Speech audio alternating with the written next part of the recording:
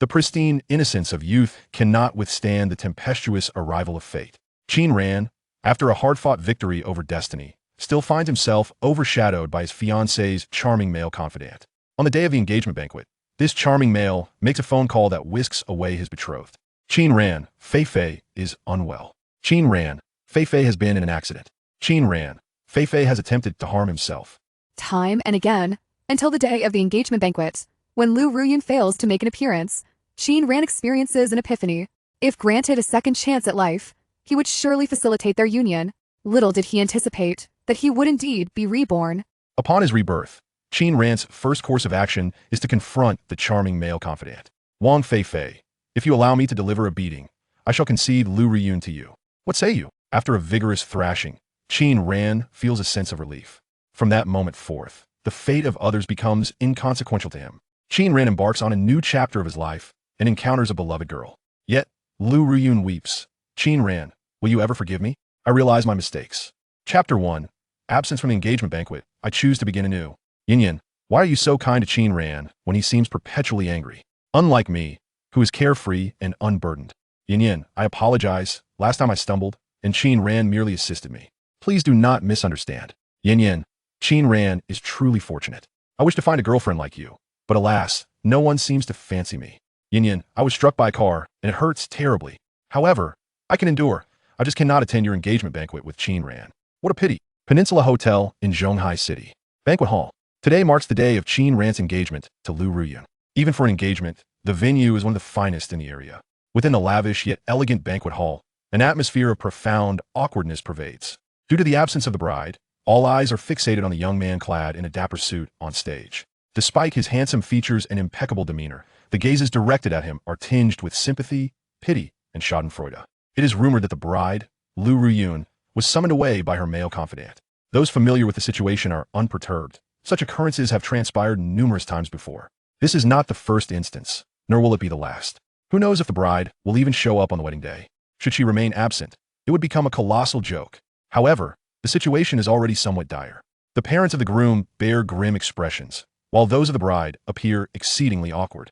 Were it not for concern for their son's reputation, Qin Yushan would have stormed out in indignation. Absence from engagement banquet is utterly unacceptable. Liu Haichong forces a smile, stating, "In-laws, I must apologize for my failure in guidance. I will surely have a serious talk with Xiaoyan." Qin Yushan snorts in disdain, remaining silent, though his anger is palpable. Lianqing gazes at her precious son with deep worry. Who could bear such a burden? Especially considering how much their son adores Liu Ruyan. Perhaps it is precisely because of this deep affection that he is reluctant to let go, resulting in the current predicament. The deeper the love, the more audacious the beloved becomes. Lianqing feels a twinge of guilt. While she harbors no fondness for Liu Ruyan, she would never oppose her son's affections and would even lend her support.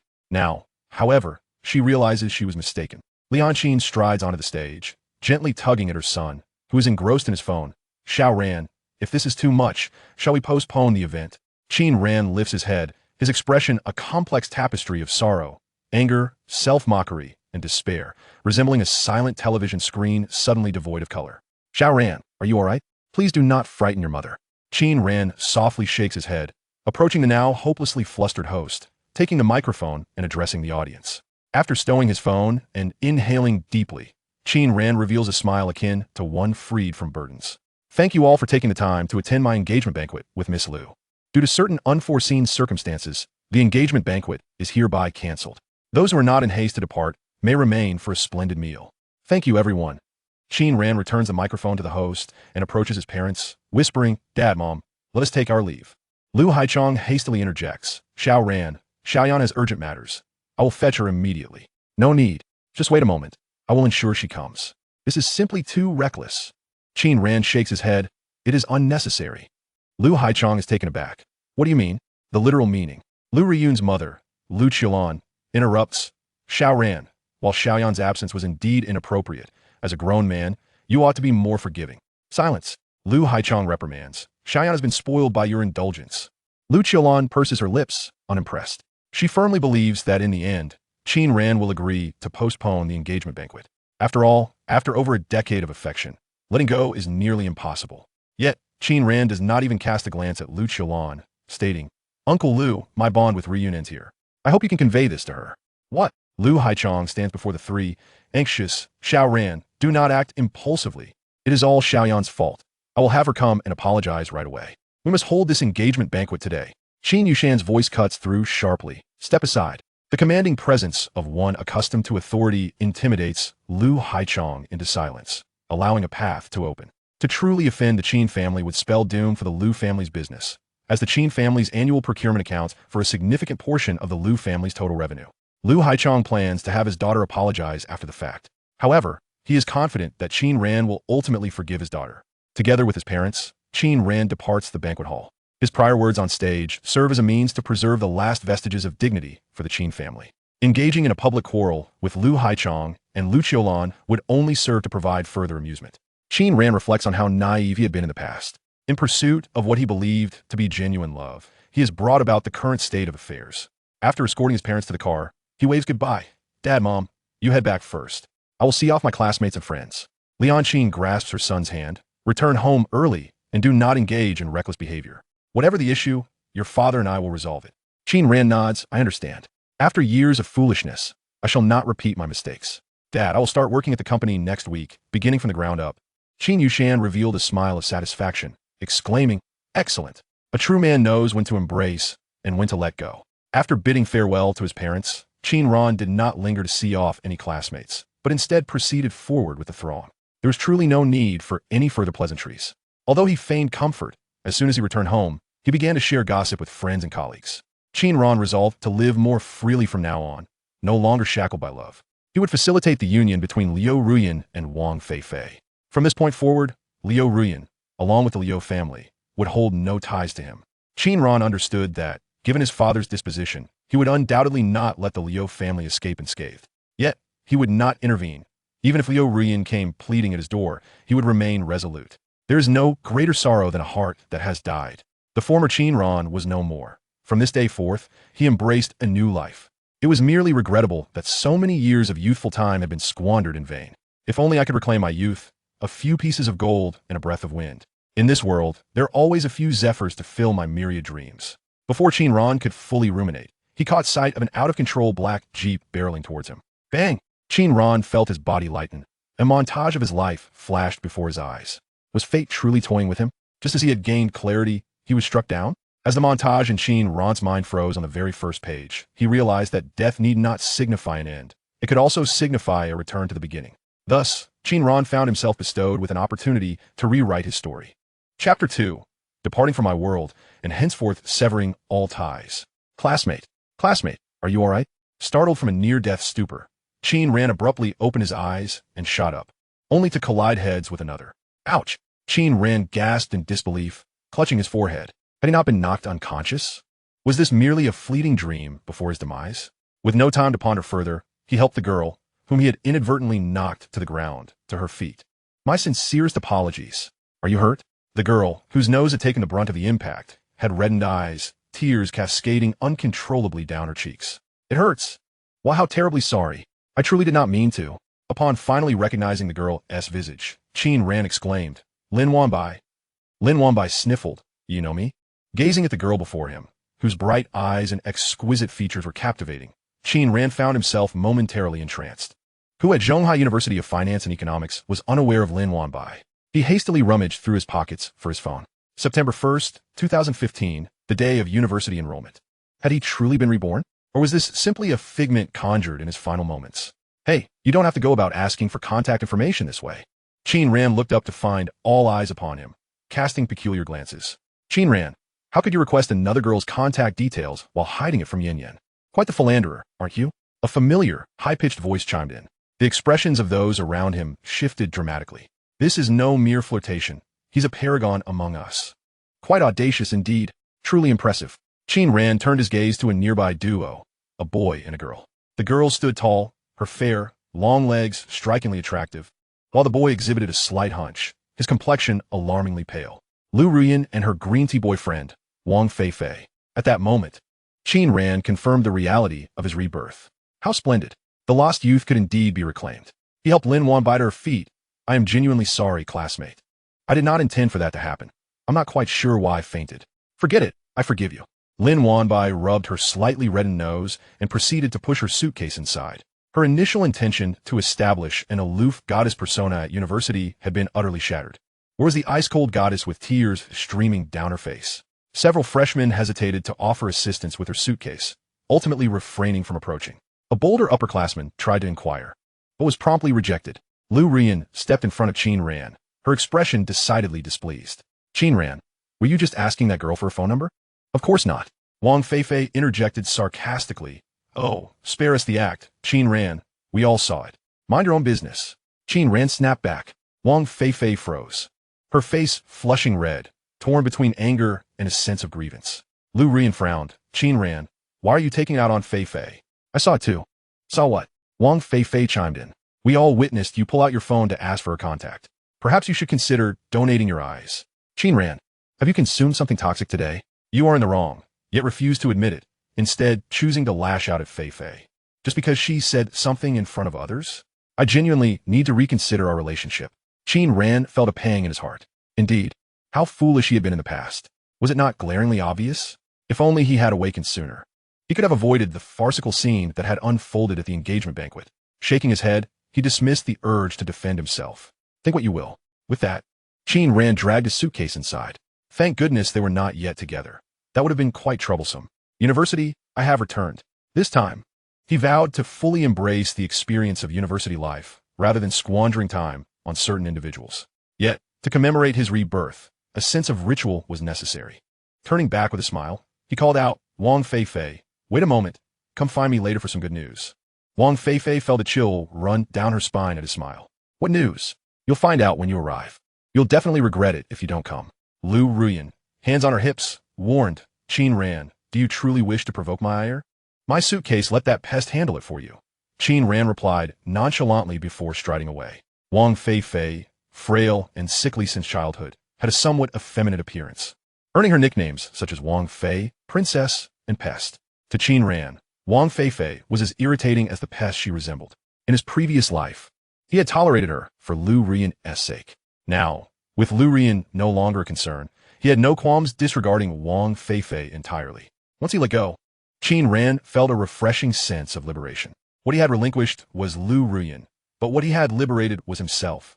Standing by the bridge, he shouted, Heaven, thank you for granting me another chance. Perhaps you could send me a Lin sister as well. Lin Wanbai, under a willow tree, turned slowly, regarding Qin Ran with a bemused expression as though he were mad. Ah, we meet again, Qin Ran stammered awkwardly. Lin Wanbai seemed to ignore him, hastily pulling her suitcase away with hurried steps. At that moment, Qin Ran felt as if he had just constructed a grand bridge with his toes. However, he soon relaxed. It matters not. In this new life, why should I burden myself unnecessarily? A tree without bark is doomed to die. A man without skin is invincible. Cast aside personal integrity and revel in a life devoid of scruples. Reject mental anguish. When faced with adversity, simply go mad. Qin Ran resolved to wholeheartedly enjoy his university years, deferring the inheritance of his family's business until after graduation. Having lived so exhaustingly in his previous life, this time shall be one of ease. He retrieved his sunglasses from his jacket pocket. Once donned, he declared, I care for no one. Having completed the necessary formalities, he was escorted by a senior to the familiar dormitory building. In gratitude for her guidance, Qin Ran proactively displayed his QR code. The senior scanned it, smiling brightly. If you have any questions, don't hesitate to ask me, Junior. Would you like to join me for a meal later and tour the campus? Thank you, Senior. Perhaps another time. The senior hesitated before adding, if you insist, it wouldn't be out of the question. Nearby, a freshman lugging a bag up the stairs listened in astonishment. The senior made a phone gesture, winking, Junior, remember to reach out. Certainly, as Qin Ran ascended the stairs. He felt unnerved by the senior's overt enthusiasm. Hey, are you also in dorm 502? A boy, astonished by the earlier exchange, inquired. Yes, allow me to introduce myself. Huang Zujia. Qin Ran. How did you manage to strike up a conversation with the senior? Is there a need for charm? Huang Zujia replied, dumbfounded. Qin Ran knew that this casually dressed boy in flip-flops was a wealthy third-generation heir with a building to his name. His post-graduation plan was merely to collect rents while occasionally having some interactions with tenants. Should a gold digger discover Huang Zujia's fortune, she would be even more forward than the senior from earlier. However, in this dormitory, in terms of looks, he was undoubtedly the most striking. It was no wonder that on the first day of school, he had already garnered the attention of seniors. Indeed, university life was as wonderful as the rumor suggested. Chapter 3. An Abode of Hidden Talents. Today's Fate in Conflict. While the two conversed, a robust figure suddenly emerged from the restroom, a cloth in hand, creating an air of incongruity. Hello, I am Wen Yonglong. You can call me Aaron. In the future, we shall all reside in the same dormitory, looking after one another. Additionally, there is another roommate named Fu Qingchuan, who has gone out to dinner with his parents. This evening, shall we gather together for a meal? Wen Yonglong, with his amiable demeanor, took the initiative to propose a dormitory dinner. Qin Ran, upon catching sight of Wen Yonglong, felt a wave of nostalgia. Throughout their 4 years in university, Wen Yonglong had assumed the role of a maternal figure, caring for the entire dormitory. If anyone were to be bullied, Wen Yonglong would be the first to step up, fiercely protective of his friends. The muscles he boasted were not merely for show. The dumbbells on the floor were indeed brought by him. Yet, Wen Yonglong typically preferred reasoning over physical confrontation. In a previous life, Huang Zujia once asked Wen Yonglong why he enjoyed debating so much while also cultivating a muscular physique. With a smile, Wen Yonglong replied that it was to encourage others to engage in reasoned discourse as well. However, should they refuse to reason, he would not hesitate to act decisively. Tragically, within 2 years of graduation, Wen Yonglong found himself imprisoned for 10 years due to a fatal incident stemming from his girlfriend harassment by a superior. In this life, Qin Ran vowed to prevent such a tragedy from occurring and ensure that evildoers face their just deserts. As for Fu Qingchuan, who had already left, he was not merely dining with his parents. To be precise, his parents were hosting a dinner for the counselor and the head of the admissions office. Fu Qingchuan, wearing non-prescription gold-rimmed glasses, appeared refined yet possessed a hidden depth. After graduation, he embarked on a political career, marrying a woman of unremarkable appearance, but formidable connections.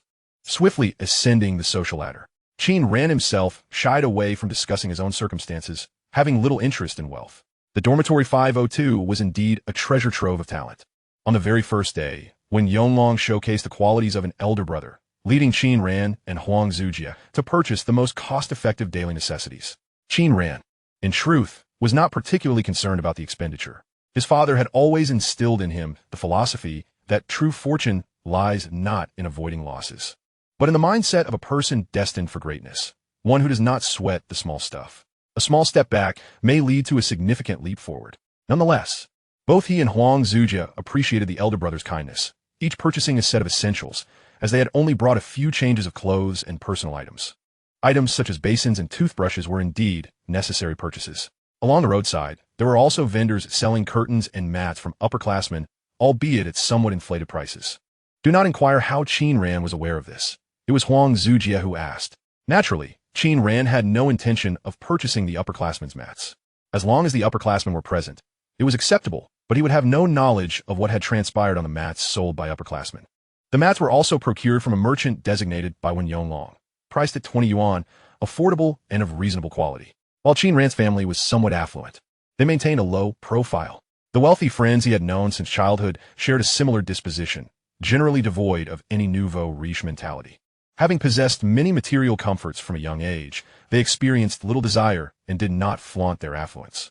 Typically, those who boast the most about their possessions are often the most lacking. For instance, Qin Ran would never claim to be as handsome or wealthy as the readers might imagine. He preferred to embody humility. Having organized his bed in the dormitory, it was nearly midnight. The three of them ventured to the cafeteria for lunch, coincidentally encountering Liu Ruyan and Wang Fei Fei, the latter of whom was pulling a suitcase with a strained smile. Clearly, Wang Fei Fei had just assisted Liu Ruyan with her luggage and had gone shopping. In his previous life, these tasks would have undoubtedly fallen to Qin Ran, but he would no longer take on such responsibilities. If Wang Fei Fei was willing, then he could handle it himself. Huang Zujia nudged Qin Ran's arm, exclaiming, "That beautiful girl has been staring at me. Is there a possibility that she is actually looking at me? Don't you have a senior sister already? Please refrain from competing with me over this. I want to compete with you, but I will advise you to be mindful." What else with the weird phrase? Huang Zujia asked, perplexed. As they conversed, Liu Ruyan deliberately walked past Qin Ran, pointedly ignoring him. In the past, Liu Ruyan had behaved similarly, accustomed to Qin Ran trailing behind her, readily apologizing. However, this time, Qin Ran did not follow, but instead accompanied his 2 roommates to the upstairs cafeteria. As Qin Ran brushed past Wang Fei Fei, he reminded her, "Don't forget to come find me later. Once you miss this opportunity, it won't come again." Wang Fei Fei was puzzled by Qin Ran's unusual demeanor today. He noted that Qin Ran was no longer glued to Liu Ruyan's side and seemed rather aloof. Even after provoking Liu Ruyan's ire, he did not apologize. Nevertheless, this was ultimately a positive development for him. Wang Fei Fei cast a glance at Qin Ran's departing figure and resolved to seek him out. With university just beginning, this was the perfect moment to win Liu Ruyan's favor. Wang Fei Fei hurriedly caught up with Liu Ruyan, asking, "What would you like to eat?" "It's on me. After we eat, let us buy some fruit." Huang Zujie inquired, "Qin Ran, is there some conflict between you and that guy?" Wen Yonglong draped an arm around Qin Ran's shoulders, saying, "We need not fear him. He exudes discomfort. If anything arises, you can confide in me." Qin Ran smiled and shook his head. "I do indeed have a conflict with him, but for now I must express my gratitude. Otherwise, I would encounter other troubles. I brought you upstairs not out of fear, but because the second cafeteria offers better value and a wider variety of food." Huang Zujie asked in surprise, "How do you know this?" "From a senior," Qin Ran replied, winking. "We need not worry about him any longer." Huang Zujie walked alongside Wen Yonglong. "Look, there's another beautiful girl, even more stunning than the last," Huang Zujie exclaimed excitedly. Following Huang Zujie's gaze, Qin Ran recognized her as Lin Wanbai. While Liu Ruyan's haughty demeanor could be grating, her beauty ranked among the top 3 freshmen. The only one who might rival her was Lin Wanbai, who, without makeup, could be described as a breathtaking beauty. Qin Ran hesitated, contemplating whether to invite Lin Wanbai out for a meal. He had no ulterior motives. After all, he had unintentionally frightened her earlier when she had tried to help him. However, the opportunity slipped away as soon as Lin Wanbai spotted him, her pupils widening in shock before she hurriedly departed. "Qin Ran, it seems that girl was scared off by you. This time, you can't attribute it to me," Huang Zujie remarked, clearly amused. "It's quite evident." Qin Ran rubbed his nose, acknowledging Huang Zujie's accurate observation. "Forget it. I'll address it another day. Perhaps today is just not meant to be for me and Lin Wanbai. Besides, I have other matters to attend to after my meal. After all, one must be well fed to muster the strength to confront challenges. Wang Fei Fei, are you prepared to accept the grand gift I shall bestow upon you after my rebirth?" Yet, every gift proffered by fate had already been silently priced. Surely, you would be willing otherwise. How could you have endured the role of a green tea male best friend for over a decade? Chapter 4. So, you wish to steal a girlfriend? Let us settle this with a good thrashing first. After finishing lunch, Qin Ran departed alone, returning once more to the familiar yet strange campus. The dappled shadows of trees, the lively basketball courts, the verdant grass, and the fresh faces of students passing in pairs all served to remind Qin Ran that he had indeed been reborn. And this was no mere dream. He settled into a tranquil corridor where memories buried within the river of youth were illuminated once more. Over 4 years of university, there were countless memories and tales. Qin Ran had always believed that university represented the most beautiful chapter of youth. It is not merely the presence of Liu Ruyan that makes him feel at ease, but rather the fact that he has not experienced such leisurely times in a long while. He has harbored genuine affection for Liu Ruyan for many years and has pursued her ardently. Yet, once they were together, the joy he anticipated was elusive. The frequency of their conflicts escalated. He found himself not only needing to placate Liu Ruyan, but also contending with Wang Fei Fei, who occasionally attempted to manipulate Liu Ruyan's thoughts. Even before the engagement, Qin Ran was already fatigued, deeply weary. However, the greater the sunk cost, the harder it is to extricate oneself. The person who loves more deeply in a relationship is invariably the more passive one. It was not until the day of the engagement banquet, when Liu Ruyan was absent due to Wang Fei Fei, that Qin Ran truly awakened to the reality. Liu Ruyan did not love him as deeply as he had believed. His standing in her heart was not as significant as he had hoped. In his previous life, he had realized this too late, but fortunately, fate bestowed upon him an opportunity for a fresh start. Qin Ran vowed not to expend himself as he had before, only to leave himself moved. In this life, he would live for himself. As for Liu Ruyan, he would let her go. Their past love was sufficient. He would not tread the same path again. Although Wang Fei Fei was bothersome, at least he was earnest in his feelings for Liu Ruyan. Qin Ran resolved to facilitate their union. As he observed Wang Fei Fei approaching from a distance, he waved and smiled. "Qin Ran, what do you want?" Wang Fei Fei retorted. "Yin Yin is quite upset right now." "Yin Yin, Yin Yin." Qin Ran chuckled. "What gives you the right to call her that so casually?" Wang Fei Fei's expression soured. "Qin Ran, I grew up alongside Yin Yin. We have been close since childhood. What is wrong with calling her Yin Yin? Do you remember what she said before graduating high school?" "Of course. She mentioned she would consider being with you once she entered university, right? Will you bless us then?" Wang Fei Fei fell silent for a moment, then replied, "Even if Yin Yin chooses you, I will not leave her side." "You like her? Didn't you already know that? Why ask? How much do you like her?" "More than you do." Qin Ran nodded, persisting with his inquiries. Are you willing to sacrifice everything for her? Wang Fei Fei frowned. Qin Ran, what has gotten into you today? Answer first. I would. Since you care for her so deeply, I can facilitate your happiness. Wang Fei Fei was taken aback. He never anticipated such a response from Qin Ran. He knew better than anyone how much Qin Ran cherished Liu Ruyan, though he boasted of his superior affection for her. He could not deny that Qin Ran had been more devoted in safeguarding her heart. Upon hearing Qin Ran's intention to support his relationship with Liu Ruyan, Wang Fei Fei's initial reaction was disbelief. Qin Ran, what on earth did you take today? Or have you found someone else that you truly fancy? Is this how you justify your actions towards Yin Yin? Qin Ran waved dismissively. This has nothing to do with anyone else. I've simply come to terms with it. Furthermore, there is no need for you to pretend in front of me. What do you mean? As long as you allow me to give you a good beating, the matter between you and Liu Ruyan will be of no concern to me. How does that sound? Wang Fei Fei was dumbfounded. What did you just say? You heard me correctly. Qin Ran, growing impatient, noted that Wang Fei Fei was still playing the innocent, irritatingly charming character. However, it no longer mattered. He clenched his fists, the joints cracking ominously. Don't worry, I'll be quick about it. Don't move. If you do, you can forget about ever being with Liu Ruyan. I mean what I say. Qin Ran took several steps back, then sprinted forward with fervor. You're not deceiving me, are you? Wang Fei Fei fought against the urge to flee. No, otherwise I would have walked outside and gotten hit by a car again. The distance between them dwindled rapidly. In the blink of an eye, they were merely a few meters apart. Just as Wang Fei Fei was about to bolt, he evaded Qin Ran's flying kick. Qin Ran, don't think you can fool me. You were just upset that I spoke ill of you in front of Yin Yin. And now you want to take it out on me. I'll tell Yin Yin what a petty person you are. As Wang Fei Fei ran, he unleashed a speed he had never demonstrated before. Suddenly, a stunning girl, clad lightly and revealing her toned physique, entered their line of sight. Hey, someone is stealing. Senior, help me block him. Just as Wang Fei Fei opened his mouth to respond, he stumbled and fell flat on his face. Ouch, what are you doing? Qin Ran pinned Wang Fei Fei down and addressed the girl who had intervened. Thank you. You can leave now. I'll handle the rest. Yet the girl merely raised an eyebrow, showing no inclination to depart. What has he stolen? He is stealing my girlfriend. Wang Fei Fei struggled vehemently. You're talking nonsense. Qin Ran, Yin Yin hasn't officially agreed to be with you yet. Smack, smack. Qin Ran delivered a fierce kick, then crouched down to deliver 2 sharp slaps to the back of Wang Fei Fei's head. I've tolerated you for long enough. You're just a whiny brat, not resembling a man at all, pretending to be a confidant. Do you think I'm oblivious to your intentions? You could have just asked for a beating, but instead, you run. Qin Ran looked up and said, Senior, could you step aside for a moment? I have a personal grievance to settle with him. Wang Fei Fei, unable to rise, was no match for Qin Ran's strength. He quickly pleaded, No, don't go, Senior. He has gone mad. Please help me. It hurts. Qin Ran delivered another slap, but Wang Fei Fei's cry of pain made him feel slightly nauseated. Magic attack, ignoring physical defenses. Qin Ran shivered. Today, he was determined to teach Wang Fei Fei a lesson. However, the beautiful senior remained nearby, preventing him from unleashing his full strength. In truth, he recognized the girl with the toned physique as Li Luo, the captain of the school cheerleading team and the student council president. You two continue. I want to interfere.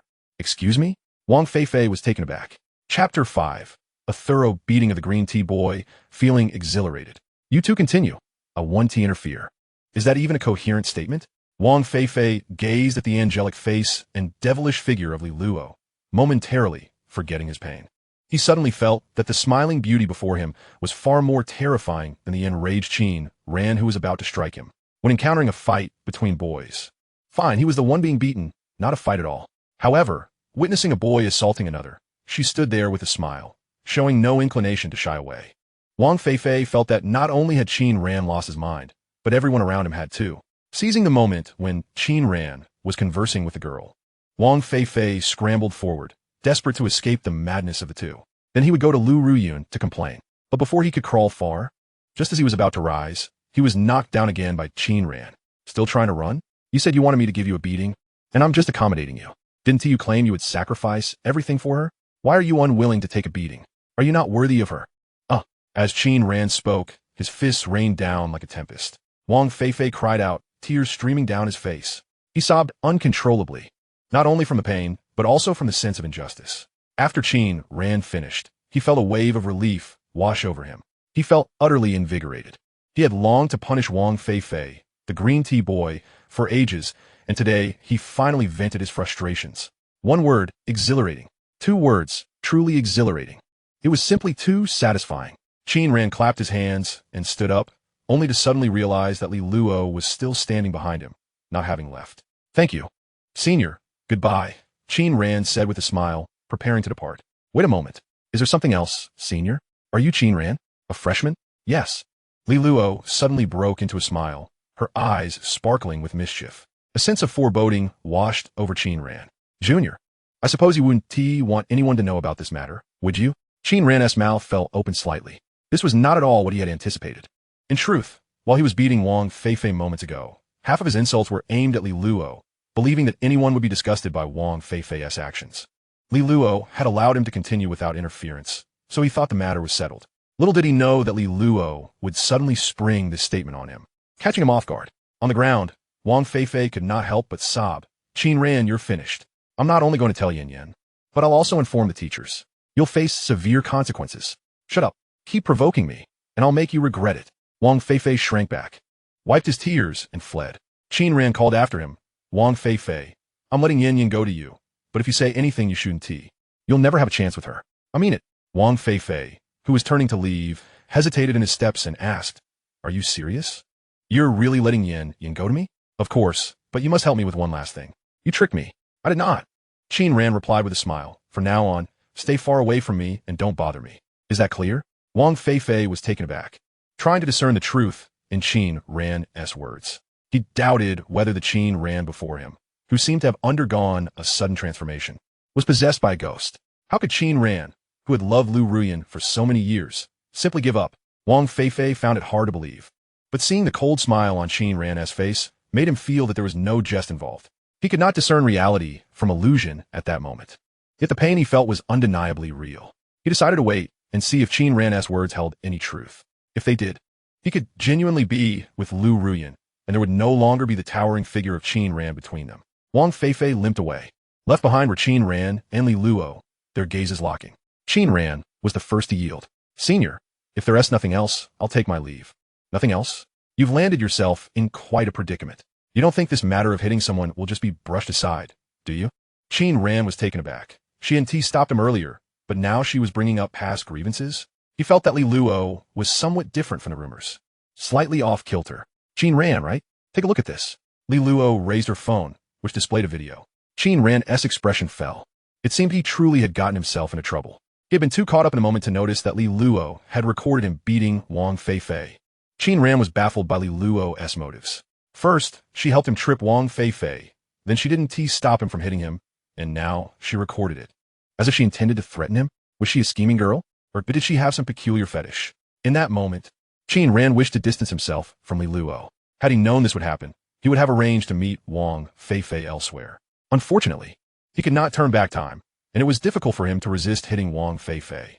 On the day of the engagement banquet, after Liu Ruyan left, Wang Fei Fei had sent him a chat record filled with the kind of green tea antics that could drive anyone mad. After the fight, he finally felt a sense of relief. Taking a deep breath, Qin Ran asked, Senior, what do you intend to do? Unlock your phone for me. Hurry. Caught in a bind, Qin Ran had no choice but to obediently hand over his phone. Not locked. Li Luo seemed surprised, then dialed a number and added a contact. From now on, when I call you, you must answer, understood? No. Senior, what exactly do you want? Li Luo narrowed her eyes. I'll be keeping an eye on you. Qin Ran. If you hit someone again, it won't just be like today. Qin Ran nodded. I won That was my first and last time.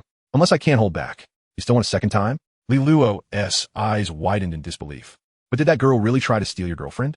I wanted to be your male best friend, but it didn't work out. Li Luo nudda. If that's the case, well done. But don't do that again, understood? Only now did Qin Ran grasp Li Luo's meaning. He let out a sigh of relief, realizing that she, too, despised green tea types. Her earlier admonition had merely been a warning meant to startle him. Senior, could you delete that video? I can't. But if you behave yourself, I want to share it indiscriminately, and I'll delete it later. All right then. Thank you for your help just now. I'll take my leave. Qin Ran turned back in the direction he had come from, feeling Li Luo's gaze fixed on his retreating figure without wavering. He quickened his pace and returned to his dormitory, hoping that Wang Fei Fei would be wise enough not to stir up trouble again. As for Liu Ruyan, he chose to let go in this lifetime. Both of them could be at ease without burdens. Just as Qin Ran returned to his dormitory, he received a message. Bring me breakfast tomorrow morning, room 7. At first glance, Qin Ran thought the message was from Liu Ruyan, as he had brought her breakfast countless times during high school. However, it was not. Chapter 6. University does not want Yandere, unforeseen encounter at a gathering. Qin Ran focused his eyes and saw that the sender's nickname was Miss Luo Luo. Moreover, she had added him as a friend less than half an hour ago. Qin Ran was stunned. Wasn't he this Li Luo? He felt speechless. He had spent so long bringing breakfast to Liu Ruyan, and now that he had finally let go, how could he possibly turn around and continue being a sycophant? Some people are like sponges. The more you flatter them, the more hardened they become. Others might suffer from a sort of princess syndrome, expecting someone to deliver breakfast to them. Qin Ran did not want to delude himself into thinking that Li Luo had taken a liking to him at first sight, using breakfast as a pretext to spark something. It felt more like she had set her sights on him. Qin Ran tucked his phone back into his pocket. Just 2 minutes later, another message vibrated his phone. Qin Ran, you wouldn't want that matter to be known, would you? It's up to you. Qin Ran chose to ignore her. He would no longer indulge anyone. Did she really think that a single video could dictate his entire university life? Moreover, he was confident he could make Wang Fei Fei claim that they were merely playing around. Even if it reached the academic affairs office, there would be no problem. Qin Ran had a lingering feeling that Li Luo's mental state was somewhat off. She didn't seem insane, but rather had an abnormal personality. Of course, he could have been overthinking it. Perhaps Li Luo was just bold and overly familiar. In any case, Qin Ran felt it would be wise to limit his interactions with her. He did not wish to have a Yandere-like girlfriend in college. Even if Li Luo was indeed strikingly beautiful, with a lowly face and a mature figure. At noon, Fu Qingchuan returned from lunch with the class supervisor and the director. Upon entering, he lit a cigarette, and it was an expensive brand. Hey, any of you want to smoke? My dad has a good stash. Huang Zujie unceremoniously accepted a cigarette, bringing it to his nose for a sniff, revealing himself to be quite the seasoned smoker. When Yonglong waved his hand, signaling his disinterest in smoking, Qin Ran casually took the cigarette but did not light it. He had no particular craving for tobacco, only indulging in a couple when he felt down. He always found Fu Qingchuan to be an intriguing individual, coming from a well-off family and possessing a decent appearance. He sported gold-rimmed glasses that added a touch of charm. Yet, he spoke with considerable humility, unabashedly revealing his introverted nature. He had a penchant for voluptuous women and enjoyed boastful banter, ultimately marrying an unremarkable but formidable woman.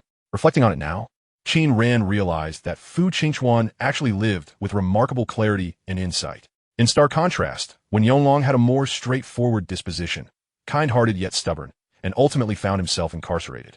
Huang Zujie, on the other hand, embodied a carefree attitude, having dated only a few women during university and indulging in numerous escapades with tenants after graduation.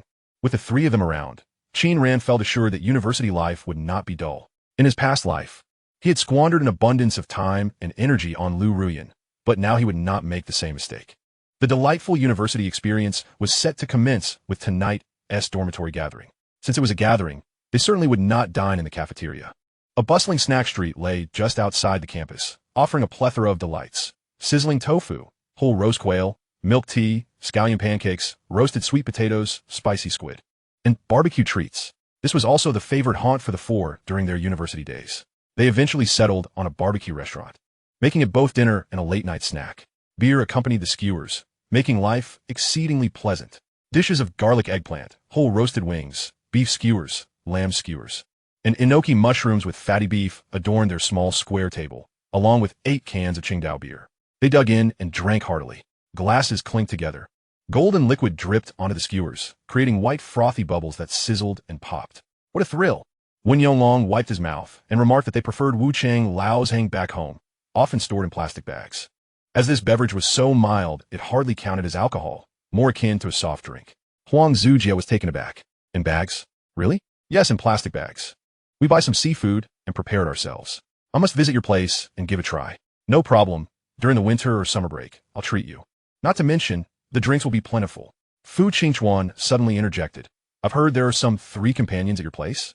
Huang Zujie's eyes lit up, intrigued. Indeed, and even 4 companions.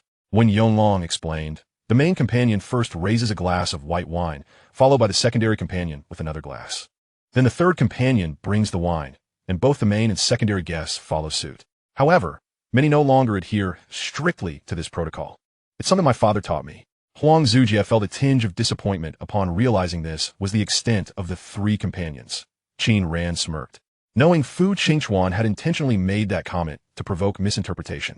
It was evident that the introverted nature behind those gold-rimmed glasses had not changed at all. As they progressed through their meal, the alcohol loosened their inhibitions, quickly bridging the gap between them. This was the nature of boys. They bonded swiftly, much like playing basketball, where even strangers could quickly find camaraderie. Whether it was borrowing a ball or joining in, it was straightforward. Unlike the girls' dorms, where 4 individuals could be part of 10 different groups, the boys' interactions were simpler and more genuine. Any minor disagreements would be forgotten in an instant. Rarely did one encounter someone as petty as Wang Fei Fei, who not only bore grudges but also delighted in reporting others. Just as the 4 were enjoying their conversation, a cigarette but suddenly flew through the air, landing on Fu Qingchuan's shoe before bouncing off and igniting sparks on the ground. Fu Qingchuan frowned and glanced toward the table of 4 boisterous boys next to them. "Hey, brother, don't litter with your cigarette butts. It could hurt someone." He patted the back of the boy who had tossed the cigarette. Cough, cough, cough. The boy caught off guard while drinking, choked, and spilled beer all over his pants, resembling a rather unfortunate accident. "Who the hell are you to call me brother? Are you out of your mind? You just made me choke on my drink." Fu Qingchuan almost retorted that he hadn't intended to cause harm, but he swallowed his words. After all, it was the boy's fault for littering and having such foul language. Fu Qingchuan appeared amiable, but he was not without his own temper. Huang Zujie couldn't hold back and hurled an insult. "You idiot! Littering and still having the audacity to complain? With a mouth like that, you must have eaten shit. What did you say?" The cigarette boy sprang to his feet, enraged. At that moment, when Yonglong positioned himself protectively in front of Fu Qingchuan. "Classmate, let us speak civilly and reason things out. You were the one who littered the cigarette, but who saw it?" The boy retorted defiantly. "Anyone can make claims. I could just as easily say you threw it." One Yonglong chuckled, shedding his outer jacket to reveal his well-defined muscles. "I saw it." The cigarette boy immediately seemed less confident. "All right, a Hui, a handsome boy, slightly shorter than Wen Yonglong, but with a well-proportioned physique, stood up. "We all share some blame.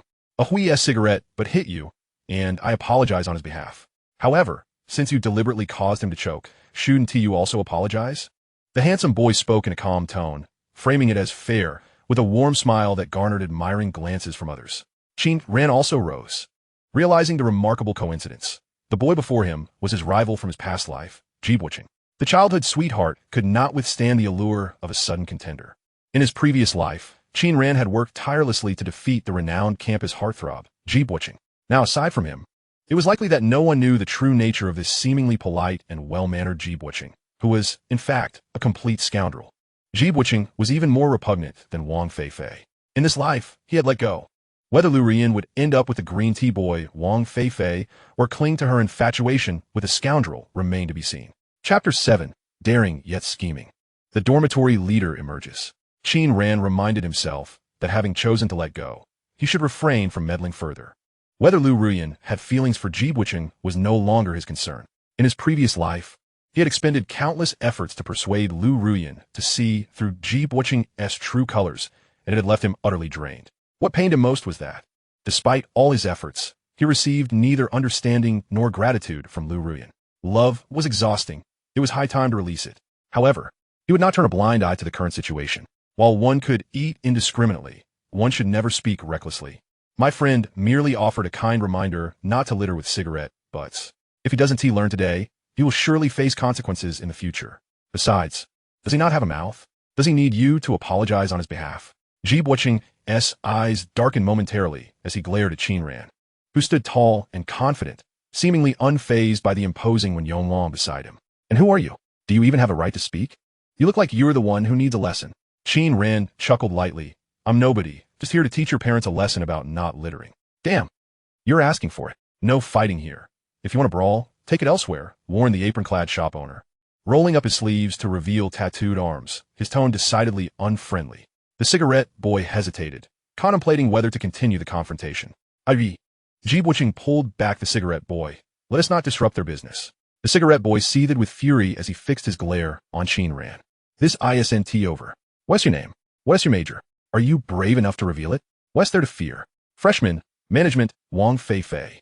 "Wang Fei Fei, you say?" The cigarette-in man nodded slightly, saying, "All right, I shall remember you. Just wait." "Humph." Jibuqing cast a deep glance at Qin Ran before tossing a red bill and preparing to leave with the remaining 2. "Wait," Qin Ran called out. Jibuqing's expression darkened. "What do you want? Playing the generous one? Is your money sufficient for you to walk away?" The shop owner waved his hand. signaling for them to leave. That should be enough. Off you go. The onlookers could not help but chuckle, as it seemed the owner's gesture implied it was indeed insufficient. Ji Buqing took a deep breath and tossed another red bill. No need for change. We are leaving. Qin Ran turned to the shop owner. Boss, this should be ample now. Why not treat us to 4 skewers of beef? The flavor is exquisite, and we are still hungry. Ji Buqing staggered, nearly losing his balance. The others stared at Qin Ran in disbelief. What a ruthless move, brother. Must you be this relentless? The tattooed shop owner rubbed his buzz cut. All right, I'll treat you to 4 skewers. The owner is generous. We will come again next time. Fu Qingchuan and the others looked at Qin Ran with peculiar expressions, akin to how one would gaze at a new roommate on the first day. Indeed, it was their first day. However, compared to the impression Qin Ran left on them earlier, he was now entirely unexpected. Could it truly be this way? Fu Qingchuan gave Qin Ran a thumbs up, brother. Thanks. Huang Zujie couldn't help but pat Qin Ran's shoulder. Dude, I really admire you. When Yonglong chuckled, Qin Ran, who is Wang Fei Fei. It's that guy we encountered at the cafeteria at noon. Oh, now I see. When Yonglong exclaimed, realization dawning upon him. Huang Zujie laughed. That poor fellow is in for it. Qin Ran, you're truly wicked. The only one who had not met Wang Fei Fei, Fu Qingchuan, was a bit bewildered. Wait, who's that guy? A bit of sissy. A sissy? Yes, you'll see when you meet him next time. All right. Fu Qingchuan inquired curiously. Qin Ran, do you have a grudge against that sissy? Just a minor conflict, resolved today. When Yonglong asked in surprise, how did you resolve it? Did you confront him? Huang Zujie, a step behind in reaction, exclaimed, you handled it this afternoon? That was quick. Nothing major. Qin Ran waved his hand, not wishing to delve into the matters concerning Wang Fei Fei and Liu Ruyan. The 4 continued to eat and drink, not mentioning the cigarette-in man's incident again. However, Qin Ran was aware that when Yonglong had likely taken note of it. Despite when Yonglong's rugged exterior, he was actually quite perceptive and somewhat sensitive. Qin Ran was not overly concerned about the cigarette-in man's retribution, as he had discerned that the man was merely a cowardly bully, all bravado with no substance. In contrast, he needed to be wary of the hypocrite Ji Buqing. Such individuals are often more troublesome and loathsome than petty villains. After finishing the skewers, Huang Zujie volunteered to pay, but Fu Qingchuan insisted on footing the bill. Ultimately, Qin Ran suggested splitting the cost equally, saying they could take turns treating each other without rushing. Having gone through the earlier incident, Qin Ran's status in the 502 dormitory had risen significantly. He was now the most attractive, academically accomplished, bold, and slightly cunning. Especially with Huang Zujie's embellishments, Qin Ran had become the type who could flirt with the alluring senior on the first day. Qin Ran claimed it was a misunderstanding, but the others nodded knowingly. Thus, he refrained from further explanations, realizing that it would only complicate matters. No one could have guessed that prior to this, he had been quite the sentimental fool. It would not be an exaggeration to say he was the most devoted of them all. After years of unrecognized devotion, he suddenly found himself the talk of the town. The 4 strolled back to school, arms around each other, when Yonglong's expression remained unchanged, betraying no signs of having consumed alcohol. Fu Qingchuan was cheerfully smiling, slightly tipsy but still clear-headed. Huang Zujie's face was flushed, being the weakest drinker. Just before reaching the dormitory, Huang Zujie suddenly exclaimed, Look, a stunning girl. What a figure. The other 3 instinctively turned their gazes in unison, their movements and expressions mirroring one another. She was not particularly tall, yet possessed a devilishly enchanting physique, an A4 waist, a pert backside, and an ideal waist-to-hip ratio. As the girl turned, she revealed 2 enticing curves that were hard to miss. From a side, she was simply breathtaking, a true pinnacle of beauty. However, Qin Ran merely glanced at her before his expression shifted. Brothers, I need to use the restroom of the cafeteria. You go on ahead. Fu Qingchuan, Bazold, remarked. We're almost at the dormitory. Why take a detour? This time, Huang Zujie's mind was quick. What else could it be? It's definitely related to that stunning girl. Fu Qingchuan looked at Qin Ran. Really? Why are you running away from such beauty? Don't listen to his nonsense. I don't know that girl at all. It's just that I've had too much to drink and need to relieve myself. Enough said. I'm leaving. Go on. Nature calls. At that moment, the girl with the captivating figure turned around, having heard someone call out to her. Instinctively, she glanced over and noticed that the person she was waiting for seemed to be trying to escape. Qin Ran, where are you going? I've been waiting for you for ages. Fu Qingchuan gaped at Qin Ran. Didn't you say you didn't know her? Qin Ran's expression fell. His ominous premonition seemed to be coming true. Please tell me, Li Luo isn't a Yander senior, right? Don't come any closer. Chapter 8. Wishing you happiness, block and delete. Li Luo did not approach. Instead, it was Qin Ran who was pushed in front of her. Where did the brotherhood go? All mere illusions. In the face of love, one could stab their brother in the back. Huang Zujia had already declared his hopes for Qin Ran to propose a dormitory gathering with a beautiful senior. The happiness of the entire 502 dormitory relied solely on Qin Ran. Yet, it was clear that Qin Ran had no intentions in that direction. He would rather keep a wide distance from the beautiful senior before him. Li, senior, what do you need from me? Li Luo raised an eyebrow, smiling as she asked. How did you know my surname is Li? I never mentioned it. Qin Ran feigned ignorance. I actually meant to say hello, senior. By the way, what brings you to seek me? Your ID card. Oh, what is going on? Huang Zujia and the other's eyes widened in disbelief. Your ID card? What do you need that for? Surely, you can't be implying. However, it seemed Qin Ran didn't even know the girl's surname yet. So how could this be? Their worldviews shattered into pieces. Huang Zujia's heart broke. Earlier, he had overheard a senior say it was not impossible to give Qin Ran her ID card. Goodness. It turned out Qin Ran was not uninterested, but rather looked down upon that long-legged, charming senior. After all, compared to the beauty before him, she was simply not in the same league. Qin Ran was oblivious to the thoughts swirling in the minds of the three beside him. He was equally perplexed. How did my ID card end up with you? You were too excited during that incident and dropped it, and later you left too quickly to retrieve it. That incident? What incident? Perhaps you were riding a bicycle and it slipped out too quickly, but was it really that urgent? Were your pants only half down? The three of them let their imaginations run wild. However, Qin Ran understood when it was lost. It must have dropped when he was beating up Wang Fei Fei. Thank you. Senior, is that all? Not even a meal to show any sincerity? Qin Ran finally grasped while Li Luo had messaged him to bring breakfast tomorrow. It turns out it was neither a case of the spoiled rich girl syndrome nor an attempt to exploit a secret for his entire university experience. But why not clarify things? Had he been informed earlier, he undoubtedly would not have responded in such a manner. Obtaining a new identity card is indeed a cumbersome process. Let alone a single breakfast, even a week's worth would pose no problem. Qin Ran took the identity card, and the senior asked what she would like to eat. I will definitely bring you some tomorrow.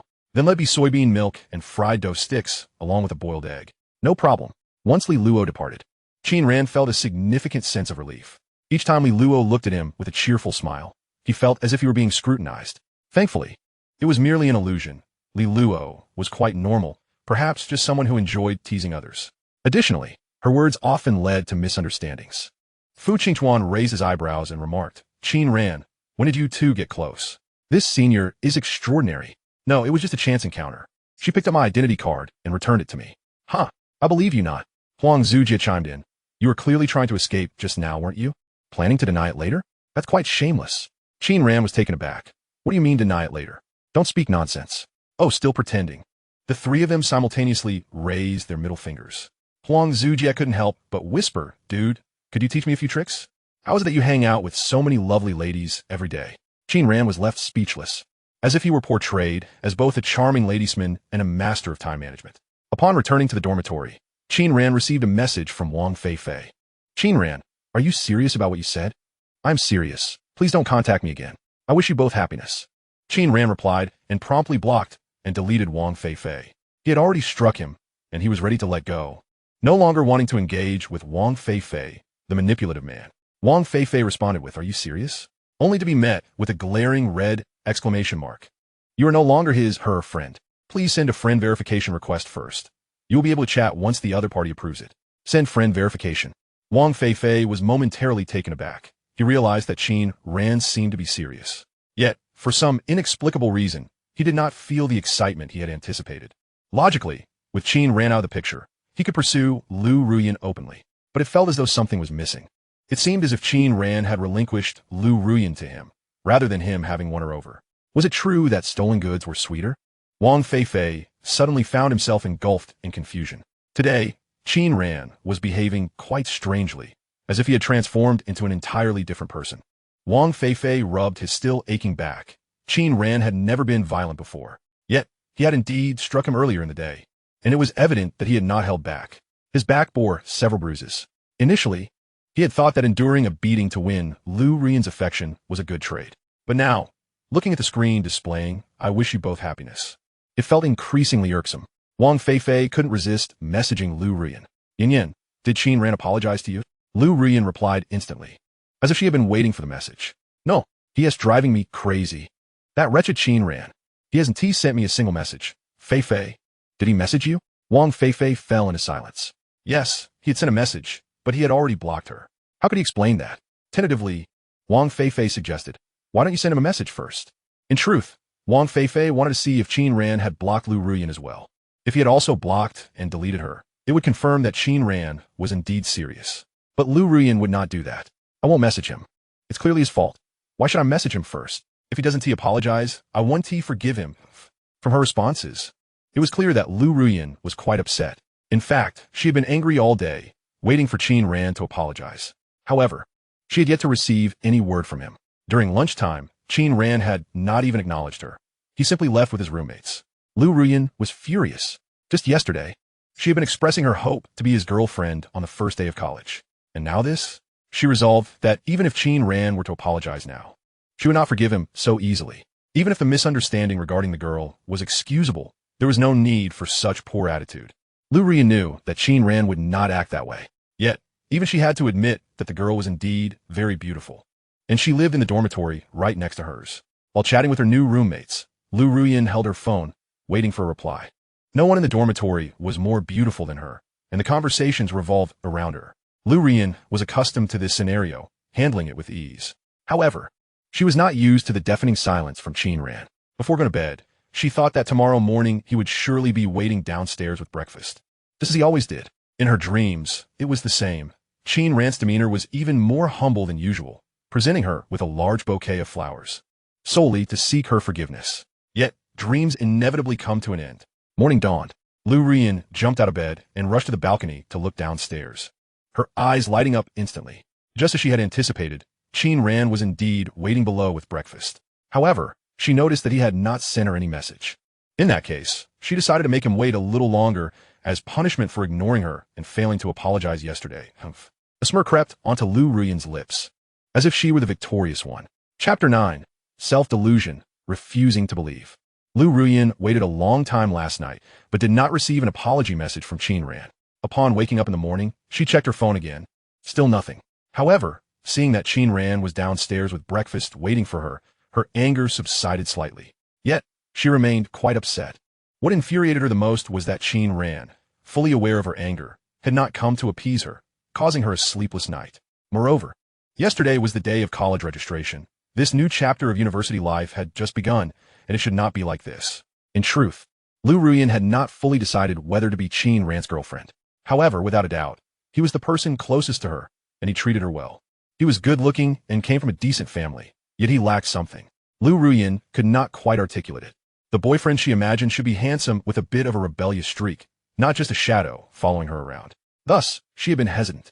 If she couldn't find someone more suitable, she would choose to be with Qin Ran. If she couldn't find someone she truly loved, she would certainly seek someone who truly loved her. Buzz. The sound of vibrating phone broke the silence. A smile crept onto Liu Ruyan's lips as she unlocked the screen. She already knew who it was.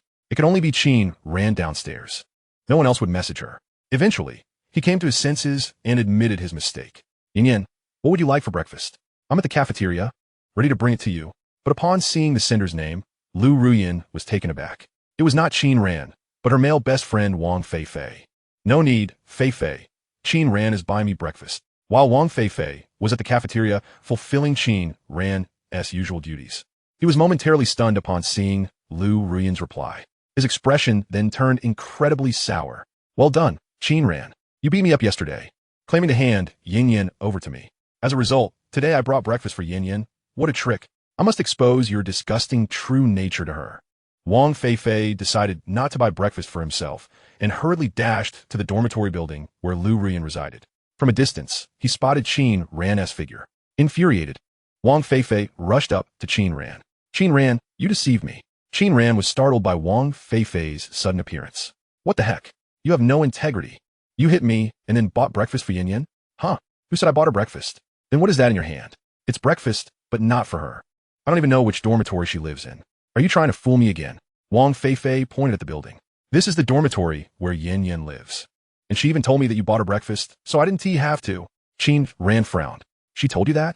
Wang Fei Fei pulled out his phone. See for yourself. No need, Fei Fei. Qin Ran bought me breakfast. It turned out to be true. Qin Ran looked up at the building, scanning the area, and noticed a girl retreating her head from the balcony. Who else could it be but Liu Ruyan?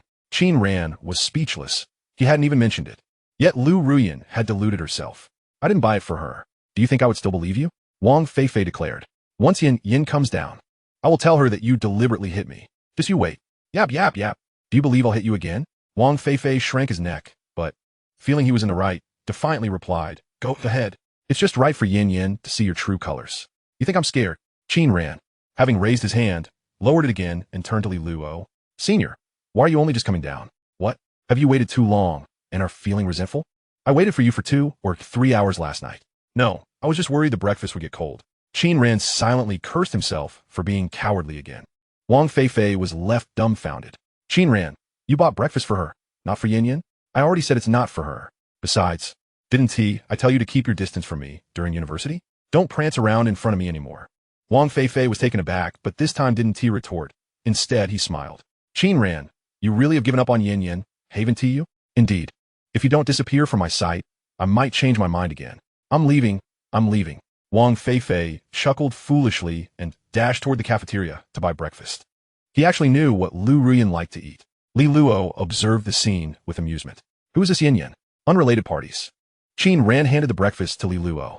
Senior, I've returned your favor for finding my ID. Just for one breakfast? How about adding a lunch? Just one lunch?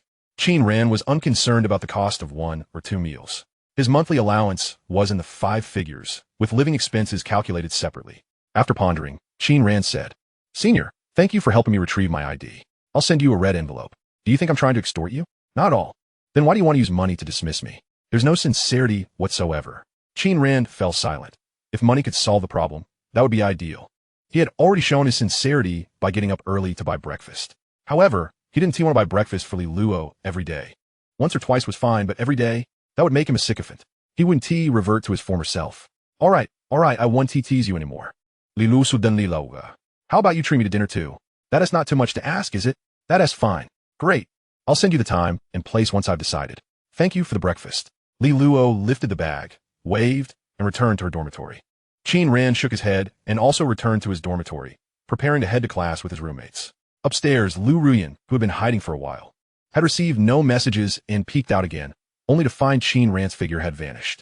Hurriedly, she dashed downstairs but still saw no sign of Qin Ran.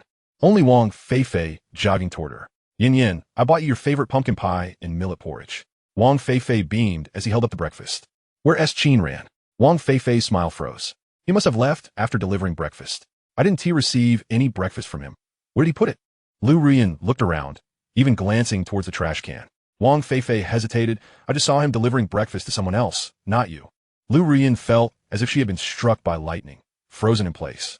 W, what did you say? The breakfast Qin Ran bought was not for me, but for someone else? Wang Fei Fei, that joke isn't funny at all. Where's Qin Ran? Bring him out to see me. Wang Fei Fei felt joy within, but appeared troubled. He really left. Oh, didn't he lie to you? Impossible. Absolutely impossible. I don't believe it. Liu Ruyan repeated insistently, refusing to accept it, then ran off to find Qin Ran. Wang Fei Fei stood there with a now cold breakfast, resembling a clown. Chapter 10.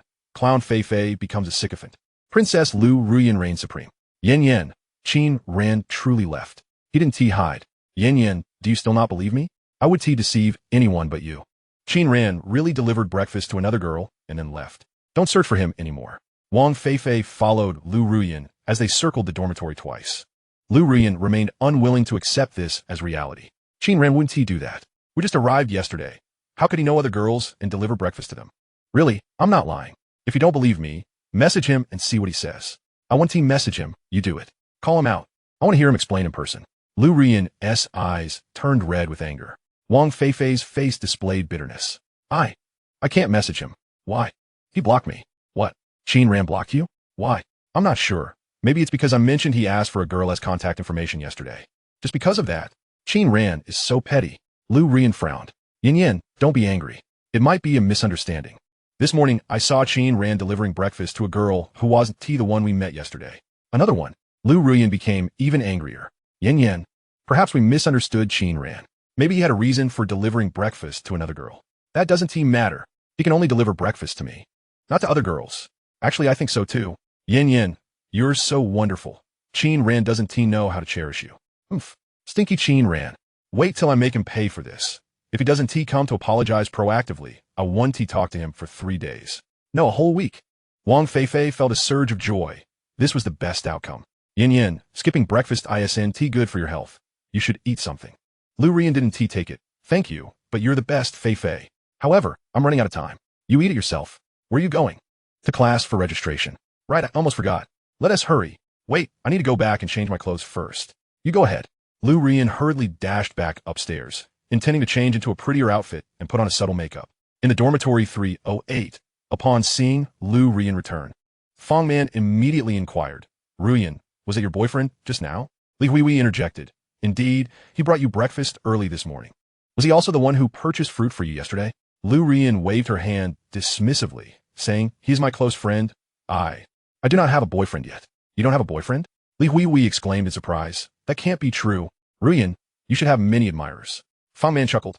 Perhaps Ruyan has set her standards too high. Not at all. I simply haven't found the right person. Liu Ruyan smiled gently as she began to select her clothes. The previously silent Liu Fei finally spoke. What about Qin Ran? Liu Ruyan paused in surprise. You know Qin Ran? I happened to see you both at the school gate yesterday, although I didn't recognize you then. Liu Fei, who was nearly as beautiful as Liu Ruyan, flashed a smile, her long, slender legs drawing attention. Liu Ruyan replied, Qin Ran is a high school classmate of mine, a good friend. He is pursuing me, but I have yet to give him an answer. Oh, really? Well, that's enough about that.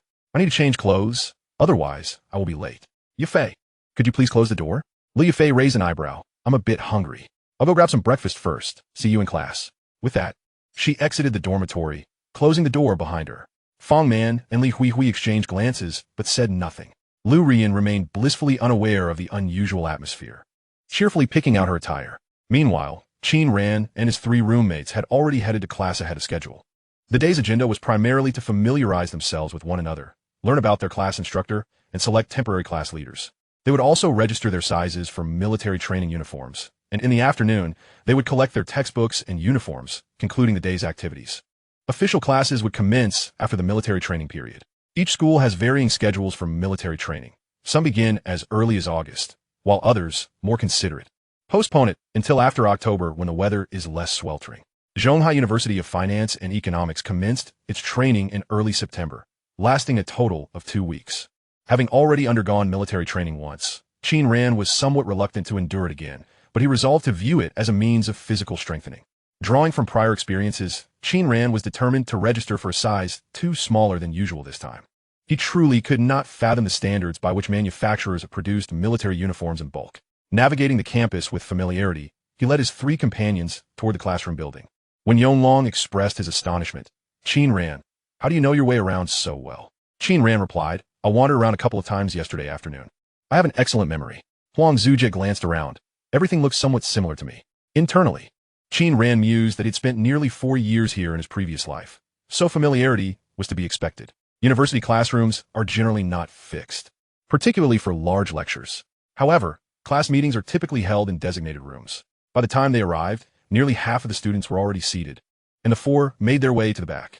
Naturally, Qin Ran chose a seat in the second-to-last row by the window, akin to a king's domain. Huang Zujie sat next to him, evidently eager to follow in the footsteps of the Sea King, learning the art of multitasking in relationships. Just then, a girl entered the classroom, and a hush fell over the room. With ruby lips, pearly teeth, skin as fair as snow, and eyes like shimmering water, she appeared strikingly beautiful without the need for makeup. Both boys and girls in the class cast astonished glances her way. Although the girl had entered with her roommate, everyone's attention converged upon her. A few boys were already smitten. She is a goddess. Absolutely stunning, but seems rather aloof. Huang Zujie nudged Qin Ran. Isn't that the beautiful girl you scared off? Indeed. What a coincidence, Qin Ran replied nonchalantly, his gaze involuntarily drawn to the enchanting Lin Wanbai. Their eyes met, and Qin Ran offered a slight smile as a greeting. However, the aloof goddess appeared momentarily flustered and fearful, turning her gaze away from him. Qin Ran, too, shifted his focus elsewhere, silently lamenting that he must have startled Lin Wanbai yesterday. His impression of her had crumbled. How peculiar that she seemed to possess a hint of social anxiety. This was unexpected. Reflecting on their past interactions, he realized he had scarcely spoken to Lin Wanbai in his previous life, and they were not familiar with one another. His affections had always been directed toward Liu Ruyan, who had disapproved of his interactions with Lin Wanbai. Recalling that Lin Wanbai had always seemed quite aloof and reserved, having rejected many suitors, Qin Ran noted that they had never even added each other as friends, and their connection had completely severed after graduation. Just as Qin Ran was lost in thought, Huang Zujia nudged him again.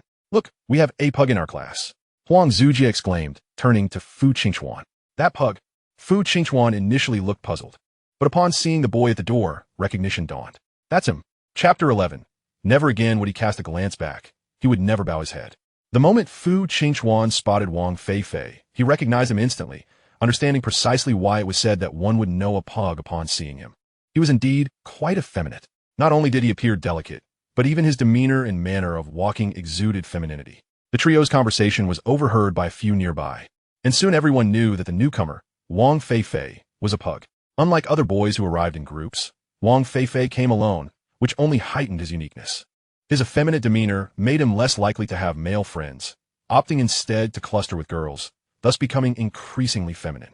The title Wang Fei Fei, the princess, stemmed from his high school days. However, most boys refer to him derogatorily as waste paper or heat rash. At that moment, Wang Fei Fei, holding breakfast, caught sight of Qin Ran. After hesitating for a couple of seconds, he seated himself by the window along the corridor, thoughtfully saving a spot for Liu Ruyan as well. New students continued to enter the classroom. After a while, Liu Ruyan arrived, drawing the attention of many. Her exquisite beauty and figure always made her stand out. However, today was slightly different, as within the crowd, there was another striking presence. The first person Liu Ruyan noticed was not Qin Ran, but Lin Wanbai, and her cheerful smile faded considerably. She had not anticipated that Lin Wanbai would also be in her class. Upon seeing Qin Ran with Lin Wanbai yesterday, an unsettling premonition had gripped her. Yin Yan, over here. Wang Fei Fei's call instantly captured everyone's attention in the classroom. Li Huihui and Fong Man teased Liu Ruyan. Yin Yan over there? Feeling the collective gaze upon her, Liu Ruyan's expression turned somewhat awkward. Nevertheless, she approached, for she and Wang Fei Fei were not in a romantic relationship, and she had her own concerns. Here, Yin Yan, this is for you, Fong Man said with a smile. Thank you. We are fortunate to have Yin Yan around, she added, emphasizing the name Yin Yan. Wang Fei Fei smiled bashfully, yet his gaze remained tenderly fixed on Liu Ruyan. However, Liu Ruyan's thoughts were elsewhere, as she quietly asked, Did Qin Ran bring breakfast for that girl? No, it was someone else, came the reply. Liu Ruyan sighed in relief, grateful it wasn't the case. Yet, she felt conflicted. It was not a good sign either. She looked toward Qin Ran, but he had not turned his gaze her way. Humph, detestable Qin Ran. Let us see who falters first and reaches out to the other. You refuse to accompany me for the enrollment procedures, yet you dare to deliver breakfast to other girls? I shall not forgive you unless you apologize. Liu Ruyan harbored her grievances in silence, choosing to disregard Qin Ran while engaging in conversation with her roommates, all the while surveying her classmates. Among the girls, only one was relatively attractive. Among the boys, Qin Ran remained the most handsome. Liu Ruyan felt that university was not quite what she had envisioned. She had worked diligently to gain admission to this institution, and they say that the higher the university's rank, the better the quality of students. However, it seemed otherwise. Most appeared rather dull, akin to bookworms. Conversely, Qin Ran was different, exuding a carefree charm and an aura that distinctly set him apart from the others. Liu Ruyan suddenly thought that perhaps agreeing to Qin Ran earlier would not have been such a bad idea, as she noticed several girls stealing glances at him. It reminded her of the beginning of her first year in high school, although there was a notable difference. The distinction lay in the fact that Qin Ran used to sit behind her, with his gaze fixed solely on her, while other girls furtively admired Qin Ran. They would cast envious glances in her direction. Yet today, Qin Ran had not spared her a single glance. She had been paying attention for quite some time, and he had truly not looked at her even once. Liu Ruyan felt increasingly irate, so much so that she nearly succumbed to the urge to message Qin Ran. But she restrained herself, knowing that she could not allow a first time. Once that line was crossed, a second would surely follow. The initiative must remain firmly in her hands. She could not yield, for yielding would mean relinquishing the dominant position in love. The class bell rang. A bespectacled man with a receding hairline entered the classroom. Hello everyone. Allow me to introduce myself. My name is Guo Fuping, and I will be your class advisor. He wrote his name and a string of numbers on the blackboard. This is my phone number. Feel free to jot it down. If you have any questions, do not hesitate to ask me. You can call me Brother Guo or Old Guo. A wave of laughter erupted from the audience. The atmosphere at university was considerably more relaxed than that of high school. Qin Ran chuckled as well, aware that despite his appearance suggesting he was in his 30s, Guo Fuping was actually quite young, merely in his mid-20s. His mature appearance, compounded by his checkered shirt and thick black glasses, made him seem older than he truly was. Guo Fuping maintained a youthful mindset, having spent much of his time in the company of young people. His only flaw might be his propensity to talk excessively and his preoccupation with his students' romantic dilemmas. Unlike the psychological counselors in other classes who were students themselves, Guofuping took a hands-on approach. He occasionally inquired if any students were struggling with campus life or family issues, and would then engage in one-on-one conversations to provide guidance. As for the outcomes, they could not be deemed entirely ineffective.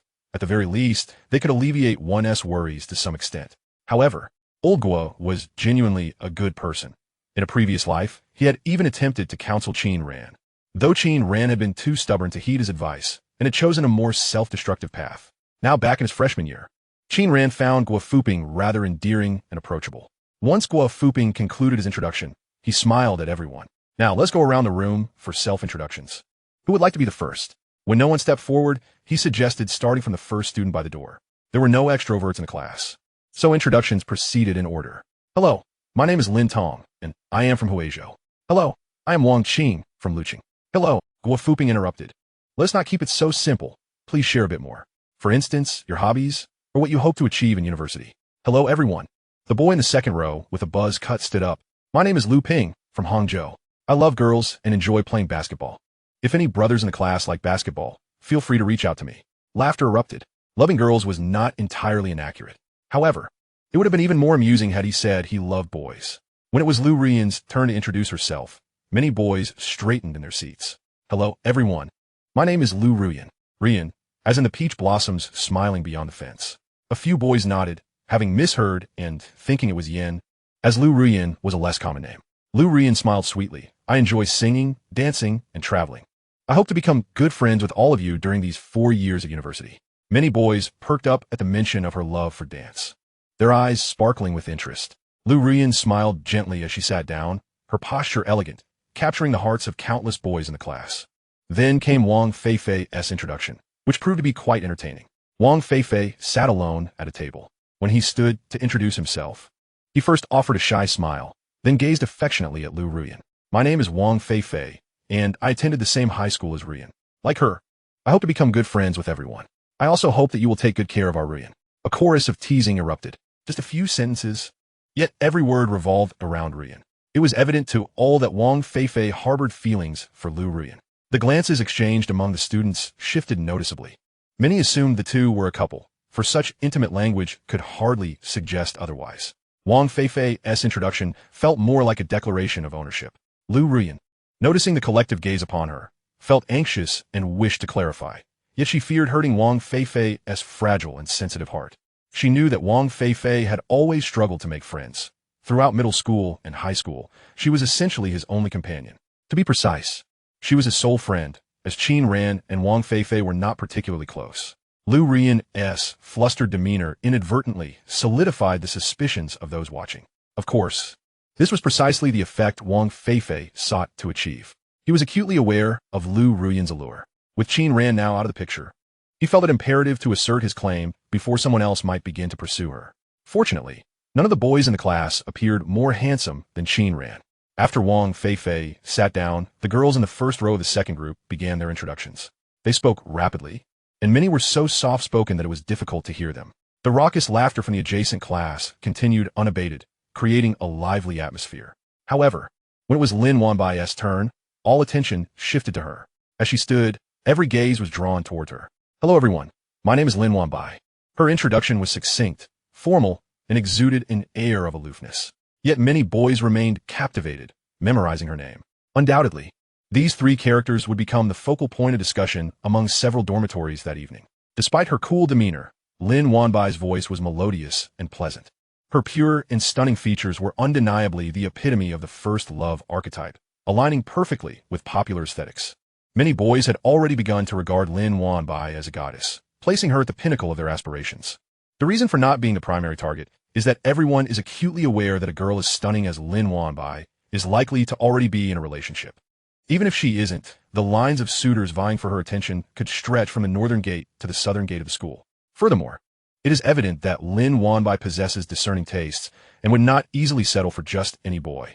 Thus, she remains an unattainable goddess in the hearts of many, admired from a distance but never to be trifled with. Comparatively, Liu Ruyan appears to be a more accessible pursuit. Liu Ping, a basketball enthusiast, has already resolved to make his move on Liu Ruyan. With commendable looks, solid academic performance, and impressive basketball skills, Liu Ping has been quite popular since high school. He is confident in his chances of winning Liu Ruyan's affection. However, he faces a formidable rival, the recently risen Qin Ran. Hello everyone, my name is Qin Ran. He introduced himself in a flat tone, his sentences succinct and surprisingly familiar. Lin Wanbai, seated in the front row, glanced at Qin Ran and noted that his self-introduction mirrored her own, differing only in name. Yet, after Qin Ran settled back down, Guofuping spoke up, adding a unique flair to the situation. Qin Ran is the top scorer in our class for the college entrance examination. Although we are now in university, let us not underestimate the significance of academic performance. High grades not only bring scholarships, but also open up numerous opportunities for the future. With the current talent recruitment and subsidies in Zhonghai being remarkably generous, those aspiring to pursue further studies should commence preparations by their sophomore year at the latest. Qin Ran, please assist your classmates in their academic endeavors. Qin Ran found it difficult to refuse and muttered, "All right." The eager gazes directed at him made him feel as though he were under scrutiny.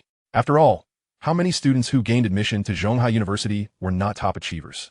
He had long since forgotten much of the knowledge acquired in high school. The thought of reliving his senior year felt like a nightmare, far worse than simply facing oblivion. Given his current knowledge base, even passing an undergraduate examination would be a strenuous task. He was the epitome of a student who returned all knowledge to the teacher after exams. Nevertheless, university is not high school. While the competition for graduate studies can be fierce, daily learning is not as intense, and no one would genuinely seek him out for academic inquiries. Perhaps a few female students might approach him under the guise of discussing academic problems. Hoping for a deeper conversation, Qin Ran sensed a persistent gaze upon him and turned to find only the back of Lin Wanbai's head. Was it merely a fleeting illusion? It seemed not. As the last student completed their introduction, Guofuping spoke again. Now that everyone has introduced themselves, many may find it hard to remember names. But fret not, we will gradually become familiar with one another. Now, is there anyone willing to self-nominate for the position of class monitor? It is a valuable opportunity for personal growth and to assist your classmates. Guofuping scanned the room. Is there anyone? I'd like to give a try. A confident female voice broke the silence. It was Liu Ruyan. The room erupted in applause. Not from a chorus of voices, but from the vigorous clapping of one individual. Everyone first turned to Liu Ruyan, who stood up, then shifted their gaze to Wang Fei Fei, who was enthusiastically applauding. Guofuping was unfazed. After all, university is rife with admirers. All right, please come to the stage and introduce yourself along with your motivations for wanting to be class monitor. By the way, we will appoint one main monitor and one or two vice monitors. For now, we are only selecting a temporary monitor, and anyone else who wishes to try can also come up. Don't be shy. Life is about being bold and trying new things. Liu Ruyan walked gracefully to the center of the stage, her posture erect and exuding confidence.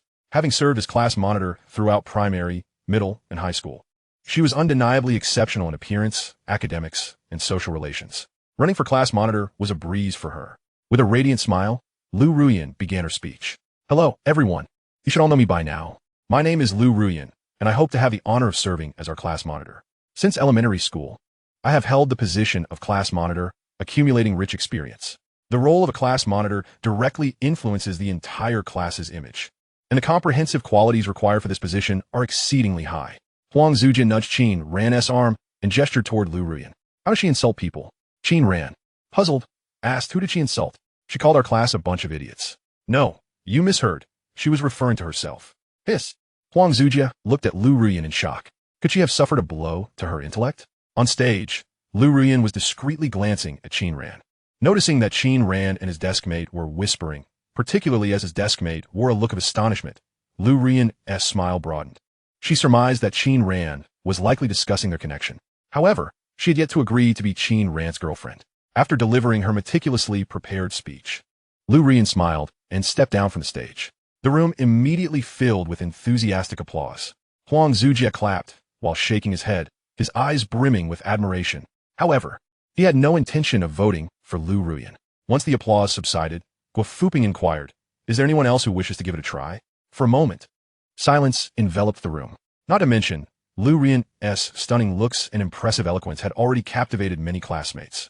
Those who had mustered the courage to approach the stage reconsidered after witnessing Liu Ruyan's campaign speech, abandoning their aspirations of becoming class monitor. Observing this, Guofuping announced, Then we shall have Liu Ruyan serve as our temporary class monitor, and after military training, we will hold a formal election for class officers. The monitor will take the students to collect their books, and all male students are to assist. We will also register heights and sizes for the military training uniforms. Liu Ruyan nodded, understood. Guo Fuping continued. Additionally, as the new semester commences, we will uniformly collect 50 yuan as class fees. Any future activities or expenditures will be deducted from these fees. The monitor will gather the fees today, and, after selecting class officers, we'll hand them over to the Life Committee. Monitor, please take this time to register sizes, and then proceed to collect the items. I have matters to attend to, and will take my leave now. With that, Guo Fuping departed. Liu Ruyan rose confidently and gracefully walked toward the stage. Wang Fei Fei raised her hand. Yin, let me help you with the registration. However, Liu Ruyan did not pause. The others turned to Wang Fei Fei, affirming the situation. This was not a couple, but rather a devoted admirer and the campus belle. Holding the paper and pen, Liu Ruyan announced, "Let us first register the sizes for the military training uniforms. You can hand in the class fees to me later." She then began to record the sizes one by one. However, she soon encountered a challenge. Some students claimed they wore a universal size and were unsure of what size the military training uniform should be. Others mentioned that their clothes were purchased by their parents, leaving them clueless about their sizes. After nearly half an hour of registration, only a small group had been recorded, and the others began to grow impatient. The calmness on Liu Ruyan's face vanished, replaced by a hint of urgency, her tone becoming slightly impatient. "How can you not know your size? Just check the label on your collar. It will tell you. Surely, there must be something there. The remaining classmates, please figure out your sizes. This way, we can finish the registration quickly, and then we still need to collect our books." Liu Ruyan's words were met with silence, and the efficiency remained dismally low. Wang Fei Fei, standing nearby, inadvertently exacerbated the situation, nearly provoking a quarrel. The initial aura surrounding them gradually faded, and the classmates' perception of the duo continued to decline. This was not the case in her previous life, as Qin Ran had lent a helping hand then. However, Qin Ran no longer offered assistance, merely reminding his roommates to register their sizes one size smaller. Feeling the pace was intolerably slow, Liu Ruyan instructed Wang Fei Fei to start the registration from the last group. Wang Fei Fei readily agreed, carefully tearing 2 pages from Liu Ruyan's notebook and heading to Group 4 for registration. Name size. Chen Shuwen, one size fits all. There's no one size fits all. Given your petite stature, you should be a size S. Who are you calling small? I'm merely commenting on your height. Are you out of your mind? Chen Shuwen was not the demure type. She was a veritable firecracker, ready to explode at the slightest provocation. Moreover, she harbored a particular disdain for green tea boys, having earned a reputation in high school as a connoisseur of insincerity. The sight of Wang Fei Fei, who appeared both delicate and aloof, irked her to no end, especially since Wang Fei Fei was rather dismissive and failed to engage in polite conversation. Wang Fei Fei, now incensed by the insults, retorted, "You're the one who's sick. I didn't insult you. Am I not merely stating facts?" Hearing the commotion, Liu Ruyan approached. "What's going on?" Wang Fei Fei's anger dissipated, and she waved her hand with a smile. "It's nothing, just a misunderstanding. This classmate doesn't know what size she wears." Chen Shuwen stood up, exclaiming, "Can we communicate civilly? It feels as though I am in the wrong." Wang Fei Fei, suppressing her irritation, jested, "I was just joking. No need to take it so seriously. Are we familiar enough for jokes? If you can't gauge my temperament, refrain from jesting." Liu Ruyan felt a twinge of discontent towards Wang Fei Fei. They had barely begun registering when she found herself embroiled in conflict with a classmate. Nevertheless, loyalty to her close friend took precedence. "All right, classmate, please remain calm. Once registration is complete, the next person may proceed. Everyone, let us be efficient and not squander time." Chen Shuwen grew increasingly agitated. What she had initially assumed to be merely Wang Fei Fei's folly now revealed that the acting class leader was equally troublesome. "What brand of plastic bag are you?" Liu Ruyan paused, bewildered. "What did you say?" "I asked what brand of plastic bag you are, given how much you can carry." At this, Liu Ruyan's expression turned icy. "Classmate, mind your manners. Such behavior is utterly uncouth." Wang Fei Fei fired back. "What is your problem? Why such a foul temper? We were merely trying to help with the registration, yet you repay kindness with enmity. Could you not exercise some decorum?" Chen Shuwen narrowed her eyes. "Repaying kindness with enmity? Is providing my size a favor? How laughable. You're not like those flashy girls. You're merely a shameless one." Wang Fei Fei was furious, her face oscillating between shades of green and white. Laughter erupted around them, evidently amused by Chen Shuwen's audacious remarks. Huang Zujia's gaze lingered on Chen Shuwen's face as he remarked to Qin Ran, "I quite like this little firecracker. Qin Ran raised an eyebrow. Your taste is rather unique. Don't you find her charming for not being pretentious or coy? Indeed, but if you pursue her, I fear you might become a whipped husband. What does that mean? It means your wife will wear the pants. Huang Zujia hesitated. Let me reconsider. Fuqing Quantized. Don't. I think she suits you quite well. Really? Absolutely. Besides, with her around, will we ever lose a quarrel in our dorm? Huang Zujia raised his middle finger in derision. Qin Ran observed the squabble among the three, shaking his head before turning his gaze out the window, indifferent to the chaos. Leisurely watching the clouds drift by. Chapter 14. Just a day as class leader, Qin Ran finds himself unwittingly caught in the crossfire. On Liu Ruyan's first day as class leader, trouble arose. Wufuping hurried back. What is going on? Why the commotion? Class leader, class leader. Liu Ruyan emerged with a grim expression. Class supervisor, what is the matter? Wufuping, who had been the class supervisor since the beginning of the semester and had guided several batches of students, had never encountered a situation like this on the first day. Why are you quarreling? We were registering, but some classmates were uncooperative. It's my fault. Yin Yin, it's not your fault. Wang Fei Fei, losing her earlier bravado, added. It's entirely my fault. I failed to communicate effectively with my classmates. Class supervisor, please don't blame Yin Yin. If anyone is to blame, it's me. I spoke too quickly and directly, leading Chun to misunderstand. Chun Shuan made a retching sound. Wang Fei Fei, right? Can you stop pretending? ISNT it nauseating? You weren't so innocent when you were disparaging me earlier. I don't want to hear about your issues. Could you not be so obvious? Wang Fei Fei clenched her fists, itching to retaliate. However, she restrained herself, maintaining a look of innocence. It's my fault. It has nothing to do with classmate Chen. All my fault. Enough. Guofuping interjected, frowning. Everyone, return to your seats. Qin Ran, you will handle the registration for the remaining classmates. Qin Ran, who had been merely observing, found himself inexplicably dragged into the fray. Yet, with Guofuping's directive, he had no choice but to rise. Classmates, may I borrow a pen and paper? Sure. A girl of unremarkable appearance blushed furiously. Qin Ran borrowed paper and a pen from a female classmate and began registering the remaining students. Approaching the first desk, he discreetly gave Chun Shuwan a thumbs up. Classmate, could you please write your name and size? The previously volcanic Chun Shuwan smiled, readily accepting the pen and swiftly jotting down her name and size. She then passed it to her deskmate. Sparing Qin Ran the need to repeat himself. One after another, the process flowed smoothly, far surpassing the efficiency of Wang Fei Fei and Liu Ruyan. Guofuping observed quietly, nodding in approval. The way one handles matters is often revealed in the details. He was unaware of the specifics of the earlier altercation, yet he could surmise the gist. Had everyone approached the situation as Qin Ran did, perhaps the discord would have been avoided. In mere minutes, it was time for the central group. Qin Ran smiled at Lin Wanbai, who responded with silence. Engrossed in her writing, her handwriting was exquisite, a perfect standard script. Yet, Qin Ran noticed that Lin Wanbai held her pen with an unusual intensity. Once she finished, she extended her hands to Qin Ran. Wanbai, I haven't written yet. Oh. Lin Wanbai retracted her hands and passed the paper to the nearby Li Xiaoka. Qin Ran noticed something amusing. The aloof Lin Wanbai's ears were tinged with red. It appeared that her cool demeanor was merely a facade.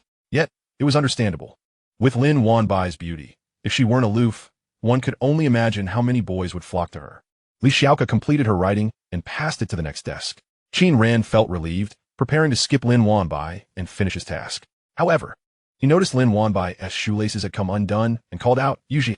Lin Wanbai sprang up with a start, the chair screeching against the floor, producing an ear-piercing sound that caught the attention of the entire class. Yet, Lin Wanbai merely fixed her gaze on Qin Ran, her body tense, akin to a frightened little rabbit. I was just trying to help. Your shoelaces are untied. Lin Wanbai quickly lowered her head for a glance, only to realize her misunderstanding, her cheeks turning a deep crimson in embarrassment. Subsequently, she sat down to tie her shoelaces, burying her apple-red face deeply in her knees. As Qin Ran walked past her, Li Xiaoka softly inquired, Wanbai, do you know him? Lin Wanbai shook her head, denying any acquaintance. Then why do you seem a bit frightened of him? Lin Wanbai hesitated, but chose not to recount the scene from yesterday, when she encountered Qin Ran. She had seen him faint and, out of kindness, approached him, only to be inadvertently struck on the nose, causing her to shed tears. Moments later, while reassuring her mother by the small bridge, she witnessed Qin Ran yelling and acting erratically by the river. At that moment, she truly believed Qin Ran was unwell, both physically and mentally. She never imagined they would end up being classmates. Upon seeing Qin Ran in the classroom, she was taken aback. Rising had been purely instinctive. Lin Wanbai discreetly observed Qin Ran, who appeared relatively normal otherwise. However, she was uncertain of when his episodes might occur or what exactly ailed him. A sudden wave of guilt washed over her. She should not have viewed a patient through such a biased lens. Qin Ran's inexplicable fainting could be attributed to an underlying condition. Her previous actions had been rather disrespectful.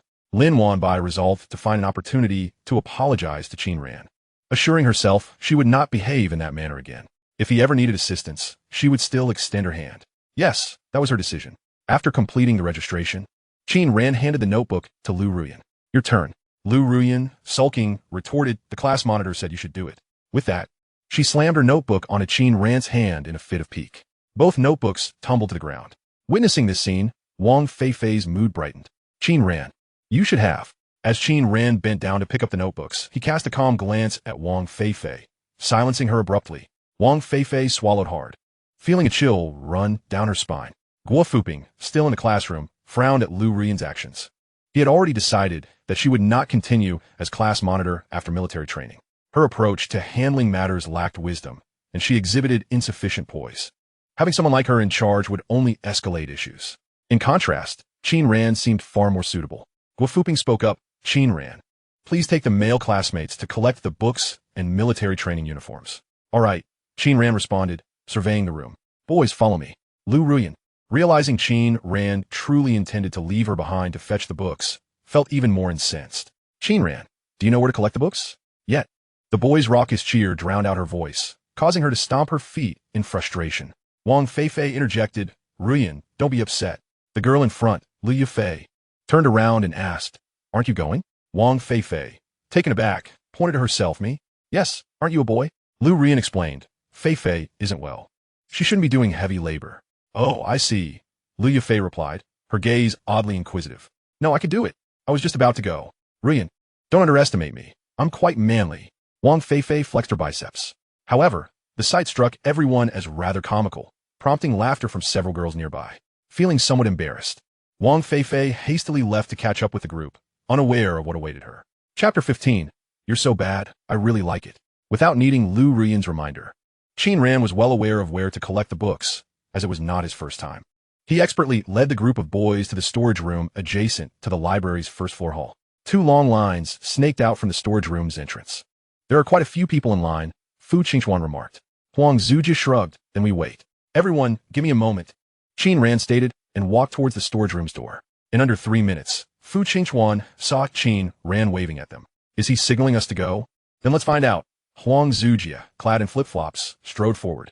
The other boys exchanged glances. Aren't we supposed to queue? I don't know. I thought we were supposed to. It seems like Qin Ran is letting us go to collect the books. No way. Are we really going to skip the line? Come on. What are we waiting for? Let's go. A group of boys rushed towards Qin Ran. Meanwhile, those still in line began to murmur among themselves. Kunkin, what's going on with them? Don't call me Jige. Yibohunk replied grimly. Call me Chinga. All right, Chinga, should we go over too? Another boy suggested. Shall we see if we can skip the line? Otherwise, we might be waiting forever. Yibohunk nodded. Let's go take a look. During the recent class meeting, Ji Buchong had subtly emerged as the leader among the boys in the Economics and Management class 152. Naturally, he felt compelled to take charge. Moreover, he recognized Qin Ran, who had embarrassed him yesterday and had the audacity to use his money for free skewers. While 100 yuan was a minor issue, maintaining his reputation was paramount. Had it not been for the start of the semester, he would not have let it go so easily. Despite being humiliated, he endured it, holding back. As Ji Buchong reached the storage room entrance, Qin Ran was already instructing his classmates to collect the books. Their eyes met, both revealing a mutual disdain. Ji Buchong turned to the senior responsible for registration and distribution, sporting a smile reminiscent of the Nike logo. Senior, we are from Economics and Management class 152. Can we collect our books now? No, the senior replied, her smile faltering. Why not? Ji Buchong asked, confused. It's not your turn yet. But why can they? It is their class's turn now. We arrived first. You were at the back of the line just now. The tall senior's expression turned frosty. Queue up. If you continue causing a scene, your class will be the last to collect the books. Ji Buchong glanced at Qin Ran, who wore a smirk and gritted his teeth. Let's go. They came in a hurry and left just as quickly. Ji Buchong's leadership position had been shaken. After the bothersome group departed, the previously aloof senior smiled charmingly at Qin Ran. Junior, don't forget our agreement. Huang Zujia, just exiting with the books, suddenly recognized the girl before him. She was the same long-legged senior from the previous day who had told Qin Ran that if he were a junior, it wouldn't be out of the question. Huang Zujia's gaze towards Qin Ran transformed entirely. Bro, you've made quite the sacrifice. Yet, Huang Zujia quickly came to a realization. Wait, this isn't a sacrifice. It's clearly a reward. He could also make sacrifices. However, the senior's attention barely lingered on him for more than a second. Huang Zujia huffed as he carried the books away. He suddenly understood that he could not emulate Qin Ran. Such a naturally radiant charm continuously attracted the attention of surrounding girls. Among boys, some were deemed handsome while others were called fools. Most exasperatingly, there were those like Qin Ran who were referred to as gods. Qin Ran nodded in agreement, having engaged in no clandestine dealings with the senior. He merely assisted within her authority, doing a small favor. Spotting the tardy Wang Fei Fei, he turned to Fu Qingchuan and said, "Give him a bit more."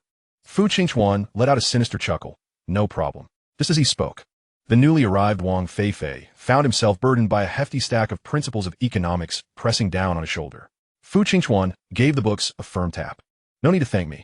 Bewildered, Wang Fei Fei bent under the weight, muttering to himself, "What am I supposed to thank you for, old lady? Can my frail frame even handle this many books?" Yet, recalling the earlier ridicule from the girls, he gritted his teeth and bore the load. However, it felt as though his already weak back might snap. The tall senior observed this spectacle with a smile. Gazing at Qin Ran, "You naughty junior. I like you." Fu Qingchuan was taken aback, watching as the long-legged senior playfully nudged Qin Ran. Is it really true that bad boys are more appealing to women? He desperately wanted to interject. "Senior, I can be bad too." But the image of Ji Buoqing being coldly dismissed by her lingered in his mind. Fu Qingchuan quelled his thoughts. It seemed only Qin Ran was destined to relish such affection. "Old Huang, wait for me." Huang Zujia turned around in confusion. "What did you call me? Old Huang? Or should I call you Old Jia?" No, just call me Old Zu. Old Zu is fine. Though it does sound a bit odd." Fu Qingchuan caught on. "Hey, you're taking advantage of me. How ungrateful of you." Thus, the battle for the title of foster father officially commenced over the course of their 4 years in university. In truth, they didn't require so many people to move the books.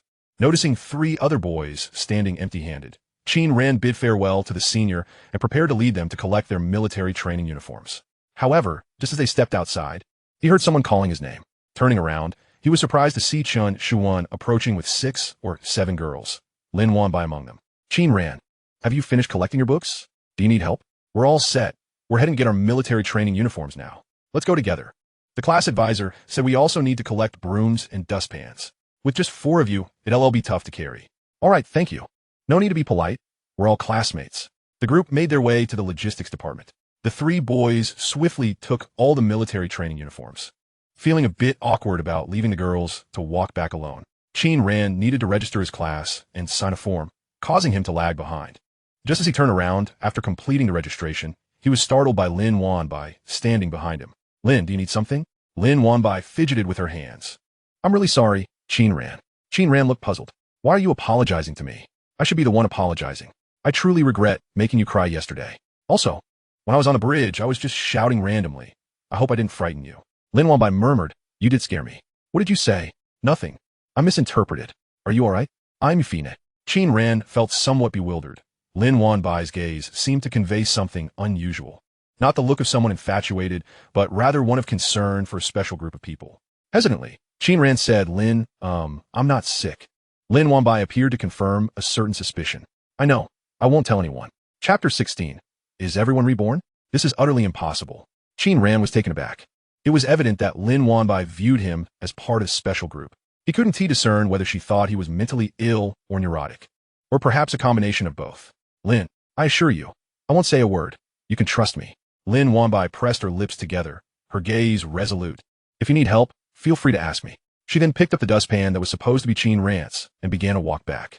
Qin Ran opened his mouth in disbelief. Could it be that Lin has been possessed? His memory of her did not align with this behavior. However, in his previous life, he had little interaction with Lin Wanbai. Throughout their 4 years in university, they hardly spoke. Not just her, but the other girls in the class were the same. His heart had been solely with Liu Ruyan, who was not fond of him mingling with other girls, especially Lin Wanbai. Qin Ran gazed at Lin Wanbai's retreating figure, contemplating. She seemed quite easy to deceive. As he exited with his notebook, Chun Shuwan suddenly appeared. "What are you doing with Lin Wanbai in there?" "Just grabbing some things." "What's it to you? Took you long enough to grab a single item." Chun Shuwan smirked. "Do you want me to help you?" "Help me with what?" "Create an opportunity for you." Qin Ran was astonished. Not only had Lin Wanbai changed, but Chen Shuwen had never acted like this before either. Could it be that everyone was reborn? Impossible. He quickly dismissed the thought. If everyone truly were reborn, Liu Ruyan wouldn't still be so haughty. The favored one is fearless. Liu Ruyan perfectly embodied this saying. Furthermore, given Chen Shuwen's straightforward nature, it was not surprising for her to say such things. Qin Ran shook his head.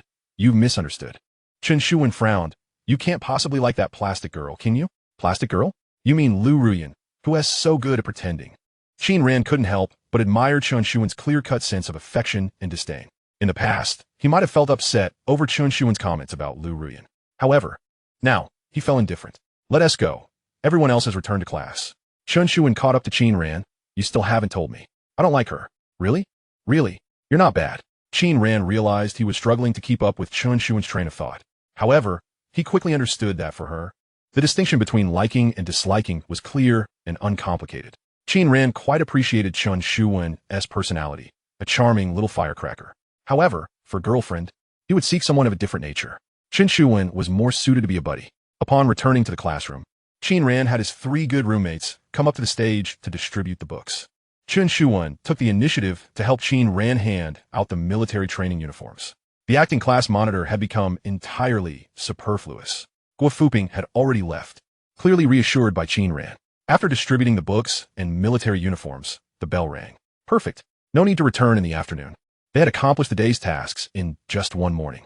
Tomorrow, they would prepare for military training. Qin Ran sent a message to Guo Fuping, letting him know everything was settled. To his surprise, Guo Fuping assigned him another task to create a class group, add him, and keep the roster safe. Additionally, in case of any unexpected situations during military training, he was to contact him promptly. Qin Ran realized he had been roped into Guo Fuping's duties. Thankfully, he hadn't suggested making him the class monitor. Otherwise, Guo Fuping would surely have refused. Qin Ran took Wen Yonglong and the others to buy supplies. However, since he had committed, he intended to do it well. Not for Liu Ruyan, but adhering to his own principles of work. After the class meeting adjourned, Liu Ruyan stormed out in a huff, not even waiting for her roommates. She was anticipating Qin Ran to catch up and provide her with an explanation. Yet, only Wang Fei Fei followed her. Where's Qin Ran? Qin Ran? Wang Fei Fei turned back. I think I saw him heading in the opposite direction. Where'd he go? I don't know, he didn't say. That wretched Qin Ran. I absolutely detest him. Liu Ruyan lamented. Fei Fei, don't you think so? Absolutely. Qin Ran is truly unbearable. But what? Yin Yin, I'm not sure if I should tell you. Speak. Is he off to meet that girl again? No. Then what is it? Do we not just go to move the books? Wang Fei Fei asked, feigning hesitation. I saw him pushing around with a senior. What? Are you serious? Yes. Many classmates in our class witnessed it. Yin Yin, I feel like Qin Ran has changed. He seems to have lost interest in you and turned into a scoundrel. That can't be true, Liu Ruyan exclaimed. Qin Ran would never do that. He only likes me. Don't be agitated. It might just be my misunderstanding, Wang Fei Fei whispered. But I'm not the only one who saw it. I don't believe it. You go find Qin Ran and tell him to come see me. But he deleted me from his contacts. How can Qin Ran do this? We're clearly good friends. That's why I say I hardly recognize him anymore. He has completely transformed. Don't you feel it, Yin Yin? Liu Ruyan was taken aback. Reflecting on Qin Ran's behavior over the past few days, she realized it was indeed abnormal. In the past, he would have been attentive, escorting her to her dorm and ensuring everything was in order. Today, he would never have remained indifferent. He would have certainly intervened during class meetings to assist her. He would never have allowed her to be bullied by others. The more she thought about it, the angrier and more wronged she felt. I'll go find him. Don't. Wang Fei Fei quickly intervened. He could not allow Liu Ruyan to confront Qin Ran. What if Qin Ran's heart softened again? He knew very few could resist Liu Ruyan's charm. Although he was unclear about why Qin Ran had changed so dramatically, it had only been a few days. If Liu Ruyan threw a little tantrum, Qin Ran might revert to his former self. That would render his troubles pointless. Wang Fei Fei had been holding back his own experience of being thrashed by Qin Ran, hoping to win Liu Ruyan's affection during this period. He could not let this once-in-a-decade opportunity slip away. Wang Fei Fei's thoughts raced. Yin Yin, it's inappropriate for you to seek out Qin Ran right now. Why? He might be deliberately flirting with other girls to create a sense of urgency in you, making you agree to be his girlfriend. Liu Ruyan paused, contemplating the possibility. So what should I do? Seeing Liu Ruyan was receptive to his advice, Wang Fei Fei felt relieved. Of course, don't seek him out first. Let us see who becomes anxious first. Qin Ran likes you so much. He will definitely come looking for you. It's only been a day, not even 2. Yin Yin, don't be anxious. I assure you, Qin Ran will be unable to resist reaching out apologizing, and seeking your forgiveness, wanting you to be his girlfriend. However, when that happens, don't agree too easily. The easier something is to obtain, the less it is cherished.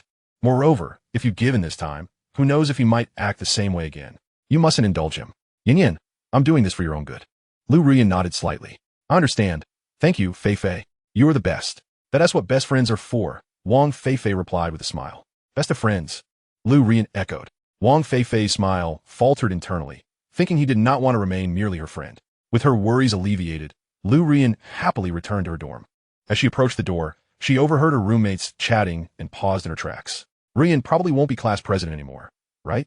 Probably. She shouldn't have helped Wang Fei Fei. Wang Fei Fei is quite something. He talks like a rogue, mentioning things like that. You heard that too? He was so loud, the whole class must have heard. If I were Qin Shuwen, I would definitely be angry. Qin Shuwen has a terrible temper. It startled me. Indeed, I was quite taken aback. But it felt satisfying to see Qin Shuwen retort against Wang Fei Fei. Same here. But Ruyan seems to have a good relationship with Wang Fei Fei. Anyway, I'm not fond of Wang Fei Fei. He feels too much like a green tea BTCH. Right? I feel the same way. So pretentious.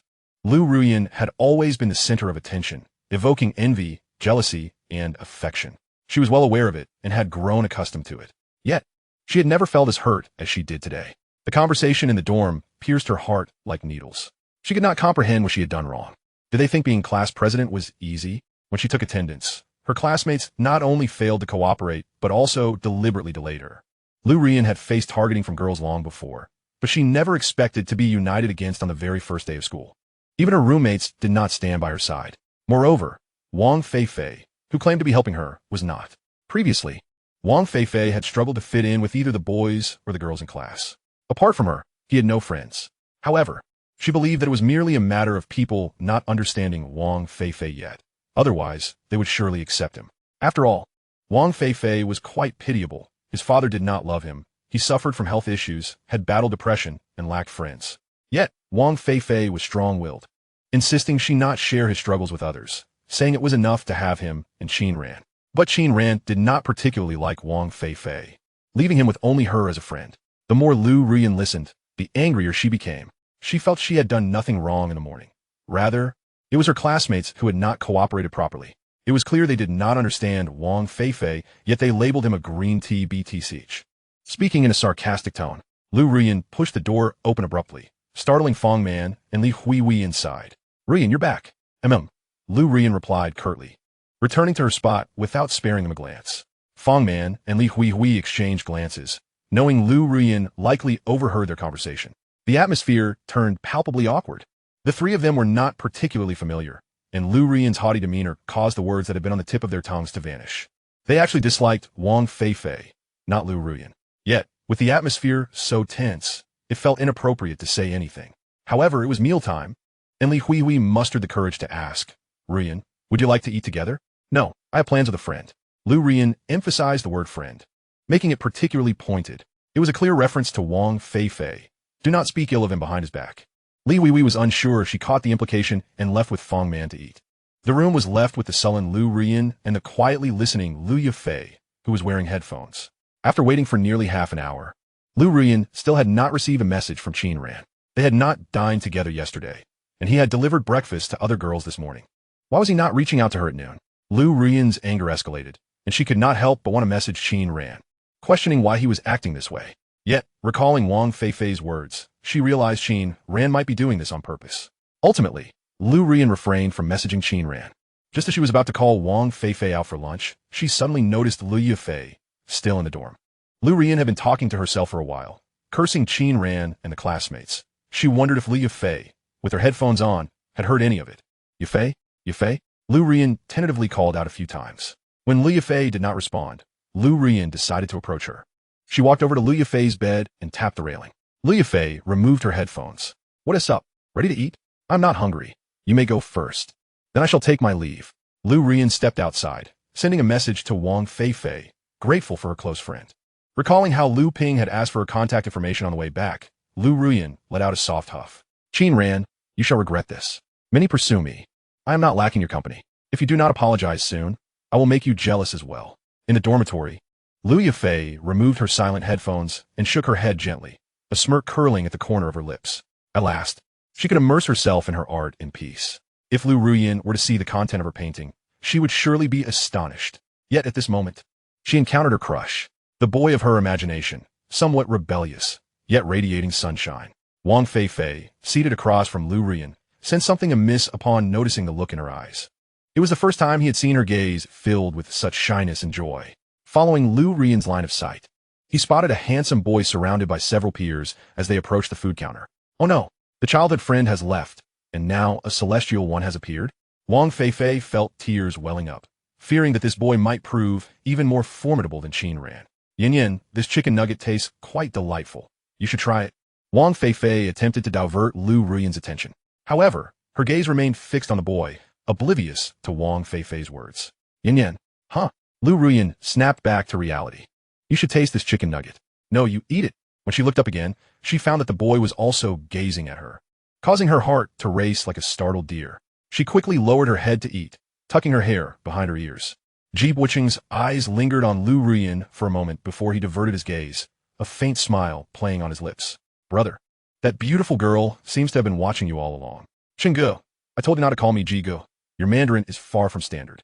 Huh, I believe my Mandarin is quite precise. Never mind. Order whatever you like. Today, I treat. Thank you, Chinggu. Thank you, Chinggu.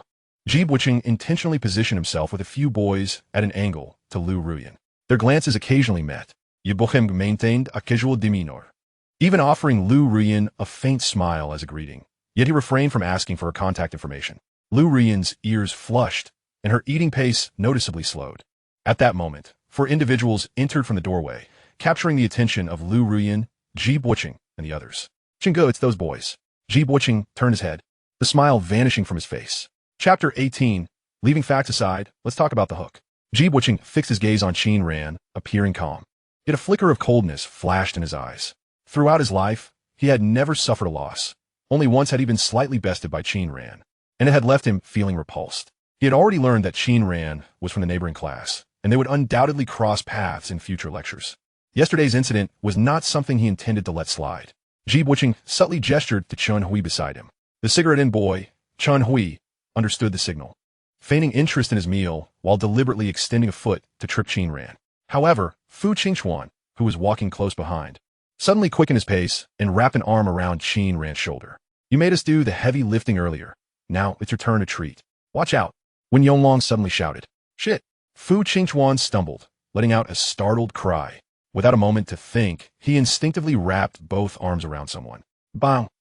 The clatter of dishes echoed as Chun Hui was slammed face first into the serving tray, soup splattering everywhere, and both Ji Buqing and his companions were splashed in the process.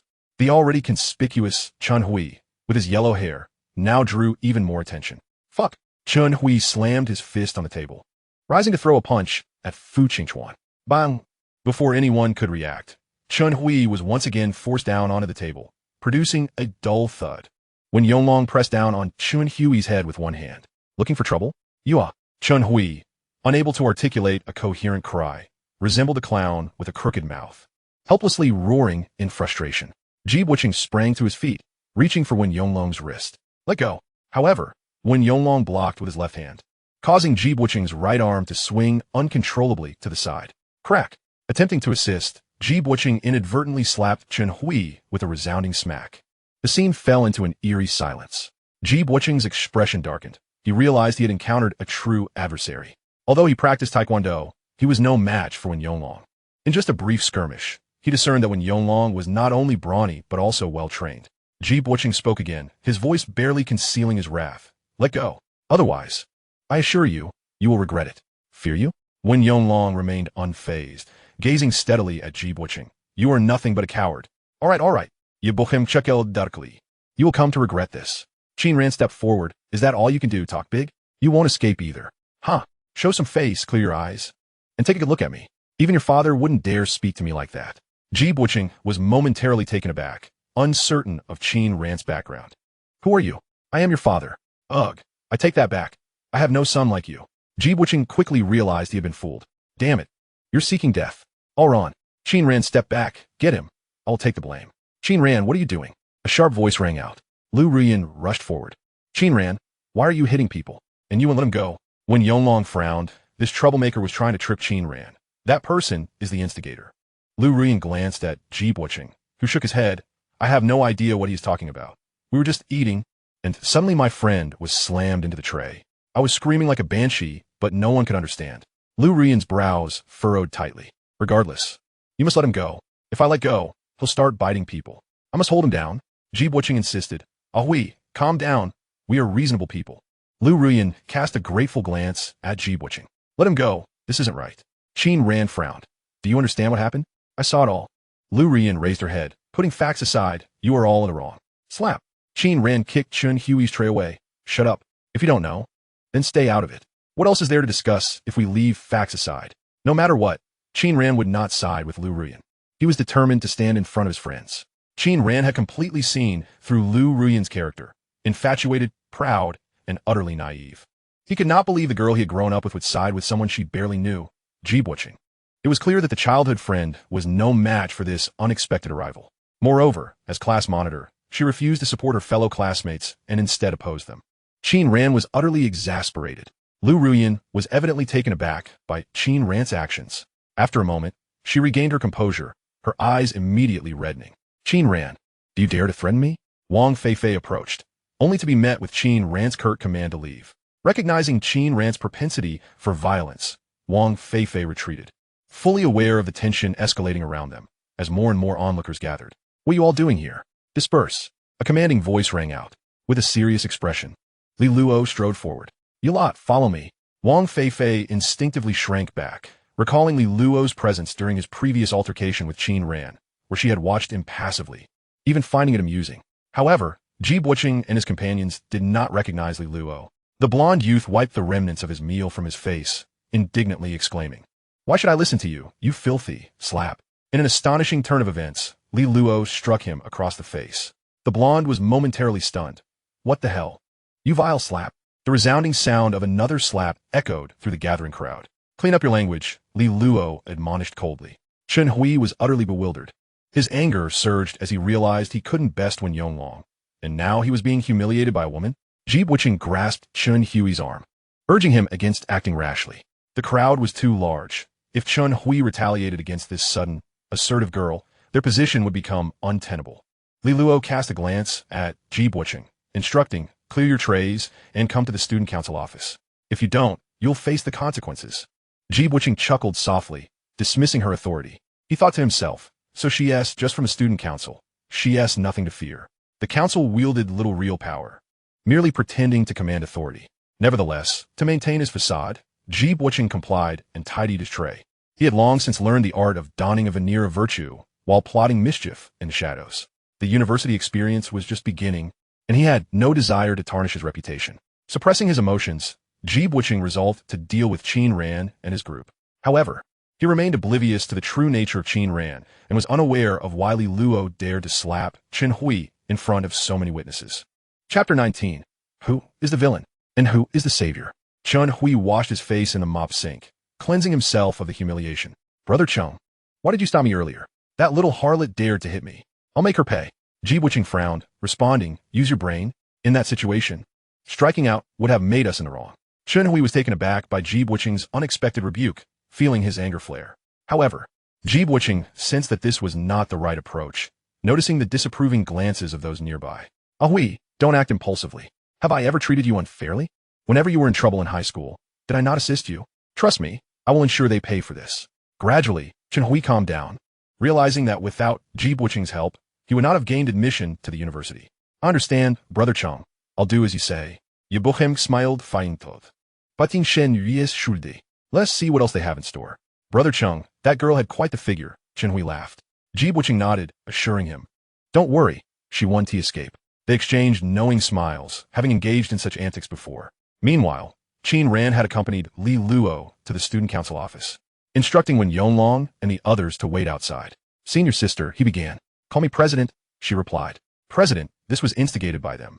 Leaning against the desk with her long legs crossed and arms folded, Li Luo remarked, That's merely your side of the story.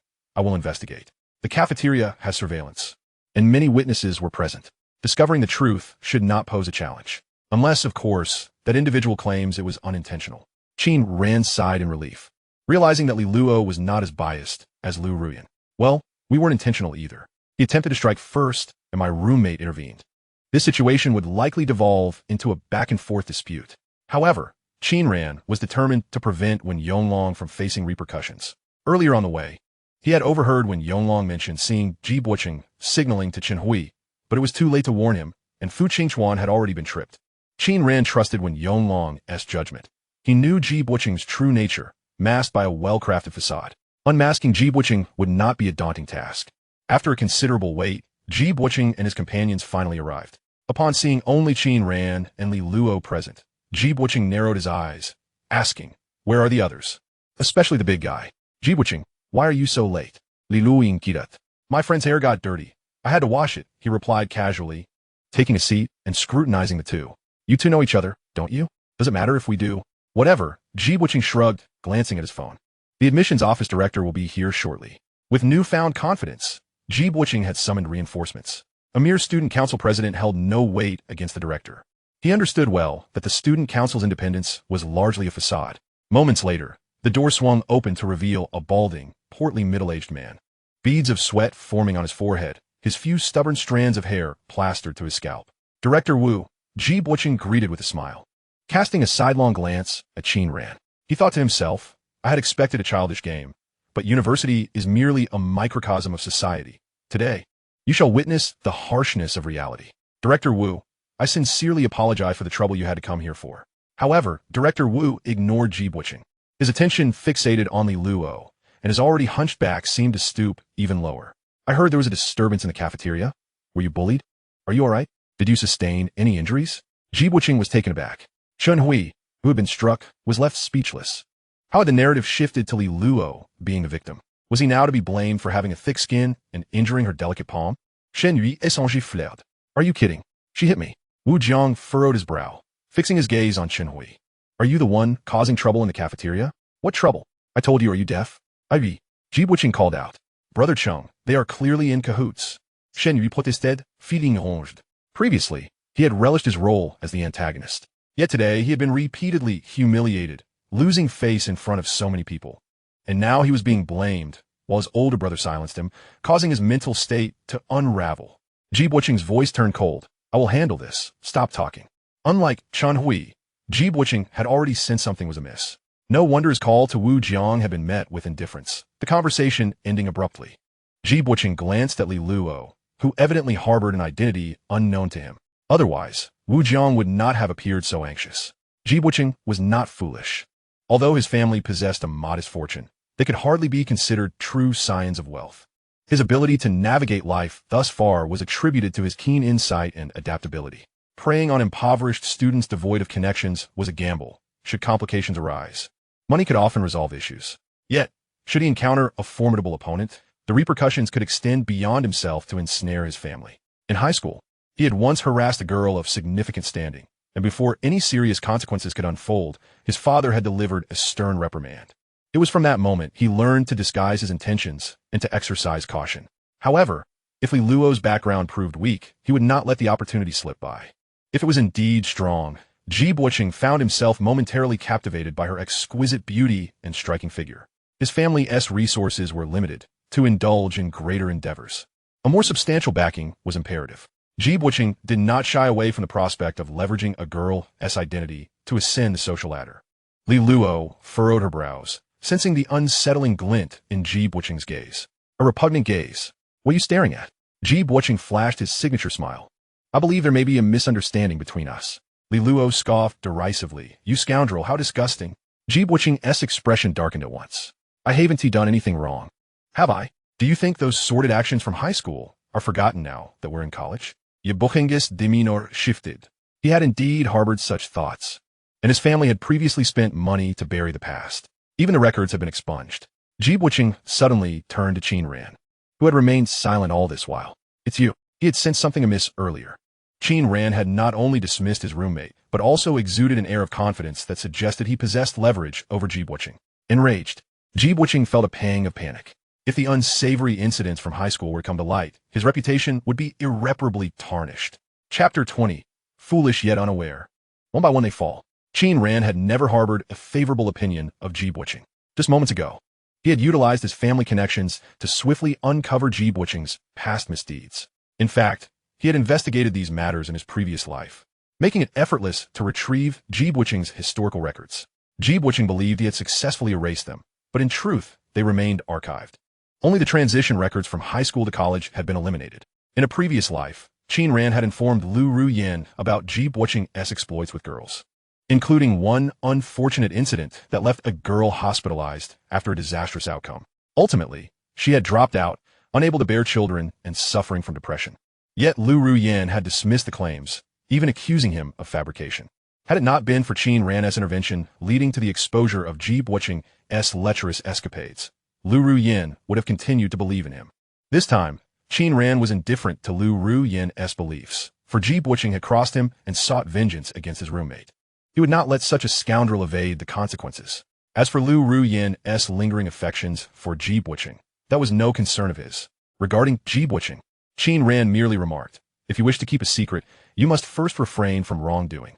Ji Buqing, now filled with uncertainty, realized that Qin Ran had indeed uncovered his sordid past, though he was uncertain of the extent of Qin Ran's knowledge. Ji Buqing recognized he had underestimated Qin Ran. He had assumed that the conflict from yesterday had prompted the investigation. Few possessed such resources. Ji Buqing had initially believed he had encountered an obstacle in Li Luo, only to discover there was an even more formidable barrier nearby. As the saying goes, those who recognize the times are the true heroes. Ji Buqing had learned this lesson early from his father. The events of high school had been misinterpreted, not as scandalous as rumored. Furthermore, everyone is prone to errors. Are they not? To err is human. My friend acted impulsively. I apologize on his behalf. Ji Buqing feigned calmness and lowered his head.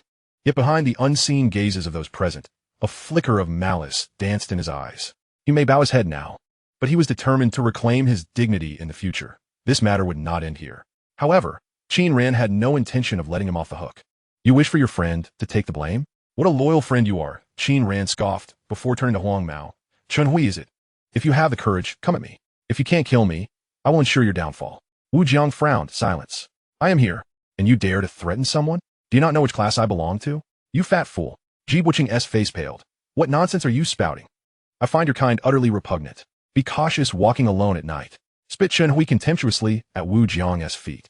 He had never wanted to attend college, and now he was even less inclined to endure this humiliation. If you have the guts, come for me.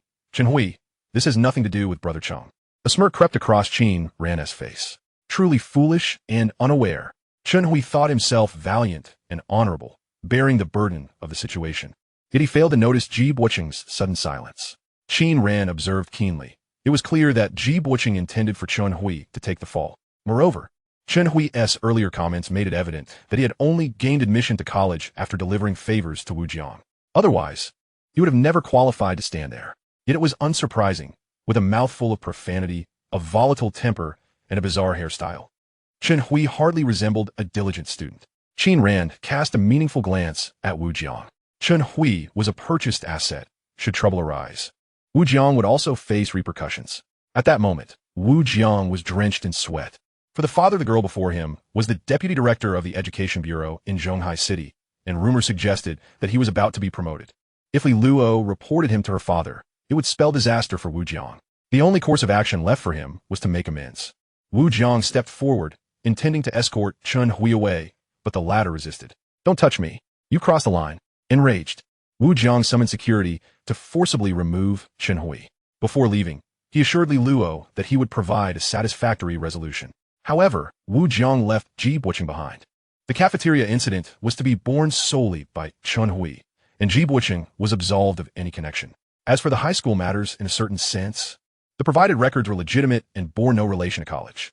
Moreover, Wu Jiang had indeed accepted gifts from Ji Buqing's parents, making it difficult to forcibly expel Ji Buqing. Should Ji Buqing expose him, Wu Jiang would find himself in a precarious position. Wu Jiang could only hope that Li Luo would not inform her father, allowing him to narrowly escape a crisis. Li Luo indeed would not disclose anything to her perpetually absent father, yet she would still report to the Education Bureau. The only outcome awaiting Wu Jiang was to be publicly humiliated and subsequently relegated to a state of dependency on public resources. As for Ji Buqing, he now stood alone. With Chunhui taken away and his two new roommates having fled, the odds had shifted from 4 against 2 to a mere 2 against 1. Ji Buqing forced a smile. Am I free to leave now? Get lost. Lilu Raplia coldly. Ji Buqing's temples throbbed as he suppressed his fury and stormed out. Upon reaching the corner, he dialed his father. Inquiring about the high school incident, it seemed that the matter had not been adequately resolved. Otherwise, Qin Ran would not have been able to uncover it within such a brief period. On the other end of the phone, Ji Shiming's furious voice erupted. You little rascal. Have you caused trouble again? Ji Buqing shrank his neck, glanced around cautiously, and lowered his voice. No, Dad, I truly did not instigate anything this time. What on earth is going on? Speak. It took Ji Buqing over 20 minutes to finally hang up the call. In reality, his words amounted to no more than 5 minutes, with the remainder spent enduring a tirade. However, fearing repercussions at home and the inability to manage the fallout, he felt compelled to make that call. Ji Buqing then contacted his mother, spoke briefly, and hung up. His mother had always been indulgent towards him, and since he believed he had done nothing wrong this time, she would undoubtedly assist in persuading his father. Finally, he dialed Chen Hui, inviting him to dinner. If you mess with me, you'll regret it. Ji Buqing would certainly not take matters into his own hands. After all, he had nurtured Chen Hui's explosive temper and poor character precisely for moments like these. Who was he planning to ruin? A voice suddenly interrupted, causing Ji Buqing to lose his balance and tumble down the stairs. Chapter 21. Just want to keep my distance and live my own life. Qin Ran stared in disbelief as Ji Buqing rolled down the steps. Was he staging a scene? He hadn't even touched Ji Buqing. Qin Ran turned to Li Luo beside him. Senior, if he tries to extort me, you must testify on my behalf. That scoundrel deserves to suffer. Moments ago, the two had listened around the corner as Ji Buqing distorted the truth on the phone, portraying himself as the victim. Had Qin Ran not held him back, Li Luo would have leaped out to kick Ji Buqing. Yet, Ji Buqing had audaciously proclaimed he would ruin them. Who exactly was them was all too evident. Thus, Qin Ran stepped forward. Regardless of whether it was a straightforward confrontation or underhanded tactics, he was unafraid of Ji Buqing. However, he had not anticipated Ji Buqing's cowardice. The instant he spoke, Ji Buqing was so frightened that he tumbled down the stairs. Fortunately, the steps were few, comprising only 8 or 9. During his fall, Ji Buqing scraped his arm and calf, leaving them red and swollen, with droplets of blood oozing out. Ouch! Ji Buqing grimaced in pain, furrowing his brow. It's you again? Trying to set me up? Who's trying to set you up? Weren't you just looking for us? Qin Ran chuckled. We're here, so speak. Ji Buqing replied sternly. I have nothing to discuss with you. From now on, let us keep our distance. But if you trouble me, think carefully about the consequences. You might find yourselves in a predicament. Did he really believe he could be intimidated by those trivial high school matters? You better watch yourselves. Don't think I'm scared of you. After speaking with his parents, Ji Buqing felt emboldened. He had caused some trouble in the past, but his family had smoothed things over. Earlier, he had merely retreated to avoid his high school issues being broadcasted everywhere. Yet Qin Ran's arrogant demeanor irked him. Previously, he had been the one acting high and mighty. It was unacceptable for anyone else to point fingers at him or hurl insults. While Ji Buqing outwardly claimed to want to avoid conflict, he was already scheming to investigate the two. He was determined to make things difficult for Qin Ran. As for Li Luo, if she played her cards right, he might grant her an opportunity. But should she continue to disregard him, he would tarnish her reputation. Ruining a girl's name was all too simple. A couple of dubious videos, a face swap, and a little promotion on the campus forum would suffice to obliterate Li Luo's standing. Even if they were fabricated, suspicion would linger. Many would scrutinize Li Luo with a wary eye, and some boys would even anonymously inquire about her. Ji Buqing had numerous such underhanded tricks up his sleeve. He would not confront anyone directly. Those who crossed him would not have a favorable outcome. Beautiful girls deserved another chance. Ji Buqing glanced at Li Luo's exquisite features and remarkable figure, a cold smirk curling at the corners of his mouth. Today's events were far from over. Supporting his aching waist, he descended the stairs. The injuries he sustained would surely be repaid by the two. His earlier fall had indeed been his own clumsiness. He would endure once more. Qin Ran looked at Li Luo. Ji Buqing is thoroughly wicked. Be careful. That scoundrel. I will deal with him. The heavens will deal with him. Do you believe in that? Of course. Qin Ran smiled faintly. Evil begets evil. Li Luo paused for a moment before saying, if it comes to a standstill, I will handle it. Is there anyone the heavens cannot deal with? You are quite self-absorbed, Junior. I never claimed to be divine. Thank you for today, Senior. I must take my leave now. You owe me 2 favors. Treat me to a meal next time. Another day, Qin Ran waved. Returning to the dormitory, just as he descended the stairs, he was surrounded by Wen Yonglong and his companions. Are you all right? Qin Ran shook his head. I'm fine. Why did it take so long? Fu Qin Quan inquired. We saw that guy limping away. Did you do that? No. Qin Ran chuckled. He fell on his own. Ha ha ha ha. What a fool. The group erupted in laughter. When Yonglong draped his arm around Qin Ran's shoulder. Thanks. No need for formality. If anyone should be thanking you, it's me and Qingchuan for you. Qin Ran accidentally let slip Fu Qingchuan's nickname from his past life. Yet there were only mistaken names, no incorrect nicknames. Fu Qingchuan gaped. Saquan can't be me, right? Huang Zujin nodded in agreement. I think it fits. You are quite the reserved flirt. I've already noticed. You are the one who is reserved. I'm not. I'm openly flirtatious. You win. The four bantered merrily as they headed to the second cafeteria. By this time, mealtime had long passed, and only the second cafeteria remained open, serving dishes like spicy hot pot, beef noodles, grilled meat rice, and bone marrow rice. Although their meal had been delayed and their moods slightly dampened, the four still enjoyed a hearty meal filled with laughter. From a certain perspective, Wang Fei Fei and Ji Buqing had managed to unite the 502 dormitory in just 2 short days. However, as they were finishing their meal, an unexpected visitor arrived. Qin Ran. Yin Yin has been crying all afternoon. You should comfort her. Qin Ran set down his chopsticks and addressed the three. You guys go back first. I'll have a word with her. Need help? Fu Qingquan asked. No, she's just a waste of time. Subsequently, Qin Ran took Wang Fei Fei by the head and led him around the corner. Have I not mentioned that your affairs are no longer my concern? Qin Ran's tone was calm, yet conveyed a chilling distance.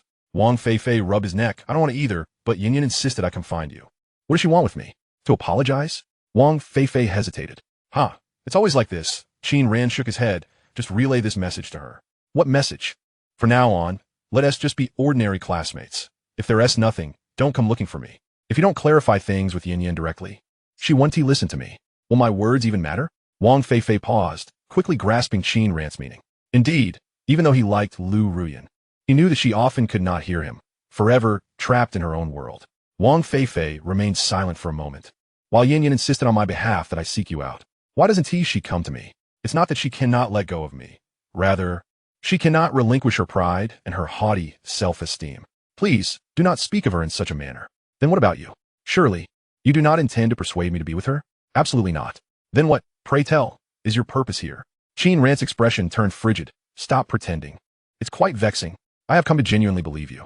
Wang Fei Fei concealed her anxious demeanor. This is a one-time concession. Do not trouble me again. With that, Qin Ran turned to leave. In his previous life, he had spent nearly 2 decades with Liu Ruyan and Wang Fei Fei, and he had long since discerned the true nature of both individuals. The false pretense of Wang Fei Fei seeking him out made him feel nauseated. Thus, he had issued a warning to her. He now simply wished for both to keep their distance from him. He had no intention of placating Liu Ruyan, nor did he care to engage in further discourse. They were no longer children. Some matters were understood without the need for words. Moreover, with a good friend like Wang Fei Fei, he was certain she would do everything in her power to assist him without his prompting. The former Qin Ran had met his demise in a tragic accident. Reborn, he sought only to live his own life and to savor a university experience that was uniquely his own, whether it be the proud and temperamental Liu Ruyan, the manipulative Wang Fei Fei, or the cunning Ji Buqing. He wished for all of them to vanish from his world. Chapter 22. Who is the true prey? This instructor is rather formidable. After leaving the cafeteria, Qin Ran was en route to his dormitory when his phone vibrated incessantly. Upon seeing the caller ID, he promptly answered the call. Ayu, Unklali. A steady voice resonated from the other end. Xiaoran, I have sent you the materials you requested. Feel free to reach out to me if anything arises. Understood. Thank you, Uncle Li. There was no need for formality with Uncle Li, but do remember not to act impulsively. I am aware. I will exercise restraint. Make sure to spend more time with your father. His health is not as robust as it once was. Qin Ran was taken aback. I sent my father in good health? Well, in any case, do visit home more often. Do not let your thoughts dwell solely on that girl from the Liu family. He sighed.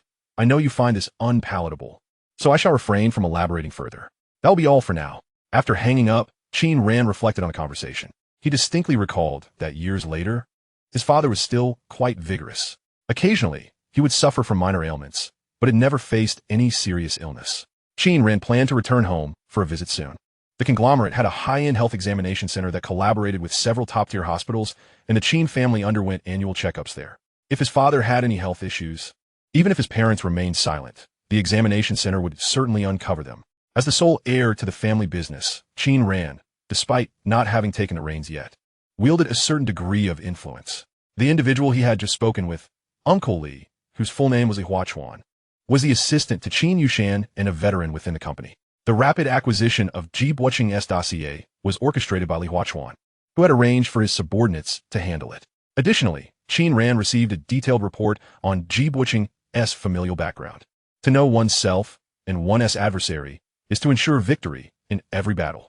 When it came to a scoundrel like Ji Buqing, Qin Ran had no intention of holding back, nor did he wish to engage in frivolous games. If he were to act, it would be without mercy, ensuring that Ji Buqing received the most severe of lessons, leaving no room for redemption. Qin Ran understood that Ji Buqing's audacity stemmed from his family's continuous support in cleaning up his messes. A crooked beam cannot support a straight roof. Upon reviewing the materials, Qin Ran discerned that the Ji family harbored no redeeming qualities.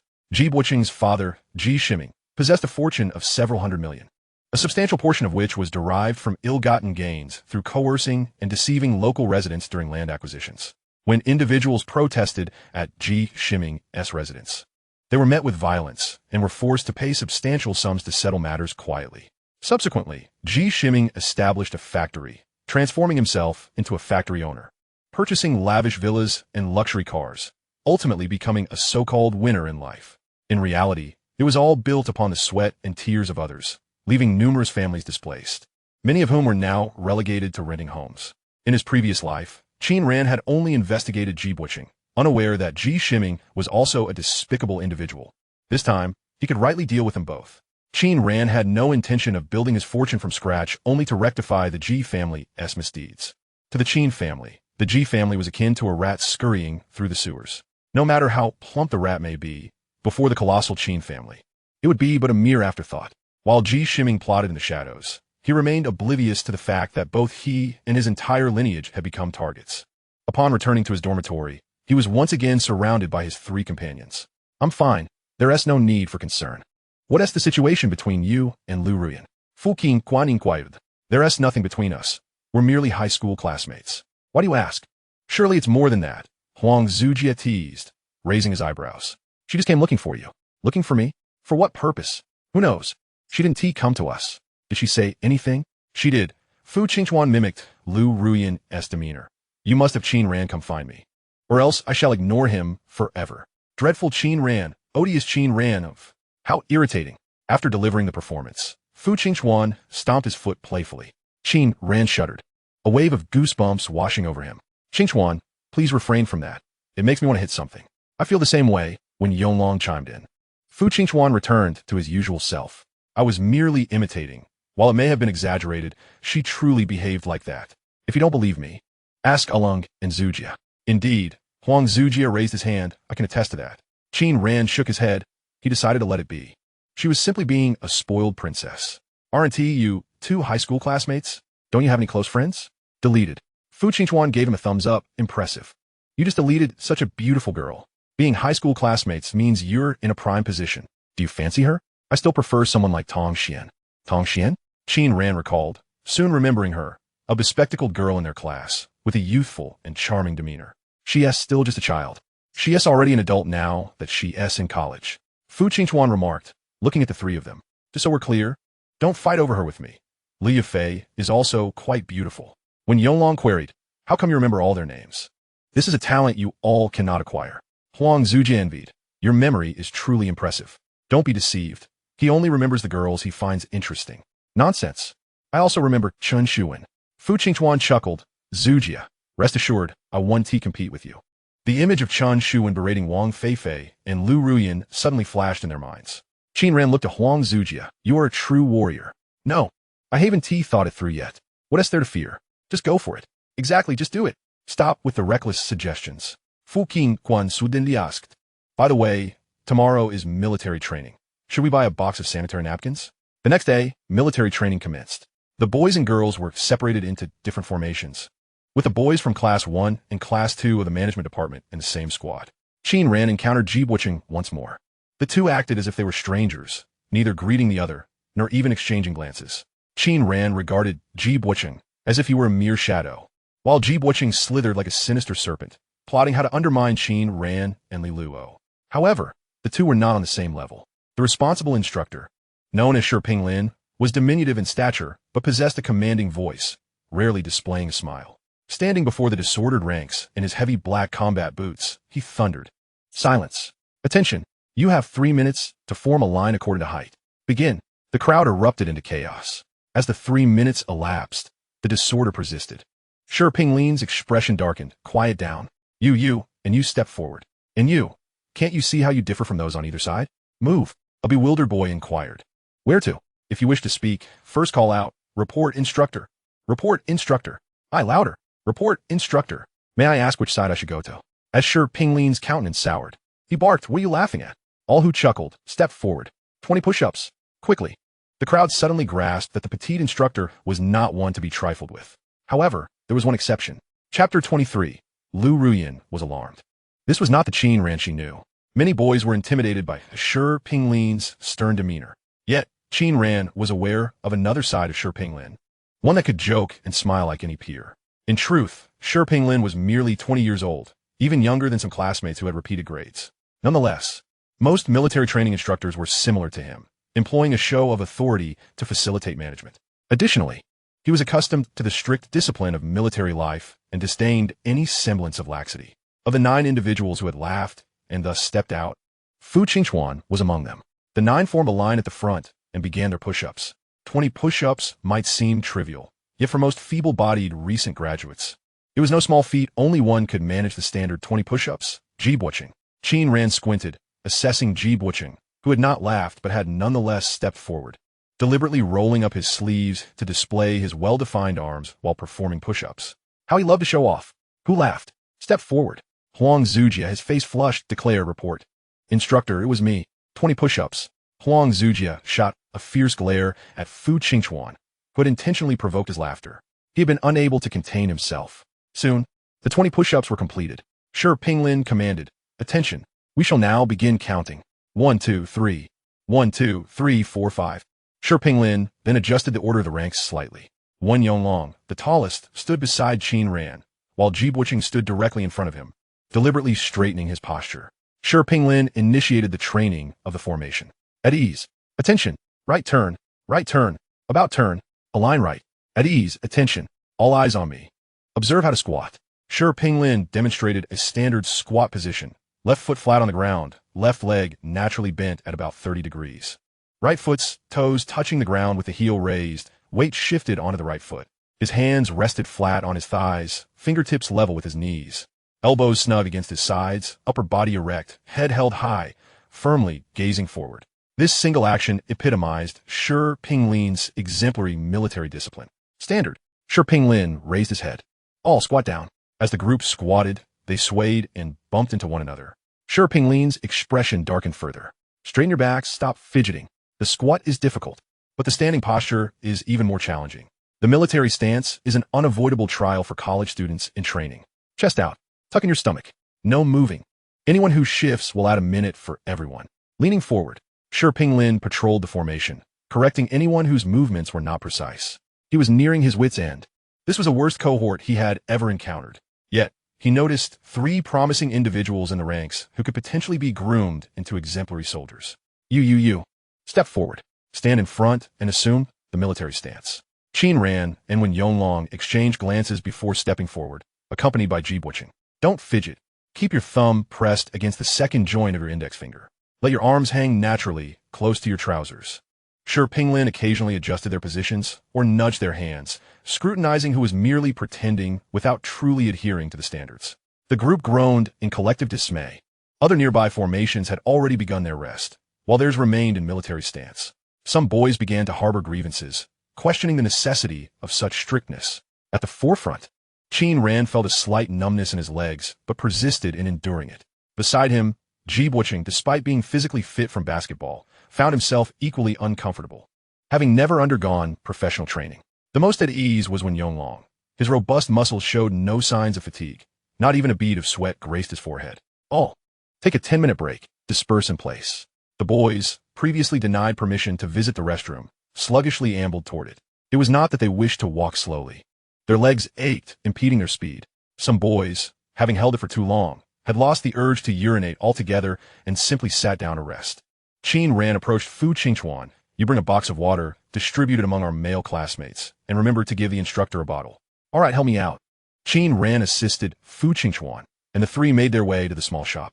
After yesterday's class meeting, Qin Ran had taken several individuals to the small supermarket to purchase numerous boxes of water, temporarily stored in a seldom-visited shop within the entrepreneurship park. They had contributed a small sum as a token for electricity. The supermarket's fridge did not contain many boxes of mineral water, nor did it allow storage. Moreover, the influx of people seeking ice-cold water today was extraordinary. Those who arrived slightly later would surely find none left, or only the lukewarm variety just placed inside. In such sweltering weather, lacking a bottle of ice water was truly tormenting. Because water at room temperature quickly warmed up, drinking it might even lead to a stomachache. Qin Ran and Wen Yonglong each carried a box to the line of girls in their class. Before Qin Ran could speak, Chen Shuwen and several girls had already surrounded them. Qin Ran, is this for us? Qin Ran nodded. Of course, this box is cold, and that one is at room temperature. Help yourselves, don't be shy. Wow. Qin Ran, you're so kind. Love you, class president. You're so handsome, so thoughtful, so generous. Qin Ran waved his hand dismissively. The money came from the class fund, and the water was purchased by the four of us in our dorm. Oh, don't be shy. Exactly, why are you blushing? Giggling, the girls erupted into laughter. Qin Ran felt somewhat helpless. His redness was not from shyness, but rather from the heat. He couldn't comprehend why Wen Yonglong appeared unfazed, not even breaking a sweat. Qin Ran turned to Chen Shuwen and said, all right, we'll take our leave now. Thank you, handsome. Wen Yonglong scratched his head, feeling a bit overwhelmed, and turned to leave first. Qin Ran followed, leaving behind an unforgettable silhouette. The girls from other classes in the team were overwhelmingly envious. Who wouldn't desire such a dashing and considerate male classmate? If a romantic relationship could blossom, it would be even better. In no time, discussions regarding Qin Ran filled the air. His name, whether he had a girlfriend, and what type of girl he favored. With the university just beginning, even classmates were still strangers to one another. However, there was one individual who was familiar, Liu Ruyan. Yet at this moment, Liu Ruyan found Qin Ran to be quite unfamiliar. She had initially assumed he had come to deliver water to her, the class monitor, and to assist in distributing it to their peers. However, Qin Ran didn't spare her a glance throughout the entire process. After delivering the water, he departed, and he hadn't sought her out the previous night either. Liu Ruyan had never felt such a distance from Qin Ran before. A sense of panic began to rise within her. In the past, it was evident that he had eyes only for her. This was not the Qin Ran she knew. Moreover, it seemed several girls around her had also taken a liking to him. By the time Liu Ruyan regained her senses, Qin Ran had already walked far away. Although he hadn't glanced at her, she couldn't believe he hadn't seen her. With her looks and figure, she stood out distinctly in a crowd. Even clad in military training uniforms, she felt like a swan among ducks. Surely, Qin Ran had seen her, but chose to ignore her. Liu Ruyan was furious. The events from the class meeting had already vexed her. Initially, upon hearing Wang Fei Fei's words, she refrained from seeking Qin Ran out.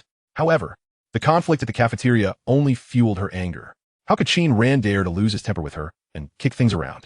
Thus, she finally mustered the courage to send him a message, only to discover she had been blocked. She was taken aback for a moment before recovering. Yet, Liu Ruyan still couldn't believe that Qin Ran, who had harbored feelings for her for so many years, would actually block her. In elementary, middle, and high school, everyone knew of Qin Ran's affections for her. She had even promised to consider becoming his girlfriend in college. Her first instinct was to think that his account had been hacked. However, when she recalled that Wang Fei Fei had also been blocked by Qin Ran, the truth dawned on her. Otherwise, whether he had changed his number or if his account had been compromised, he would have informed her immediately. She messaged Wang Fei Fei about the incident, urging her to confront Qin Ran. The response she received was that they should consider each other merely as ordinary classmates, no longer even friends. Liu Ruyan was unwilling to accept this reality and went to the boys' dormitory to find Qin Ran. Wang Fei Fei assisted her in going upstairs to call for him, and while she was waiting below, she happened to encounter 3 of Qin Ran's roommates returning. However, Qin Ran was nowhere to be seen. She, too, had her pride, so she asked the 3 of them to relay her message. If Qin Ran did not come to find her, she would never forgive him again. She had waited a long time last night, but had never seen him. She thought he must have returned to his dormitory and contemplated whether to make another trip. Yet, she had already gone once, and going again would seem like she was begging for reconciliation. Ultimately, she refrained from going, unable to set aside her pride. This morning, during military training, she finally caught sight of Qin Ran. She even noticed him carrying water with his roommates to distribute to everyone. Just moments ago, Liu Ruyan's spirits had soared. But to her dismay, Qin Ran merely exchanged a few words with Chen Shuwen before leaving. Her eyes brimmed with tears once more. Petulantly, she refused to drink the water he had brought, feeling thoroughly exasperated. Yet, she had grown accustomed to Qin Ran's meticulous care and had forgotten to bring her own water. She hadn't bought any, and her lips were beginning to dry and crack. After waiting for a while, Liu Ruyan's eyes brightened. Her best friend had come to deliver water. Yin Yin, you must be thirsty. Wang Fei Fei handed her a bottle of water with a smile. Here, have a drink. Liu Ruyan accepted the water and eagerly inquired, Fei Fei, did Qin Ran send you? Wang Fei Fei's smile faltered. No, I bought it. Oh, I see. Liu Ruyan's face fell with disappointment. Attention, the instructor suddenly called. Liu Ruyan glanced back quickly and placed the water on a nearby step.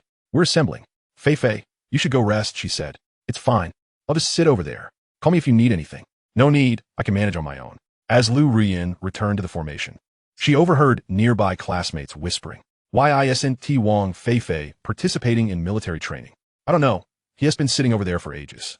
He must be feeling unwell. Maybe he has relatives visiting. He is not a girl. Don't say that. Just joking. But he looks quite energetic. Doesn't he seem sick at all? Who knows? Let's not worry about him. Just as Liu Ruyan felt compelled to defend Wang Fei Fei, the instructor called out again, silence. No talking. After a grueling morning of military training, everyone was utterly exhausted. The girls fared slightly better, as they had more breaks. Yet many were struggling due to their generally weaker physical condition, sitting in the shade to rest. Most conspicuous was Wang Fei Fei, who had been sitting and playing on his phone, drawing inquiries from passing instructors, before ultimately leaving in embarrassment. Finally, the time for lunch arrived, and the squads took turns departing from the playground. Those who lacked enthusiasm for lunch were deemed to have problematic mindsets.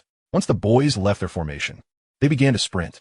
A wave of green figures surged forward like willows dancing in the wind, full of vitality. Every year at this time, the freshmen are at their most lively. Yet, it wouldn't be long before they would turn into seasoned veterans. For now, they still carried an endearing innocence in their expressions. As Qin Ran moved with the crowd, he felt as though he had genuinely returned to his university days. Having distanced himself from Liu Ruyan and dealt with Wang Fei Fei, everything seemed so delightful. After collecting his meal, Qin Ran noticed Fu Qingchuan had already secured a table and approached. Upon getting closer, he realized the seating arrangement was not arbitrary. The table adjacent to theirs was occupied by Tong Xian and her 3 roommates, one of whom was Lin Wanbai. Qin Ran initially thought Fu Qingchuan had shed his introverted nature and dared to take the initiative. However, he remained timid, sitting at the edge and leaving the central space for himself and Huang Zujia. With only one seat remaining, Qin Ran had no choice but to sit beside Lin Wanbai. Fortunately, Lin had initially found him intimidating, but now she seemed less apprehensive. Qin Ran, thank you for this morning, Lin Wanbai said. Qin Ran looked at the girl speaking, feeling a sense of familiarity, yet unable to recall her name. However, it was of little consequence. He would learn it in time. No need for thanks. The water was actually brought by the 4 of us together. Li Xiaoka interjected. Wasn't he paid for with class funds? Why, it was. We 4 carried it. The cost will be deducted from class funds later. So you guys covered up front? Huang Zujia chimed in. Qin Ran's idea, it was to pay. We just helped carry the water. Thank you all the same. It was really hot this morning, Tong Xian remarked. Fu Qingchuan quickly replied, no need for thanks. As boys, it's our duty to care for the girls in our class. Other classes envy us. Indeed, beamed Fu Qingchuan and Huang Zujia, their faces lighting up with delight. I yearn to carry a few more boxes to showcase the muscles that remain hidden. Qin Ran and Wen Yonglong maintained the most tranquil expressions. After the meal concluded, Lin Wanbai remained silent. On the way back, Huang Zujia remarked, that beautiful girl didn't utter a word. How aloof. This must be a question for Qin Ran. What does it have to do with me? Qin Ran replied nonchalantly. Just the other day in the cafeteria, Lin Wanbai spotted you and fled. Indeed. Huang Zujia exclaimed excitedly. I remember now. Qin Ran, what transpired between you two? Nothing at all. TSK. Forget it then. Fu Qingchuan suddenly interjected. Qin Ran. Let me and Zujia take on the water delivery task this afternoon. We can alternate. The intentions of Fu Qingchuan were as transparent as glass. One could easily surmise the reason behind his eagerness to fetch water. When Qin Ran was dining in the cafeteria, he anticipated this moment. Having someone to help deliver water is undoubtedly a boon. On such a sweltering day, he couldn't be bothered to do it himself. However, he couldn't agree so readily. Along, are you thirsty? A can of ice-cold cola would be delightful. I happen to be parched as well. Fu Qingchuan immediately replied, I'll go by the water. It's on me. Qin Ran smiled broadly, nodding in approval. His son was quite considerate, bringing joy to his father's heart. Chapter 25. The Love Strategist. A teacher for a day, a father for life. At 2:30 in the afternoon, military training resumed.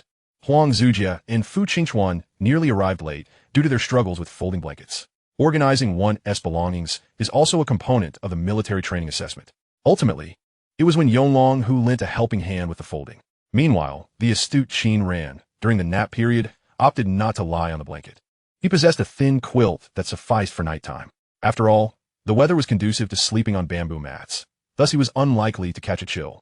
Fu Qingquan, inspired by Qin Ran, decided to emulate him throughout the military training. Otherwise, the constant folding of blankets would be an exasperating task. After a prolonged struggle, the results were akin to a pile of rubble rather than a neatly folded quilt. The afternoon's military training proved even more arduous than the morning session. Several female students had already fainted. A few instructors had even been reprimanded.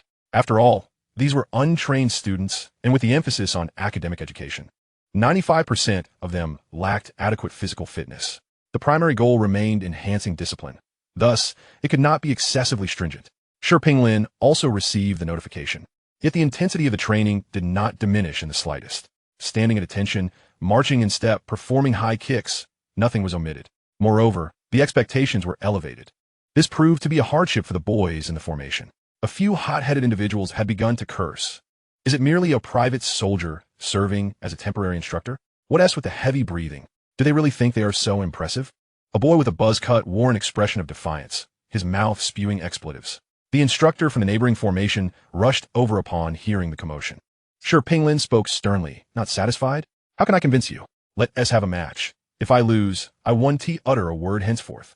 If you lose, this afternoon is yours to spend freely. Deal. The instructor from the adjacent formation was not there to mediate, but rather to enjoy the spectacle. Shi Pinglin shouted, "Everyone, sit down on the spot. You, come with me. I won't bully you. You can use one hand." The buzzcut boy retorted defiantly, "I don't need your charity. Let us go." The three made their way towards the equipment room behind the audience seats. Seeing Wen Yonglong preparing to step forward, Qin Ran reached out to gently shake his head. He need not look to know the outcome. Within 10 minutes, the buzzcut boy would emerge with red eyes, wiping away tears. In a contest of strength and physique that were not overly disparate, the turtle fist could not compete with military boxing. In fact, even without military boxing, Shi Pinglin's simple joint locks could compel the boy to surrender willingly. Every year during military training, there are always a few troublemakers. Yet, reality does not unfold like a military novel, where a single punch sends the instructor flying, astonishing all, and winning the admiration of the girls. Such a scenario is destined never to occur. However, Qin Ran speculated that Wen Yonglong might indeed have the capability to surpass Shi Pinglin. Just yesterday, Wen Yonglong's speed of movement was astonishing, entirely incongruent with his towering stature. Moreover, his actions were swift and decisive, suggesting prior training, yet devoid of regulatory constraints. The outcome remained uncertain. 7 or 8 minutes passed, and, as anticipated by Qin Ran, the boy emerged from the equipment room, now draped in the arm of another instructor. The once tough guy had transformed into a pitiful figure. This is too much. Qin Ran could only commend the instructor's prowess. The hardened youth returned to formation, and military training resumed. Qin Ran felt a twinge of regret that Ji Boqing did not make an appearance. Otherwise, it would have surely been entertaining. After a prolonged 10 minutes of slow marching, they finally received a respite. Fu Qingchuan and Huang Zujia supported one another as they went to fetch water. Qin Ran shook his head at the sight. With such a feeble appearance, could they truly win the hearts of the girls? Simply not being rejected would be quite commendable. Wen Yonglong carried a box of ice water, while Qin Ran reclined beneath a tree, resting with his hat over his face. The heat was oppressive, and it was only the first day of military training, which would last a full 2 weeks. This was proving to be quite arduous. Qin Ran. Hearing his name called, Qin Ran removed his hat, surprised to find his classmate Liu Ping standing before him. "Is there something you need? I heard you and Liu Ruyan are childhood sweethearts." "Who said that? Utter nonsense." Liu Ping was momentarily taken aback. He had not expected Qin Ran to react so vehemently. "Don't get agitated. I was merely inquiring." "Was it Wang Fei Fei who said so?" "I inadvertently overheard Liu Ruyan chatting with Wang Fei Fei." "Do you like Liu Ruyan?" Liu Ping scratched the back of his head, momentarily at a loss regarding Qin Ran's pace. The silence suggested acquiescence. "I have faith in you. Go pursue her. Wishing you success and happiness." Thank you." Liu Ping departed with a peculiar expression, having completely forgotten what he initially intended to discuss with Qin Ran. led astray by the latter's words. Oh right. Liu Ping recalled that he wanted to ask Qin Ran whether he was in a relationship with Liu Ruyan. If not, then they could compete fairly. He had heard Wang Fei Fei say that Liu Ruyan was considering becoming Qin Ran's girlfriend, which prompted him to confront Qin Ran. However, the course of events had been entirely unexpected. Qin Ran appeared to be profoundly enraged by this news. Indeed, he was furious. Liu Ping reflected on Qin Ran's expression and tone from earlier, as if he had suffered an immense injustice. It seemed a bit exaggerated, yet did not appear to be false. Liu Ping couldn't help but wonder if he had misheard. Or perhaps Liu Ruyan had a genuine interest in Qin Ran and had said that on purpose. Qin Ran watched Liu Ping's retreating figure, shaking his head. Young man. Too young. Your rival is Ji Bocheng from the neighboring class, along with the cunning Wang Fei Fei. You come to the wrong person. After a while, Fu Qingchuan and Huang Zujie returned, both drenched in sweat and pale-faced. When Yonglong asked curiously, what were you up to? Don't even mention it. We want to fetch water. You two look like this after carrying just one box of water? It wasn't just one box. We carried a full 30. The school distributed them temporarily. Citing the hot weather and the prevalence of heat stroke cases, water was provided free of charge for us to collect. Huang Zujie sighed. We were caught and forced to be laborers. What terrible luck. A rotten wood cannot be carved, one of them mused. What does that mean? After you moved, did you come back? Indeed, what else would we do? Should you have stood there helping to distribute water? Those girls ought to express their gratitude, don't you think? Damn it. Fu Qingchuan's eyes widened in alarm. Are we still in time to return? I fear it may be too late. The instructor has come back. We should prepare for assembly. How infuriating. Why didn't I think of that? Qin Ran, you must accompany us next time. If Qin Ran is going, do we still have chance? Huang Zujie inquired. True. Qin Ran, you should take on the role of our military strategist, the love counselor. Huang Zujie's eyes sparkled. This could work. Being your military strategist is not out of the question. Calling me foster father wouldn't be excessive, would it? The two exchanged glances. Fu Qingchuan gritted his teeth and declared. Qingchuan has remained single for half his life, lamenting the absence of a master. Should the master not forsake him, Qingchuan wishes to worship as a disciple. Once a master, forever a father. Dear foster father, I bow to you. Upon finishing, Fu Qingchuan performed a deep bow. Good lad, rise quickly. Huang Zujie was momentarily taken aback, hesitating whether to follow suit. He didn't quite catch what Fu Qingchuan had said, only understanding the part about once a master, forever a father and foster father. Qin Ran glanced at Huang Zujie, who clasped his hands and murmured, foster father. Very well. All hail the great son of the foster father. Fu Qingchuan retorted through gritted teeth. If this does not materialize, you must return those two foster father titles. Return what? Foster father. What? Foster father. All right, I heard you. Chapter 26. Unwell but kind, mistaken for a boyfriend. As her foster father, Qin Ran agreed to assist with strategies. Fu Qingquan pursued Dong Xuan, while Huang Zujie tentatively pursued Chen Shuan. The reason for the tentative approach was Huang Zujie's own uncertainty about being able to handle Chen Shuan. As for Wen Yonglong, he had yet to find someone appealing. In truth, Qin Ran was aware that Wen Yonglong had a childhood sweetheart, but the two had yet to break through that invisible barrier. Qin Ran did not forget the task entrusted to him by Guofuping. He established a class group and added the latter to it. He also changed the group owner to Guofuping. He was essentially coerced into undertaking these responsibilities, planning to retreat into the shadows once military training concluded, keeping his contributions hidden. Qin Ran then suggested that Fu Qingchuan and Huang Zujie add their respective crushes as friends. Meanwhile, he himself accepted a multitude of friend requests from classmates. The students were exceedingly enthusiastic. Some even referred to him as class leader, to which Qin Ran firmly stated that he was not, as Liu Ruyan was. Nevertheless, a majority directly entrusted him with the class funds. To be precise, over 80% of the class transferred the funds to him. 10% forgot about the class funds, and the remaining 10% was comprised of Wang Fei Fei and a few others who handed the funds to Liu Ruyan. Gradually, more and more students began to call Qin Ran class leader. On the fourth day of military training, most of the freshmen had gotten sunburned, but they appeared more spirited. They marched in step and executed the drill with a semblance of proficiency, no longer as disoriented as they had been at the outset. Today, it was Qin Ran's turn to deliver water. After Fu Qingchuan and Huang Zujie moved dozens of boxes of water on the first day, they had not returned since. The primary reason being that both had found their targets and added them as friends, thus no longer needing to cast a wide net. Due to the numerous students who fainted in the past few days, the school had also distributed bottled water. However, with the scorching weather, even if the water was stored in a cool place, it would quickly become warm once taken back. Thus, the The ice water Qin Ran brought remained in high demand, and the handsome Qin Ran continued to receive a warm welcome. Class leader, you finally arrived. We've been waiting for you for so long. If you hadn't come, we would have perished of thirst. Thank you, class leader. You look even more handsome today, class leader. A group of girls swirled around Qin Ran, their intentions seeming less about quenching thirst and more about drawing every bit of moisture from him. They were all classmates. It was only natural, he thought, and he attempted to excuse himself. However, he felt somewhat suffocated and sensed that someone was taking liberties. Oh no, Wang Bai has fainted. Class leader, hurry over. Quickly. The crowd parted, creating a path for Qin Ran. He spotted Lin Wan Bai lying on the ground, her complexion alarmingly pale. Beads of sweat rolling down her face, her eyes tightly shut. Without hesitation, Qin Ran crouched down and commanded, help me lift her onto my back. I'll take her to the infirmary. Tong Xian and Xiao Shuan assisted in lifting her. Qin Ran hoisted Lin Wan Bai slightly and jogged toward the infirmary at a steady pace, fully familiar with the campus and knowing the quickest shortcut. Upon waking, Lin Wan Bai realized she was being carried and found herself on a narrow path flanked by bamboo, her face growing even paler. Put me down. Let me go. No talking. Qin Ran exclaimed in pain. Why are you twisting my ear? Let me down. Just hold on. We'll be at the infirmary shortly. Lin Wan Bai was momentarily taken aback, her dazed mind recalling that she had fainted moments ago. Oh, I'm so sorry. I thought you were sick again. Qin Ran was speechless. You're the one who is unwell? I'm just uncomfortable. Let me massage you.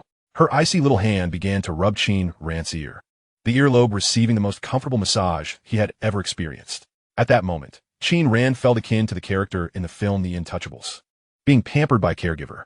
A warm breath wafted into Qin Ran's ear, causing him to abruptly halt, an involuntary shiver coursing through him, not from the cold, but from an exquisite sensation.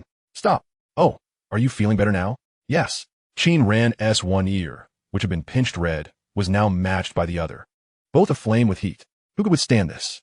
10 minutes later, Lin Wan Bai lay on a pristine hospital bed, her pallor tinged with a hint of color.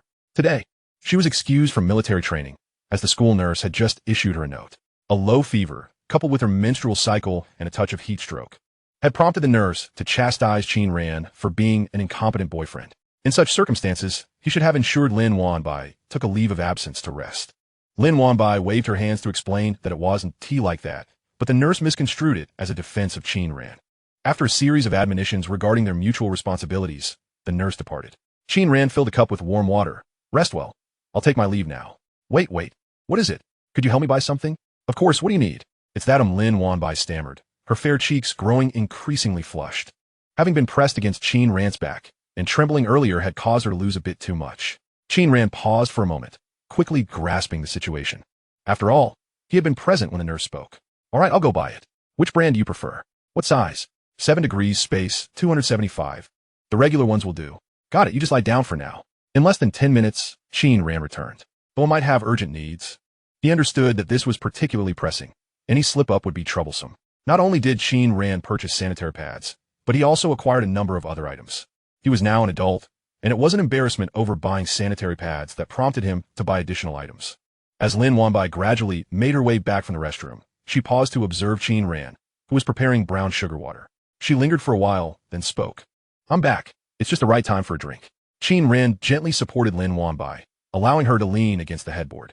Noticing the beads of sweat on Qin Ran's forehead, Lin Wan Bai felt a surge of gratitude. Although the young man before her was unwell, his kindness shone through. She regretted having twisted his ear earlier and resolved to find a chance to repay him once she recovered. A drop of water shall be repaid with a fountain of grace, as her parents had taught her. Qin Ran, thank you. It's nothing, we're classmates, after all. It's only natural, Qin Ran replied with a smile. Now, you should rest well. If you need anything, just message me. All right, she responded softly. Shortly after Qin Ran departed, the school nurse returned. Upon seeing a pile of food on the table, along with 2 packs of sanitary napkins, she couldn't help but smile warmly. Your boyfriend is quite thoughtful, and he even carried you here without complaint. He listened attentively to me. He's really a good young man. For reasons unknown, Lin Wan Bai did not deny it this time. Chapter 27. Repaying Kindness? Dormitory Social. Lin Wan Bai, feeling quite weak, soon lay down on her bed and fell into a deep slumber, only awakening during the lunch break. Tong Xian and her friends arrived at the infirmary to visit her. Wan Bai, how are you feeling? Are you better? Yes, much improved. We were thinking of bringing you lunch, but it seems that's unnecessary, Tong Xian said with a cheerful smile. Li Xiaoka chimed in. Indeed, our class monitor is quite considerate of you, Wanbai. He bought you food and drink. Faced with their teasing, Lin Wanbai felt relieved that she had tucked the sanitary napkin into her pocket upon waking. Otherwise, she would have been in an even more embarrassing situation. I'll go eat with you. Aren't you going to rest a bit longer? I feel much better after a short nap. I'll return to the dorm for some rest afterward. I should be fine. Tong Xin picked up the plastic bag, then let us go. As they reached the door, the school nurse, clad in her white coat, looked surprised. "Isn't your boyfriend coming to pick you up?" "Boyfriend?" the three girls exclaimed in unison, staring at Lin Wanbai in disbelief, causing her to blush deeply. "No, that's not the case." "All right then." The nurse assumed Lin Wanbai was simply shy. "You should take care of yourself. I'll one-tea say goodbye." Once in the cafeteria, despite Lin Wanbai's explanations, Tong Xian remained unconvinced and took on the role of matchmaker. "Wanbai, your class monitor is actually quite nice. You might want to consider him." "Yeah," Li Xiaoka added. "I heard there are girls from the neighboring dorm who like Qin Ran, so you should act fast." Only the unassuming Xiao Shuwen remained silent, quietly eating her meal. Lin Wanbai tried once more to clarify. "It's really not what you think." The nurse misunderstood. "Well, for your sake, Qin Ran even got punished with 10 laps. Said Li Xiaoka. "Punished with laps?" Lin Wanbai gasped, feeling even guilty. "Why didn't Qin Ran mention he took you to the infirmary? If he had, the instructor surely wouldn't have punished him." Tong Xian wondered aloud. "It's likely that Qin Ran didn't want the news of you fainting to spread." Li Xiaoka explained that. "So that is how it is. Qin Ran is truly a good person." "Wanbai, are you really not considering it?" I'm not ready for a relationship. In college, you can lack many things, but love is not one of them." Tong Xian straightened up, declaring, "Now that I'm in college, no one can call me a child." "Haha, Tong Xian, you're so funny. Who said you're a child?" I sighed. "Yesterday the lunch lady asked me, 'Little one, what would you like?' It made me feel down for the rest of the day." The group burst into laughter as Lin Wanbai ate. A scene flashed through her mind. While she was resting in bed, Qin Ran was running laps on the field, sweat soaking his clothes. In another cafeteria, Qin Ran was facing a similar interrogation. "Qin Ran, just admit it. What is the status with Lin Wanbai?" "What status?" Qin Ran replied helplessly. "I merely escorted her to the infirmary. Nothing else happened." "Then how did you become her boyfriend?" "Who said that? I wasn't aware of it." Tong Xian did. "Is that true? What would I gain from lying?" "She even sent me a message. It's probably a misunderstanding. Stop speculating." "Do you not have any feelings for Lin Wanbai?" Qin Ran hesitated. "See, I knew it." Fu Qingquan exclaimed excitedly. "You definitely have feelings for Lin Wanbai. I support you." "Buddy, I don't. Don't spread rumors." "You do," Fu Qingquan declared, placing a chicken leg from his plate in a Qin Ran's bowl. "Why are you giving me a chicken leg?" Qin Ran asked, surprised. "Because there is a very important event in college called dormitory social. I want to go. Come on." Fu Qingquan pleaded. "Just consider it for me. Mention the dormitory social to Lin Wanbai. Why don't you say it yourself?" "I did, but what if she refuses?" "That would be awkward." "Fine, I want to be awkward, right? Given that you carried Lin Wanbai to the infirmary during her fainting spell, she want to refuse. Just ask her. I want to. 3 breakfasts.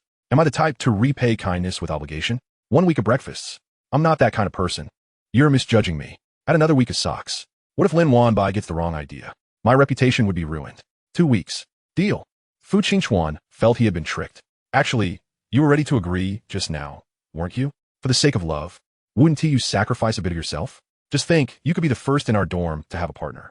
Yet Fu Qingquan still felt uneasy. A dormitory social involves 2 dorms together. If he and Tong Xian had a chance, others would too. Along. Don't you think that girl from their dorm is pretty nice? "No, I haven't even mentioned who she is.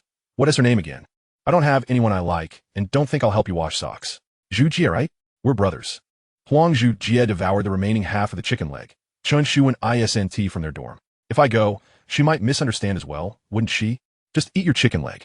After finishing their meal, Qin Ran returned to the dorm to take a shower. After refreshing himself, he comfortably lay on his bed. Buzz. His phone vibrated, and he was surprised to see a message from Lin Wanbai. "Qin Ran, thank you for taking me to the infirmary. Thank you for buying me things. I'll transfer you 5,000 yuan. I'm sorry for making you run laps." Qin Ran hadn't expected Lin Wanbai to use emoticons.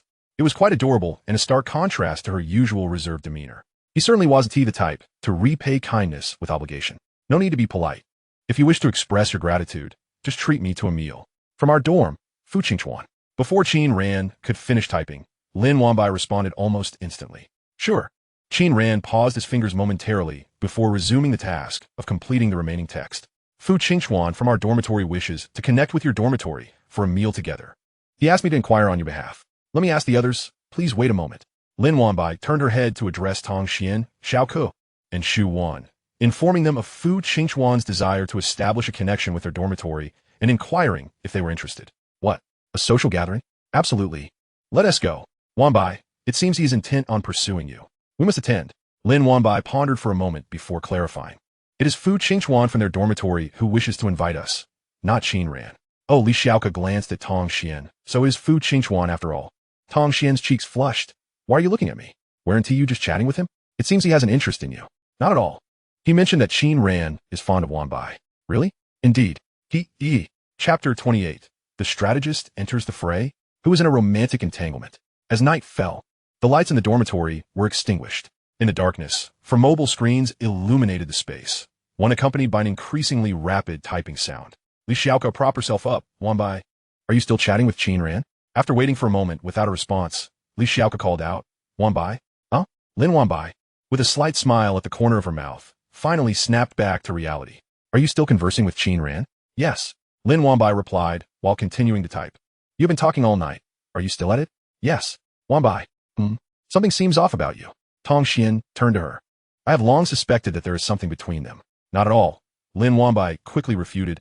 I am merely discussing the dormitory gathering with him. Meals and karaoke have already been settled. What else is there? We're just chatting about food. Lin Wanbai then realized that she was discussing their favorite dishes, the snacks they disliked, and their most cherished culinary delights with Qin Ran. It indeed seemed rather unrelated to the dormitory gathering. They had exchanged several hundred messages tonight, collectively amounting to over 1,000. She and T even realized how long they had been chatting, nor how much had been said. Moreover, she and T noticed the lights-out signal, as she would typically be asleep by that hour. She was so engrossed in the conversation that she barely felt any discomfort in her body. Upon reflection, Lin Wanbai sensed a slight discomfort in her stomach. She typed in reply, I'm going to sleep now, good night. Are we still going to military training tomorrow? Yes, I took a nap this afternoon. I feel much better. Did you take the cold medicine? No. You should take the medicine before sleeping. Sigh, frowning JPG. Good medicine is often hard to swallow. All right then, pouting JPG. Be good, good night. Good night. In dormitory 502, Qin Ran exited the chat interface, his phone battery perilously low.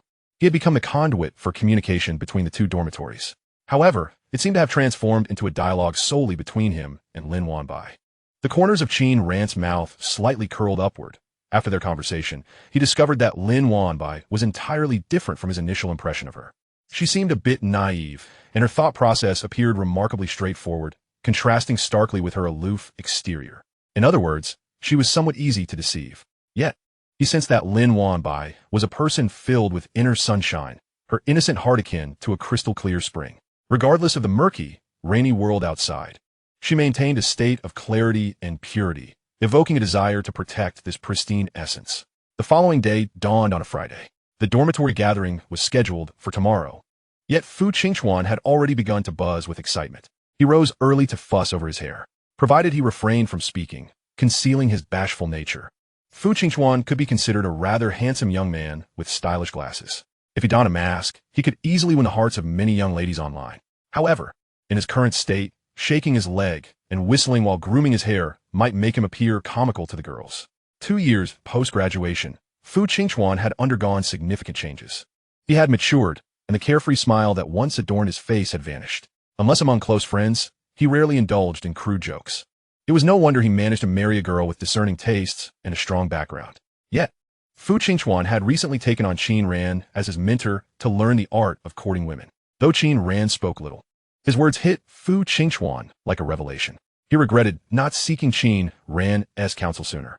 However, as the old saying goes, the best time to plant a tree was 10 years ago. The second best time is now. Thus, seeking Qin Ran's guidance as a strategist was not too late, considering that university was just beginning and time was on his side. Just as Fu Qingchuan finished styling his hair and stepped out, he was met with a harsh reality check from Qin Ran. Wait, we have military training. Do you not realize that your hair will be flattened under the cap and mingled with sweat? Are you oblivious to this? Well, I'll just wear the cap all the time. Qin Ran shook his head, a child who cannot be taught. When Yonglong bluntly remarked, then why bother with your hair at all? That does seem to make sense. Should I wash it out then? Let us go. We'll be late. And you haven't even eaten breakfast yet. At least you don't need to wear a cap for the moment. That is true. Fu Qingchuan crammed his cap into his pocket. The four of them set off together to the cafeteria for breakfast. While waiting in line for their meal, Fu Qingchuan asked, Qin Ran, should I buy breakfast for Tong Xian? What kind of breakfast? Only a sycophant buys that. A girl one tea developed feelings for you, just because you bought her a meal or a cup of milk tea. Fu Qingchuan nodded in agreement. That made sense. At the back of the line, Wang Fei Fei, who was preparing to buy breakfast for Liu Ruyan, was momentarily taken aback by these words. Was that a veiled insult directed at him? Should he still buy breakfast for Liu Ruyan? Wang Fei Fei hesitated. Yet, he recalled that during high school, Qin Ran frequently bought breakfast for Liu Ruyan. Why was he now saying the opposite? Could it be that he was intentionally saying this to deter him from buying breakfast for Liu Ruyan? Wang Fei Fei considered this possibility, though the likelihood seemed slim. He was aware that Qin Ran had blocked Liu Ruyan and wasn't he joking. It had been several days. He doubted it was a game of hard to get. There was no need for him to beat around the bush, warning him not to buy breakfast for Liu Ruyan. This was the first time Wang Fei Fei had encountered the term sycophant, but he grasped its meaning instantly. The literal interpretation was quite clear. He realized that he resembled the sycophant Qin Ran described, a devoted follower trailing behind Liu Ruyan. Qin Ran's words prompted deep reflection. Liu Ruyan certainly would not agree to be his girlfriend simply because he bought her breakfast or milk tea. Otherwise, Qin Ran would have succeeded long ago. What then? Could genuinely capture Liu Ruyan's heart? Liu Ping from their class had already proactively added Liu Ruyan as a friend, and a handsome, cool guy from the adjacent class had exchanged meaningful glances with her. Wang Fei Fei felt a sense of crisis looming. If he didn't take action soon, his beloved could be taken away by someone else. Although he had successfully secured a position in Liu Ruyan's life as a friend, this role also confined him, preventing him from expressing his concern for her as a boyfriend. Many of his actions and words were inadvertently conveyed in the manner of a boyfriend. However, he has now come to realize that no matter what he does, Liu Ruyan will always interpret his actions from the perspective of a close friend. This realization has left him rather vexed. A group of onlookers is keenly observing, and Wang Fei Fei finds himself yearning for Qin Ran's presence beside Liu Ruyan. At least with Qin Ran's handsome features, affluent background, and impeccable demeanor, he could easily deter those self-aware boys from approaching. But now, Qin Ran does not even linger around Liu Ruyan. He even circumvents her, and the entire situation has drastically shifted. No one seems to pay him any heed, perceiving him as devoid of threat, to the extent that they do not regard him as a competitor at all. After contemplating, Wang Fei Fei becomes increasingly resolute that he must take action. Regardless of the circumstances, he must first keep outsiders at bay. Chapter 29. Military Training, Individual Performances, and Priority in Mate Selection. Wang Fei Fei is cognizant of his own limitations, aware of the disparity between himself and Qin Ran. Over the years, Liu Ruyan has consistently prioritized Qin Ran. There is no other reason. Qin Ran remains the most exceptional boy by every measure. With a sudden shift in thought, Wang Fei Fei collected his meal and seated himself at the table next to Qin Ran. Qin Ran raised an eyebrow, as if to ask whether Wang Fei Fei was disregarding his words. The other three in the dormitory cast glances at Wang Fei Fei that turned decidedly unfriendly. They too harbor a dislike for Wang Fei Fei, viewing him as an effeminate nuisance. Furthermore, they have witnessed Wang Fei Fei's snide demeanor, which they find quite repugnant. Wang Fei Fei first glanced at Qin Ran, then at the burly Wen Yonglong. Just a couple of days prior, he had witnessed Wen Yonglong forcefully pressing a boy's head into a plate, which was quite terrifying. However, in comparison, he feared Qin Ran even more. The latter had, after all, physically assaulted him. The bruises on his body had yet to fade. Were it not for Qin Ran's promise to relinquish Liu Ruyan to him, he would surely have been compelled to report Qin Ran's misconduct and face disciplinary action. Wang Fei Fei recalled the image of Qin Ran kicking a plate away and decided to shift to a diagonal position. Should Qin Ran lash out, he would have time to escape with his tray. Qin Ran, release what? Wang Fei Fei disregarded the question and said, lately, Ruyan has been crying often at night. Qin Ran continued to eat in silence, ignoring him. He made his stance abundantly clear. Since the very first day of school, Wang Fei Fei and Liu Ruyan had been of no concern to him. Qin Ran suspected that Wang Fei Fei had forgotten the pain after healing from his wounds. This was the second time he had deliberately approached him to discuss Liu Ruyan. The last time had been a probe, but what about this time? Did Wang Fei Fei truly believe he was merely speaking idly? Qin Ran glanced at Wang Fei Fei, contemplating that soon he would have another opportunity to teach him a lesson. The last time had been too lenient. It seemed Wang Fei Fei had not learned his lesson. Wang Fei Fei shuddered involuntarily, instinctively rising onto the balls of his feet, ready to flee. He could sense the impatience and disdain in Qin Ran's eyes, as well as the unmasked desire to strike him. After careful consideration of his words to avoid a beating, Wang Fei Fei said, Qin Ran, Ruyan has told others that she is on good terms with you as high school classmates. However, now in class, many refer to you as class leader and not her. Some are even spreading rumors that you and Ruyan are at odds. Perhaps you should address this to clarify things? It would be beneficial for both you and Ruyan. Qin Ran set down his spoon, a slight smile gracing his lips. I'll count to 3, 1, 2. Smack! Wang Fei Fei dropped his metal spoon, grabbed his tray, and fled, making a wide arc to hand his tray to the cafeteria lady before escaping through the door farthest from Qin Ran. Ha ha ha! Fu Qingchuan burst into laughter. This guy is hilarious. Qin Ran, what have you done to make him so afraid of you? Nothing much, just gave him a beating. The three stared in disbelief. You really did? Indeed. Impressive. Fu Qingchuan gave a thumbs up. Huang Zujie chimed in. If there's another opportunity like this, count me in. Just don't resort to violence without reason. When Yonglong advised, yet his bulging muscles offered little credence to his words. With the absence of distracting flies, the four finished their breakfast and headed towards the playground. With a break tomorrow, today's military training felt less arduous in comparison. However, the reality proved that even while standing at attention, thoughts of joy could not alleviate the fatigue. It remained exhausting. Aside from standing in formation, the marching and kicking exercises were executed commendably. They faltered slightly during the emergency assembly, but that would not matter in the final performance. The most engaging segment was the military song rally. During the afternoon break, each squad settled into their respective positions. They watched as the instructor demonstrated military body movements, followed by a military song rally, culminating in individual talent performances. The instructor's demonstration of military movements drew raucous applause. The subsequent song rally was filled with laughter. 1, 2, 3, 4, 5. We've been waiting so long. 1, 2, 3, 4, 5, 6, 7. We're feeling so anxious. When it's your turn to sing, just sing. No need to be shy. What do you resemble? Like a girl. The red flag waves, the green flag waves, boys who don't sing are fools. The military songs, naturally, were well rehearsed, and the quality of singing was secondary. What mattered most was volume. They had to drown out the voices of the opposition. I am a soldier. Unity is strength. Green flowers in the army. Familiar tunes reverberated across the playground. Once the song rally concluded, the individual talent performance segment commenced. This was the prime opportunity to gain priority in mate selection, a highly anticipated display among the new students. The first boy to volunteer took the stage to perform a popping dance, garnering applause, though he lacked in charm. The second act featured a duo performing a Latin dance. Setting aside other considerations, their spirited demeanor and movements elicited thunderous applause. Gradually, more popular new students were ushered to the center of the open space. Liu Ruyan had previously mentioned her fondness for singing and dancing during class meetings, naturally prompting her name to be called. Liu Ruyan had long awaited this moment. Without hesitation, she handed her hat to her companion Li Huihui, letting her hair cascade down as she stepped into the spotlight. With her stunning beauty and graceful figure, she immediately drew whistles and cheers from the crowd. Instead of singing, Liu Ruyan opted to perform a dance she had been practicing for several nights. It was an older song by Girls' Generation G. Countless boys adored this song, and without its music video, it would lose its essence. As the music played, the atmosphere erupted with excitement. Though the song was vintage, its influence was profound. Upon hearing it, the vibe was instantly infectious. Yecha, yecha, yecha, yecha, baby, baby, baby. As Liu Ruyan began to sing and dance, rhythmic clapping and humming resonated around her. Liu Ping and Wang Fei Fei cheered enthusiastically, their palms turning red from applause.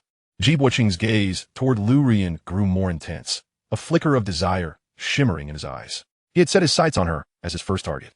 In terms of beauty, Liu Ruyan ranked among the top 3 of all the girls he had encountered. Her figure was commendable, and she bore an innocent charm, yet exuded an innate allure that captivated hearts. Ji Boqing had already gathered information regarding Li Luo's background. The daughter of a deputy director, she was also one of his targets. As a new semester commenced, a plethora of potential conquests awaited him, igniting a thrill within his heart. He was well-versed in the art of captivating a young lady's affections and adept at deftly navigating romantic entanglements. Following Liu Ruyan's electrifying dance performance, the boys erupted in exuberant cheers. Numerous spectators discreetly recorded videos, ensuring that Liu Ruyan's dance would undoubtedly dominate the campus forum that very evening. It was evident that Liu Ruyan was destined to be the talk of the freshman class this year. As Liu Ruyan descended from the stage, Ji Boqing immediately rose to exit, exchanging a fleeting gaze with her. He smiled confidently, aiming to establish a silent connection with her. However, he soon realized that Liu Ruyan's gaze seemed to pierce right through him. Coming to a halt, Ji Buqing glanced in the direction Liu Ruyan had been looking, and his expression darkened. There sat someone with whom he had a contentious relationship, a person who had humiliated him on several occasions. Ye Buqing inhaled deeply, refusing to believe that, after performing his signature song, he could be overshadowed by Qin Ran, who sat in the audience. Chapter 30, Mediocre Skills, Dreading Unexpected Turns. Ji Buqing had already set his sights on Liu Ruyan during their eye contact in the cafeteria. Had it not been for the altercation with Qin Ran, which had left him feeling humiliated, he might have successfully added Liu Ruyan as a friend. The fact that Liu Ruyan was acquainted with Qin Ran was not favorable news for him. Even he, who prided himself on being the campus heartthrob, had to concede that Qin Ran's looks were not inferior to his own. Nevertheless, Ji Buqing was quite pleased with Liu Ruyan's performance during the cafeteria incident, as she had stood firmly by his side, while Qin Ran had faltered in her presence. He felt utterly confident in his ability to win Liu Ruyan's heart. Liu Ruyan's recent captivating performance had stirred something within him, and the enthusiastic reactions of the boys present only solidified his resolve to pursue her. The prospect of having a stunning, graceful, and talented girlfriend like Liu Ruyan was a source of pride. Furthermore, he had discovered that the seemingly innocent Liu Ruyan possessed a natural allure, making her a true gem. Thus, as soon as Liu Ruyan concluded her dance, he eagerly took to the stage, eager not only to engage and share gaze with her, but also to assert his claim. Ji Buqing was also known for his vocal prowess, having frequented karaoke venues during high school. He had even participated in group singing activities in private rooms. Now, all he needed to do was showcase his vocal talent and charm, and winning over Liu Ruyan and a throng of other girls would be a trivial matter. While Liu Ruyan was his primary target, she was not his sole focus. He had already surveyed the freshman girls, finding several of them quite attractive, even in their ordinary military training uniforms. Within Liu Ruyan's formation stood another girl who was even more captivating. Grasping the microphone, Ji Buqing turned his back to the boys' team and directed a subtle smile toward the girls' formation, particularly at Liu Ruyan and the other stunning girl. He refrained from launching into his performance immediately, instead asking in a resounding voice whether everyone enjoyed the previous performance. The crowd erupted in enthusiastic cheers. I enjoyed it too, Ji Buqing quipped, eliciting a chorus of whistles and cheers in response. The previous performance had been nothing short of spectacular. I was pushed up here and feel a bit pressured. Next, I will present to you Reverse the Earth, and I hope you enjoy it. The lively prelude began to play. Ji Buqing gestured for the audience to amplify their applause and cheers, and the atmosphere became electric. He even executed a Thomas spin, which drew even more enthusiastic responses. As the effect reached its peak, Ji Buqing commenced his singing. Although he was not adept at street dance, he could execute a few moves that appeared quite impressive. With a handful of stylish gestures and a face comparable to that of a pop idol, Ji Buqing had often found himself dancing closely with girls at nightclubs. Hundreds, if not thousands, cheered for him, and a radiant smile spread across his face. After flashing a devilish grin, he began to sing the challenging Reverse the Earth. Bow wow wow, let me see your hands. Together, let's defy gravity and reverse the earth. Bow wow wow. Now is not the time for idle chatter. Survival of the fittest, otherwise please leave this rhythm. It must be said that Ji Buqing's vocals were impressive, and with diligent practice, they sounded quite commendable. However, he was not a professional rap singer and lacked the innate talent. During the rap segment, he struggled to catch his breath, rendering some of his lines unclear. But it was enough to impress the audience. The atmosphere escalated to a fever pitch. Liu Ruyan's attention was fixated on the dazzling Ji Buqing. Bow wow wow. Let me see you nod. Dance along to my music, you can't go wrong. Bow wow wow. Now is not the time to shy away. Face me and watch how I reverse the earth. Suddenly, the music abruptly halted. A cacophony of bewildered wow sounds echoed across the expansive playground. The cheers from the crowd seemed to vanish in an instant, replaced by an awkward laughter. Without the resounding background music, Ji Buqing's true abilities were laid bare before the audience. Embarrassed, he ceased to sing, acutely aware of the echoing wow sounds that surrounded him. Ahem, where's the accompaniment? Ji Buqing coughed lightly, his voice tinged with barely concealed frustration. He was in the midst of showcasing his vocal prowess, and yet chaos ensued. Ji Buqing wished to start again, but the cheers had transformed into jeers. Among the loudest were Fu Qingchuan and Huang Zujia, who mocked him relentlessly. Get off the stage. Fu Qingchuan shouted, crouching low to blend into the crowd. Some boys joined in, echoing the demand. Ji Buqing's lips twitched in irritation as he descended from the stage, his expression darkening. Even if he were to try again, he might not perform any better, and since he had already embarrassed himself, there was no need to force a recovery. However, Ji Buqing had resolved to practice secretly starting tomorrow. determined to return to the stage at the welcome party and astound everyone. As he walked back, Ji Buqing's gaze fell upon Fu Qingchuan, who had been most vocal in cheering. Fury ignited within him. Fu Qingchuan feigned innocence, cupping his hands to his mouth and yelling, "Qin Ran! Qin Ran!" Within moments, the girls' formation joined in, calling out Qin Ran's name. He was the first to elicit such fervent calls from so many girls. Curiosity mounted as the crowd wondered who Qin Ran truly was. As a result, more and more voices clamored for Qin Ran. Surrounded by several boys, Qin Ran was hoisted into the air. "Wow, our class monitor is so handsome. Qin Ran, Qin Ran. Love you, class monitor. Qin Ran, ah." Even before he stepped onto the stage, a tidal wave of applause and screams erupted. Ji Buqing's face darkened significantly. He had not experienced such adoration moments prior. All eyes were fixated on Qin Ran. Liu Ruyan joined the applause, her eyes sparkling ever brighter. In the distance, Wang Fei Fei stood alone, filled with envy and resentment. He already knew what the outcome would be. While others remained oblivious, he was acutely aware of Qin Ran's remarkable musical talent, which far surpassed Ji Buqing's mediocre abilities. Previously, the company of Qin Ran and Liu Ruyan during karaoke was his least favorite experience. Whenever Qin Ran opened his mouth to sing, he found himself overshadowed. The same was true for class reunions, where everyone was inevitably captivated by Qin Ran's melodious voice. If one were to inquire about Liu Ruyan's fondness for Qin Ran, it would not stem from his handsome visage, comparable to that of a distinguished reader, but rather from his voice, kissed by angels. Most were merely beseeching the heavens for a morsel of talent, while a select few, such as Qin Ran, were seemingly pursued by divine providence, receiving abundant gifts of skill. Chapter 31. A musical prodigy blessed by the divine. Unlike Ji Buqing, who sought to orchestrate the atmosphere, Qin Ran simply stood at the center, eliciting a chorus of enthusiastic screams. His ethereal aura, coupled with starry eyes, an upright posture, and impeccably handsome face, drew a throng of female admirers even before he began his performance. Holding the microphone, he gestured softly with his left hand, gradually quieting the audience. "This one is for everyone. In the name of the Father." The previously tranquil crowd erupted into a cacophony once more. "In the Name of the Father" was a composition by Jay Cho, hailed as an insurmountable masterpiece. On the day of its release, it amassed 800 million streams, leaving an indelible mark on the musical landscape. July 16th was even designated as Jay Cho Day.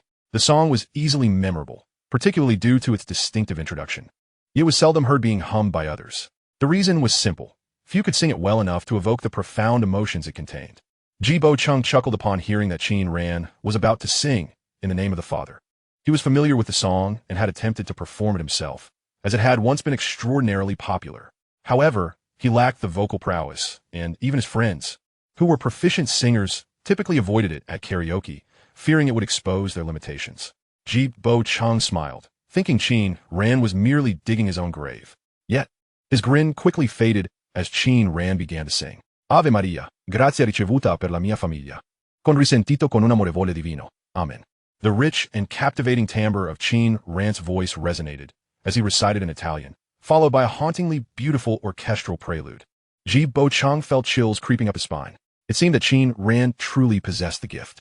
The cool morning dew dampened his black attire as he sang of a fog-laden cobblestone path, recounting the whispers of a father. The unavoidable realization, harsh yet true. All for the path leading to the sanctuary. Thousands of freshmen were utterly astonished. Qin Ran effortlessly immersed his audience in the song, blending classical piano, opera, and rap. Ji Buqing was drenched in sweat. If one lacks sufficient imagination and talent for music, they cannot hope to sing this piece well. Moreover, without a deep understanding, the emotional essence of the song remains elusive. Ji Buqing swallowed hard.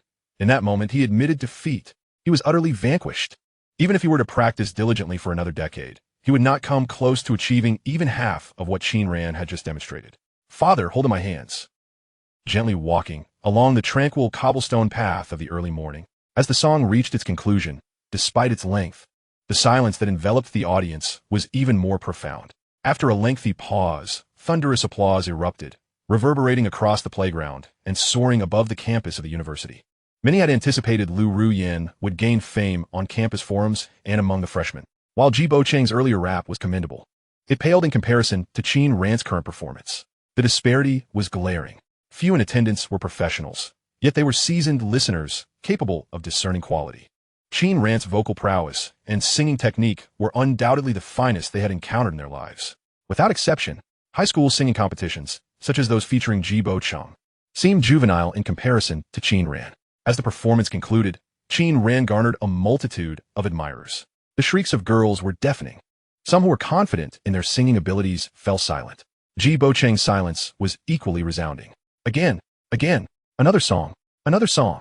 Thousands clamored for an encore. The spectacle was magnificent. Qin Ran, having achieved fame in a single performance. Yet, he chose not to continue, while he cherished music. He did not intend to pursue it as a lifelong vocation. This decision had left many of his music instructors profoundly regretful. After returning the microphone to the instructor, he descended the stage. The crowd was filled with disappointment. They yearned to hear more. Not just one more song, but even 10 more. They would never tire of it. If Qin Ran were to hold a concert, it would be an unparalleled event. Alas, he did not continue, leaving them longing for more. Fortunately, many had recorded videos to relish the experience at their leisure, appreciating both Qin Ran's voice and his striking appearance.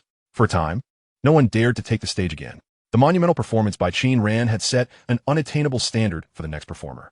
Thus, the individual performances came to a close. Qin Ran had elevated the event to a level beyond the reach of ordinary talent, indirectly concluding the day's performances. As the groups reformed and began to march off the playground, preparing to disband, Qin Ran received the highest accolades upon returning to the ranks. Fu Qingquan, who had initially urged Qin Ran to take the stage, stood in stunned silence. Qin Ran, you are incredible. You must tell me, are you a music major? With those vocal skills, you and T take the initiative to perform?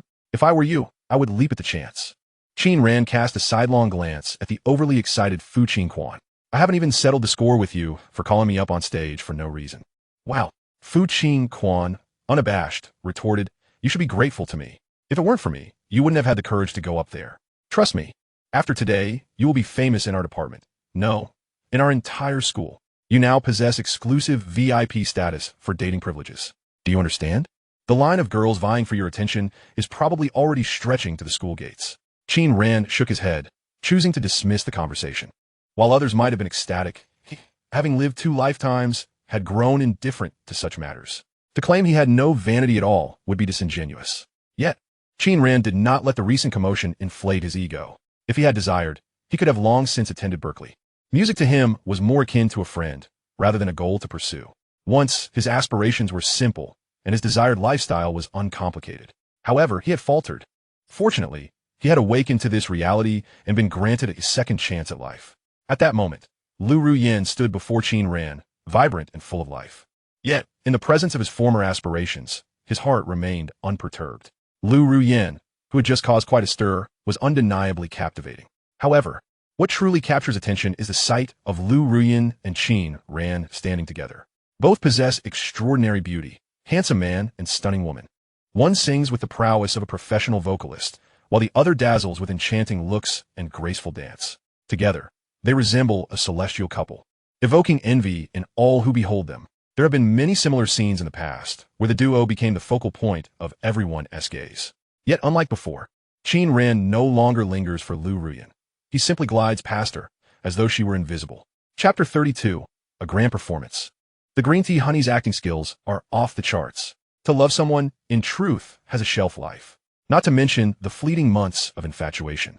Even the 7-year itch is said to be brief. Qin Ran's capacity for love far exceeds that of the average person, lingering to such an extent that others struggle to comprehend it. In his previous life, he concealed his brilliance for Liu Ruyan, sacrificing his dignity. Yet received no appreciation in return. In this life, even if love never arrives, he will not cast a glance back at Liu Ruyan. Qin Ran refuses to invest his affections in someone who exhausts him. Even if she cannot inspire him, at the very least, companionship would suffice. Liu Ruyan, with a smile, stood frozen in place. Qin Ran passed by her lightly, as if she did not exist. At such a close distance, she called out.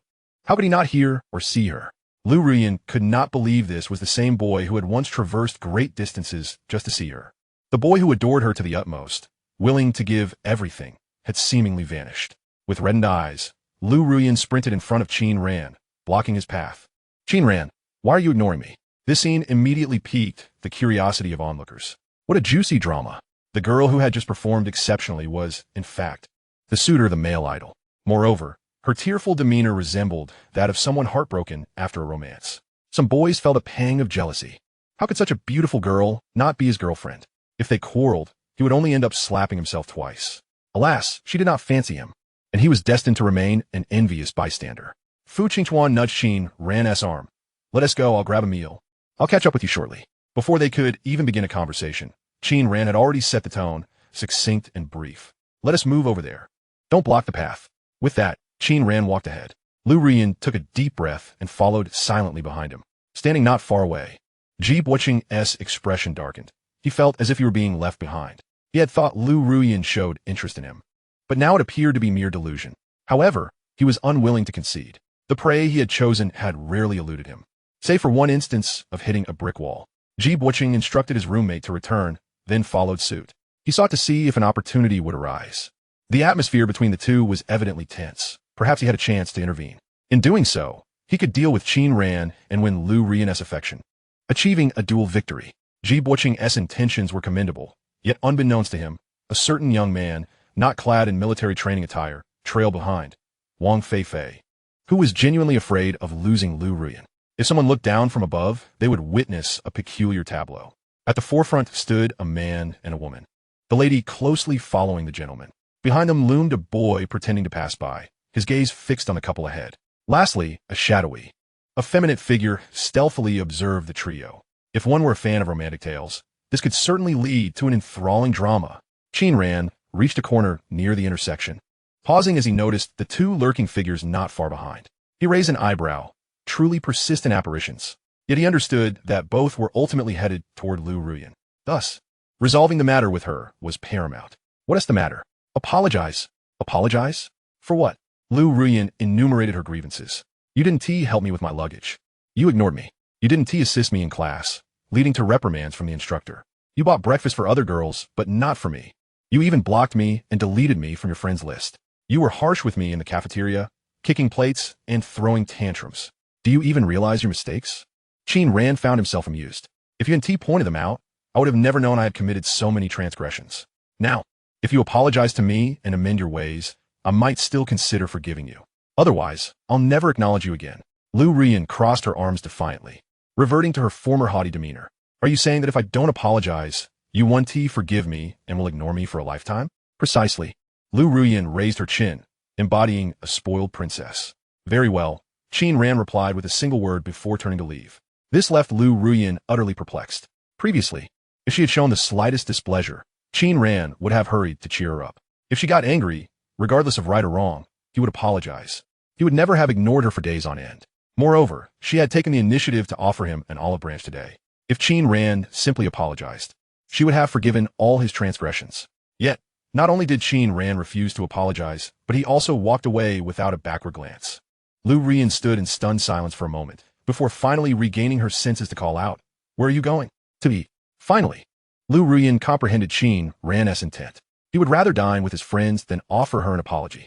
However, she had already stated that without an apology, he should not expect her forgiveness. Watching Qin Ran's figure grow more distant until he vanished into the crowd, she felt her pride falter, and she sank to the ground in tears. The boy who had once looked at her with adoration had turned away without a single glance back. Hidden behind a tree, Ji Buqing recognized this as his moment of opportunity. This was the perfect chance for him to intervene. Just as he prepared to approach, Wang Fei Fei suddenly blocked his path. He sidestepped to the right, intending to circumvent him, but Wang Fei Fei mirrored his movement. Ji Buqing's expression darkened. What do you want? What is it to you? Step aside. If you're looking for Ruyan, then it concerns me. Ji Buqing scrutinized Wang Fei Fei and finally recalled.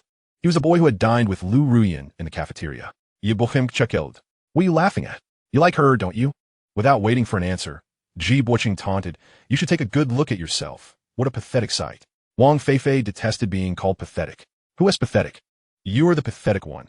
Your whole family is pathetic. Are you asking for a fight? Wang Fei Fei's neck retracted, suddenly filled with a bold thought. Do you dare to lay a finger on me? What if I do? Ye Buqing shoved Wang Fei Fei. However, the latter flew back several meters as if kicked, letting out a pitiful howl. Ah!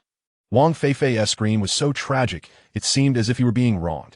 Instantly, everyone within 100 meters turned to look.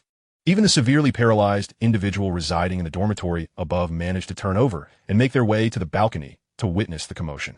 Immersed in sorrow and indignation, Liu Ruyan lifted her head, only to see Wang Fei Fei wailing on the ground, prompting her to rush over. Fei Fei, what is wrong? Are you alright? Ji Buqing stood in stunned silence, staring at the agonized Wang Fei Fei. He had merely pushed her. He hadn't even thrown a punch. How could he possibly have sent her flying so far? He was neither a scion nor Saitama. The peculiar gazes directed at him felt like needles, and Ji Buqing's expression darkened. Damn it, he had been ensnared by the drama of that pretentious eunuch on the ground. Chapter 33. The hypocrite and the true villain both suffer defeat.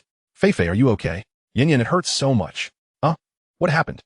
Do you need to go to the hospital? Wang Fei Fei pointed at Ji Buqing. I was trying to find you, and he suddenly hit me. Do you know him? Liu Ruyan furrowed her brow as she looked at Ji Buqing. Why did you hit her? I didn't hit her. Ji Buqing's lips twitched. Forget it, Yin Yin. No, it can't just end like this. Liu Ruyan stood up. Why did you want to hit Qin Ran? Ji Buqing and Wang Fei Fei were taken aback simultaneously. Why was she suddenly bringing Qin Ran into this? Liu Ruyan's beautiful eyes widened. I'm asking you. Were you doing it on purpose in the cafeteria? No, that was just a misunderstanding. Ji Buqing tried to explain in a gentle tone. Your friend, Qin Ran, right? I don't even know him. Why would I oppose him? Liu Ruyan shook her head. No, the blonde guy who carelessly tossed his cigarette, but while eating off campus. You know him. It turned out that the villain had cried foul first. Qin Hui wasn't he at fault. It was all a misunderstanding. Qin Ran was deliberately seeking trouble. Qin Ran isn't that kind of person, right, Fei Fei? Wang Fei Fei hadn't anticipated she would have to defend Qin Ran. However, in the face of an external enemy, they indeed needed to unite first and deal with the intruder. Exactly. Qin Ran has a gentle disposition and wouldn't hit anyone. Wang Fei Fei suddenly found it hard to continue. Just a few days ago, he had been brutally beaten by Qin Ran. It wasn't impossible for him to have taken on a darker demeanor and instigated trouble. Yet, the former Qin Ran had indeed been courteous, never raising his voice in anger, which made him quite popular among the ladies. Wang Fei Fei added, Yin Yin, let us just leave. What if he hit someone again? Ji Buqing's forehead pulsed with veins. He genuinely wanted to hit someone now. Liu Ruyan stepped in front of Wang Fei Fei. What are you doing? Are you planning to hit someone again? This is school. I'm not. Wang Fei Fei hid behind Liu Ruyan. Yin Yin, let it go. He is really fierce. Look at his eyes. It seems like he wants to eat someone. Let us go. I'm here. Don't be afraid. Ji Buqing clenched his fists, taking deep breaths, reminding himself to endure. If he acted in front of everyone now, he would find it impossible to explain. But damn it, he truly couldn't hold back any longer. Ji Buqing feigned a maneuver around Liu Ruyan and delivered a kick to Wang Fei Fei's waist. Damn it, you pathetic coward. I can't stand you any longer. Didn't you say I should hit you? Well, here I am. Ji Buqing's massive fists rained down on Wang Fei Fei. Wang Fei Fei howled in pain, feeling utterly tormented. The price he paid was indeed steep. Liu Ruyan was startled, letting out a piercing scream. Ah. Stop. Don't hit him. Two passing instructors, upon hearing the scream, rushed over. One of them was Shi Pinglin, who immediately intervened, pulling Ji Buqing away. Stop it. Let go. Ji Buqing tried to resist, but Shi Pinglin swiftly subdued him, pinning him to the ground. The previously composed Ji Buqing now glared fiercely at Wang Fei Fei. You wait. You pathetic coward. Wang Fei Fei, genuinely frightened, crawled back a bit. This time, he wasn't pretending. He was truly terrified. He felt a large bump forming at the back of his head, and his back felt as if it had collapsed. Fei Fei, are you okay? Blood. Liu Ruyan stepped back. Fei Fei, you're bleeding a lot. Shi Pinglin spoke in a deep tone. We need to get you to the infirmary. He then applied pressure on Ji Buqing, making him wince in pain. Within a mere half day, the video of Ji Buqing assaulting Wang Fei Fei swiftly circulated throughout the campus. A post appeared on the school forum detailing the incident, accompanied by high-definition images of Wang Fei Fei, covered in bruises and blood. However, it was swiftly deleted. Yet, many partially blurred images continued to spread. Numerous girls were too afraid to even glance at them. Qin Ran, on the other hand, found it all quite entertaining. He hadn't expected such an exciting drama to unfold after he left. It was a pity he wasn't there, otherwise, he would have definitely stepped in to assist or kick them. Qin Ran could easily deduce what had transpired, as well as who had circulated those photos. There was no other possibility. It was undoubtedly Wang Fei Fei. Others might not be aware, but he knew Wang Fei Fei's other side all too well. Ji Buqing was a hypocrite, while Wang Fei Fei was a true villain. When the two clashed, they both suffered. Yet, Ji Buqing was in far deeper trouble and would undoubtedly face severe consequences. Whether he would be expelled depended on how the school handled it. Informing the parents was inevitable. and an assessment of Ji Bucheng would be conducted. However, Qin Ran had already taken action against the Ji family, and the beleaguered Ji Shiming likely wouldn't have time to bail Ji Bucheng out. The files he had previously collected were now proving useful.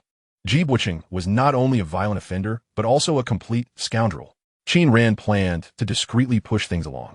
Keeping Ji Bucheng at school would only sow future discord. It would be better to take this opportunity to send him packing. Chen Hui had already been expelled, and Wu Jiang was under investigation. Qin Ran knew that all of this was orchestrated by Li Luo. Thus, he reached out to her. Senior, Ji Bucheng's file can now be exposed. Be careful. Qin Ran was taken aback by Li Luo's response. Wang Fei Fei's injuries. Suddenly, Qin Ran understood. Many of the injuries on Wang Fei Fei's back were actually inflicted by him. The video of him brutally beating Wang Fei Fei was still in Li Luo's possession. Professionals could distinguish between new and old injuries. Li Luo sent another message. Junior, you wouldn't want this matter to come to light, would you?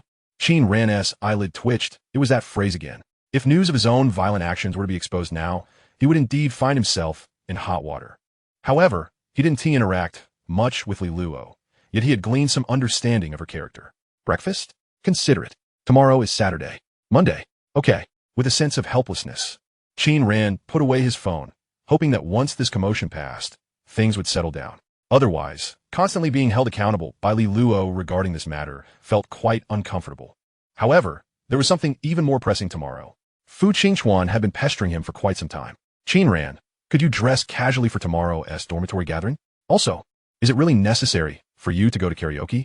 Otherwise, what will we have left? Qin Ran's eyes sparkled with excitement. You all go ahead. I shall not join.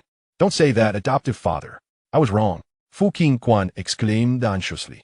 If you don't go, won't tomorrow's festivities lose half their charm? Besides, who else can hold their own against the ice mountain that is Lin Wanbai? Qin Ran shook his head. Lin Wanbai isn't as cold as you imagine. In fact, she's quite easy to get along with. Something's amiss. There's a serious issue. Chapter 34. 1,000 flowers bloom, each unique. Fu Qingchuan leaned closer. Qin Ran, have you been chatting with Lin Wanbai? Indeed. Didn't you ask me to discuss the dormitory gathering with her? She's genuinely easy to get along with. Huang Zujie scoffed. You believe what he says? Which girl would turn him down? Even if she doesn't like him, she wouldn't harbor any disdain. How naive of me to have trusted his words. If you don't believe it, that's fine. I'm heading to bed. Wait, can you help me check this outfit? You look dashing. You didn't even look. I don't need to. I can tell just by your words. If only I could speak as eloquently as you. Even a perfunctory remark would bring comfort to the heart. The following day, in the girls' dormitory, room 309, Tong Xian gazed at her reflection in the fitting mirror, her face a mask of despair. How can I face anyone like this? I look a decade younger. Li Xiaoke sought to console her. At least you're better off than I am. I feel like I've aged 10 years. Xiao Shuwen sighed quietly. Ugh, I look like I've been dead for a decade. Uffed. Shuwen, you have quite the sense of humor. That's just my honest opinion. If only my skin could be as smooth as a peeled egg. Li Xiaoke replied with mock seriousness. You look like that now. Really? Yes, like a peeled tea egg. Xiao Shuwen sighed in dejection. I knew it. Oh, I was just joking. Don't take it to heart. I'm in the same boat. Tong Xian cast her gaze toward Lin Wanbai, who sat immobile yet picturesque. If only I were as tall as Wanbai. Li Xiaoke covered her hair parting. If only I had Wanbai's hair. If only I had Wanbai's fair complexion, Xiao Shuwen lamented. Lin Wanbai gently shook her head. 1,000 flowers bloom, each unique. Do not magnify your perceived flaws while overlooking your own beauty. Wanbai, you truly make me want to cry. If I were a boy, I would undoubtedly pursue you. Count me in. In the afternoon, before 4 o'clock. Qin Ran was pulled out by Fu Qingchuan. Qin Ran, I checked at noon. It seems university gatherings involve different classes, disciplines, and even schools. That's because rabbits don't eat the grass near their burrow. Otherwise, if they were together in the first semester, they'd break up the next, making the next 3 years unbearable. Huang Zujie quipped. But one can switch majors in their second year. Fu Qingchuan puffed out his chest. Then I shall engage in a relationship that won't end. They are coming down, Wen Yonglong reminded. Have they arrived? Fu Qingchuan asked nervously, smoothing his hair. Is my hairstyle okay? It's fine. Pushed forward by Fu Qingchuan. Qin Ran greeted the girls without hesitation. They then proceeded toward the school gate, as they were still not very familiar with each other. The 4 girls walked ahead, while Qin Ran and his companions trailed behind. Halfway, Li Xiaoke turned back and asked, how are we getting there? Fu Qingchuan and I will take a taxi. You all can take one too. Quite the meticulous arrangement, class leader. I'm not the class leader. Everyone in class thinks you'd make a great class leader. Don't you agree, Wanbai? Fu Qingchuan gave a thumbs up, winking. Sounds good, class leader. After military training, we'll support you. Qin Ran swatted Fu Qingchuan's hand away. Stop it. I don't want to be class leader. If you do, you can better protect us. If anyone should, it should be alone. When Yonglong waved his hand, just being the dorm leader is enough for me. Qin Ran continued. Who is your dorm leader? Xiaoka. Then we ought to have a drink. Huh? An alcoholic drink? Juice is fine too. The 8 of them took a taxi to a restaurant slightly distant from the city center. Given that it was a gathering, both the environment and the cuisine were of utmost importance. The ambience should not be too noisy. Yet it wouldn't do for the establishment to be empty with the staff idly chatting. The dishes needed to be visually appealing, conducive to photography, and flavorful enough to enhance the atmosphere. Qin Ran selected a restaurant from the 3 options proposed by Fu Qingchuan. Mao tu lao di restaurant. Tong Xian tilted her head. What a peculiar name. Fu Qingchuan interjected. Although the name is a bit odd, it has a solid reputation and offers good value. Welcome, gentlemen. Do you have a reservation? The greeter instinctively asked the most handsome, Qin Ran. We reserved room 203 yesterday. Certainly. Please turn right and head upstairs. Once seated, Qin Ran confirmed. Let me double check. None of you have dietary restrictions, correct? The others shook their heads. Qin Ran turned to the waiter pouring water. Please serve the dishes directly. Thank you. Of course. Just a moment. Li Xiaoka surveyed the private room. This place is quite well decorated. A good first impression often means the food will taste better. Qin Ran smiled in response. He had begun to understand the personalities of the 4 girls. Li Xiaoka was quite generous, often initiating conversations and even cracking jokes. Serving as the big sister of the dormitory, Tong Xian was lively and would likely chatter away once comfortable. Her bright, dark eyes sparkled with innocent curiosity. Xiao Shuwen, who had just been introduced, seemed somewhat insecure, perhaps due to her appearance, and was quite reticent. Occasionally, she would attempt to join the conversation, but words would fail her. And when she did speak, there was often no response, leaving her feeling awkward and even more silent. As for Lin Wanbai, who spoke the least yet remained the focal point of attention, her presence was strikingly contrasting. While waiting for the dishes, Li Xiaoka asked Qin Ran, "Did you order the dishes when you reserved the room yesterday?" "Yes. Wanbai mentioned you have no dietary restrictions. Shuwen can handle spice. She may find it slightly different since our local cuisine tends to be on the sweeter side, though there are 2 dishes that are a bit spicy." The usually quiet Xiao Shuwen was taken aback by Qin Ran's concern. Mifine. I won't treat chili peppers as a staple. Fu Qing Quan inquired curiously. Where are you from? How can you handle spicy food so well? Guizhou province. Qin Ran asked, in your region, don't they use different types of chili peppers for different dishes? Huang Zujia expressed surprise. We rarely eat spicy food where I come from. You must be from eastern Guangdong. Li Xiaoka remarca. Yes, pretty girl, how did you know? Handsome guy, your accent gave you away. Laughter erupted among the group. Xiao Shuwen hesitated to speak. Lin Wanbai leaned in, her voice low enough for only Xiao Shuwen to hear. Do they not use chili peppers in your cooking? Not entirely. We use oil-based chili for noodles and dry chili for stir-fries. Isn't that similar to other places? We also use fermented chili for salads and fried rice. Fermented chili? Is it not both spicy and fragrant, but not overly so? I want to try some. If you like it, I can bring some for you after the winter break. Would that be a bother? Not at all. A hint of a smile graced Xiao Shuwen's face. Chapter 35. Spending time alone, no longer a dog owner.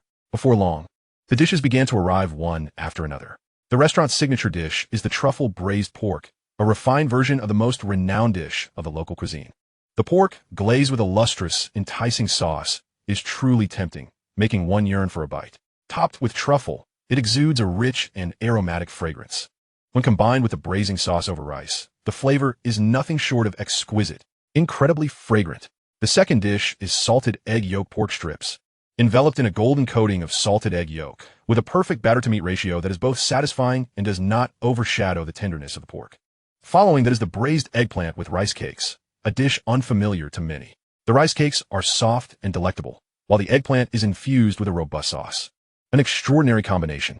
The dim sum consists of shrimp balls with runny eggs. The exterior features a crispy shrimp paste skin, while inside lies a golden runny egg. A visual delight. Each dish is photogenic.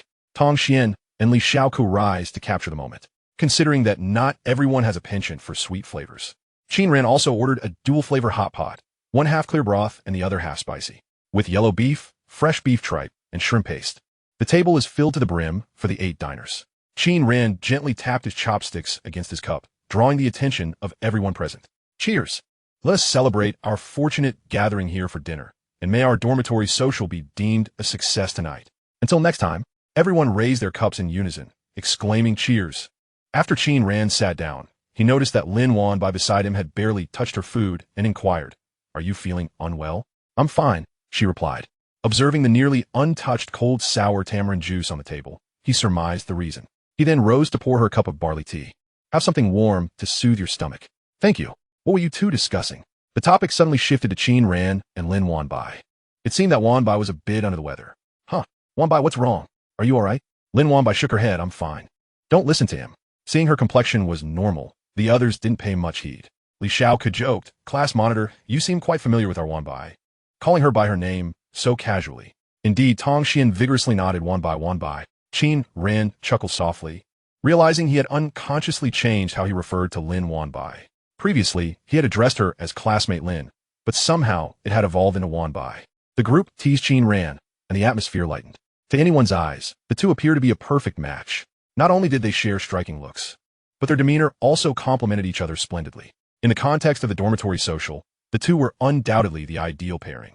In fact, Fu Qingquan had also actively sought to engage Tong Xian in conversation. Li Xiaoku generously swapped seats with Fu Qingquan, clearly intending to play matchmaker. After the meal, two previously unfamiliar dormitories quickly became closer. However, Lin Wan Bai's complexion seemed off. Li Xiaoku noticed and said, "Qin Ran, Wan Bai isn't feeling well. You should take her back. We'll split the bill later." "I really am fine." "You're fine? Your face is pale. We still need to go sing." "Let Qin Ran take you back." Tong Xian whispered, "If Wan Bai isn't going, should we return?" Li Xiaoku pulled Tong Xian forward, creating an opportunity for them to be alone. "Do you understand? Besides, Wan Bai really doesn't seem well. It's better for her to head back early." With that, Li Xiaoku turned back and asked, "Fu Qingquan, which KTV? 8BD. Let's go then. Don't just linger at the restaurant entrance." "All right, Qin Ran. We'll head out first." Fu Qingquan winked. "You must ensure that Lin Wan Bai gets back to her dorm safely." Qin Ran waved his hand. "Let's go, let's go. I won't compete with you for the karaoke spotlight." Hee hee. Fu Qingquan quickly caught up with the others. Now, only Qin Ran and Lin Wan Bai remained. "Do you need a break? Or shall we head back directly? Let's take a stroll. I've eaten too much. Do you enjoy salted egg yolk pork strips?" Lin Wan Bai's ears turned slightly red. "Did you see that? If you like it, eat more. It's nothing to worry about. Besides, this dish is best enjoyed hot." "I feel the same. Pumpkin with salted egg yolk is similar. Which do you prefer?" "Salted egg yolk pumpkin. The pork strips are also delicious tonight." Qin Ran couldn't help but smile. "Then let us order the pumpkin next time." "Sounds good. There's a flower and bird market over there. Would you like to take a look?" "Sure." As they strolled to the market shortly after mealtime, the crowd had already gathered. The two walked side by side, their proximity gradually closing, occasionally brushing against each other. Brother, buy a flower for your girlfriend." A little girl stood before them, clutching a bouquet of single red roses in simple wrapping, her big eyes filled with hope. Qin Ran gently patted the girl's head. "Brother and sister are not in a relationship, you know. Then you should buy one for her." The little girl pleaded, "I haven't sold a single one today." "All right. How much for one?" 10 yuan. "Thank you, brother." Qin Ran produced a bill, selecting a rose that was just beginning to bloom. "Here you go." "Thank you, brother. I wish you get the girls soon." Initially intending to give the flower to Lin Wan Bai, Qin Ran felt a bit shy as he handed it over. The two continued walking, and the atmosphere shifted to a somewhat peculiar note. Woof, woof, woof. The sound of barking dogs captured their attention. Qin Ran noticed Lin Wan Bai's eyes brightening as she approached the cages in front of a pet store. Inside were several tiny puppies, likely not even 3 months old. Qin Ran reached out to play with one, which appeared aggressive at first. However, upon feeling Qin Ran's touch, the puppy stopped barking, tucking its tail between its legs in fear. It turned out to be a mere facade. Lin Wan Bai crouched beside him, extending her finger, as another calmer puppy licked her delicate fingertip. Observing this, Qin Ran inquired, "Would you like to hold one? Is that all right?" "Of course. Just help me hold the flowers." Qin Ran handed the flowers to Lin Wan Bai, then opened the cage and asked, "Which one do you want?" "This one." Lin Wan Bai pointed to the one wagging its tail the most enthusiastically. "All right." Qin Ran scooped up the puppy, first petting its head, before handing it to Lin Wan Bai. She received it with a smile directed at Qin Ran. Her sweet smile caused his heart to flutter unexpectedly. Lin Wan Bai bent down to play with the puppy, a smile dancing on her lips, clearly enamored with the little creature. "It's a pity the school doesn't allow pets. Otherwise, you could take it home." "I don't want to raise a dog." "Why not? We had one at home before, but it left." Qin Ran nodded, understanding her sentiment. The bond formed is profound. A dog is not merely a pet, but a family member. "What a shame. It seems to like you." Lin Wan Bai pouted, "I like it too." "Then hold it a little longer." Chapter 36. the matchmaking driver and the spoiled childhood sweetheart. Those who have never owned a dog cannot imagine what life with one is like. Conversely, those who have had dogs cannot fathom life without them. From Lin Wanbai, Qin Ran gathered that she had once owned a dog and had a deep attachment. So deep, in fact, that she feared the pain of loss and hence refrained from raising another. Qin Ran extended his hand, gently caressing the puppy's head. Lin Wanbai looked up, her smile radiant. It likes you too. Unfazed by the unfamiliarity, Lin Wanbai felt assured that there would surely be dog lovers who would take the little puppy and care for it well. Reluctantly, she set the small dog down and walked away, glancing back every few steps. Upon reaching the street corner, Qin Ran hailed a taxi. Driver, Takeda. Sure thing. The taxi driver glanced at Qin Ran and Lin Wanbai, who was holding a flower through the rearview mirror. Among the many university students he had driven, this pair seemed particularly well matched. Yet, the boy maintained a respectable distance, seemingly oblivious to the opportunity at hand. The driver inquired, "Shall I take you on a shortcut to get there faster?" Qin Ran nodded. That would be great. Without waiting for the traffic lights, the driver made a quick right turn onto a narrow lane. He entered the parking lot of a building, maneuvered around to exit through the front entrance of the hotel. The taxi sped ahead, overtaking other vehicles, traversing tunnels and passing by unused lanes. In the back seat, Qin Ran and Lin Wanbai swayed left and right, occasionally bumping into each other. Qin Ran grasped the handle and reminded, "Driver, when not in a rush, please drive slowly." "Hey, I'm just trying to save you university students some money. You're too kind, but please drive cautiously. It's no trouble. I've been driving a taxi for 20 years. I'm quite experienced." The driver executed a sharp turn onto another narrow path. Noticing the girl in the back seat holding onto the boy's arm, a smile crept onto his face. Qin Ran intended to remind the driver again, but upon catching the wink directed at him in the rearview mirror, he fell silent. When did taxi drivers become matchmakers? The situation became even more amusing, given the traffic congestion near the school gate at that hour. The driver pressed the meter and stopped in front of the Jinjiang Heart Hotel. "Handsome, it's too congested up ahead. You might as well get off here." "All right. How much is it?" $32.50. Qin Ran handed over 40. In this day and age, one shouldn't let the good-hearted feel disheartened. The school was just 600 or 700 meters ahead, and as they walked a few steps, they heard someone call out, "Qin Ran?" Turning around, Qin Ran recognized it was Chun Shuan along with 3 classmates. Upon seeing Qin Ran and Lin Wanbai standing at the hotel entrance, with the latter holding a flower, Chun Shuan's expression was nothing short of delightful. "You too. It's not what you think." Chun Shuan chuckled. "Oh, I see. We didn't see anything." In truth, she had witnessed the two disembarking from the taxi and had exaggerated her reaction on purpose. Qin Ran sighed. "We just returned from dinner. The others went to karaoke." "Why didn't you go to karaoke?" "She's feeling a bit unwell, so we came back first." Chun Shuan cast a knowing glance at the rose, her tone suggestive. "She definitely needs to rest. Let us go bye-bye." "Bye." Qin Ran realized that the more he tried to explain, the worse it would get. Originally, the flower was in his hand, but had been passed to Lin Wanbai when he was holding the puppy, and now it remained with her. He hesitated for a moment. Yet Lin Wanbai continued onward with the flower. After some contemplation, he decided to follow without mentioning the flower to avoid any awkwardness. However, fate had other plans. As they approached the girls' dormitory, they encountered Liu Ruyan. Upon seeing the flower in Lin Wanbai's hand, Liu Ruyan's eyes flared with jealousy as she strode over. Qin Ran stepped forward to shield Lin Wanbai. "You should head back." Lin Wanbai glanced at Liu Ruyan, seeming contemplative as she nodded. "Okay, I'll go up." Liu Ruyan reached out to snatch the rose, but Lin Wanbai adeptly sidestepped her. The atmosphere grew tense. "Give it to me." "Why? It's mine." Lin Wanbai narrowed her eyes. "You're being quite rude. This isn't yours. It's a gift from Qin Ran." Liu Ruyan's expression shifted, rage overtaking her. "Qin Ran, who are you giving that flower to? Stop causing a scene. In any case, it's not for you." Qin Ran turned to Lin Wanbai. "You should go up. I'm sorry, she's been spoiled." "You mean me?" Liu Ruyan's eyes glistened with tears. "You even give flowers to other girls. Qin Ran, you've gone too far. We have no relationship. Who I give it to is my choice. Can you please stop being unreasonable?" "Unreasonable?" Liu Ruyan raised her fist, her chest heaving. "Qin Ran, I will never forgive you. I will never be your girlfriend." Qin Ran merely responded with a nonchalant hum. Liu Ruyan, in tears, dashed up the stairs. "Hey!" Qin Ran managed a faint smile towards Lin Wanbai, who had not yet departed. Holding the flower aloft, Lin Wanbai smiled gently. "Then I shall truly accept it. If she causes you trouble." "It's all right." Lin Wanbai winked. "I'm not afraid of her." Qin Ran was taken aback, and by the time he regained his composure, Lin Wanbai had already ascended the stairs with a light step. An incident sparked by a single flower. Qin Ran glanced at the onlookers nearby, snapping pictures, and couldn't help but sigh as he walked back to the dormitory. Liu Ruyan had become so arrogant. In a way, it was truly his indulgence that had led her to this point. Over the years, he had showered her with kindness and affection, which had gradually made her take it for granted. The earlier act of trying to snatch the flower from Lin Wanbai without understanding the situation was completely uncharacteristic of the Liu Ruyan he remembered. She had once been gentle, endearing, and understanding.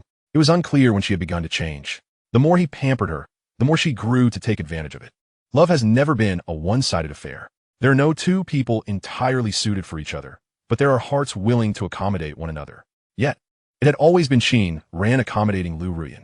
It was only when he finally awakened to this realization that he understood he had lost himself in his attempts to appease her. His concessions had become the foundation for Liu Ruyan's incessant tantrums. However, he was no longer the infatuated boy he once was. Qin Ran had moved on and would not look back. Even if Liu Ruyan stamped her feet in frustration, crying on the ground, he would no longer return to help her up, nor would he lower his dignity to apologize. When the rain is too heavy, holding an umbrella is futile. Qin Ran had become indifferent to the past. Chapter 37. Never looking back. Ruyan, let it go. The only things that can wash away everything are tears and time. Time can dilute feelings, much like a cup of tea continuously filled with water. Qin Ran's feelings for Liu Ruyan had long been washed away in the river of time. Thus, he chose to let go decisively in this new life. However, Liu Ruyan was still unable to accept such a significant change in him. Now, it was Liu Ruyan who was using tears to wash away her grievances and dissatisfaction. She had clearly stated during the summer that she would consider becoming Qin Ran's girlfriend upon entering university. To her, this was tantamount to agreeing to be in a relationship with him. Yet, before they could truly be together, Qin Ran had started seeing another girl. Liu Ruyan felt betrayed. The mistakes Qin Ran had made earlier, she could reluctantly forgive. But she would never forgive his behavior tonight.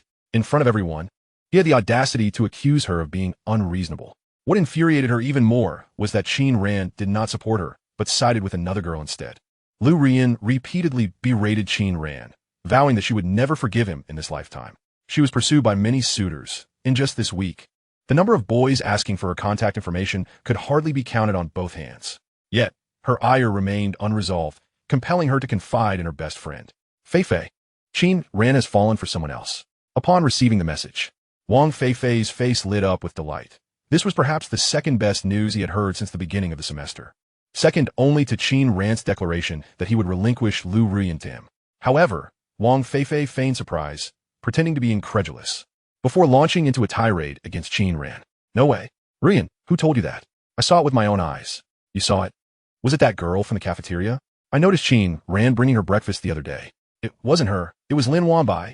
What followed was a lengthy barrage of messages from Liu Ruyan. I am absolutely furious. How could he do this? He clearly likes me, but flirts with other girls. Do you know? He even sent flowers to Lin Wanbai. Those flowers were meant for me. Qin Ran used to send them to me. Qin Ran has changed. That despicable Qin Ran, I will no longer pay him any mind. Wang Fei Fei was taken aback by her messages. Qin Ran sent flowers to Lin Wanbai. Could it be that his earlier words at the school gate had come true? Yet, back then, Qin Ran had not truly sought Lin Wanbai's contact details. Moreover, the next day, he had clearly brought breakfast for a senior, namely Luo. Wang Fei Fei was perplexed. Was it possible that Qin Ran was juggling multiple romantic interests? This was not the Qin Ran he knew. As he recalled Lin Wanbai's striking beauty, which even surprised him, he couldn't help but wonder if Qin Ran truly had developed feelings for her. Initially, he had worried that Qin Ran was deceiving him. If Qin Ran genuinely liked Lin Wanbai, he would certainly not compete with him for Liu Ruyan. Coming to this realization, Wang Fei Fei found himself wishing for Qin Ran and Lin Wanbai to marry on the spot. However, for now, he had to join Liu Ruyan in her shared contempt for Qin Ran, deepening her disdain for him. Ruyan, you are so wonderful. How could Qin Ran not cherish you? Flirting with another girl is truly infuriating. I once thought I had misunderstood him, but now it seems he really has changed his heart, just as he said. Ruyan, my heart aches for you. Hug. After typing, Wang Fei Fei awaited a response from Liu Ruyan, hoping for a reciprocated hug emoji. Instead, he received a message that nearly made him smash his phone against the wall. Fei Fei, aren't you in the same dorm building as Qin Ran? Could you please ask him if he still wants me as his girlfriend? If he does, tell him to come find me right now. Wang Fei Fei felt a surge of irritation. Ruyan, he has treated you this way. Why would you want to seek him out? I'm not looking for him. You are. Tell him to come see me. What's the difference? Oh, come on. Just ask him for me. Are you no longer my best friend? No, I want to be your boyfriend. Wang Fei Fei typed this halfway before deleting it. He gradually calmed down. Now was not the right moment for him to confess his feelings for Liu Ruyan. It was evident that she still harbored feelings for Qin Ran. Otherwise, she wouldn't be speaking this way. If Qin Ran were to apologize, admit his mistakes, and then confess his feelings, Liu Ruyan might very well agree. Yet, Wang Fei Fei understood that even if Liu Ruyan consented, it would be out of indignation. The foundation of feelings with Qin Ran was one aspect. More importantly, it was a matter of pride and competitiveness. Many in their class claimed that Lin Wanbai was the most beautiful. He knew Liu Ruyan would never admit it. But deep down, she was undoubtedly in competition. After much contemplation, Wang Fei Fei ultimately decided to seek out Qin Ran. However, he hesitated. He was uncertain when exactly he had begun to feel intimidated by Qin Ran. Perhaps it was from the very first day of enrollment, when Qin Ran had lured him to a secluded spot and beaten him up. Or maybe it was during the cafeteria confrontation, when Qin Ran's fierce demeanor had left him feeling apprehensive. One was a person he feared, and the other was someone he admired. Wang Fei Fei resolved to charge forth for love one last time, even if it meant enduring another beating. However, since there were others in the dorm, he hoped that they would intervene if Qin Ran decided to strike him. He felt uncertain but mustered his courage and headed toward dormitory 502. A sliver of light peeked through the door, but he couldn't discern how many people were inside. Suddenly, a heavy hand clapped down on his shoulder, startling him. "Kid, what are you sneaking around for?" Wang Fei Fei found himself knocked to the ground by one Yonglong's hefty hand. More accurately, he was scared to the ground. "Pansy? Sissy? Wang Fei Fei." 3 different taunts rang out, causing Wang Fei Fei's mouth to twitch. What ridiculous nicknames had the boys in dormitory 502 given him? "I am here to find Qin Ran." When Yonglong pulled out a key and opened the door, calling out to Qin Ran, who was lying on the bed with headphones on. "Qin Ran. Wang Fei Fei is here to see you again." Qin Ran removed his headphones and glanced at Wang Fei Fei at the door. "Feeling frisky?" Wang Fei Fei forced a sheepish smile. "No. Ruyan asked me to find you. She said you sent flowers to Lin Wanbai, and she's really upset, wanting to know why." Before he could finish, he was shoved aside. Fu Qingchuan and Huang Zujia crowded around the bed, disbelief etched on their faces. "Qin Ran, you sent flowers to Lin Wanbai? Did you confess to her? Damn, you're incredible. I admire you, even more than the wall. Quick, tell us, did she agree? Are you two together?" Qin Ran, feeling exasperated, replied, "No. Can you all calm down a bit? So, the flower incident is true?" The two exchanged glances, suddenly enlightened. "Who have thought?" Fu Qingquan exclaimed. "So tonight's dormitory social was prepared for you." Wang Fei Fei's mind raced, and he dashed back to his own dormitory. He immediately messaged Liu Ruyan. "Ruyan, did you know? Qin Ran's dormitory is having a social with Lin Wanbai's dorm tonight. I heard from someone in their dorm that they've been together for a while. Ruyan, you should just give up, just now. Qin Ran told me to get lost. He wants to come looking for you. He is truly despicable. But I will be here for you. Ruyan, are you there? Ruyan?" Chapter 38. The Reversal of Fate, a Fiery Pursuit. Wang Fei Fei waited nearly an hour without receiving a reply from Liu Ruyan. His heart felt shattered. Undoubtedly, he understood that Liu Ruyan was now entirely influenced by Qin Ran's actions. This was a complete reversal of roles. Previously, it had always been Qin Ran trailing behind Liu Ruyan, doing everything possible to make her happy. But now, Liu Ruyan thought of Qin Ran daily, constantly seeking news about him. Now, she was even competing with another girl for Qin Ran, with their positions completely reversed. Wang Fei Fei had initially believed that with Qin Ran stepping back, he could finally take his place. Yet, that was not the case at all. Wang Fei Fei had never believed in the effectiveness of the strategy of feigning retreat to entice the opponent. Those boys who deliberately sought to attract Liu Ruyan's attention while feigning indifference ultimately slinked away, leaving not a ripple in their wake, let alone stirring Liu Ruyan's heart. Yet, now, as Qin Ran turned to leave, Liu Ruyan found herself in a flurry. Wang Fei Fei's repeated counsels had proven futile. His eloquence had lost its charm. Liu Ruyan even ceased to acknowledge him. An ominous premonition gripped Wang Fei Fei. It was trouble. Qin Ran had brushed past Liu Ruyan, but he failed to seize the opportunity. Little did he expect that the once haughty Liu Ruyan would now stubbornly seek proximity to him. Just days prior, she had bombarded him with messages demanding an apology, vowing never to forgive. Now, she appeared infatuated, much to Wang Fei Fei's bewilderment. Surely, one should not transform from a graceful swan into a mere sycophant overnight. The disparity was staggering, leaving Wang Fei Fei struggling to reconcile it. What troubled him further was his apparent powerlessness in the situation. He could only watch as Liu Ruyan eagerly approached Qin Ran. Perhaps she still retained a hint of defiance, but soon enough, she might succumb to adoration.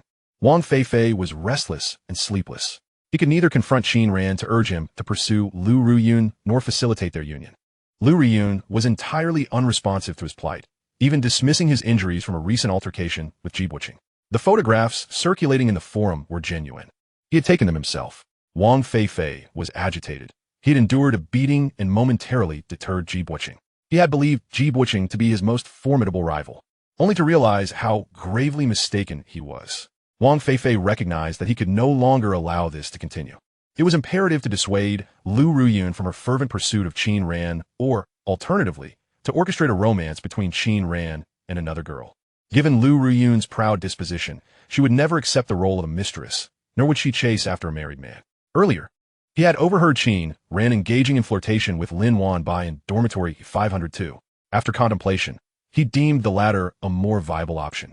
He understood Liu Ruyan's stubborn nature all too well. Thus, he attempted to dissuade her, but the more he resisted, the more determined she became. Wang Fei Fei, unable to find solace in sleep, mulled over his strategy and ultimately resolved to employ a dual approach. He would cunningly persuade Liu Ruyan to reconsider her affections while simultaneously facilitating a connection between Qin Ran and Lin Wanbai. Meanwhile, Qin Ran, engrossed in conversation with Lin Wanbai, remained blissfully unaware of Wang Fei Fei's intentions. The atmosphere in dormitory 502 was lively, buzzing with excitement over the evening's social gathering. To be precise, it was Fu Qingchuan who was particularly animated. Qin Ran, you cannot fathom how beautifully Tong Xian sings. And did you know she can perform songs by the sweetheart diva? She sings and dances utterly adorable. Alas, I didn't record it. Will we have another gathering? Qin Ran, are you asleep? Zhu Jia, don't you agree? The only response to Fu Qingchuan was the sound of snoring. Alone, what do you think? Absolutely. Damn. Why are you all so oblivious? Fu Qingquan lamented.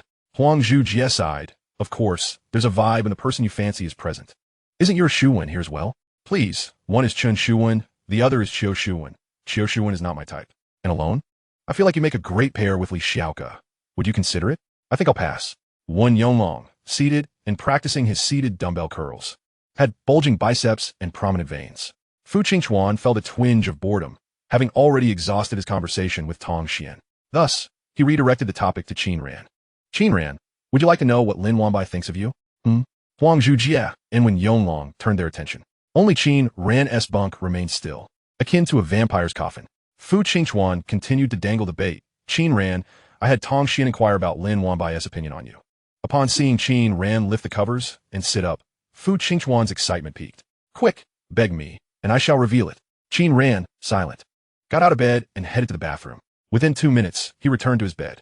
Fu Qingchuan could no longer contain himself. Qin Ran, don't make me kneel and beg you for answers. Speak up.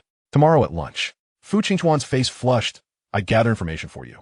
And you still expect me to bring lunch? That's outrageous. Don't think I'm oblivious to your ploy to use me as a topic to chat with Tong Xian. Fu Qingchuan chuckled. Oh, you're onto me? From now on, using my name comes at a price. Fine. I'll bring you lunch tomorrow, deal? Don't forget breakfast. You owe me that. Fu Qingchuan grimaced. Let us skip breakfast. I genuinely can't wake up. Do you want me to continue helping you set up dates with them? Bring it on. I'll set 10 alarms to wake up and assist you. Huang Zhu Jie interjected. If you set 10 alarms, I'll personally see to your end. Jiega, how about you? Scram. When Yonglong chimed in, I want breakfast. I'll help you both. Alone, you're the best. Huang Zhu Jie urged. So how did Lin Wanbai describe Qin Ran? You want to believe it, he. Spill it. Chapter 39. The Young Tiger and Leopard. Yet unformed, exudes the spirit of the bull. Fu Qingchuan initially intended to savor Qin Ran's curiosity, deliberately teasing the reveal. However, Qin Ran's reaction was disappointingly lackluster, dampening his enthusiasm. Lin Wanbai said Qin Ran is a good person, haha. Fu Qingchuan burst into laughter. Silence. Awkwardness. Fu Qingquan inquired. Don't you all find that amusing? Boring. Huang Zhu Jie buried himself under the covers. Wen Yonglong shook his head, switching to lighter weights to continue his curls. Meanwhile, Qin Ran, already reclining, continued chatting with Lin Wanbai. Our dorm knows you handed me a good person card. Isn't a good person card a good thing? Are you unaware of what a good person card signifies? Perhaps it's best you remain ignorant. After a considerable delay, Lin Wanbai finally replied. I'm sorry, I don't understand what that means. Qin Ran, intrigued, asked, so how did you reject others before? I didn't reject you. Upon reading this message, Qin Ran found himself momentarily perplexed. Had he not known Lin Wanbai to be genuinely innocent, he might have suspected a double entendre. No, I meant, when you didn't give out good person cards, what did you give? To those who confessed, but you weren't interested in. If I'm not interested, I wouldn't converse with them. Qin Ran felt as though he had slipped into a peculiar state, easily misinterpreting Lin Wanbai's words. Wasn't he currently engaging in conversation with Lin Wanbai?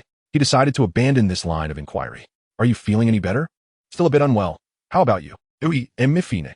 When do you typically fall ill? Although they were typing rather than speaking, Qin Ran's silence was deafening. Forgive me. Have I asked something I shouldn't have? I merely wish to know if there is a pattern to your episodes. Will you also suddenly faint again? Qin Ran sighed. It was an unavoidable topic concerning his health. Barring any unforeseen circumstances, I should no longer faint. Is it because of the medication? Well, somewhat.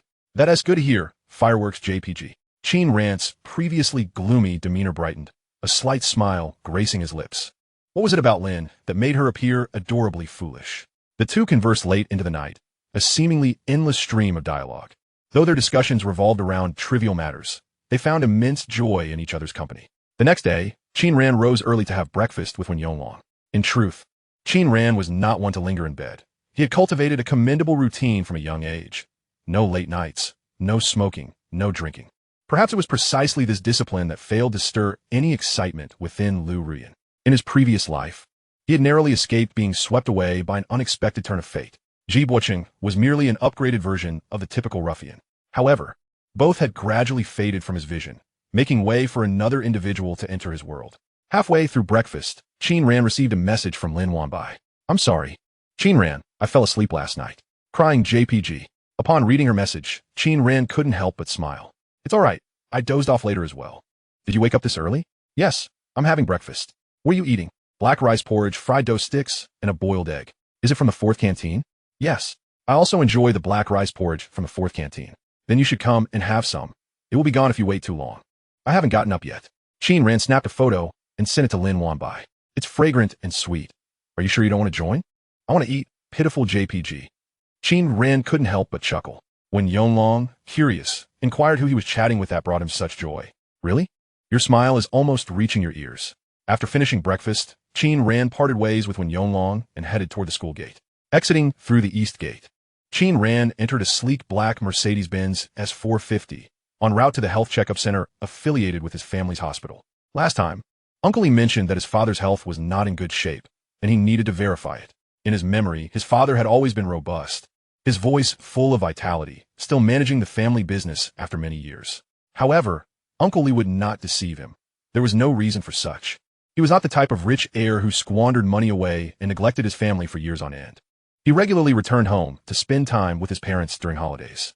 Upon arriving at the health checkup center, Qin Ran directly summoned the person in charge. Please bring me my parents' health checkup reports. The director, Ing Xinming, nodded and courteously replied, Of course, young master, please wait a moment. Thank you for your hard work. It's my duty. You are too polite, young master. The employees of the Qin group addressed Qin Ran with various titles. Young Master Qin, the little boss, etc. While the titles differed, their meaning remained the same. The sole legal heir of the Qin group. The Qin group encompassed multiple enterprises spanning finance, real estate, biomedicine, and international shipping. In a sense, Zhonghai could be considered the Qin family's territory. Regardless of the industry, the presence of the Qin group was always felt. Hence, some people privately referred to Qin Ran as the crown prince. However, the Qin family adhered to the principle of being high-profile in their work, yet low-key in their personal lives, hence their relative obscurity. Qin Ran was even more low-key, displaying no airs and being amiable. Nevertheless, the individuals within the group did not underestimate Qin Ran. Rather, they held him in high regard. Ing Xinming, the director and a partial hospital shareholder, having invested nearly 100 million, adopted a warm demeanor when addressing Qin Ran, devoid of the usual authority he wielded. He presented the documents with both hands. Qin Ran accepted the health records with a word of thanks. Ing Xinming stood by quietly, refraining from interrupting. After a considerable pause, Qin Ran finally spoke. Uncle Ing, is my father's gallbladder polyp serious? Not serious, but he needs to monitor his diet, exercise more, and with medication, it can be treated. Does he require surgery? Not at this moment. The current condition is relatively stable. Is there a chance of malignant transformation? Ing Xinming's expression tightened, adopting a serious demeanor. From the examination results, the likelihood of malignancy is exceedingly low. We have arranged for Mr. Qin to have regular checkups. Should any issues arise, we will address them promptly. Rest assured, young master, we would never joke about Mr. Qin's health. Qin Ran nodded. Uncle Ing, don't be tense. I was merely inquiring. You are the experts in this field, and I trust your judgment. By the way, does my father refuse to have regular checkups? Ing Shiming hesitated for a moment before nodding with a wry smile. Yes, Mr. Qin is rather busy. I understand. I will ensure he comes for regular checkups. Uncle Ing, please keep an eye on him, and let me know if anything arises. Of course, young master. Qin Ran closed the file and said, Uncle Ing, please scan a copy and send it to me. I will discuss it with my father and have him come for a follow-up. Certainly. That's all. I shall take my leave now. Thank you for your assistance, Uncle Ing. Not at all. Young master is always welcome. If I'm not here, just look for Xiao Wu. I've already briefed him. Thank you, Uncle Ing. I'm off now. No need to see me out. Ing Shiming insisted on escorting Qin Ran downstairs, only turning back to ascend after the car had disappeared from view. Nearby, the newly appointed deputy director, Wu Yi, curiously asked, Director, is he the little boss? He seems rather affable and quite young. Ing Shiming frowned, cautioning, do not underestimate him. Let me remind you. Do not let his youth lead you to a lax attitude. Otherwise, you may find yourself vacating the deputy director position before it even gets comfortable. When the group faced a crisis, it was this young master, still in high school, who stepped in to resolve it. A young stallion, though still unrefined, possesses the spirit of a lion. The waters of the Qin group run deep, yet the surname of the decision-maker has never changed. The newly promoted deputy director, arriving from outside, had already been mentally marked with a large red cross in Ing Shiming's mind. Regardless of how high his academic qualifications were, without a keen perception, he would not last long in this role. Wu Yi's mouth fell agape as he gazed in the direction of the departing vehicle, his eyes filled with astonishment. Chapter 40. The Power of the Qin Family. A single word elevates status. Director Ing Shiming, preparing to head back for a meeting, paused and turned to the middle-aged man who called out to him. He seemed to be surnamed Liu. The specific name had slipped his mind. The business card still resting on the conference table in the meeting room. Today, a business association was in town to discuss high-end medical collaborations. But without any members of the Qin family present, it bore no relevance to the term high-end. He was merely extending a courtesy due to the business association's presence. The true elite of Zhonghai City were already here for health checks, scheduling appointments with top-tier hospital specialists. They had no need for the so-called high-end clientele of a small business association, who were often penny-pinching even for a few thousand. Ing Shiming had no intention of even granting the other party access to their brand, at most merely signing a strategic cooperation agreement and arranging for a personal liaison. He had attended countless such collaborative meetings. Given the uncertainty surrounding the man's surname, Ing Shiming simply nodded and offered a polite smile before preparing to re-enter the meeting. Earlier, he had interrupted the session to attend to Qin Ran, who had arrived unexpectedly. Now, after more than half an hour had passed, it was time to resume the meeting. As for having kept the other party waiting for such an extended period, Ing Shiming felt no remorse whatsoever. The disparity between the two parties was evident, and the importance of the meeting was beyond question. However, a remark from the middle-aged man took him by surprise. Dean, I believe I just saw you with a young man. Is his name Qin Ran? Liu Haichong, wearing a smile, had been smoking in the corridor when he happened to see Ing Shiming respectfully escorting Qin Ran out. However, he was uncertain, as the last time he had seen Qin Ran was during his daughter's 18th birthday celebration. Qin Ran was the most handsome and uniquely charismatic among the male guests, and he had even engaged in a brief conversation with him. Furthermore, his daughter often mentioned Qin Ran's name, leaving a lasting impression. Liu Haichong sensed that Ing Shiming's attitude toward Qin Ran was somewhat unusual, prompting him to cautiously inquire. Little did he expect that Ing Shiming's demeanor would shift dramatically. Do you know him? Liu Haichong nodded with a smile. It seems I haven't made a mistake. He attended my youngest daughter's birthday party last year and has a good relationship with her. I see, Ing Shiming replied. May I ask, is Qin Ran unwell? If he needs assistance, I am more than willing to help. Ing Shiming hesitated, uncertain of the nature of the relationship between Liu Haichong's daughter and Qin Ran. If they were a couple, that would complicate matters significantly. He could tell Liu Haichong was still unaware of Qin Ran's true identity. Otherwise, he would not have asked such a question. The entire hospital was under the Qin family's influence. What assistance could be needed? Yet, considering that Liu Haichong could potentially be Qin Ran's future father-in-law, though the likelihood was slim, Ing Shiming decided to adopt a more amiable stance. After all, if it were to come to pass, their positions would be reversed. Being cordial would not cost him anything. On the contrary, it could yield unexpectedly substantial rewards. However, Ing Shiming refrained from disclosing Qin Ran's identity. The Qin family had always maintained a low profile. Since Qin Ran had not mentioned it, he too would remain silent to avoid unnecessary complications that might upset Qin Ran. A genuine smile graced Ximing's face. No longer merely a professional smirk, but a heartfelt expression. I apologize for the delay. Let us proceed with the meeting. Saying this, he gestured for Liu Haichong to enter. Liu Haichong, perceptive as he was, had already sensed the change in Ximing's demeanor. Moreover, he recalled that Ximing had left the meeting citing the arrival of a high-ranking official from the city. Yet he distinctly saw him escorting another individual to see Qin Ran off, with no sign of any prominent leader. A bold thought emerged in Liu Haichong's mind. Qin Ran was the so-called high-ranking official. No wonder he had sensed something extraordinary about Qin Ran. Initially, he had assumed that Qin Ran was merely well-mannered and of high quality. Reflecting on Qin Ran's demeanor during his visit to Liu Haichong's villa, it was clear that it was not a facade, but rather the poise of someone who had genuinely experienced the world. Liu Haichong was eager to inquire about Qin Ran from his daughter. He understood how prestigious this hospital was, not for its medical equipment or technology, but for its elite clientele. At a certain level, the essence of business is resource exchange, and connections are crucial. Liu Haichong had an inkling that he had stumbled upon a once-in-a-lifetime opportunity. To have someone like Ximing hold Qin Ran in such high regard could very well allow the Liu family to soar to new heights. Nonetheless, he reined in his curiosity and excitement to finish the meeting. Throughout the subsequent discussions, Liu Haichong became increasingly convinced of his suspicions. Even during the final signing ceremony, where he was supposed to stand to the side, Ximing pulled him aside for a special photo session. The leader on his side was the chairman of the business association, a rank far superior to Liu Haichong's ordinary membership. In terms of company scale and reputation, he was vastly inferior. Otherwise, he would not have been seated at the edge. Yet Ximing insisted on taking a separate photo with him and even added him as a friend.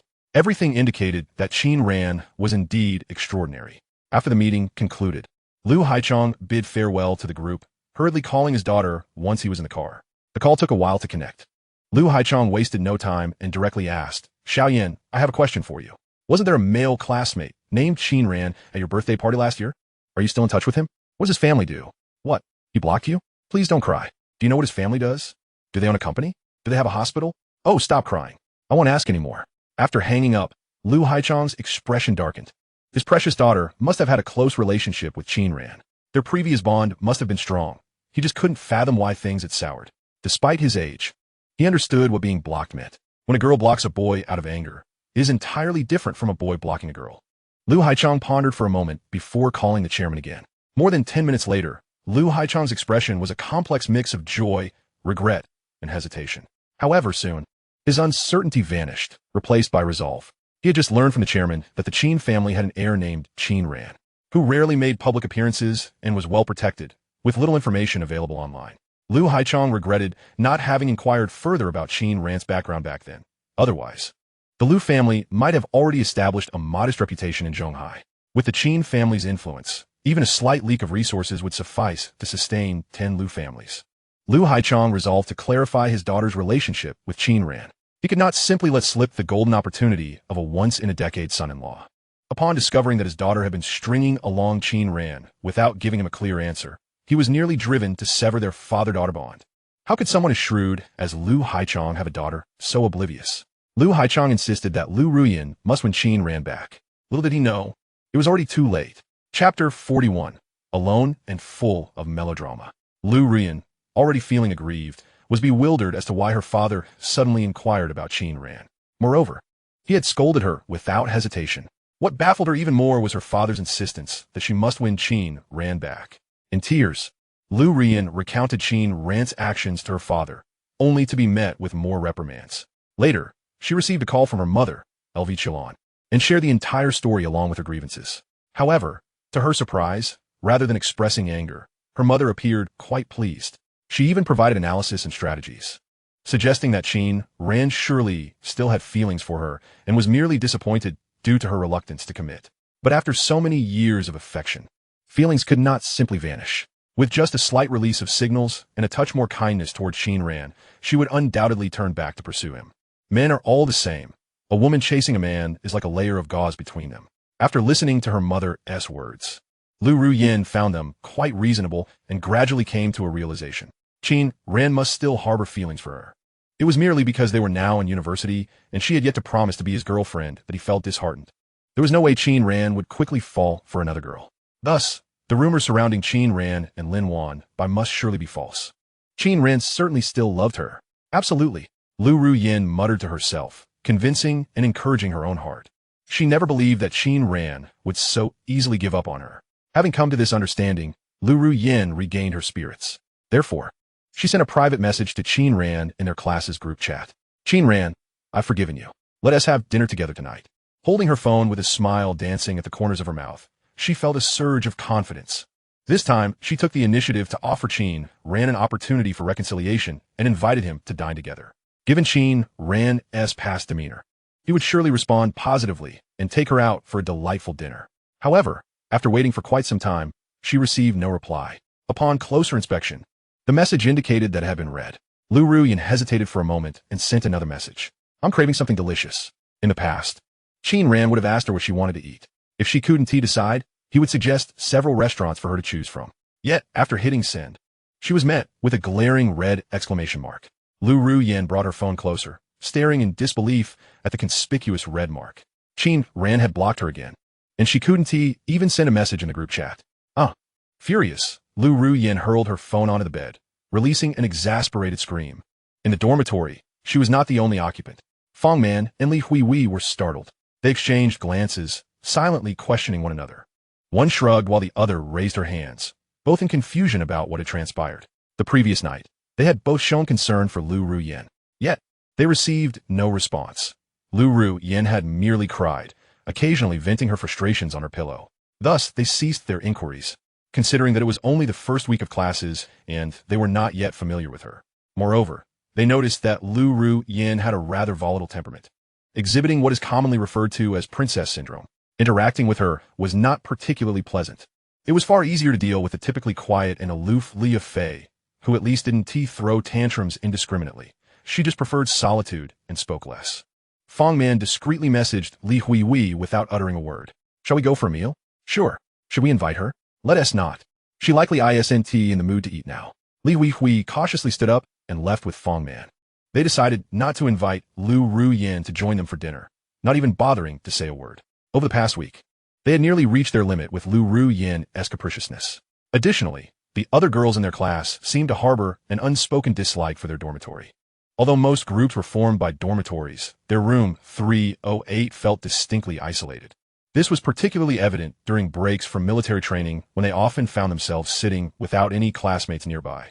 Neither Fang Man nor Li Huihui wanted to start their university life in isolation, especially since the situation was not of their doing.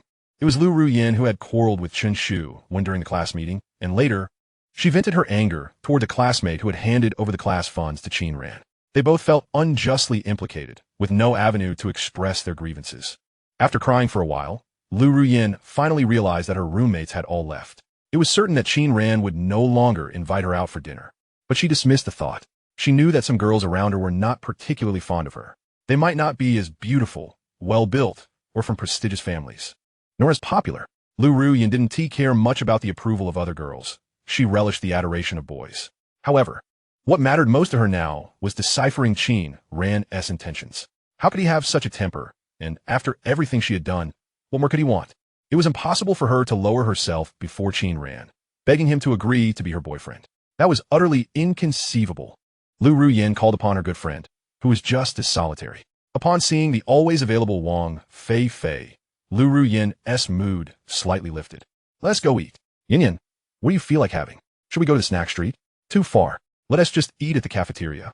The second cafeteria has plenty of snacks. They say the food at the second cafeteria isn't very hygienic. Surely not. The school must have high standards for food hygiene. Wang Fei Fei was reluctant to eat at the cafeteria, especially the second one, as he had just seen Qin Ran walking towards it with his roommates. If they went now, they would likely run into him. Yet, Liu Ruyan's headstrong nature remained unchanged. Even after his warning, she insisted on going to the second cafeteria. Wang Fei Fei had no choice but to follow. He knew that if he continued to voice his concerns, Liu Ruyan would find it bothersome and might even throw a fit. As expected, they did encounter him. There were only 4 cafeterias, and the second one was the most popular. Even though it was bustling with people, some individuals stood out in the crowd. Wang Fei Fei suddenly noticed something amiss. He observed Liu Ruyan scanning the area upon entering, not to decide what to eat, but rather to search for someone. Who else could she be looking for but Qin Ran? Liu Ruyan handed her meal card to Wang Fei Fei. Fei Fei, I want to have ramen. Please queue for me while I wait over there. Yin Yin. Wang Fei Fei hesitated. Do you want to add a poached egg? No, just a little less noodles. No green onions, and no cilantro. All right. As Wang Fei Fei made his way to the ramen counter, his gaze remained fixed on Liu Ruyan. He watched helplessly as the girl he liked walked toward another boy. Bang! A bowl of grilled meat rice fell to the floor. Watch where you're going.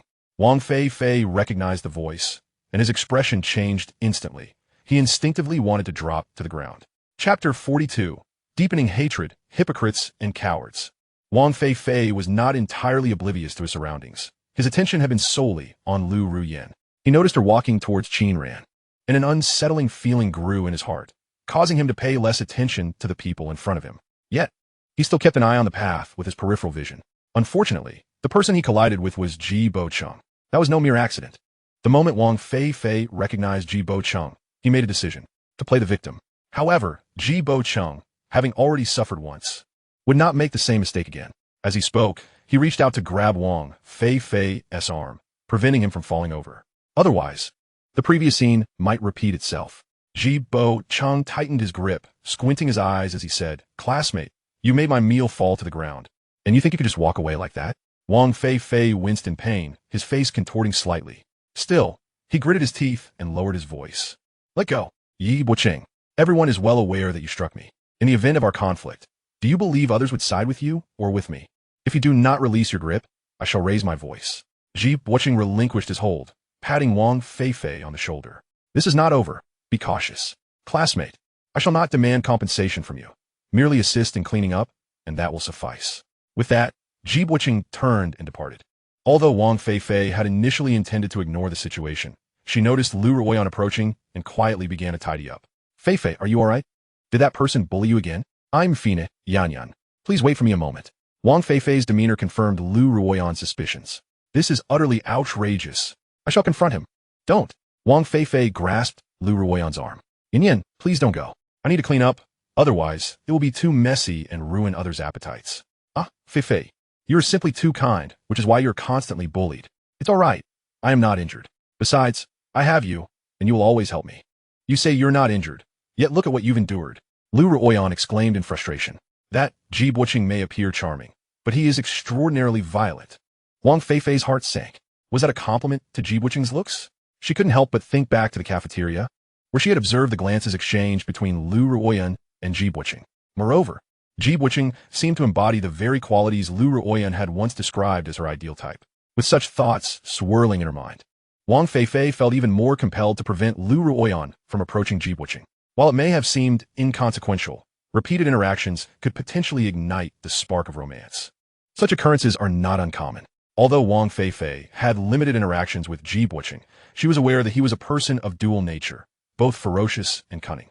His appealing exterior served as a facade, easily winning the affection of girls. As they were disturbed by this commotion, Liu Ruyan and Wang Fei Fei were ready to eat, only to find that Qin Ran had already left. Liu Ruyan regarded Wang Fei Fei as her confidant, sharing many matters with her. Today, her parents' unexpected phone call had taken her by surprise, and she recounted it to Wang Fei Fei. Wang Fei Fei was astonished. Simultaneously, she felt a surge of panic. It was already distressing to witness Liu Ruyan's fruitless pursuit of love. Now, it seemed even her parents had entered the fray. "Yin, did Qin Ran go to speak with your parents?" "Huh? I don't think so." "Then, that is peculiar. I remember at your birthday banquet last year, your father conversed quite a bit with Qin Ran." Liu Ruyan chuckled. "At that time, my father believed I was dating Qin Ran since I often mentioned him." "Does your father like Qin Ran?" "Not explicitly. He merely remarked that Qin Ran is different from other boys, but advised me against early romance, suggesting we discuss it after college." Wang Fei Fei breathed a sigh of relief, then turned to reconsider. "Wait, didn't you just say your parents urged you to pursue Qin Ran?" "I certainly want to chase after him. If anyone should pursue, it should be Qin Ran coming back to me. That scoundrel." "Wait, Yin, what reason could your parents have for saying that? Surely, there must be a rationale." It is indeed quite strange." Liu Ruyan's eyes suddenly brightened. "Fei Fei, could it be, as you suggested, that Qin Ran approached my parents to propose?" Wang Fei Fei's lips twitched. "Yin, this isn't ancient times. Moreover, if Qin Ran truly liked you, he wouldn't make you so upset." "True." Liu Ruyan deflated, prodding her rice with her chopsticks. "Why does Qin Ran treat me this way?" It infuriates me. Wang Fei Fei spoke cautiously. Yin, I'm unsure if I should share this, but go on. What is unspeakable between us? Wang Fei Fei gathered her thoughts. Yin, please don't take offense. Initially, I believe Qin Ran still harbored feelings for you and was intentionally provoking you to agree to be his girlfriend. However, I now suspect that may not be the case. It seems he might genuinely no longer be interested in you. Liu Ruyan's expression darkened with each word. Impossible. Qin Ran would never stop liking me. Fei Fei, you know how much he adored and spoiled me. He must still have feelings for me. Please don't say such things. Liu Ruyan's voice rose, attracting the attention of those around them. Wang Fei Fei hurriedly reassured her. All right, it was my mistake to say that, but consider it. You still dare to say, I shall not speak further. Wang Fei Fei added earnestly, I only wish you the best, you know that. You are my only friend. Wang Fei Fei spoke with heartfelt sincerity. Regardless of what happens, I truly hope for your happiness. A boy nearby chuckled, interrupting the moment. Wang Fei Fei glared at him. He was making confession, yet someone was so lacking in sensitivity. Even more infuriating was that the boy had deliberately shared a video with his roommate. A mechanical, synthesized female voice echoed, Fei Yang, I'm out of energy, you push. Although the video had not finished and the volume was low, several tables around them heard it. More than one table of boys burst into laughter. Wang Fei Fei seethed, trembling with indignation. This was too much. Yet, the absurdity continued. Another similar video began to play. Arigato. Meillon Fei Yang, you idiot. The devoted admirer, who ends up with nothing. Wang Fei Fei struggled to restrain himself from retaliating. But fearing he might end up with a reputation akin to Jibwiching's, he ultimately chose to remain passive. He was not Fei Yang at all. Yin, ignore them. They lack manners. Huh? What did you say, Fei Fei? Liu Ruyan, lost in thought, asked with confusion. Chapter 43. Want me a man? Perhaps not. Wang Fei Fei felt utterly beleaguered. He was beset by challenges from both sides, each formidable in their own right. The crux of the matter was that Liu Ruyan did not regard him as a normal boy, but rather as a fragile confidant. Wang Fei Fei realized it was imperative to correct this perception.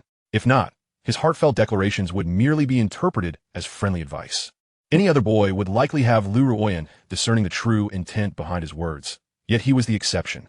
In light of this, Wang Fei Fei resolved to enlist in military training. The following day, Guo Fuping led Wang Fei Fei to the formation, chatting briefly with Shi Pinglin. After a while, Wang Fei Fei joined the ranks, standing beside Huang Zujia.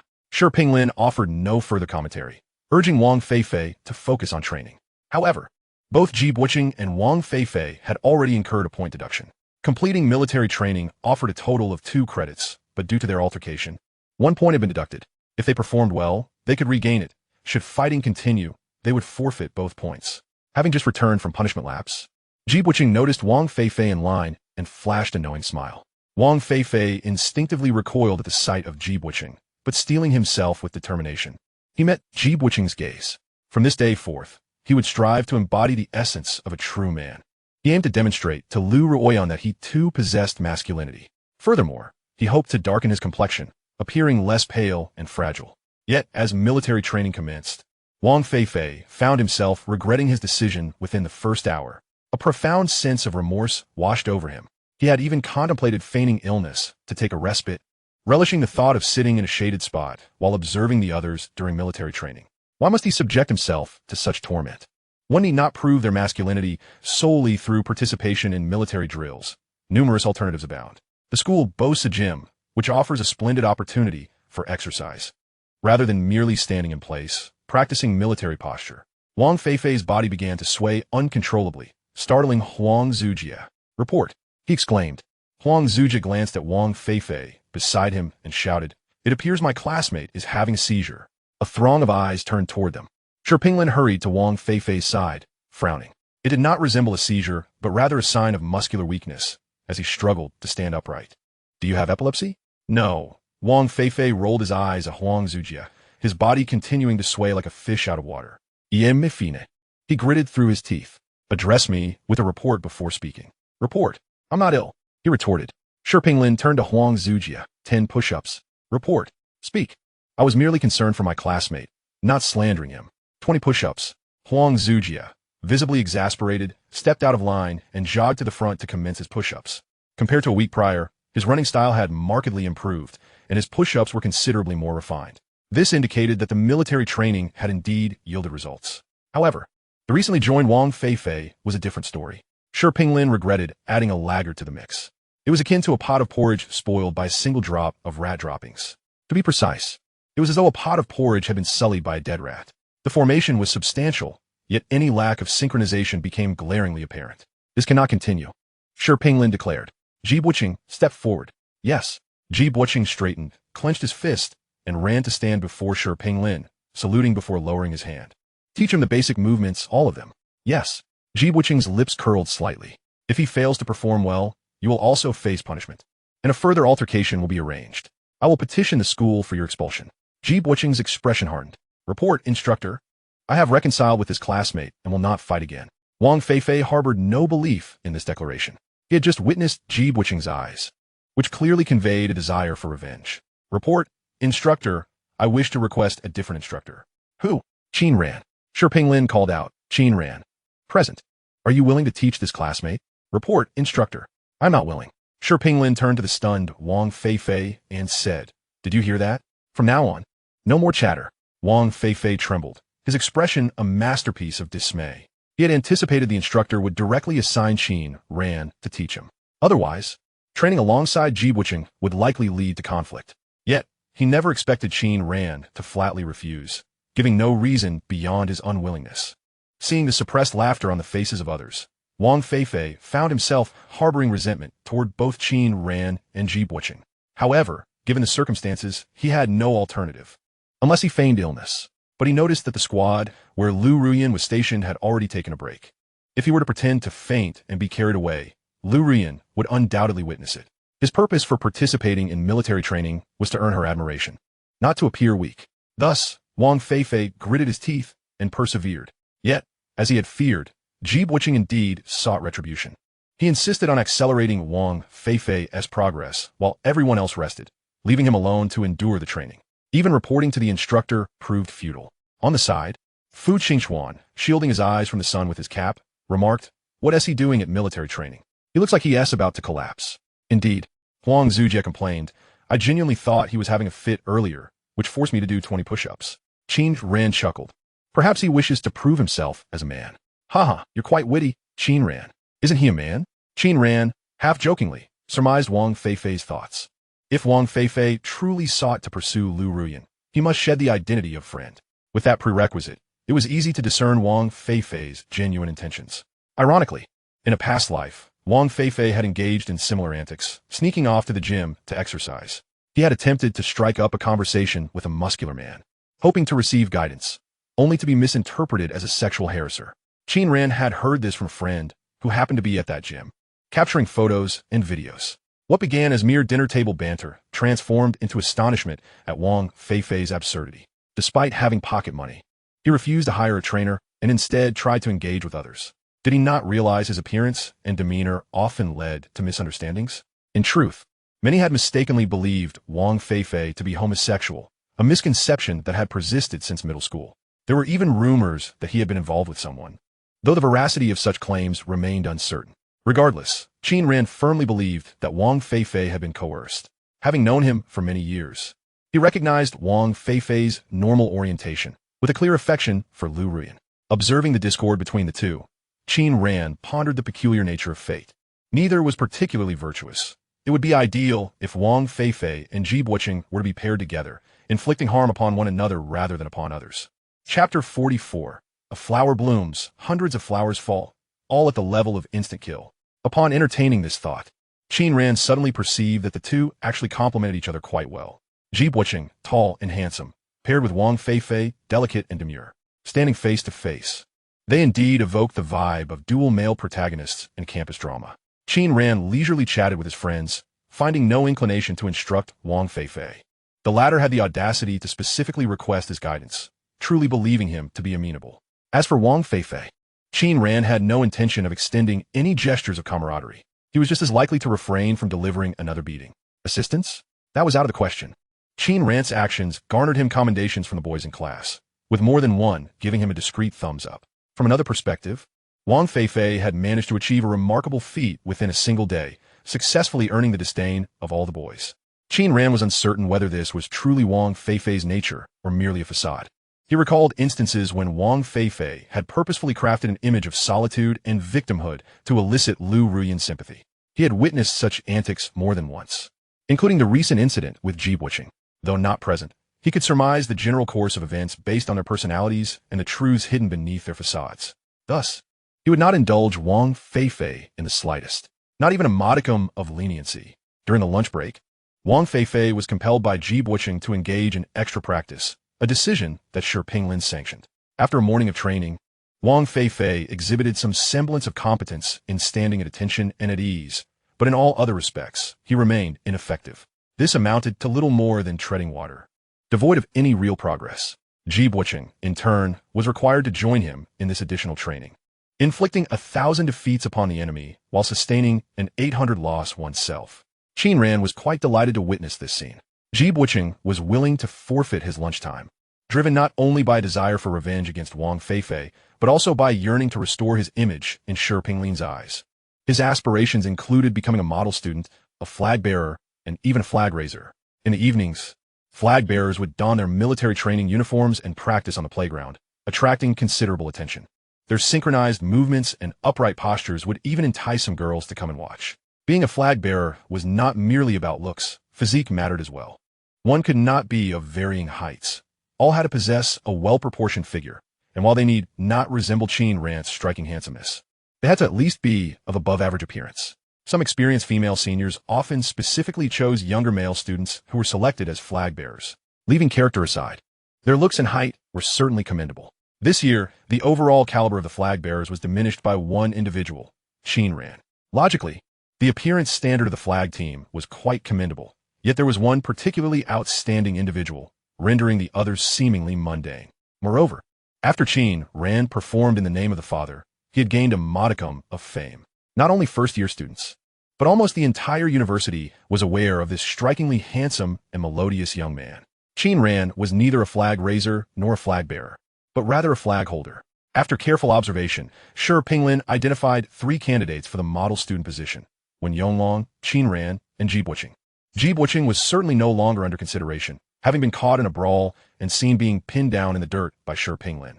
While Wen Yonglong's movements were sufficiently standard, his towering stature was quite conspicuous within the flag team. Thus, only Qin Ran remained as the viable candidate. In truth, Liu Ping also aspired to compete, but was eliminated. Joining the flag team was not as simple as one might think. During training, girls occasionally strolled by. The boys selected for the flag team were somewhat aware of such attentions. Each held their heads high, brimming with determination, despite the fatigue of the day. Alas, the flowers may strive, but the flowing water remains indifferent. Whether by mere chance or deliberate intent, the attention of the girls invariably gravitated toward Qin Ran.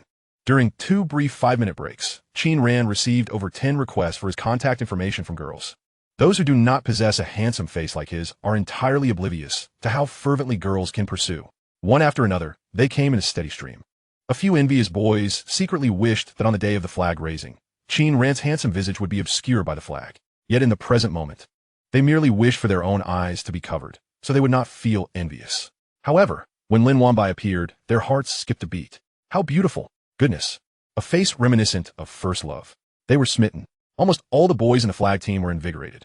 They trained under the illumination of the lights, which allowed them to clearly see the features and postures of those within 10 meters.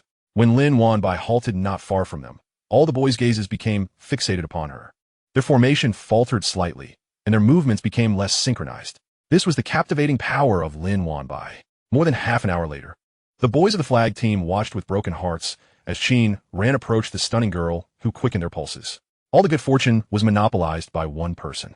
However, it was not entirely bad news. They suddenly understood why Qin Ran had declined so many girls' requests for his contact information. With Lin Wanbai's arrival, the other girls faded into the background, becoming mere green leaves. In truth, they were also but green leaves compared to Qin Ran.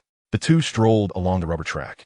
The cool evening breeze whisked away the heat emanating from the track. Lin Wanbai sought out Qin Ran for a class activity rather than a date. Of course, it could also be a date. A week had passed since the semester began, and recently, Guofuping had been quite troubled. This year's class was undoubtedly the one with the poorest relationships among the students he had ever taught. If this continued, numerous conflicts would surely arise. Consequently, Guofuping tasked the two of them with devising an activity to break the current awkward atmosphere. This was succinctly termed a class team-building ice-breaking activity. The time was set for the first class meeting after military training. The election of class officers was postponed until the following week. Once the ice-breaking activity was completed, it would significantly enhance the relationships among classmates, making it easier to elect more suitable class officers later. Although Guofuping typically kept a low profile, he was aware that Qin Ran held the highest esteem among the boys, while Lin Wanbai was the most popular among the girls. Having the two of them plan and host the event would yield the best results. As the saying goes, a combination of male and female collaboration makes the work less arduous. Moreover, they were a handsome young man and a beautiful young woman. Guofuping would not divulge to anyone that he was secretly shipping Qin Ran and Lin Wanbai as a couple. Although old Guo appeared aged and lacked a partner, he harbored a heart yearning to play matchmaker. Initially, Lin Wanbai had declined. Her persona was that of a cool goddess, not a warm-hearted heroine. However, when Guofuping mentioned assisting Qin Ran with the organization and planning, her refusal faltered. Lin Wanbai had long sought to repay Qin Ran's kindness. This presented a perfect opportunity to assist him. As for whether she was persuaded by Guofuping or willingly jumped into the fray, that remained to be seen. At least in that moment, both felt quite at ease. Lin Wanbai donned a white dress, hands clasped behind her back, her steps light and graceful. Qin Ran, in his crisply pressed military uniform, strode confidently, his posture elegant. Chapter 45. Love should not be exhausting. It should be light and joyful. Qin Ran and Lin Wanbai walked slowly along the track, circling repeatedly. Their shadows intertwined and diverged, a continuous cycle. Qin Ran, I found a team-building game called 1 yuan and 50 cents. The boys contribute 1 yuan and the girls 50 cents. The class leader will announce a total amount. And then we'll form teams. What do you think? Qin Ran was familiar with the game, yet he patiently listened to Lin Wanbai before responding. That sounds good. This game is quite suitable for breaking the distance between boys and girls. Ideally, we should keep the time tight. Yes, I think so too. How about 5 seconds? That should suffice. What about you? Any suggestions? How about pass the parcel? Lin Wanbai hesitated. Qin Ran quickly discerned her unspoken concerns. Is it because it often ends up in your hands? Not exactly, but it does happen occasionally, though I lack any special talents. What about drop the handkerchief? Surely you've played that before. It would definitely be passed to you. Well, I would have to run continuously. Qin Ran chuckled. I can easily imagine that scene. I suppose many boys would hope that you would drop the handkerchief behind them. Engaging in a game of chase with Lin Wanbai would likely be an unforgettable memory for some boys from their middle school days. After pondering, Qin Ran suggested, I could play music while we play pass the parcel. This way, you can ensure you won't be selected. You can serve as a backup, allowing other classmates to showcase their talents. Sound good? Should we select another game? Didn't the class leader ask us to choose 3 games? It's getting late. Let us head back for now. We can each look for more ideas. I'll send you what I find later. Me too. Qin Ran did not accompany Lin Wanbai back to the girls' dormitory, instead bidding her farewell at a fork in the road. See you tomorrow. See you tomorrow. Yet, while they would meet, their conversations would continue. As soon as Qin Ran returned to his dormitory, he received a message from Lin Wanbai. I've arrived. I've just arrived too. I'll take a shower first. Then I'll find you. Good boy sitting JPG. Qin Ran smiled faintly as he entered the bathroom with a bitter tea seed. The three shared a tacit understanding. Aware of Qin Ran's intention to practice more, they all took showers first. Qin Ran, are you heading to Peace City for some serious gaming? Over the past few days, Huang Zujia had become engrossed in the game of falling to his demise. I'm not playing today. I'm too exhausted. Let Xiao Quan accompany you instead. He's too inexperienced. He can't keep up. Fu Qingchuan retorted. Your KDA is barely above 1. How dare you call me inexperienced? I'm a star diamond. How much of that is inflated? Don't you know? I'm a star diamond. You just lurk around, devoid of any passion. That's why I'm looking for Qin Ran for some exhilarating gunplay. Qin Ran waved his hand dismissively. No, you two should engage in your fervent battles. After all, dying excessively 1T affect your KDA. No way. If I die too many times, I'll drop ranks. I'll just play on my own. Fu Qingquan protested. Come on, today, your brother Quan will take you for a round of Kun. The two began their descent into the game. Landing at the school, dying. Landing at the port, dying. Landing in Peace City, still dying. In less than half an hour, they fell silent. Qin Ran lay on his bed, chatting with Lin Tongxue. Unbeknownst to them, this had become their daily routine. From initial awkwardness to now feeling quite natural. If they didn't converse, it felt as if something was missing. How about binding? 2 people binding their feet. 3 could work as well in groups. Wouldn't too many make it easy to fall? Not exceeding 5 should be fine. Noted, hidden under the covers, Lin Wanbai scribbled down the binding game in her notebook, noting the number of participants. Are you afraid of stepping on balloons? Yes, little shy emoji. What about squeezing balloons? Should we hold hands? Yes, back to back with the balloon in between. Can I team up with you? Shy JPG.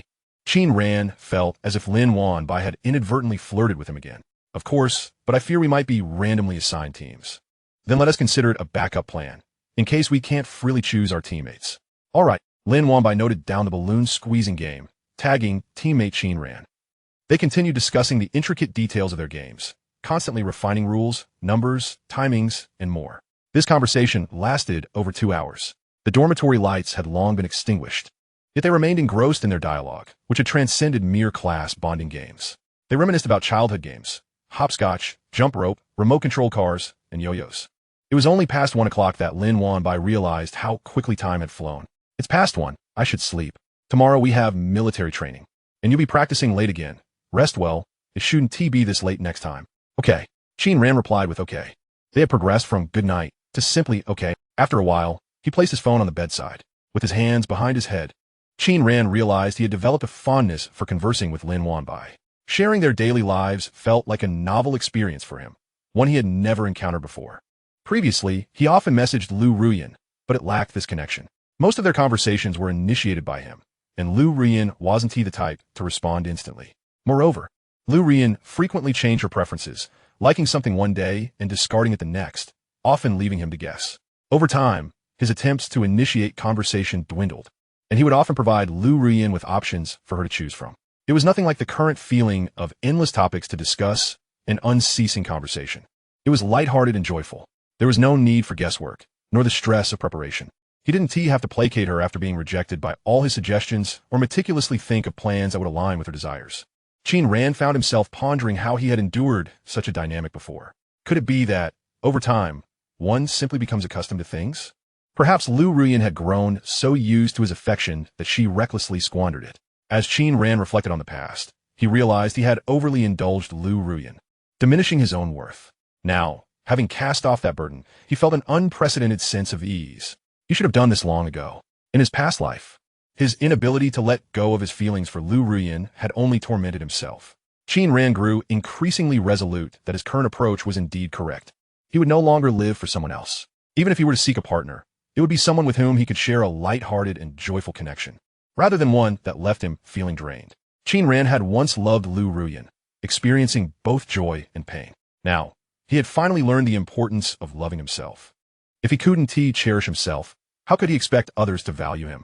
As Qin Ran drifted into slumber, Lin Wanbai finally prepared for bed. Having written in her diary, there was a film that mocked, who writes diaries in earnest? Secrets pinned down are no longer true secrets. The real secrets lie hidden in the depths of one's heart. Yet Lin Wanbai happened to be the earnest person who loved writing diaries.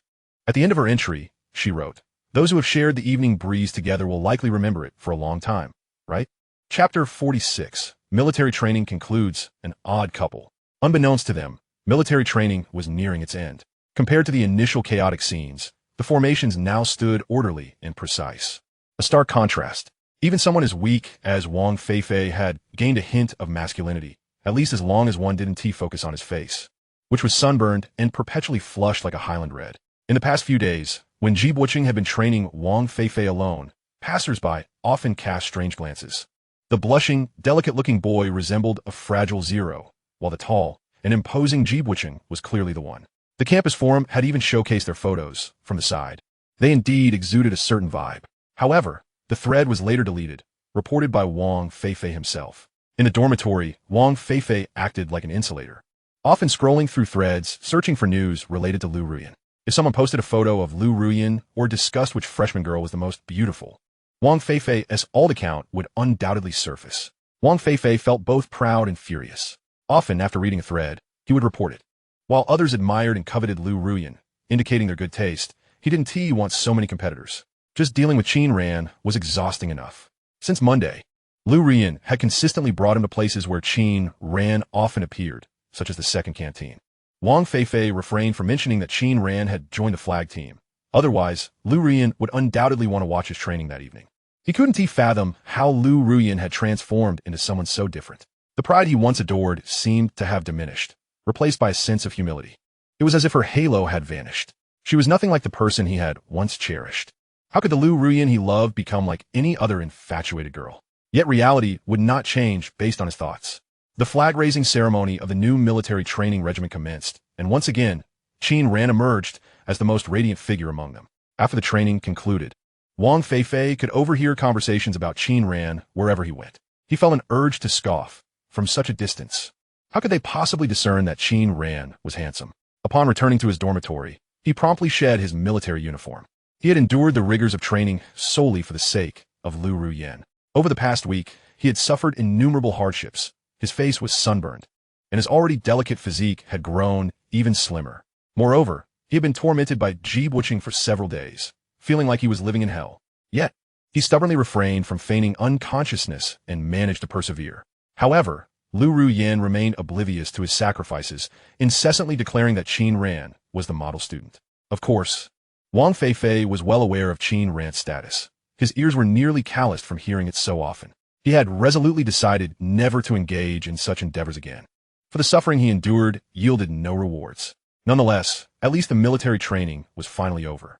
He could at last escape the shadow of Qin Ran's brilliance. Yet, he was mistaken once more. On the first day of classes, he found himself in a state of listlessness amidst a plethora of courses: macroeconomics, statistics, accounting, economic law, and international trade. He had yet to recover from last week's military training, leading to his lackluster demeanor. To his dismay, he was even mistaken for a girl, prompting uproarious laughter in class. Although it was not the first time this had happened, it still irked him to no end. The week of military training had not darkened his skin. Instead, it had gifted him two stubborn red cheeks that refused to fade. The first class of the afternoon was a large lecture held in an auditorium with 3 classes combined. To Wang Fei Fei's chagrin, Ji-butching audaciously sat in front of Liu Ruyan and greeted her.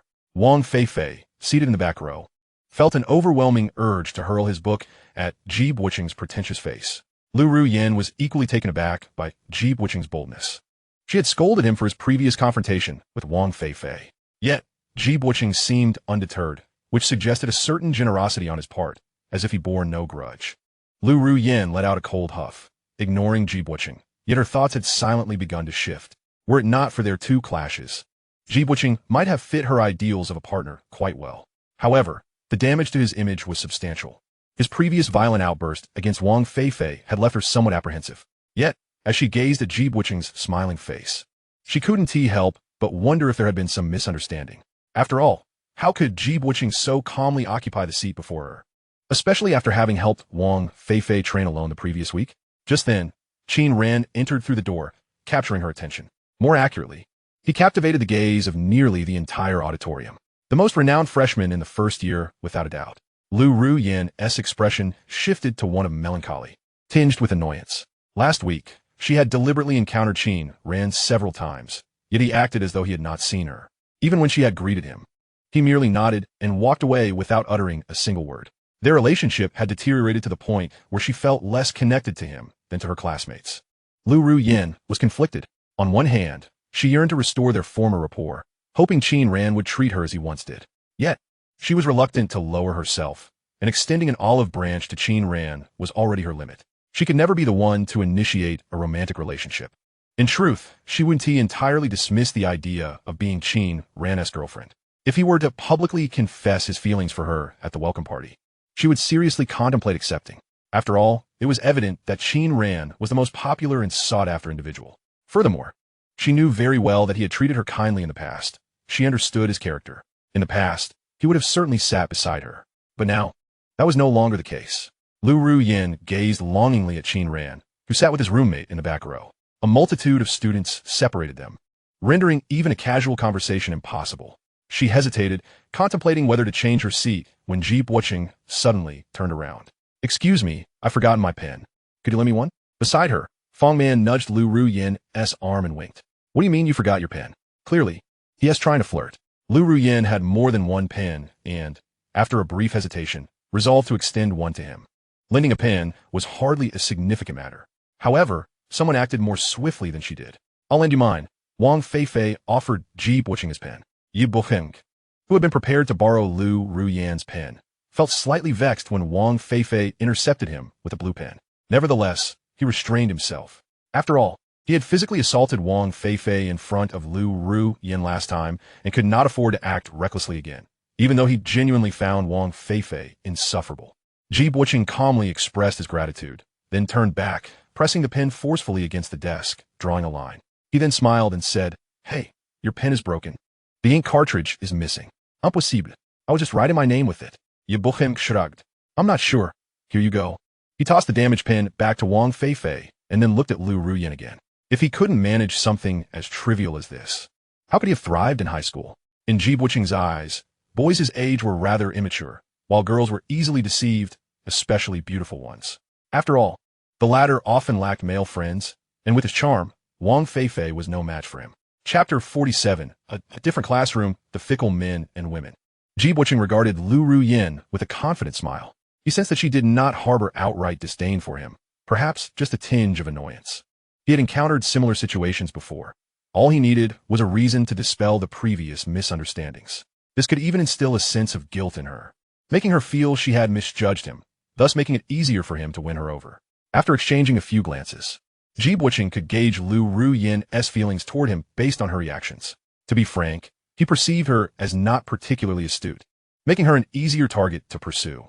In reality, his interest in Liu Ruyan stemmed not only from her beauty and graceful figure, but also from her connection to Qin Ran, as they had been high school classmates and shared a good rapport.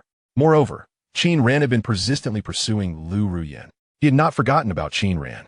If he could turn the girl Qin Ran fancied into his girlfriend, it would undoubtedly serve as the sweetest form of revenge. Recently, he had encountered minor issues at home, necessitating a period of discretion. His methods of retaliation could not be overt, otherwise, in accordance with his previous temperament, he would have already gathered a group to confront Qin Ran. A few good beatings, and he would surely become obedient. However, he was currently burdened with a major offense and a disciplinary action, making such behavior unwise. He could potentially face expulsion. The university had only just begun, and he had no desire to be dismissed so soon. Therefore, he resolved to seek revenge on Qin Ran by winning over Liu Ruyan. Simultaneously, he would gain a girlfriend whom everyone would envy. What could be better? Yet, he underestimated the power of a manipulative woman. "Yin Yin, my pen was broken by him. I have no pen left." Liu Ruyan handed her pen to Wang Fei Fei. "I have another one."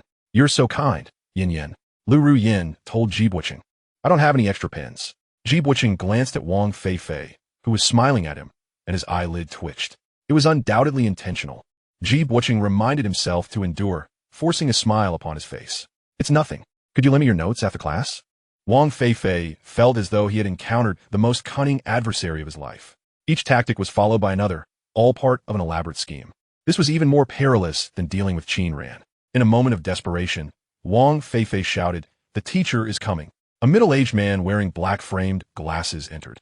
Clutching a book, Ji Buqing smiled faintly and turned back. Yet he felt an overwhelming aversion towards Wang Fei Fei, who had repeatedly thwarted his chances with Liu Ruyan. He realized that Wang Fei Fei was like a pesky fly, incessantly buzzing around Liu Ruyan. If he did not swat the fly first, it would continue to disrupt his pursuit of her. Once the teacher arrived, most students sat upright, adhering to their habitual classroom decorum. Following the start of the semester, they had undergone military training and had yet to truly experience the relaxed academic atmosphere of university life. While the pressure of academic performance was one matter, the classroom environment was less formal, with a few exceptions among professors. Fu Qingchuan, seeking wisdom from Qin Ran, noticed the middle-aged man entering and lowered his voice. "Brothers, this professor is Sun Jun, our university's vice president. Quite an impressive figure. He serves as an independent director for several major companies, and it's difficult to even secure a meal with him." Huang Zujia, puzzled, inquired, "What do you mean by independent director?" Coming from family that only owned a single detached house, Huang Zujia suddenly understood. "Oh, so it's that kind of independent director. You should have explained more clearly.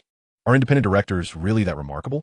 "Absolutely," came a reply. "Although they may seem to wield little power, not just anyone can attain such a position, especially in large corporations of certain countries. Do you understand?" "Yes, I do." Sun Jun set down his book and surveyed the hundreds of fresh faces in the lecture hall. His gaze lingered on Qin Ran for half a second before he adjusted the microphone.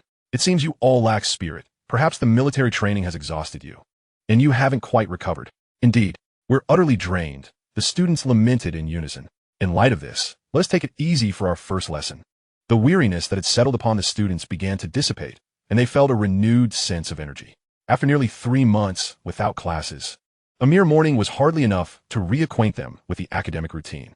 Yet, upon hearing Sun Jun's words, they felt considerably less fatigued, finding the middle-aged man's demeanor to be warm and approachable. Leaning against the podium with a smile, Sun Jun introduced himself. Allow me to briefly introduce myself. I am Sun Jun, the son from the art of war engine, meaning to revitalize China. This semester, I will be teaching you microeconomics. Do not be misled into thinking that economics is a lofty subject. It is intricately connected to our daily lives. You have had the textbooks for about half a month now. Who among you has done some preliminary reading? Raise your hands. More than half of the students raised their hands, and including those who had prepared without raising their hands, it approached 2/3. Sun Jun nodded and gestured for them to lower their hands. A few days ago, I encountered a young woman in a state of emotional confusion. Laughter erupted among the crowd, accompanied by some teasing. Sun Jun waved his hand, waiting for the laughter to subside before continuing his narrative. This girl, in her 20s, was a college classmate of her boyfriend. Both came to Zhonghai in search of work. The girl was doing well in design, while the boy's job was less than ideal. The girl encouraged him to pursue further studies, supporting him with 3 years of tuition and living expenses. Now, just as he is about to graduate, he proposes breaking up. The girl asked me why men are so fickle and lack fidelity. Sun Jun glanced around and asked, "Can anyone apply economic principles to answer this question?" After about 10 seconds, a girl with a ponytail raised her hand. Sun Jun nodded. "All right, go ahead. No need to stand. Just speak as if we're having a casual chat." The girl with the ponytail sat down again, slightly uncomfortable, but continued. The principle of diminishing marginal utility from economics can address this issue. As one acquires more of something, its value diminishes. The boy continues his studies and meets more girls, causing him to cherish the first girl less because there are now more options available. Sun Jun nodded, lightly applauding. Well said. This principle also applies to men who have beautiful wives, yet still engage in infidelity. The room erupted in laughter, and the atmosphere grew increasingly relaxed. As they found Sun Jun far from the stereotypical rigid teacher, he was quite humorous. Sun Jun then inquired, why is it that, despite the same principle of diminishing marginal utility, unfaithful women are less prevalent than unfaithful men? Chapter 48. Love is devoid of reason and ethics. Why are there more unfaithful men than women? This is a common phenomenon. As soon as Sun Jun finished his question, Liu Ping immediately raised his hand. Go ahead. He was invited. Liu Ping spoke boldly. There are just as many unfaithful men as there are women. The principle of diminishing marginal utility applies to women as well. It can only be said that there are fewer unfaithful women among those who are married, but that does not mean the principle is ineffective. Women also desire men who are more handsome, younger, and wealthier. It's not just men who are forever drawn to 18-year-olds. Ignoring the various glances from his peers, Liu Ping continued his perspective. Humans are emotional beings, yet more often than not, they are rational, weighing costs and benefits. The cost of infidelity for women is typically higher than for men. Few men are willing to be humiliated.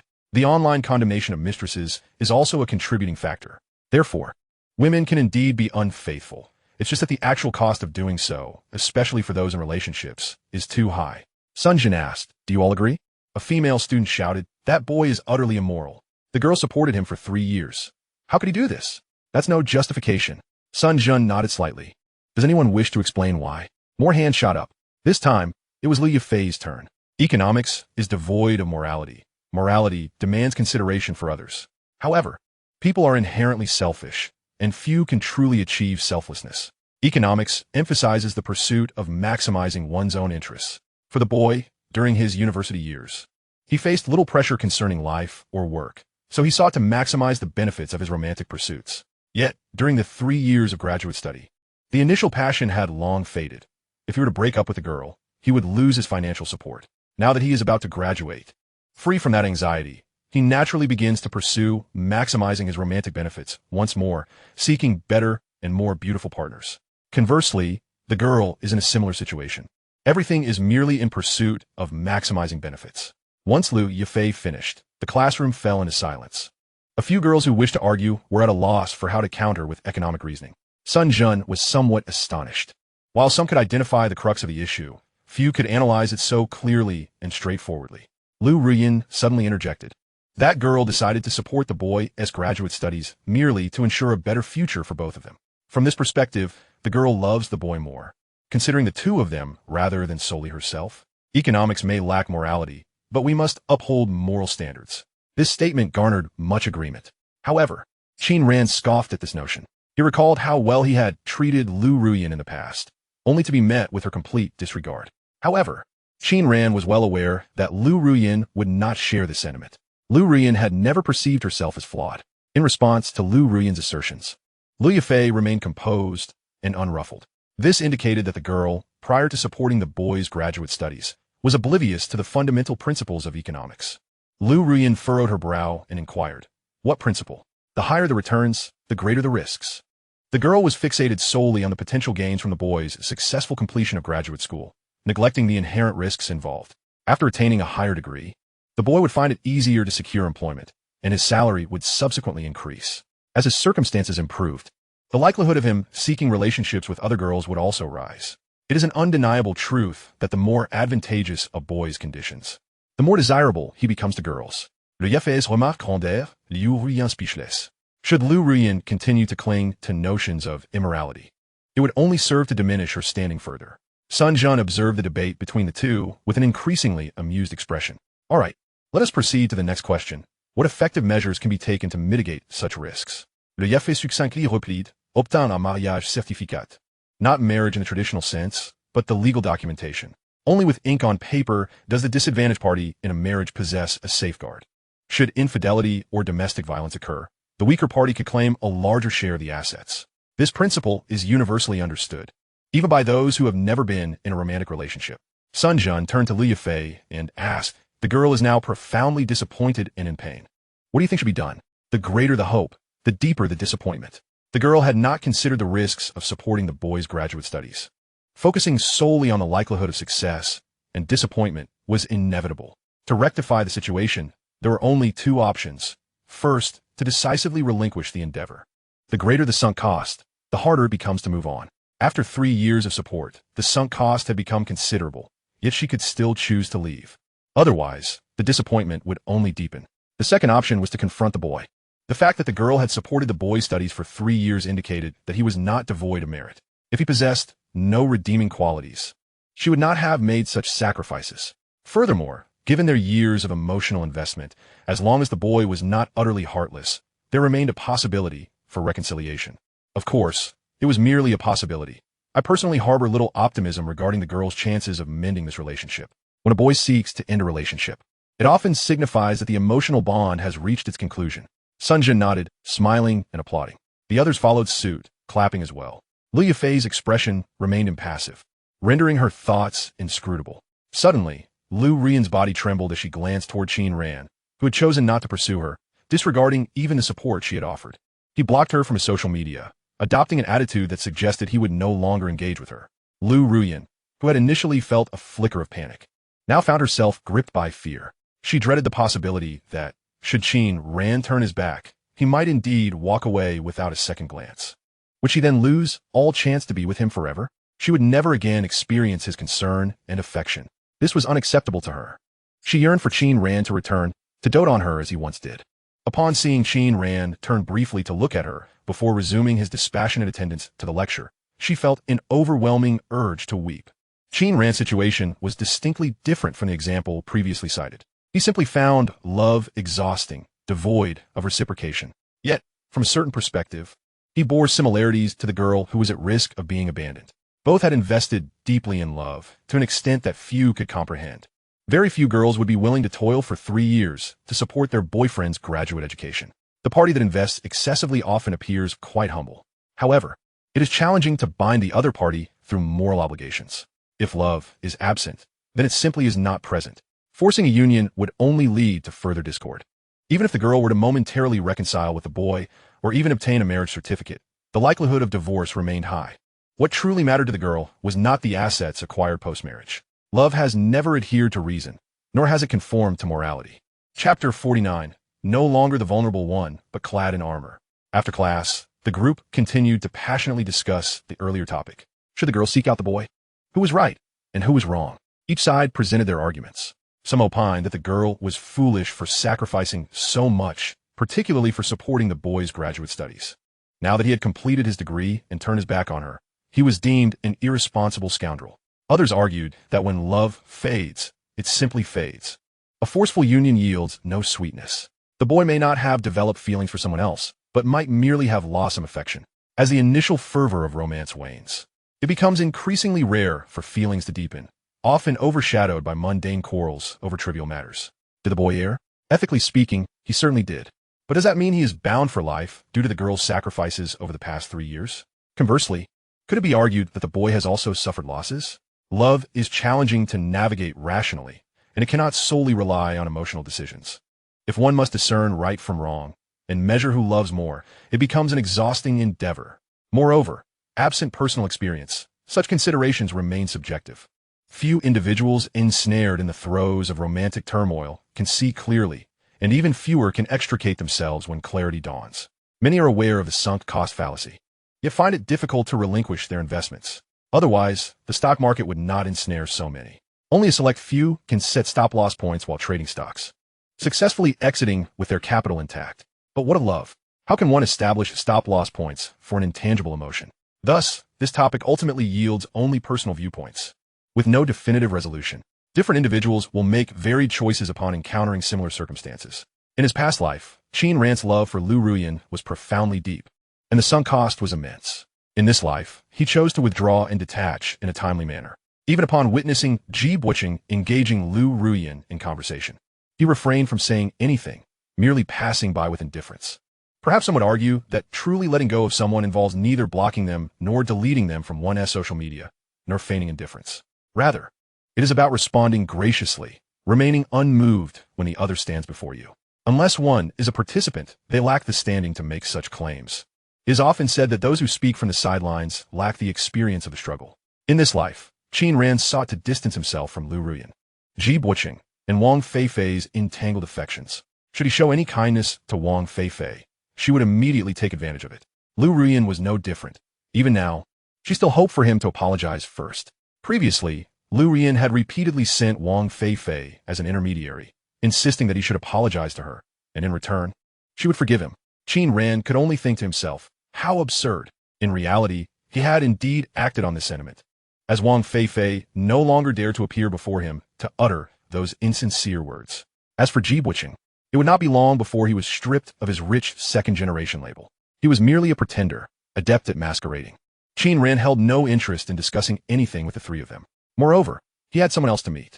After bidding farewell to his roommate, Qin Ran proceeded to the administration building and entered the vice principal's office. Uncle Sunday Sun Jun set down his teacup and quipped, "You still remember me, Uncle Sun?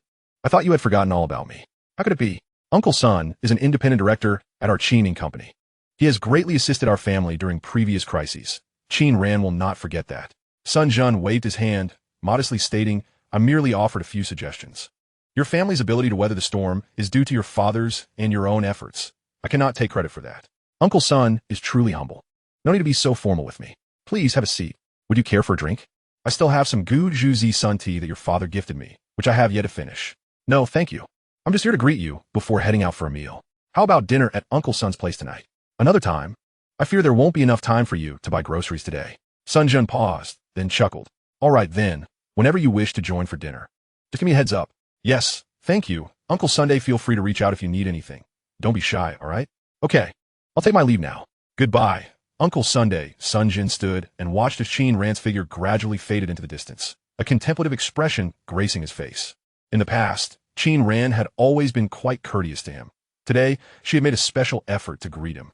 The distinction between Uncle Sun and Uncle appears slight, merely a character apart, yet the implications are profoundly different. Sun Jun stroked his chin, reminiscing about the time when the Qin group faced a significant crisis. He had offered numerous suggestions and proposals. Indeed, he had been a touch too modest.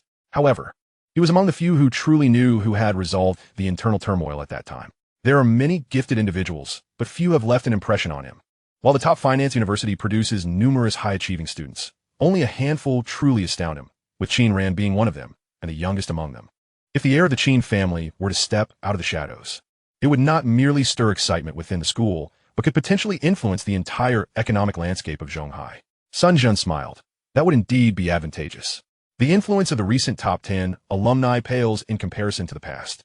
Should Qin Ran choose to ascend, the top alumni from Shikai, Dongkai, and Central Finance would be lining up to work for her. Sun Jun hoped Qin Ran would form a think tank, employing more individuals from her alma mater as a means of giving back. In truth, Qin Ran currently harbored no such intentions.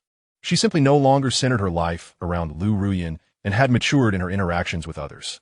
Sun Jun was one of the members of the Qin group's think tank. Though Qin Ran had not previously considered him, now that their paths had crossed, it was only fitting to extend a proper greeting. Visiting Sun Jun's office was in keeping with the Qin family's understated style. Jin Boqing's family, with a modest amount of wealth, could invite the admissions office director to dinner, yet could not extend an invitation to Sun Jun. The willingness of Sun Jun to proactively invite Qin Ran to his home speaks volumes about the disparity between them. This is also why Qin Ran did not genuinely regard Jin Boqing with any significance. Very few truly captured her attention. Liu Ruyan was an exception. While Qin Ran appeared calm and unassuming, pride coursed through her veins. Now that her affections for Liu Ruyan had faded, the latter became inconsequential in her eyes. With a mere thought, Qin Ran could easily attract girls who matched Liu Ruyan in beauty and figure. What he truly cherished was the innocent and kind-hearted girl who once brought him joy. However, that girl had long since vanished, dissipating like smoke into the air, leaving not a trace behind. No matter how long he waited, she would not return. Having come to this realization, how could Qin Ran repeat the same mistakes? Thus, even if Liu Ruyan returned back, he would no longer be waiting in the same place. In the realm of love, to fall for someone creates both a vulnerability and a shield. Yet, to love someone who may not cherish you strips away the armor, leaving you exposed at every turn. At this moment, Qin Ran bore no weaknesses. He was clad solely in armor. Chapter 50. Unable to open the cap, yet can unseal the crown. After attending Sun Jun's class, Liu Ruyan came to a realization. Qin Ran loved her. If she were to pursue further studies, he would undoubtedly work diligently to support her education. Even if she failed the entrance exam in her first year, he would continue to support her through the second and third years without complaint, unwaveringly kind to her. But it seemed she had cast aside the Qin Ran who held her in such high regard. She had believed that he would love and spoil her for a lifetime, tolerating even her slightest tantrums. After all, boys should pamper the girls they like. Liu Ruyan mused that perhaps Qin Ran was upset with her for not giving him an answer sooner. Over the past few days, she had contemplated her feelings and concluded that Qin Ran treated her the best and was the most outstanding candidate for her boyfriend. Qin Ran had taken 99 steps toward her and had now paused. She was willing to take a step toward him. However, Qin Ran was currently ignoring her, sometimes even pretending not to see her as he walked past. Thus, she needed to create an opportunity. At the entrance of the campus supermarket, Liu Ruyan stood gracefully beneath the streetlight, lifting her delicate chin to catch a glimpse of the distance. Earlier, she had noticed that Qin Ran did not return to the dorm with his roommate, but headed toward the administrative building. She speculated that he had been summoned by a teacher or someone else, and would surely pass by here eventually, as this intersection was the shortest route to the cafeteria and the boys' dormitory. While there were alternative paths, they required a significant detour. Normally, students would walk this way. Liu Ruyan stood on her tiptoes, eagerly scanning the approaching direction. She had already waited 10 minutes, but still saw no sign of Qin Ran. How could a trip to the administrative building take so long? Excuse me, can I help you carry that water? A male student approached. No, I'm waiting for my friend. Liu Ruyan quickly declined. The boy hesitated, his hand reaching for the 12-liter water jug, then awkwardly turned away. He was not the first to offer assistance, but he was the third boy Liu Ruyan had rejected. Another 5 minutes passed, and Liu Ruyan was beginning to feel impatient. Ruyan, just as she was about to give up, Wang Fei Fei, who had just finished eating and was headed to buy snacks, spotted Liu Ruyan at the supermarket entrance. A water jug at her feet, and hurried over, waving his arms as if parting the air before him. His flamboyant running style drew attention. Wang Fei Fei paid no mind to the stares of others, slightly out of breath as he stood before Liu Ruyan. Ruyan, let me help you with that. Wang Fei Fei, more eager than the previous boy, hurriedly attempted to hoist the water jug onto his shoulder. However, halfway through, he let out a yelp. My back, it hurts. Liu Ruyan was startled and quickly reached out to help him set it down on the ground. Fei Fei, are you all right? Wang Fei Fei, leaning sideways with one hand on his back, forced a pained smile. Ruyan, I just forgot that I was injured. The other day, when he was on top of me, I hurt my back. Do you need to go to the infirmary? No, it's just a little sprain. I might not be able to help you carry the water now. You should take care of yourself. Rest well, and don't overexert yourself, understood? As Liu Ruyan spoke, she suddenly caught sight of a familiar figure approaching from across the way. Qin Ran. Liu Ruyan beamed, waving enthusiastically at him. Qin Ran, come here. Wang Fei Fei clenched his fists, feeling infuriated. What a splendid opportunity to showcase his boyfriend prowess, and not only did he miss it, but he also relinquished it to Qin Ran. If this incident leads to a reconciliation between them, Ji Buqing would be the one to blame. Wang Fei Fei silently chanted for Qin Ran not to approach. Qin Ran, Fei Fei is hurt. Please help me, Liu Ruyan called in a sweet voice. Under Wang Fei Fei's reproachful gaze, Qin Ran stepped forward. They had agreed that Liu Ruyan was to be his, so what was this? Wang Fei Fei attempted to convey his disapproval through a glare. But Qin Ran seemed oblivious and continued toward her. Liu Ruyan beamed with delight, her face radiating joy. As expected, she knew Qin Ran still had feelings for her. Whenever she encountered difficulties, Qin Ran would invariably appear to assist her, shouldering all responsibilities. Liu Ruyan suddenly felt that there was no need for her to take the initiative anymore. Indeed, Qin Ran was already approaching her. The old Qin Ran was back. However, this period of his absence had caused her distress and even brought her to tears. Once they reached the dormitory, she would have a serious conversation with him. He must not behave like this again. He should only seek to make her happy. When one errs, they must apologize immediately and not delay for so long. Even if it was her fault, it wouldn't do. Liu Ruyan's lips curled into a smile, her chin raised, and her slender neck elongated like that of swan. Just moments ago, several boys had stepped forward to assist her, and even those too shy to speak to her numbered at least a dozen. A girl as sought after as her was a treasure not to be squandered. Qin Ran, please help me, she smiled. Qin Ran first glanced at the feeble Fei Fei before nodding. Out of courtesy as classmates, he would lend a hand. He lifted the water bucket with one hand, resting it on his shoulder, and walked ahead, waving his hand in a gesture that signaled no need for thanks. Wang Fei Fei stood dumbfounded, staring at Liu Ruyan, who now bore the enormous bucket of water that seemed to crush his waist. This bucket weighed at least 20 pounds. Previously, Liu Ruyan could hardly unscrew a bottle cap, yet she was now capable of carrying such a heavy container. Wow, Wang Fei Fei gasped. He finally grasped what Qin Ran had done. Instead of helping, Qin Ran had placed the water upon Liu Ruyan's shoulder. After several seconds, Liu Ruyan also came to her senses. A shrill scream drew the attention of those around. Holy cow, what a strong girl. The ancients were not mistaken. Unable to open a bottle cap, yet capable of lifting such a heavy burden. Such a beautiful girl was unexpectedly a powerhouse. Capture this moment, it must be shared. Perhaps she was a comedic heroine as well. Nearby, a boy clutched his waist. His face flushed. Could it be a tale of a strong woman and a weak man? Truly, flowers amidst manure. No, this is a fierce flower. Liu Ruyan shouted. Damn you, Qin Ran. Stop right there. With both hands gripping the handle of the water bucket, Liu Ruyan felt a whirlwind of confusion. She could not set it down. The weight was unbearable, leaving her no choice but to shout in desperation. Such a visually striking scene was destined to become the most eye-catching sight on campus that day. Chapter 51. The Emperor of Smoke, terrifying indeed. Liu Ruyan's cries were utterly futile. Qin Ran walked away without sparing a glance, even quickening his pace. His principle was to do good deeds anonymously, without seeking gratitude. Liu Ruyan, burdened with the water, surely wouldn't be able to catch up. Helping her, by placing the water on her shoulder, was the extent of his capabilities. It was impossible for him to carry the water to the girls' dormitory. Moreover, Wang Fei Fei was present. If one person could not manage, how could two not? Liu Ruyan was furious. However, at that moment, she found it impossible to jump in anger. Before long, she felt as though she were bearing the weight of a mountain. It was too heavy. She could only hunch her back and lower her proud head. Fei Fei, please help me. Okay. Wang Fei Fei hastily reached out to relieve her of the water. Ouch, my back. No, I can't. My back is strained. Yin, give me a moment. Liu Ruyan, exasperated, exclaimed, Fei Fei, what's wrong with you? Hurry and help me. I can't bear it any longer. Wang Fei Fei bent down, attempting to lift it with both hands. Then set it down. I can't move. I can only let go. Liu Ruyan turned her back to Wang Fei Fei and released her grip. Taken by surprise, Wang Fei Fei was pinned to the ground by the bucket of water.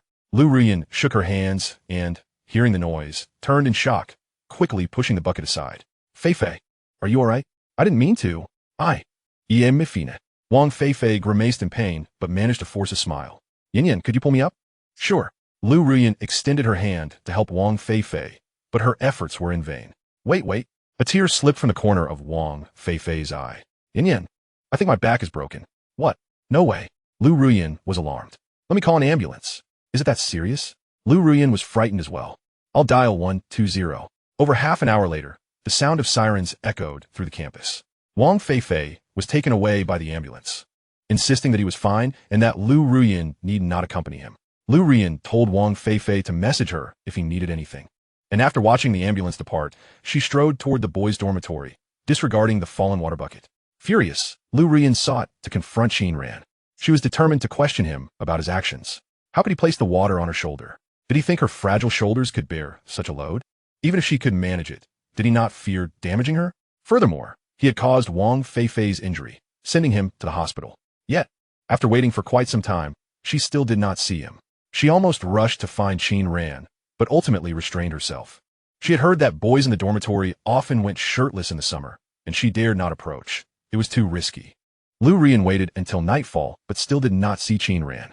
She contacted Qin Ran's roommate, Fu Qingchuan, only to learn that Qin Ran had not returned to the dorm after class. Liu Ruyan waited for ages, and her stomach began to growl from hunger. But she was full of anger. Skipping dinner, she stormed back to her dorm. Tomorrow, she would definitely confront Qin Ran. This matter could not simply be brushed aside. However, that night, upon seeing a forum post shared by Li Huihui, she was truly infuriated. She was so enraged that she burst into tears. Her reputation was utterly ruined. As night approached 10 o'clock, after dining in the cafeteria, she went for a stroll on the playground with Lin Wanbai to discuss the upcoming class meeting's team-building games when Qin Ran finally returned to the dorm. Just as he reached the dormitory entrance, he received a message from Lin Wanbai. I'm here too. Qin Ran, you finally returned. Just as Qin Ran intended to continue the conversation, he put away his phone. What is wrong? What happened now? Fuqing Quan Linding, shoving his phone in front of Qin Ran's face. This is your masterpiece, is it not? Too close for comfort. Qin Ran took the phone, and the screen prominently displayed a photograph of Liu Ruyan shouldering a large bottle of water, accompanied by the caption, Empress Ruyan, terrifying indeed. Qin Ran couldn't help but chuckle. Who edited this? No idea. It's gone viral on the forum. Zulfust. It must be you. Fu Qingchuan smiled, adding, Liu Ruyan asked me where you were, and upon seeing the post, I immediately guessed it was you. She must be furious with you for making her carry that water, right? TSK, TSK, TSK. One word, splendid. Fu Qingchuan gave a thumbs up, with Huang Zujia echoing the sentiment. It's not that exaggerated. The water isn't particularly heavy. A girl can certainly manage it. Qin Ran dismissed, waving his hand. Qin Ran, I admire you. Haha. Tomorrow, you shall face the consequences. Indeed, Liu Ruyan will certainly come to settle the score with you. Qin Ran shook his head, offering no reply as he carried a basin to wash up. If not for their chatter, he would have entirely forgotten about the incident. In the past, he had been blind to the truth, engaging in self-deception. Now, he realized that Liu Ruyan had long ceased to value him. Thus, any attempts to reconcile would only be demeaning. Her demeanor remained unchanged, as proud and dismissive as ever, taking everything for granted. Qin Ran vowed never to repeat his past mistakes. Having chosen to depart, he would not look back. He hoped Liu Ruyan would soon come to understand this as well. Alternatively, if Liu Ruyan continued to flaunt her arrogance, even to the point of decay, it would be best if they ceased to have any further dealings, leading their separate lives without interference. Qin Ran had once bestowed all his kindness upon Liu Ruyan, yet she had not become that significant person in his life. Rather, she had transformed into a lesson. The class was concluded, and he had learned the importance of letting go when necessary.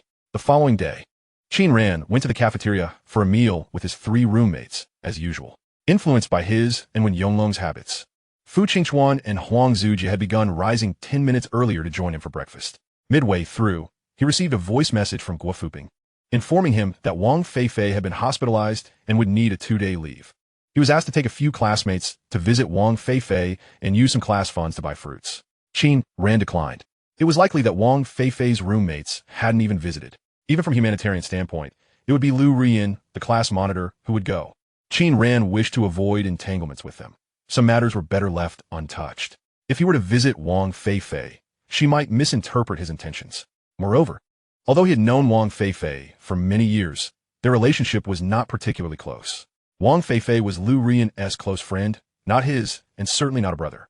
She could even be considered a rival, as Wang Fei Fei had always harbored feelings for Liu Ruyan. For whatever reason, Qin Ran would not visit Wang Fei Fei. After hanging up, he resumed his meal. Huang Zujia inquired, Wang Fei Fei is hospitalized? Yes. Why? Did someone beat her up again? Perhaps, I didn't ask. What a pity. Qin Ran raised an eyebrow. What is so unfortunate? It's a pity I wasn't there to kick her while she was down. I heard from a neighboring dorm that she has been bad-mouthing us behind our backs. To reassure Qin Ran, Fu Qingchuan remarked, really? Even the girls in our class heard about it. No worries, someone will take care of it. Chapter 52, The Mouthy King Strikes Back. Fu Qingchuan, intrigued by Qin Ran's mention of someone taking action, queried, who will take action? Qin Ran shook his head, saying no more. He was among those who would, but not the only one. Wang Fei Fei had been bullied throughout middle and high school, and countless people had wished to silence her loud mouth. Qin Ran's thoughts drifted to another matter. The image of Liu Ruyan carrying that water bottle had been captured and shared widely. The post was a sensation. Fu Qingchuan had even shown him a photo with the caption, Empress Ruyan, terrifying indeed. Qin Ran wondered who had edited the image. Clearly, the person knew Liu Ruyan well. He was uncertain whether it was a classmate who had intentionally altered a word or someone from another class. He recalled the last post featuring Wang Fei Fei, which revealed her injuries. He was almost certain that Wang Fei Fei had posted it herself under a pseudonym. What about this time? Was it also Wang Fei Fei who had done it intentionally? Liu Ruyan would inevitably hear about these mocking images, whether she looked at them or not. Upon seeing these edited photos, she would undoubtedly be infuriated. Ultimately, she would blame him for it. The fact that Liu Ruyan had stormed over to confront him last night only confirmed his suspicions. Qin Ran was not judging her character through a cynical lens. Rather, he was considering the worst possible intentions behind her actions. He was well aware that Wang Fei Fei, often acting sweet and innocent, engaged in her share of underhanded tactics. Such behavior was not surprising, as she had done even more despicable things. However, without solid proof, these remained mere conjectures. After pondering for a while, Qin Ran decided to cast aside these distractions. Regardless of whether it was true or not, he would not concern himself with it. He hoped that Liu Ruyan would finally grasp that his feelings had truly faded. During the recent military training, he had clearly conveyed his sentiments to her. Yet she had not believed him, but after yesterday's incident, she must have been sufficiently disappointed. As for the hospitalized Wang Fei Fei, he would leave it to Liu Ruyan to visit her. Not having physically confronted Wang Fei Fei again was already generous of him. In the morning, Liu Ruyan was absent from class. Qin Ran speculated she had taken leave to visit Wang Fei Fei. The previous day, they had been together, yet Liu Ruyan had not gone to the hospital when Wang Fei Fei was admitted. Now, only after being informed by Guo Fuping did she decide to visit, which perfectly aligned with her character of entitlement. In Liu Ruyan's eyes, she was the most important person, almost wishing for everyone to revolve around her. Qin Ran had once orbited Liu Ruyan, but not anymore. Classes without her seemed to improve in quality. During the lunch break, Qin Ran received another call from Guo Fuping. Liu Ruyan has had an accident. She went alone to visit Wang Fei Fei and was struck by someone jumping from the rooftop. She is now in a coma. Guo Fuping had already notified Liu Ruyan's parents. For the next few days, he would act as class monitor, ensuring someone visited Liu Ruyan once she regained consciousness. Otherwise, the ice-breaking activities for the class would become a farce. 2 students were hospitalized, and not a single person had gone to visit them while still planning team-building games would seem utterly ridiculous. Hearing the news about Liu Ruyan's misfortune, Qin Ran felt a tightening in his chest. After all, she was the girl he had loved for so many years in his past life.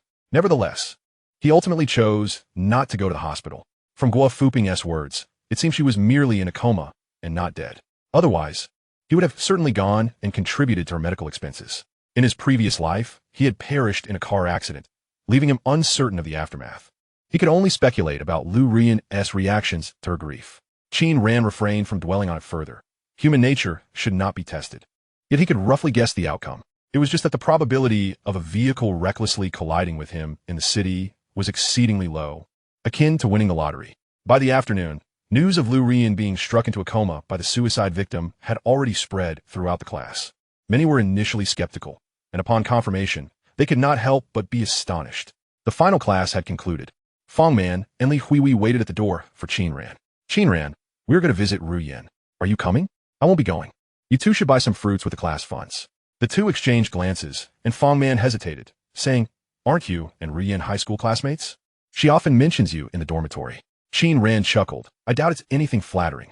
Li Huihui retorted, Qin Ran, as a guy, you shouldn't be so petty. The fact that Ruyan frequently brings you up shows she cares. What is your name? Me? Li Huihui pointed to herself. Li Huihui. Qin Ran nodded and inquired. Are you a boxer? What?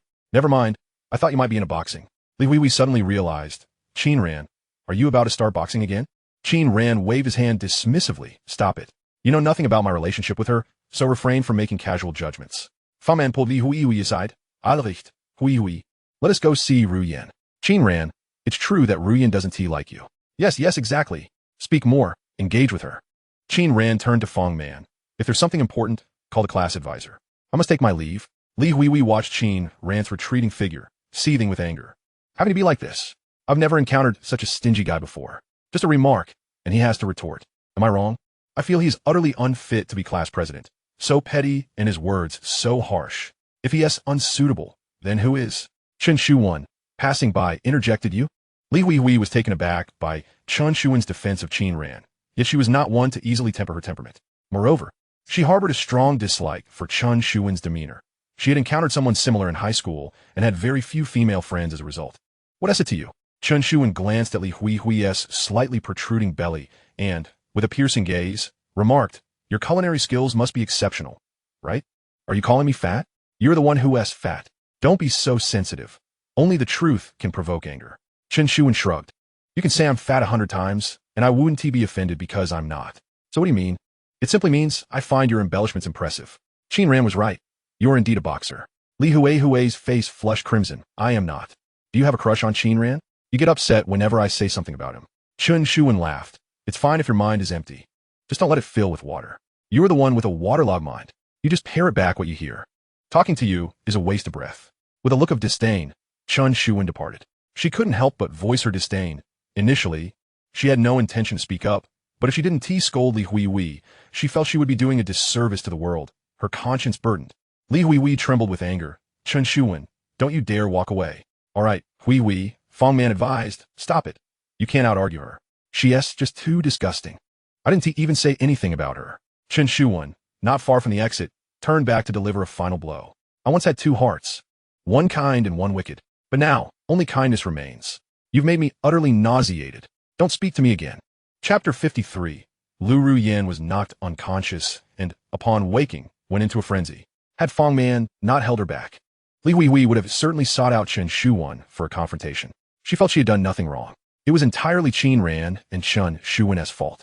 On the way to the hospital, Fang Man listened to Li Huihui's complaints, which bordered on curses.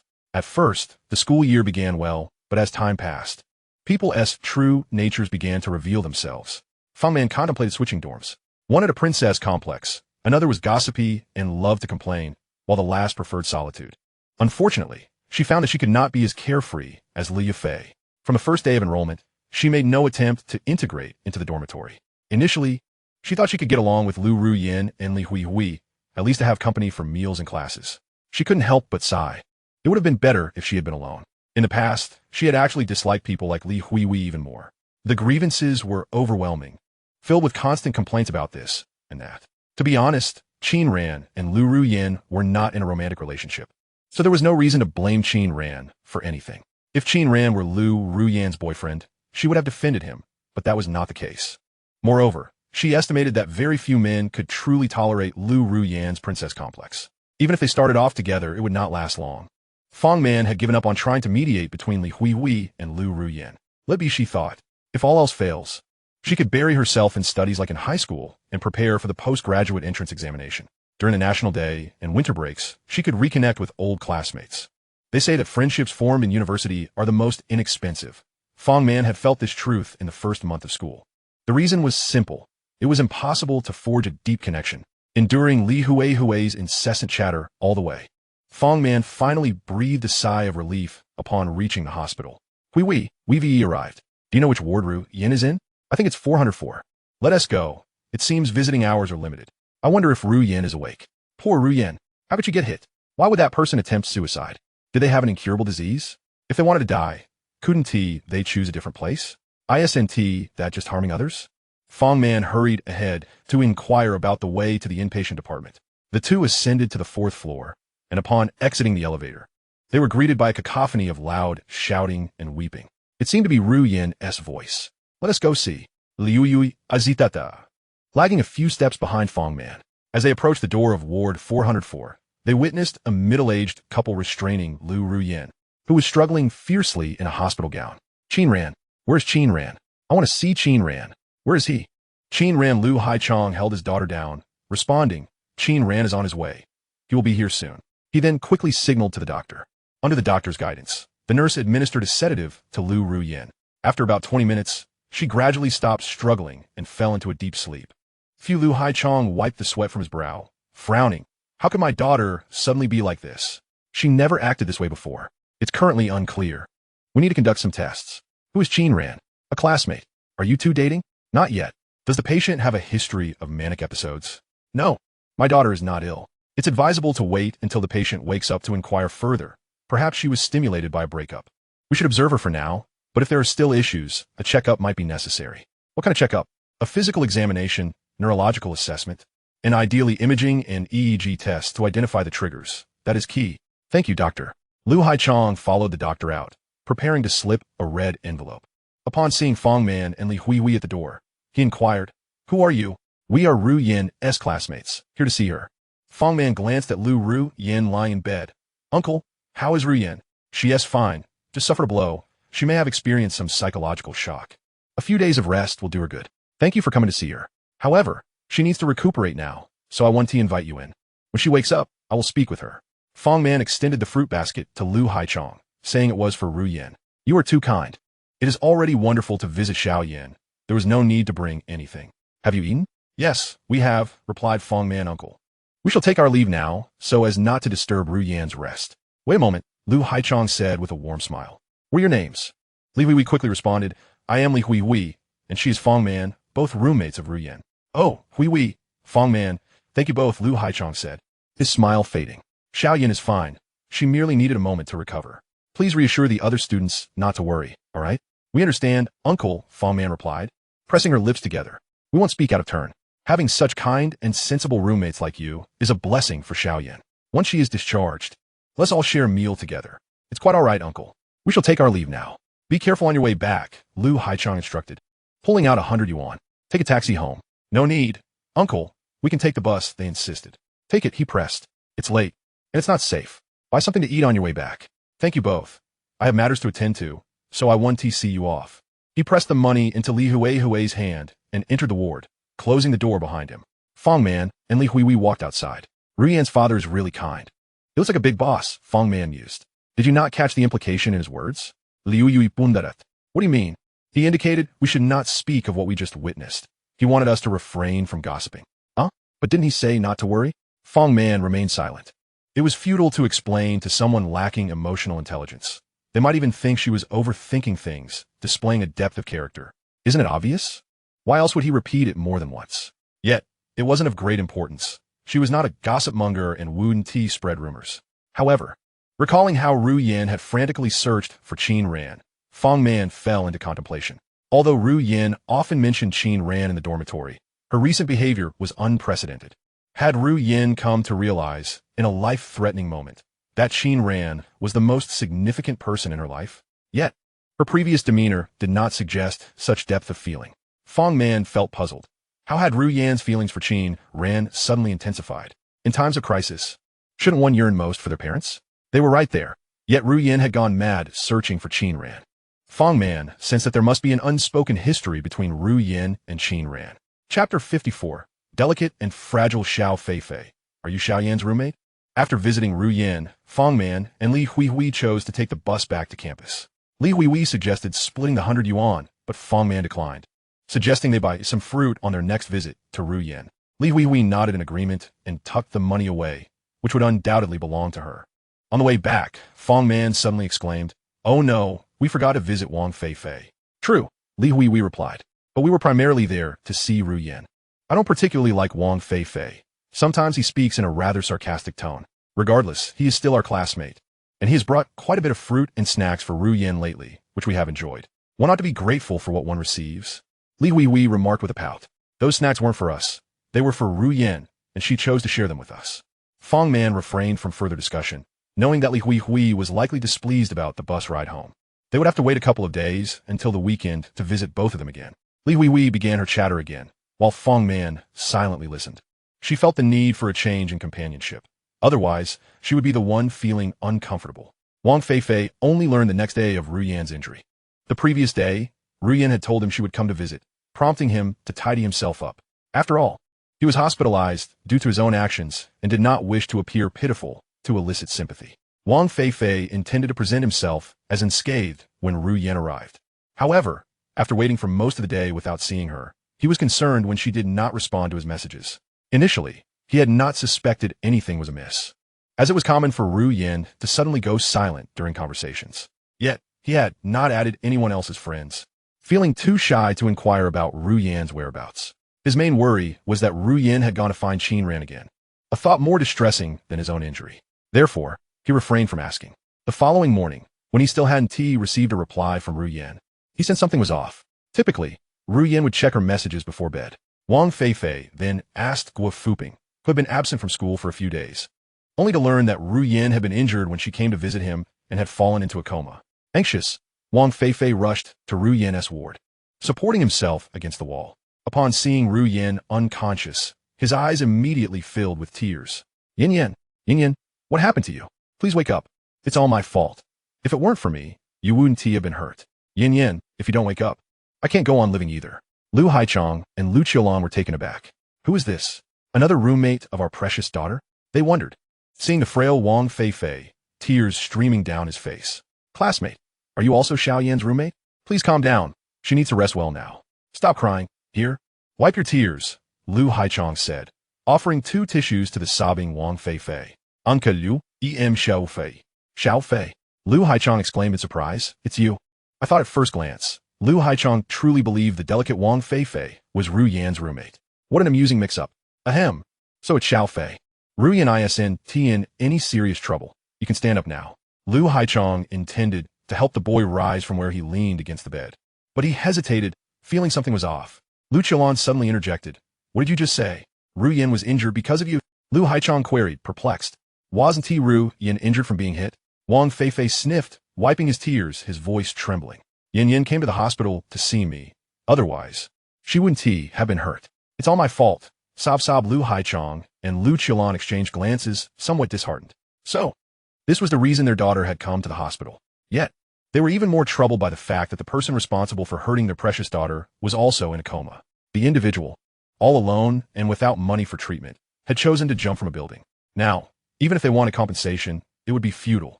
The best they could do was claim a little from their daughter's personal injury insurance. But they were not interested in such a trifling sum. They were merely frustrated without an outlet for their anger. Wang Fei Fei continued to weep pitifully, and they felt it inappropriate to say anything further. Additionally, their daughter had mentioned how unfortunate Wang Fei Fei was. He had visited their home several times. Xiao Fei, it's all right now. Stop crying. Your uncle and aunt know it's not your fault. Boys shouldn't be crying like this. Stand up. Xiao Yan needs a rest. Come back to see her once she recovers. Wang Fei Fei, with his head bowed and face flushed, said, Uncle, could you please help me up? I think I pulled my back. Lu Haichong half embraced Wang Fei Fei to assist him. Thank you, Uncle. Lu Qiulan found the situation somewhat unbearable. All right, Xiao Yan needs to rest. You all may leave. I will stay with Xiao Yan. My dear Xiao Yan truly has a hard life.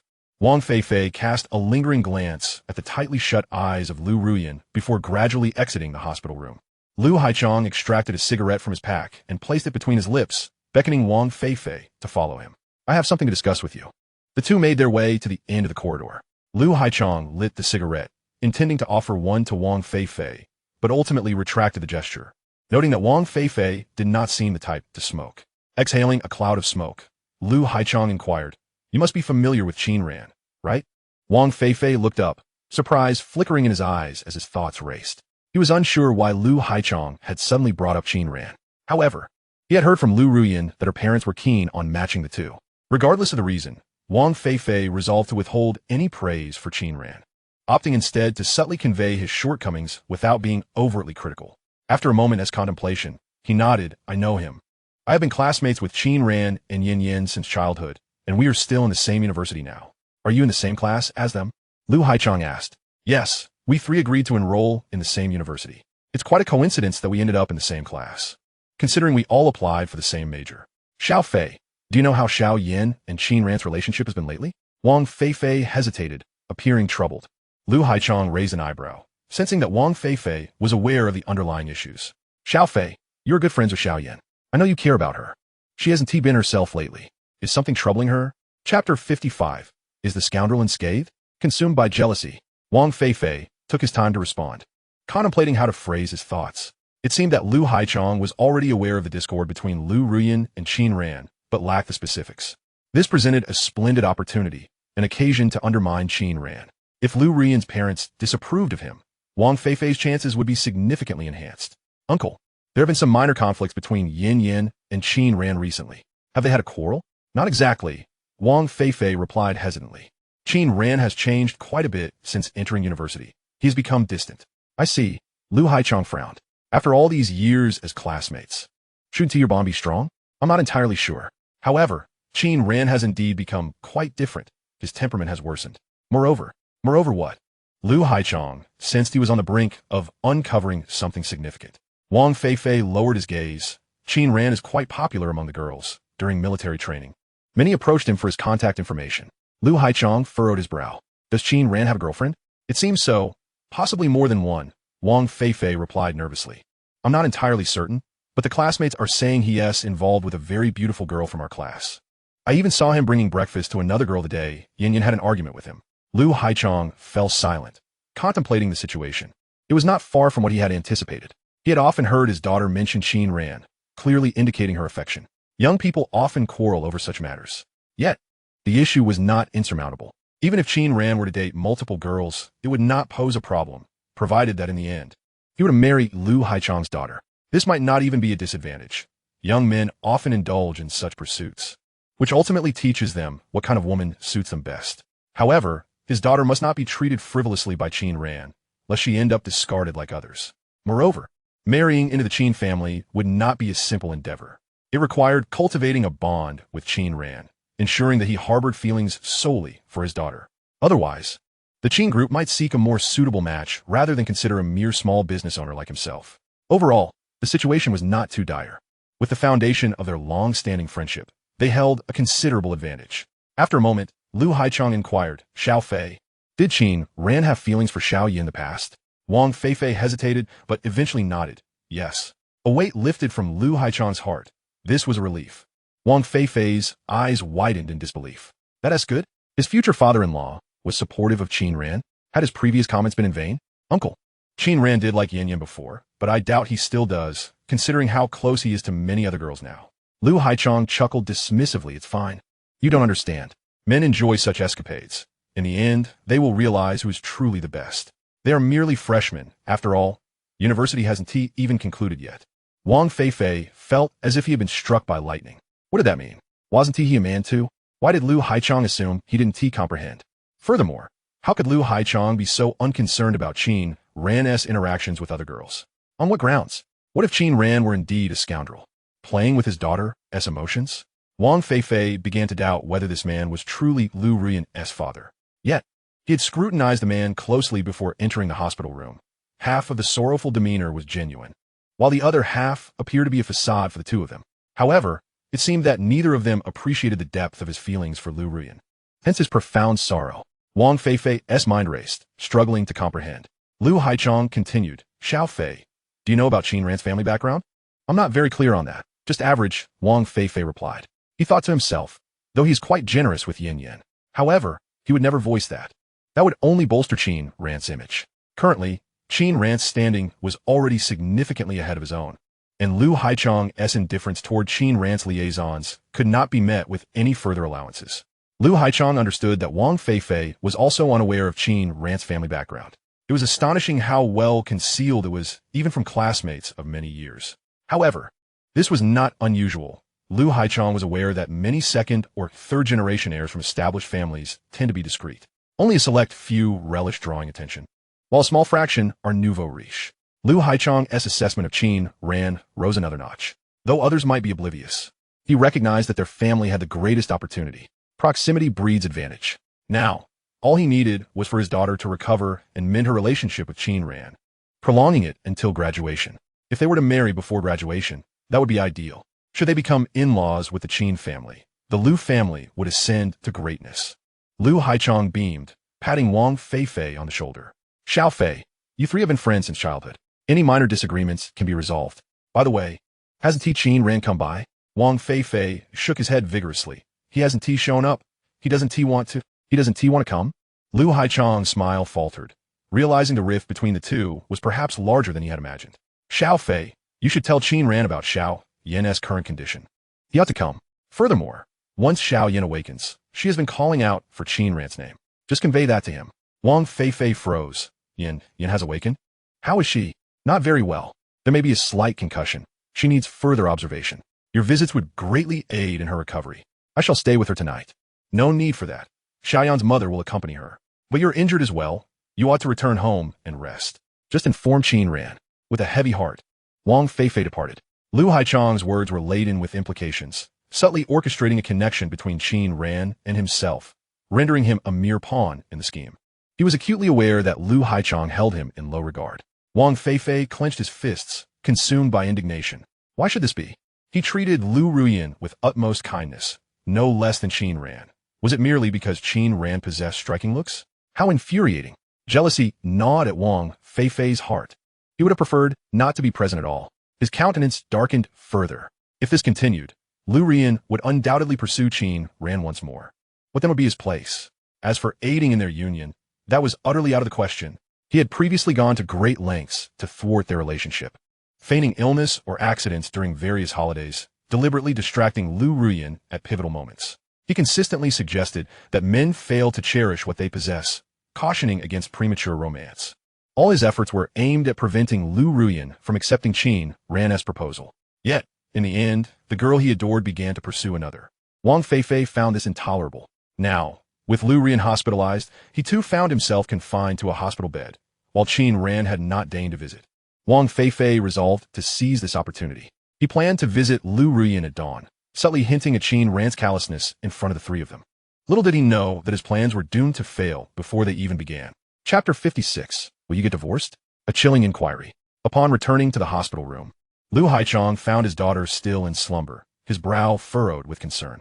He realized too late that should Qin Ran still harbor feelings for his daughter, he had a good chance of securing a prosperous union with the Qin family. However, it seemed that Qin Ran may have developed affections for another, complicating matters significantly. Fortunately, it was not beyond redemption. Liu Qilan inquired, so how is it? Is Qin Ran truly a member of the Qin family? I cannot say for certain. However, I have conducted an investigation, and all signs point to him being one. His name, age, and school all match. I will procure a photograph shortly. If he is indeed from the Qin family, our fortunes will soar. It is not as simple as you think. Countless women aspire to marry into the Qin family. But does not Qin Ran hold a fondness for Xiaoyan? That was in the past, not in the present. Just like all men, they often cling to their first love. Why dwell on such trivialities? I must depart for a business trip tomorrow. I shall leave now. Stay here with her, and call me if anything arises. Is this trip to see your ex-girlfriend? When will it cease? Her children must be nearly grown now. You know very well that we lost contact long ago. I was merely making conversation. Why are you so agitated? It has been years, yet you persist in bringing it up. Liu Haichong left, displeased. He had indeed severed ties with his former love, considering she was on the verge of 50. While first loves are unforgettable, they exist only in the realm of cherished memories. Liu Haichong drove away, but instead of heading home, he found himself at a modest residential complex. A young, attractive girl with audacious attire greeted him at the door. Brother Chong, you finally arrived, she chimed, pulling Liu Haichong inside. While he had lost contact with his first love, he had taken to nurturing a girl who bore a striking resemblance to her youth, albeit with a more alluring figure. Soon, Liu Haichong's voice echoed within, repeatedly calling out his first love's name, laced with expletives. Meanwhile, Liu Qilan contemplated imparting all her experiences in training men to her daughter upon her awakening. With her daughter's beauty and intelligence, capturing the heart of a wealthy heir should not be an arduous task. In the past, as Liu Haichong's fortune surged, many women sought to wed him, yet he ultimately chose her. The art of managing a man was her forte. The following morning, Liu Qilan was roused by the sounds of Liu Ruyan stirring. Xiaoyan, you are awake. How do you feel? Are you better? Liu Ruyan nodded. Mom, I feel much improved. Liu Qilan exhaled in relief, having been alarmed by her daughter's frantic desire to find Qin Ran the previous day. Thank goodness she appeared stable now, though her spirits were low. Xiaoyan, are you hungry? I shall fetch you some breakfast. I am fine, Mom. I want to return to school. Return to school? Liu Qilan was taken aback. Your injury has yet to heal. I truly am all right. Do I appear to be in distress? Observing her daughter seemed to confirm this. Yet Liu Qilan felt an unshakable sense of unease. Liu Ruyan's demeanor had shifted, though she could not pinpoint why. As long as her daughter returned to normalcy, that was all that mattered. Tentatively, Liu Qilan probed, Xiaoyan, have you quarreled with Qin Ran? Liu Ruyan's expression changed, but quickly reverted to calm. Mom, I will handle matters with Qin Ran myself. Let me assure you, boys are quite easy to pursue. Once you ensnare their hearts, they cannot escape. However, you must keep them guessing, offering occasional sweetness. I'm aware of that. Where's Dad? He has a business trip today. Liu Ruyan hesitated, then asked Mom, if Dad were to find a mistress, would you divorce him? Liu Qilan's countenance shifted dramatically. What are you saying? I am merely hypothesizing, just an example. Are you implying that Qin Ran has found another girl? As long as he eventually becomes your husband and settles down, that is what matters. Therefore, you must heed my advice. I possess experience. But what if it were true? What? Liu Qiulan's expression was one of shock, her lips quivering. Xiaoyan, has your father truly found a mistress? Liu Ruyan shook her head. I was merely inquiring. The other day in class, we discussed why men are more fickle, and someone mentioned it was due to lower costs. Liu Qiulan sighed in relief. Oh, you frighten me, dear. Your father would not dare. If he did, he would see how I would deal with him. So, will you get divorced? After waking, Wang Fei Fei meticulously prepared himself before heading to see Liu Ruyan. After his conversation with Liu Haichang the previous day, he had sought information regarding Liu Ruyan's condition. Physically, she was fine and merely required a few days of rest. However, her mental state might necessitate further evaluation. To his astonishment, upon arriving, he found the ward empty. Where is she? Wang Fei Fei was taken aback. After inquiring, he learned that Liu Ruyan had not been transferred to another room, but had been discharged. He had envisioned a beautiful hospital romance, two injured souls leaning on one another, sharing conversations under the trees, dining together, and engaging in myriad activities. Yet now, he was left alone with nothing to do. Wang Fei Fei's heart ached. He felt elated at the thought of Liu Ruyan visiting him. Yet she had met with misfortune and departed without a single word. Had she suffered a blow to the head and lost her memory? Otherwise, how could she leave without even saying goodbye? Or was she angry with him? If not for coming to see him, she would not have been injured. In an instant, Wang Fei Fei's mind was a tumult of thoughts, each more bewildering than the last. Wang Fei Fei suddenly smacked his forehead, realizing how foolish he had been. Couldn't he simply send a message or make a phone call? He dialed Liu Ruya's number. But after a prolonged silence, no one answered. He then proceeded to send Liu Ruya a flurry of messages. Ruya, have you been discharged from the hospital? If it weren't for me, you wouldn't have gotten hurt. I truly feel dreadful. I'm so relieved to hear you're okay. I'm nearly recovered as well. You need not worry about me. I can manage on my own. Are you heading straight back to school? Or do you have other plans? Let us grab a meal together to celebrate your discharge. Ruya, after what felt like an eternity, Wang Fei Fei finally received a response from Liu Ruya. I've returned to school. Let us plan to eat together another day. Wang Fei Fei's face lit up with joy. All right, what do you feel like eating? Steak, beef hot pot? You choose, and we'll go together. It's on me. How about pizza? Yet again, his messages fell into an abyss of silence, and without waiting for a reply, Wang Fei Fei completed his discharge formalities. Meanwhile, Liu Ruya was seated in the back of a taxi, staring blankly out the window. Halfway through the ride, she suddenly exclaimed, Driver, don't go to the financial university anymore. Head to Gaoshan Garden instead, and please hurry. Chapter 57. The stranger Liu Ruya, transformed as if she were a different person. Knock, knock, knock. A flurry of urgent knocks resounded. Liu Haichang nudged the girl beside him, who was clad only in a strapping nightgown. Go see who it is. As he spoke, Liu Haichang had already risen to put on his trousers. The girl rubbed her eyes. What? Someone's knocking? Let us check. But don't open the door just yet. It might be a delivery person. It's rather rude to disturb my slumber this early. She yawned, preparing to open the door. Put on a coat. Liu Haichang frowned. In the future, when I'm not around, wear something more modest when receiving deliveries or packages. I know, the girl replied, her voice dripping with sweetness. Mr. Liu, you're so domineering, but I actually quite like it. Can we do this again? She pouted, slipping on her coat as she stepped outside. Previously, when she had answered the door in her revealing nightgown, the delivery boys would avert their gazes. Torn between wanting to look and feeling bashful, she found it amusing and would occasionally tease them. Ignoring Liu Haichang's admonitions, the girl opened the door. Surprised to see someone so early delivering before she could finish her sentence, she was shoved aside. Who are you? What do you want? Get out. Hurry up, or I'll call the police. The girl shouted, her bravado faltering. She recognized the family photo on Liu Haichang's phone screen. Liu Ruya shot a cold glance at the girl and commanded, silence. Qian Wenqian. Otherwise, I will ensure your disgrace is known to all. Everyone will learn of your shamelessness. Qian Wenqian's pupils dilated in shock, her expression shifting to one of terror. In a moment of chaos, she was at a loss for words. Liu Ruya surveyed the room, then approached the bedroom door, locking eyes with her familiar yet estranged father. Liu Haichang swallowed hard, his throat dry. Little Ruya, please step outside. Huh? Step outside. Liu Haichang had never seen this side of his daughter before. He felt both guilty and fearful. Little Ruya, let me explain. Get out. All right. Just don't do anything rash. I was confused for a moment. Liu Haichang donned his coat and walked into the living room, casting a glance at Qian Wenqian. But before he could utter a word, his daughter pushed him through the front door. Liu Haichang contemplated knocking again, but ultimately lowered his hand. patting his pockets only to remember that his cigarettes and lighter were still on the bedside table. Lu Haichong let out a deep breath. He had anticipated a day like this, but he never imagined it would unfold in such a manner. In a way, this was far more dreadful than having his wife catch him in infidelity. Within half an hour, Lu Haichong finally saw the door open, and he beheld his daughter emerge with a blank expression. He peered inside, noticing Qin Ran sitting in a chair, covering her face in tears, her shoulders trembling. Once in the car, Lu Haichong started the engine but felt uncertain of where to go. The business trip was merely an excuse. Returning home would only raise suspicion from his wife.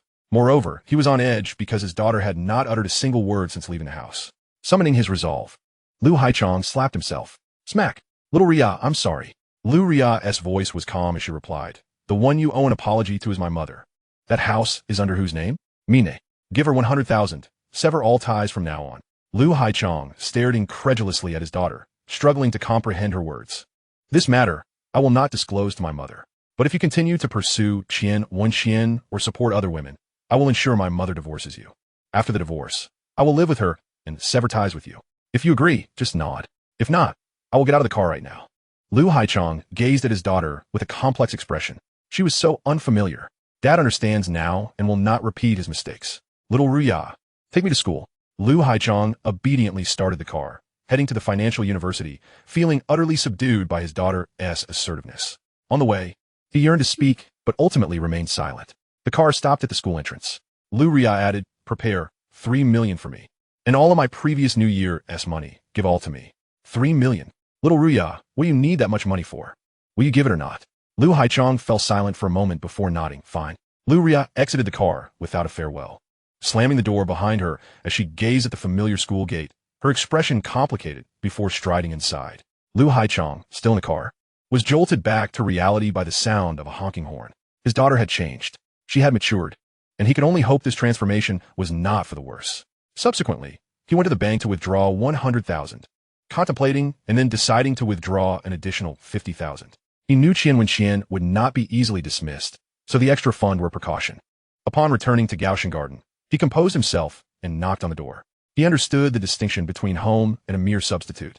To his surprise, despite her swollen face still streaked with tears, Qin Ran had tidied her belongings. After accepting the 100,000, she kissed him on the cheek and left with 2 suitcases. There was no lingering, no promises of maintaining their relationship in secret, not even a chance to discuss their breakup. The process was far simpler than he had anticipated, yet it left him feeling more unsettled.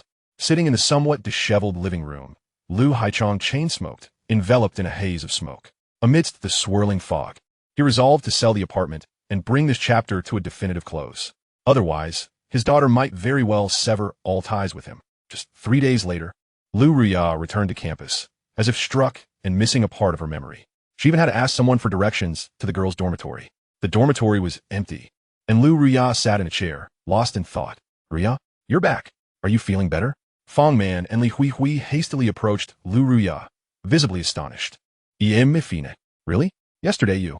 Fang Man gently tugged at Li Hui's arm and addressed Liu Ruyan, expressing their relief.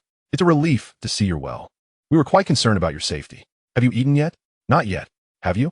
Liu Ruyan replied. We just finished, Li Hui answered. Would you like us to accompany you to the cafeteria? I'll treat you to some drinks. Fang Man and Li Hui exchanged perplexed glances, their expressions revealing a hint of bewilderment. The Liu Ruyan before them was undeniably their familiar roommate, yet she exuded an aura of unfamiliarity. Even her manner of speaking felt oddly disconcerting. Moreover, Liu Ruyan's offer to treat them to drinks, rather than asking Wang Fei Fei to fetch them, added to their confusion. Nevertheless, the prospect of someone treating them was always welcome. Li Hui beamed. There's a new milk tea shop on campus offering discounts on the second cup. It would be splendid if the third cup were discounted as well. Liu Ruyan glanced over her shoulder, inquiring, what about Liu Fei? Where's she? Her whereabouts are a mystery. She vanished after class, as she often does, always shrouded in secrecy, Li Hui replied. Liu Ruyan nodded thoughtfully. In that case, let us go drink. We should bring her a cup. The 2 friends found this even stranger. Liu Ruyan and Liu Fei typically conversed the least, maintaining a rather indifferent relationship. However, what astonished them further was Liu Ruyan's subsequent statement. With a tone as casual as one discussing a meal, she remarked, I suffered an injury that muddled my memories. There are some things I cannot recall. Please recount the events that have transpired since the beginning of the semester, particularly anything related to Qin Ran. Chapter 58. An invisible aura of suppression. Disparities hidden in mundanity. Confused by her claim of memory loss, Fong Man and Li Huihui stared in disbelief. This was their first encounter with such an unusual circumstance. Their minds drifted back to the scene in the hospital where Liu Ruyan had been frantically calling out Qin Ran's name. Now, however, she appeared composed and even courteous. Yet, the contrast between her previous outburst and her current calm demeanor instilled a sense of trepidation in them. Unbeknownst to them, they instinctively began to share the requested information. In a few years, upon stepping out of their academic ivory tower, they would come to understand this phenomenon as aura suppression. Though invisible and intangible, it undeniably exists. Since her return, Liu Ruyan emanated an aura of tranquility concealing tumultuous waves beneath, compelling those around her to acquiesce to her will. With less than a month since the semester began, there was not much to recount. Within half an hour, Fong Man had finished her narrative. Initially, Li Huihui contributed some details, but they were largely irrelevant to Liu Ruyan's interests and infused with her personal opinions and perspectives. Liu Ruyan soon gestured for Fong Man to continue speaking alone. A mere lift of her hand and a focused gaze was sufficient to silence the chatty Li Huihui, allowing Fong Man to articulate everything she had observed and heard. Once Fong Man concluded, Liu Ruyan nodded and smiled warmly. I see. I think I have a grasp on it now. Thank you both. Let's go buy drinks. At that moment, Liu Ruyan's smile was akin to a gentle spring breeze, dispelling the earlier tension. It felt as if the present Liu Ruyan was the truest version of herself, rendering the previous impression merely an illusion. Yet both Fong Man and Li Huihui recognized that neither of these personas aligned with their memories of Liu Ruyan. Instead, they recalled a girl who exhibited a princess-like demeanor, often self-centered and prone to fits of temper, despite her beauty and popularity. While purchasing milk tea, Li Huihui messaged Fong Man. Do you think Rian has changed? Yes. Fong Man replied. What is going on? She seems so different. Liu Yui exclaimed. Not sure. Fong Man responded, glancing at Liu Ruyan, who was gazing into the distance. They were near the campus supermarket, the very spot where Liu Ruyan had been photographed days ago. Ruyan, are you still upset with Qin Ran? Fong Man ventured. Liu Ruyan turned her head, raising an eyebrow. You mentioned needing his assistance at the supermarket, but he didn't help you, right? Liu Ruyan paused for a moment before chuckling and shaking her head. I'm no longer angry. Considering how he treated me before, this is trivial. Astonishment washed over Fong Man. She questioned whether the person before her was indeed Liu Ruyan. Just a night prior, Liu Ruyan had been seething with rage, vowing to confront Qin Ran the next day. Yet now, she not only seemed unperturbed but was smiling. Could it be that a brush with mortality had truly transformed her so significantly? The adage a leopard cannot change its spots echoed in Fong Man's mind, leaving her perplexed. Unless Liu Ruyan had a twin sister, she could conceive of no explanation for this abrupt change. Nevertheless, this transformation could be deemed a positive development. Although Liu Ruyan now felt somewhat peculiar, she was certainly more approachable than the temperamental princess they had known. Fong Man, here you go, Liu Ruyan said, handing her the ordered milk tea along with a warm, inviting smile. When offering the drink to Li Huihui, she merely extended her arm without a word, devoid of any smile. Shall we stroll a bit? Liu Ruyan suggested. I spent 2 days in the hospital, and I feel as though my body is rusting. Liu Yui, sipping her icy milk tea while wiping the sweat from her brow, replied, even in this heat, we're going for a walk. We have class this afternoon. Liu Ruyan looked at Fong Man, who hesitated before nodding. I'll accompany you. It'll help settle our stomachs. There's a shaded path over there. It won't be too hot. Then Huihui, could you take this cup of milk tea to Yue Fei? Liu Ruyan casually handed over another cup, and, arm in arm with Fong Man, walked away. Li Huihui, laboring under her slightly plump frame, wiped her forehead as she trudged towards the dormitory. Summer was her least favorite season. She noted that her own cup of milk tea was already half gone. Wishing she didn't have to deliver one to Liu Fei, Fong Man, feeling somewhat flattered by Liu Ruyan's arm around hers, was taken aback by the sudden intimacy. She sensed a strange shift within herself, but gradually grew accustomed to it. Liu Ruyan's demeanor now conveyed a sense of approachability, making it easy for Fong Man to overlook Liu Ruyan's abrupt inquiries about various campus buildings. However, sensing that Fong Man was not particularly familiar with the campus, Liu Ruyan soon ceased her questioning. The two returned to their dorm to gather their books, preparing to attend afternoon classes together. Liu Fei had not returned to the dorm all afternoon. Inside, only Li Huihui remained, fanning herself with a small electric fan. The fan's uneven base produced a continuous rattling noise, accompanied by the whirring of its blades, creating an irritating cacophony. Hearing the commotion, Li Huihui turned and complained. The school is so stingy. They want to even install air conditioning, just providing this wretched fan that barely cools my side. Fang Man, accustomed to Li Huihui's grumbling, shrugged in resignation and retreated to the restroom to splash cold water on her face, seeking relief from the heat. The walk back had been devoid of trees, and she had felt as though steam was rising from her head. Ruyan, do you want to wash your face? Fang Man asked. Liu Ruyan shook her head, simply tidying the tousled strands of hair that the wind had disarranged, and reapplied some sunscreen spray. The spray seemed to be used liberally, drifting away with the wind from the balcony. Li Huihui, who didn't use sunscreen, inquired, Ruyan, is that sunscreen effective? It works well for me. Would you like to give it a try? Liu Ruyan offered. Li Huihui nodded, releasing her grip as she made her way towards the balcony. The small fan on the wooden table vibrated incessantly, resembling a lively flea. Fang Man tidied her damp hair, gently adjusting the fan to prevent it from toppling over. Compared to the incessant cacophony of cicadas outside, she found the fan's vibrations even more irksome. Why couldn't it remain still? Fang Man, you should apply some too. The sun is quite fierce.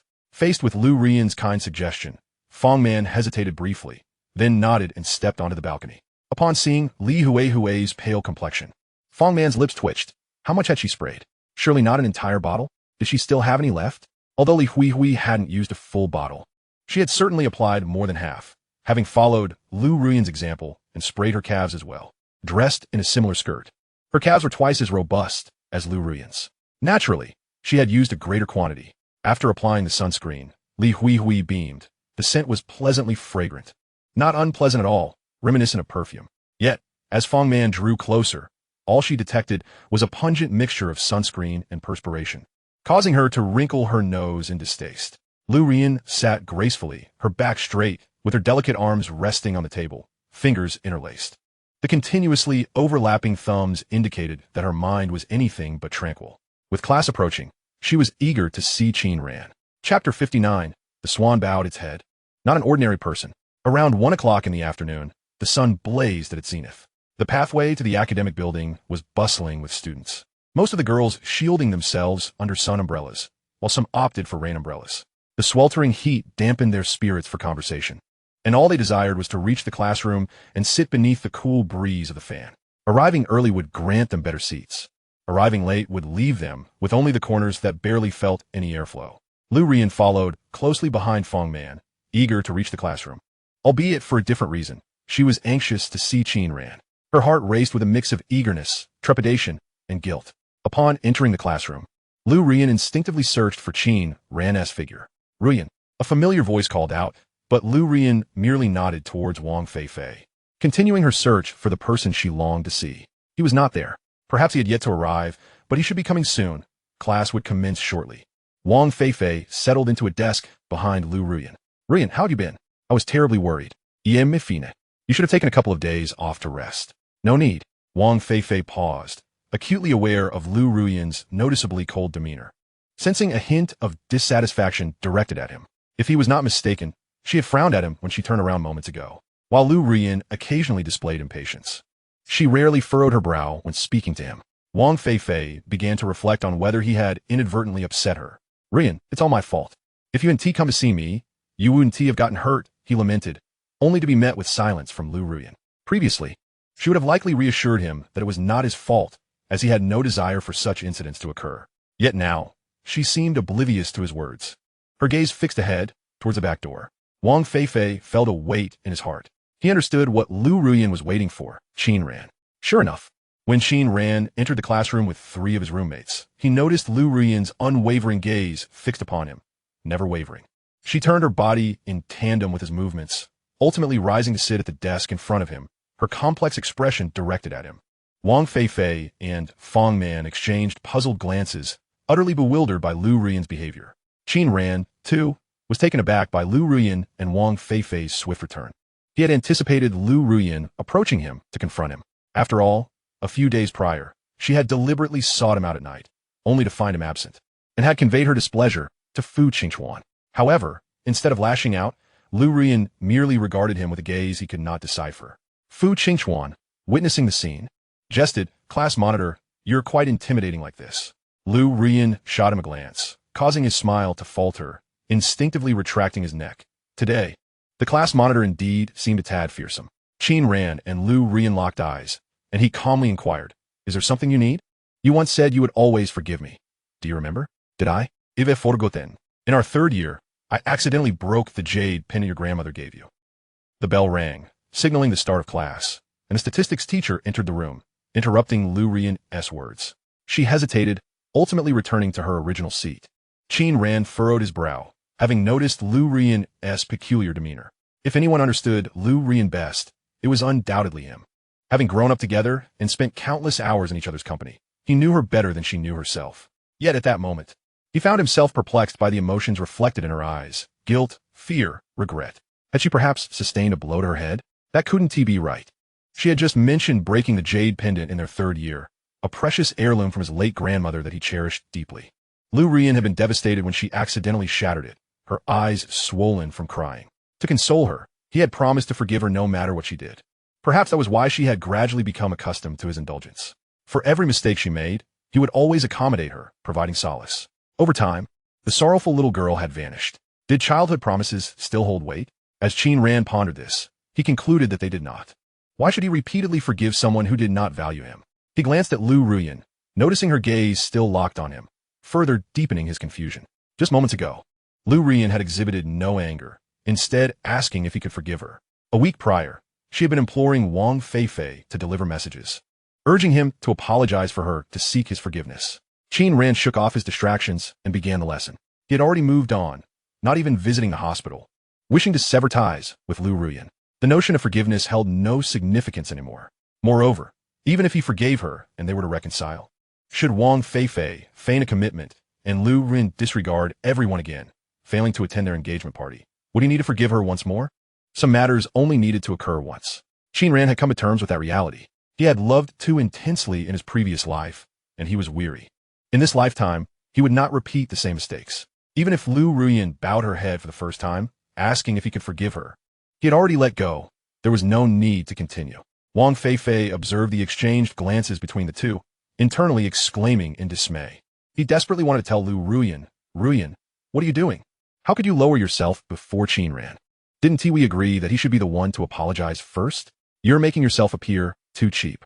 If you end up together, he will undoubtedly take you for granted." Wang Fei Fei had countless words he wished to convey to Liu Ruyan in just 3 days of absence. How had things changed so drastically? Who could possibly reveal to him what had transpired? Wang Fei Fei suddenly recalled Liu Haichong, who evidently favored the idea of Qin Ran becoming his son-in-law, even appearing indifferent to Qin Ran's escapades with women. Wang Fei Fei felt he had grasped a crucial clue. It must have been Liu Haichong who incited the girl he fancied to act in such a manner. But why would that be? What kind of parents would willingly marry their daughter to a scoundrel? Wasn't that akin to pushing her into a pit of fire? Wang Fei Fei meticulously reflected on his conversations with Liu Haichong, who had inquired about Qin Ran's family background. Yes, it was likely for this very reason. Otherwise, it made no sense at all. Yet, Wang Fei Fei found himself ensnared in confusion. He had known Qin Ran for many years and had never witnessed any ostentatious behavior from him. At most, he came from a moderately affluent family, possessing slightly more pocket money than the average person, nothing more. As the school bell rang, Wang Fei Fei exited the classroom. This matter required clarification. After all, he was not an ordinary individual. He retrieved his phone, hesitated for a moment, and resolutely dialed the number saved under Mom. "Andy Wang, it's Fei Fei." Chapter 60. Enduring hardship and seeking forgiveness, Wang Fei Fei implored Liu Ruyan for forgiveness, bowing slightly, hand covering the mouthpiece, a forced smile plastered on his face. "Andy, are you busy?" "No, I'm not asking for money. This semester's allowance is sufficient. Could you possibly assist me in investigating someone? Isn't your nephew employed at that particular agency? I want to be returning home during the National Day holiday, so I want to disturb you." "That's not what I meant. There's an event at school." "All right, just a moment. I'll send you the information." "Thank you, Annie." And before Wang Fei Fei could complete his sentence, the call was abruptly terminated. "Damn it. You think I care about this family? Do you even consider me your son?" After cursing a few times, he composed himself and returned to the classroom. Annie Wang was not merely a wealthy patron supporting him. She was his stepmother. To be precise, his biological mother had been a mistress belonging to the most despised class of society. She had left him when he was still barely aware of the world. But before her demise, she returned him to the Wang family. His father, Wang Kun, had initially rejected him, for who could ascertain whether he was truly his son? Perhaps he was just another man's illegitimate child. However, a paternity test could not be falsified. Wang Kuan was threatened with exposure if he did not raise Wang Fei Fei, which would result in substantial repercussions for both the company and the Wang family. Thus, he begrudgingly brought Wang Fei Fei back home under the guise of adoption. This was a secret Wang Fei Fei had never disclosed to anyone, including Liu Ruyan, for it was a source of his shame. Throughout his life, he had never received genuine affection from his family, save for the warmth bestowed upon him by Liu Ruyan during his youth. This was precisely why he clung to her side so stubbornly. Now, having turned 18, he still had no intention of leaving the Wang household. He was biding his time, concealing his true self beneath a facade of innocence. Yet, he would eventually reclaim what was rightfully his. Wang Fei Fei had just contacted his former mother, Wang Yongli, who had numerous relatives working in public service. Investigating someone was not a burdensome task. He sent all the information he possessed regarding Qin Ran to Wang Yongli, at the cost of not returning to that so-called home during the National Day holiday. Even though this year, as holiday, coincided with the Mid-Autumn Festival, he had no intention of going back. Even if he did, it would merely result in disdain, spending solitary hours in a corner staring at his phone. With an unloving uncle, an indifferent grandmother, and a father who offered nothing but coldness, he deemed it wiser not to return to such a family. With a darkened expression, Wang Fei Fei entered the classroom, once again becoming that gentle boy with a lingering blush. The final class concluded swiftly. Wang Fei Fei intended to accompany Liu Ruyan for a meal. But before he could voice his intention, she hastily dashed towards Qin Ran, leaving her books behind. He picked up Liu Ruyan's books and handed them to Feng Man. Could you please return these to Ruyan? Thank you. With that, Wang Fei Fei quickly followed. Liu Ruyan confronted Qin Ran, addressing Huang Zujia and his companions. Could I speak with Qin Ran privately for a moment? Fu Qingchuan nudged Qin Ran's arm. All right, we'll take our leave now. Just say what you need to. Give me 5 minutes, Liu Ruyan implored, her eyes earnest, pointing towards the end of the corridor. Can we talk there? As people continued to pass by, Qin Ran furrowed his brow but eventually acquiesced. When he turned to face her, a fragrant breeze enveloped him as she rushed into his embrace. Qin Ran, I miss you so much. Liu Ruyan sobbed. I was wrong. Qin Ran was taken aback. He pushed Liu Ruyan away gently, but she clung to him even tighter. Qin Ran, can we go back to how we were before? Go back to before? This was the very scenario Qin Ran dreaded most. With a forceful motion, he broke free from Liu Ruyan's embrace. Liu classmate, please conduct yourself with dignity. Liu Ruyan was momentarily stunned. Qin Ran had addressed her as Liu classmate. When had this occurred? She had never heard that unfamiliar title before. Not far away, Wang Fei Fei watched in disbelief, nearly rushing over to separate them. Where are the security guards? Isn't anyone going to intervene? Wang Fei Fei felt his head throbbing. He was now convinced Liu Ruyan had truly been injured after her fall. How could she cling to Qin Ran so tightly in broad daylight? Had she considered his feelings at all? As Wang Fei Fei contemplated intervening, he witnessed Qin Ran break free, causing him to halt in his tracks. He felt conflicted. On one hand, he was relieved that Qin Ran had reciprocated Liu Ruyan's embrace, thereby avoiding a rekindled romance filled with affection and shamelessness. On the other hand, he was furious that Qin Ran had resisted.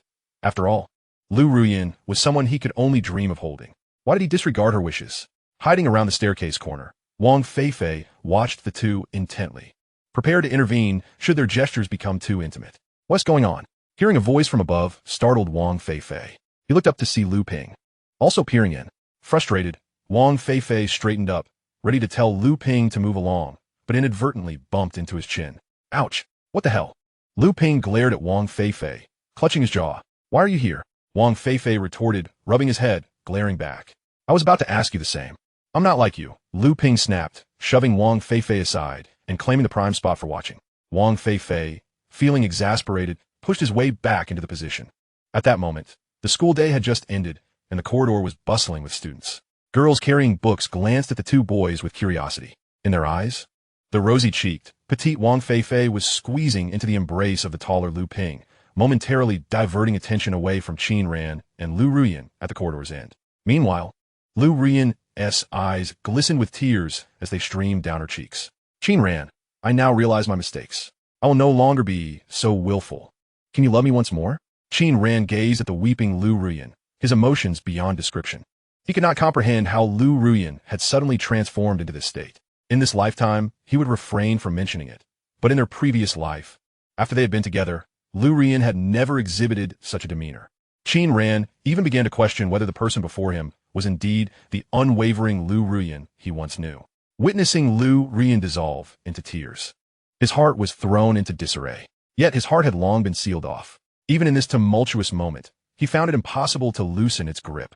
He had once loved with such torment and exhaustion. Now, he yearned to move on. Though he remained unaware of Liu Ruyan's plight, he truly wished to sever the ties of this relationship. What he needed to learn was how to love himself, rather than losing himself in the name of love. Qin Ran steadied Liu Ruyan and solemnly stated, "We are finished, do you understand?" Chapter 61, a resounding slap echoed through the air, accompanied by a gaze filled with resentment. Qin Ran departed, leaving Liu Ruyan standing alone, lost and disheveled. When Wang Fei Fei spotted Qin Ran approaching, a wave of awkwardness washed over him. He attempted to turn away, only to find himself ensconced in Liu Ping's embrace. Observing this scene, Qin Ran instinctively took a step back. Was it possible that his previous judgment had been an error? Was Wang Fei Fei perhaps attracted to both genders? Resolutely, Qin Ran decided to maintain a distance from Wang Fei Fei in the future. He had previously been pursued by a boy who had added him on a social media platform under a pseudonym, and the messages he received had been utterly repugnant. Since then, Qin Ran had steered clear of male admirers. He had never been fond of Wang Fei Fei, and now he was even less inclined to engage.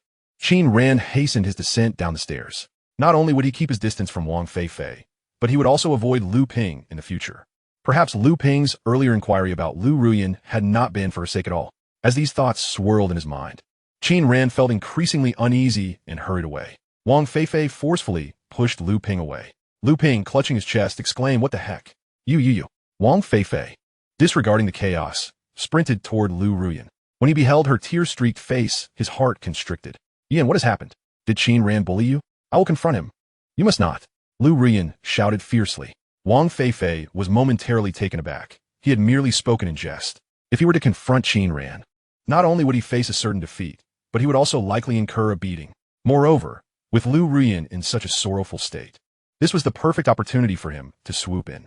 There was also the matter of Liu Ping lingering around the corner. If he left now, it might benefit Liu Ping. His declaration of seeking retribution against Qin Ran was merely to assert his stance, yet he never anticipated Liu Ruyan would shout at him. Furthermore, her gaze was imbued with a hint of animosity. Wang Fei Fei stood frozen, bewildered. What was this look in her eyes, and why was there hatred? Had Liu Ruyan seen through his facade? Yet his feelings remained unchanged. He had never ceased to harbor affection for her. Despite some of his words and actions being less than commendable, they had all stemmed from his genuine feelings for Liu Ruyan. Yan. Suddenly, a loud slap resounded. "If Qin Ran cannot forgive me, then I shall never forgive you." With that, Liu Ruyan strode past the stunned Wang Fei Fei. He slowly raised a hand to cover his stinging face, his eyes wide with disbelief. He had just been soundly slapped by Liu Ruyan. If the pain were not so palpable, he might have doubted his own reality. Liu Ruyan had never struck him before, not once. The anguish in his heart far surpassed the physical pain on his cheek. He was utterly confounded by the situation. Why had Liu Ruyan hit him? And why had she uttered those words about Qin Ran's forgiveness? Wang Fei Fei felt as though he had been struck by lightning, paralyzed in place like a branch charred by a bolt. Liu Ping, upon seeing Liu Ruyan approach, felt a surge of panic. He wanted to flee, but was unsure where to go. He could only press his face against the wall, as if in self-imposed penance. As Liu Ruyan passed by, Liu Ping dared not even breathe, holding his breath as though faced with a formidable force. After what felt like an eternity, he finally exhaled deeply. Goodness, this was the first time in his life he had been so intimidated by a girl, especially one who had been his first target since entering university. Fortunately, though uncertain of what had just transpired, he had only stood at the fringes of the battlefield and had already been caught in the crossfire. The images circulating on the forum were ludicrously superficial. Liu Ruyan was not merely carrying a bucket of water. She was bearing an impending cataclysm, the Empress of Smoke. Terrifying indeed. Liu Ping vowed to himself to always discern a girl as true nature before deciding whether to pursue her, no matter how beautiful she was. It was a perilous gamble. Otherwise, he would be the only one left wounded in the end. Liu Ruyan's formidable presence had instilled within Liu Ping a faint shadow of fear towards women. He glanced at the dazed Wang Fei Fei and felt a pang of sympathy. The poor, delicate flower. Yet he could not help but feel a semblance of admiration. It was commendable that Wang Fei Fei had pursued a girl with such a fiercely independent spirit as Liu Ruyan for so long. Liu Ping refrained from offering consolation. While he no longer harbored feelings for Liu Ruyan, he had not transformed into a gay man either. He was at a loss as to how to comfort another male. Surely, he could not simply approach Wang Fei Fei, pull him into an embrace, and pat his back. If they were of similar stature, an embrace might convey camaraderie. But if he were to hug Wang Fei Fei, it would send an entirely different message. Just moments ago, Wang Fei Fei had burrowed into his arms and had even touched his muscular chest, nearly sending him into a panic. Liu Ping turned and descended the stairs. No matter how alluring Liu Ruyan was, he had no intention of pursuing her. Life is precious, and one must tread carefully. Wouldn't it be more delightful to find a soft, demure girl to cherish? Furthermore, Liu Ping sensed a certain disarray in the relationship among Liu Ruyan, Qin Ran, and Wang Fei Fei. It seemed that Qin Ran had rejected Liu Ruyan, while Wang Fei Fei had acted against her interests. Previously, Liu Ruyan had spent considerable time with Wang Fei Fei, even speaking ill of Qin Ran, yet now she clung to Qin Ran. After some contemplation, Liu Ping decided it would be wiser to pursue Liu Yifei from his class instead. She was quite beautiful and had particularly long legs. However, Liu Yifei often appeared to be alone. After much deliberation, he resolved to observe the situation further. If all else failed, he would pursue girls from other classes. With his attributes, even if he faced rejection, it would not result in a slap like Wang Fei Fei's.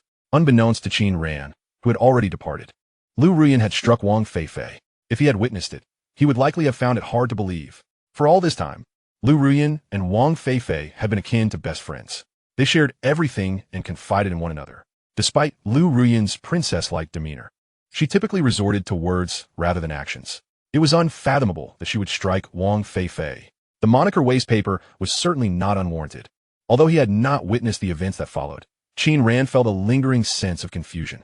His emotions were unsettled, heavily influenced by Liu Ruyan, who appeared to be a different person altogether. Her eyes, filled with guilt, regret, and longing, continually haunted his thoughts.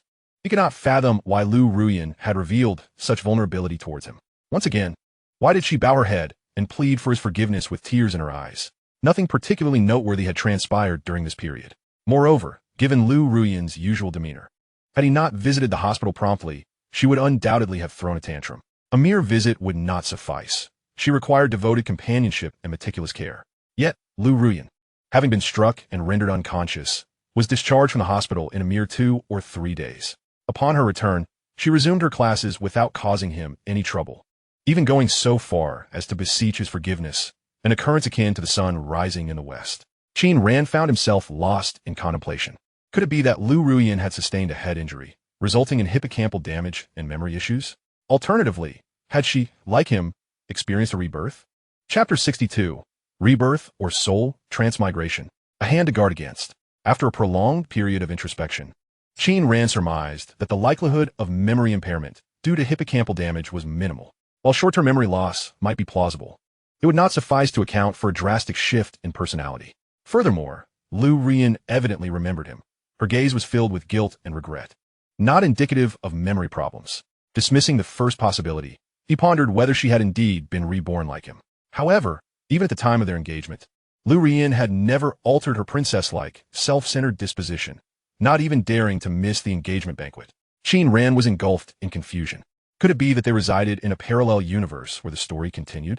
Had he perished in an accident or been rendered a vegetable, leaving Liu Ruyan to lament her choices? Yet, would the Liu Ruyan he knew truly reach a point of regret so profound that she would beseech him for forgiveness? This led Qin Ran to consider a third possibility. Had Liu Ruyan's soul been transmigrated? A shiver ran down his spine. This notion was somewhat unsettling. However, it also seemed implausible.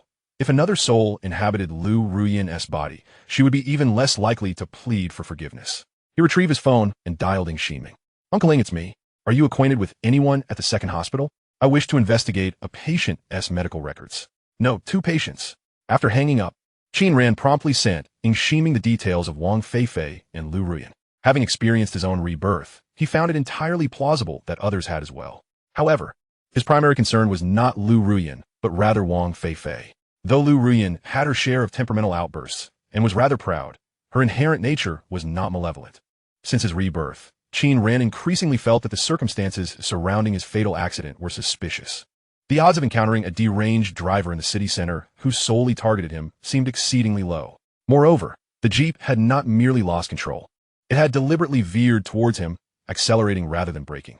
Though blinded by emotions and matters of the heart, Qin Ran was not oblivious in other areas. Be it academics, music, sports, or various other fields, he possessed remarkable talent, as corroborated by the esteemed tutors hired by his family. He had few suspicions. Among them Wang Fei Fei and Ji Buoqing, as well as competitors from family businesses and companies acquired by their conglomerate. A conglomerate capable of amassing thousands of billions must undoubtedly have its share of bloodshed. One general success costs 1,000 bones.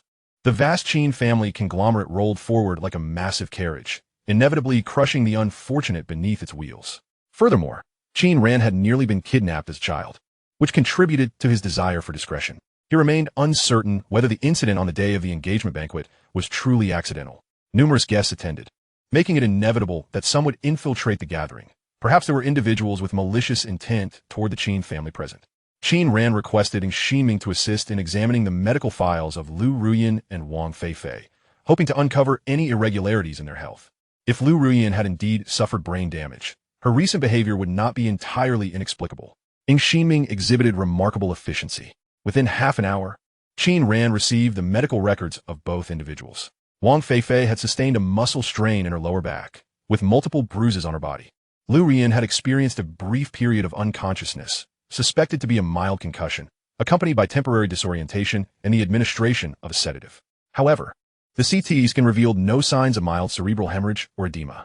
After reviewing the records, Qin Ran fell into deep thought once more, subsequently requesting Ng Shiming to inquire about the circumstances surrounding the individual who had fallen and struck Liu Ruyan. This time, the wait was somewhat prolonged, likely due to the hospital's attempts to contain the information. Both the hospital and the academy were sensitive to such matters. Nevertheless, when Qin Ran made his request, Ng Shiming promptly procured the relevant details. Upon reviewing the information, Qin Ran's brow knitted in concern. The individual had leapt from a sixth-floor window, landing directly on Liu Ruyan. How could it be that she emerged unscathed from such a height? It was inconceivable. The hospital's sixth floor stood nearly 20 meters high, and the jumper weighed approximately 60 kilograms. The potential energy converted to kinetic energy, mgh0, 5 MV, calculating the free fall speed and subtracting approximately 0.2 seconds for impact. Qin Ran estimated that Liu Ruyan must have endured an impact force of around 150, give or take 15 kilograms. Under such force, it was impossible for her to remain uninjured. Upon reaching this conclusion, Qin Ran's expression darkened.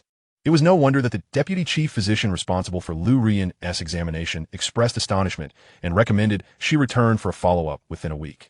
Should she experience dizziness or nausea, she was to return to the hospital immediately.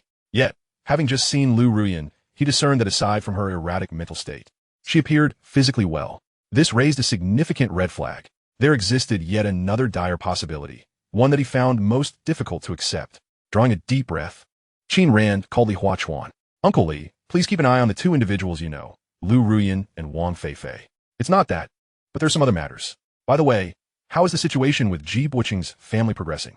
Are they on the brink of bankruptcy? We must ensure they do not abscond with funds abroad." "Thank you, Uncle Li. Understood, I will return this weekend." After ending the call, Qin Ran exhaled, feeling a sense of relief. Having faced death once, he cherished life deeply. Though it might seem excessive, taking precautions was never ill-advised. One must always be wary of others. If he were to face death again, who could say whether another opportunity for rebirth awaited him? If there were indeed something amiss, it would be best to extinguish it in its infancy. Individuals like Ji Buoqing would likely remain oblivious to the true reasons behind their family's downfall. However, Qin Ran's primary concern was not Ji Buoqing. If a genuine villain were to be reborn, that would present a true dilemma.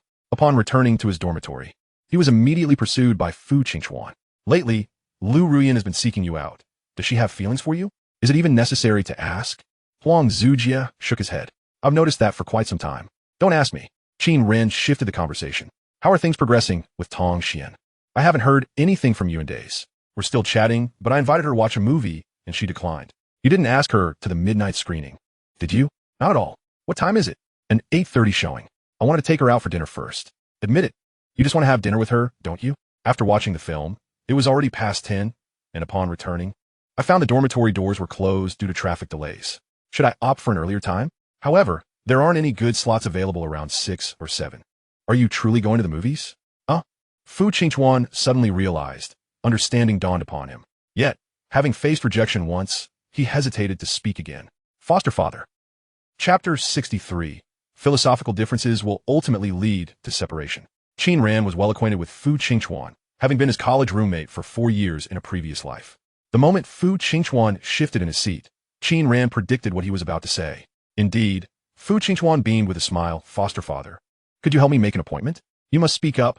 Only those with audacity can win a woman's heart. Oh no, I've already asked once. It would be too awkward to be rejected again. So I'm supposed to feel no embarrassment. Is that it? Fu Qingchuan moved behind Qin Ran, offering shoulder massage. You're so handsome. Lin Wanbai would surely not turn you down. Let's all go to the movies together. Tong Xian won't refuse. Then, you can take Lin Wanbai away, giving me the chance to be alone with Tong Xian. I'll cover breakfast tomorrow. What does that sound? Qin Ran loosened his shoulders. Little Quan, haven't you had dinner? Put some effort into it. 3 days. Fu Qingchuan increased his pressure. Being a wingman is exhausting. A week. All right then, let me ask. Why have you stopped?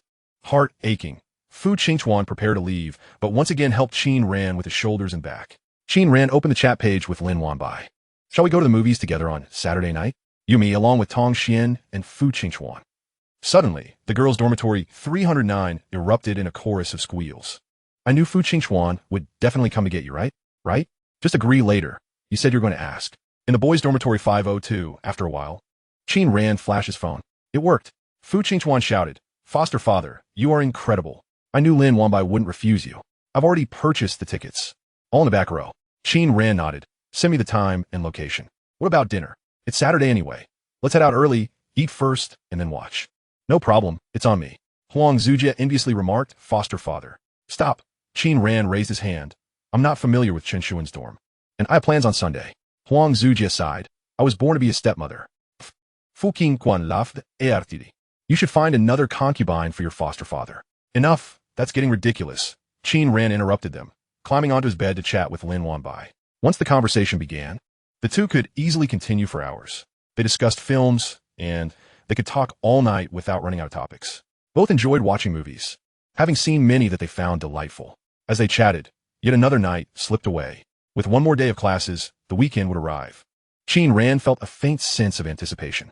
He genuinely loved watching films, having seen a plethora of both critically acclaimed and niche movies. His tastes were eclectic, spanning various genres, and if someone sought his recommendations, he could speak for hours. Yet, his visits to the cinema were few and far between, not due to a dislike for commercial films. Qin Ran did not shun commercial cinema. He simply favored dramas and art films. However, watching lively blockbusters with friends was equally enjoyable. Nonetheless, he rarely ventured to the theater, as Liu Ruyan did not particularly enjoy movies. Even when they did go, it was often with Wang Fei Fei in tow. Out of 10 outings, Wang Fei Fei was present on 8 occasions.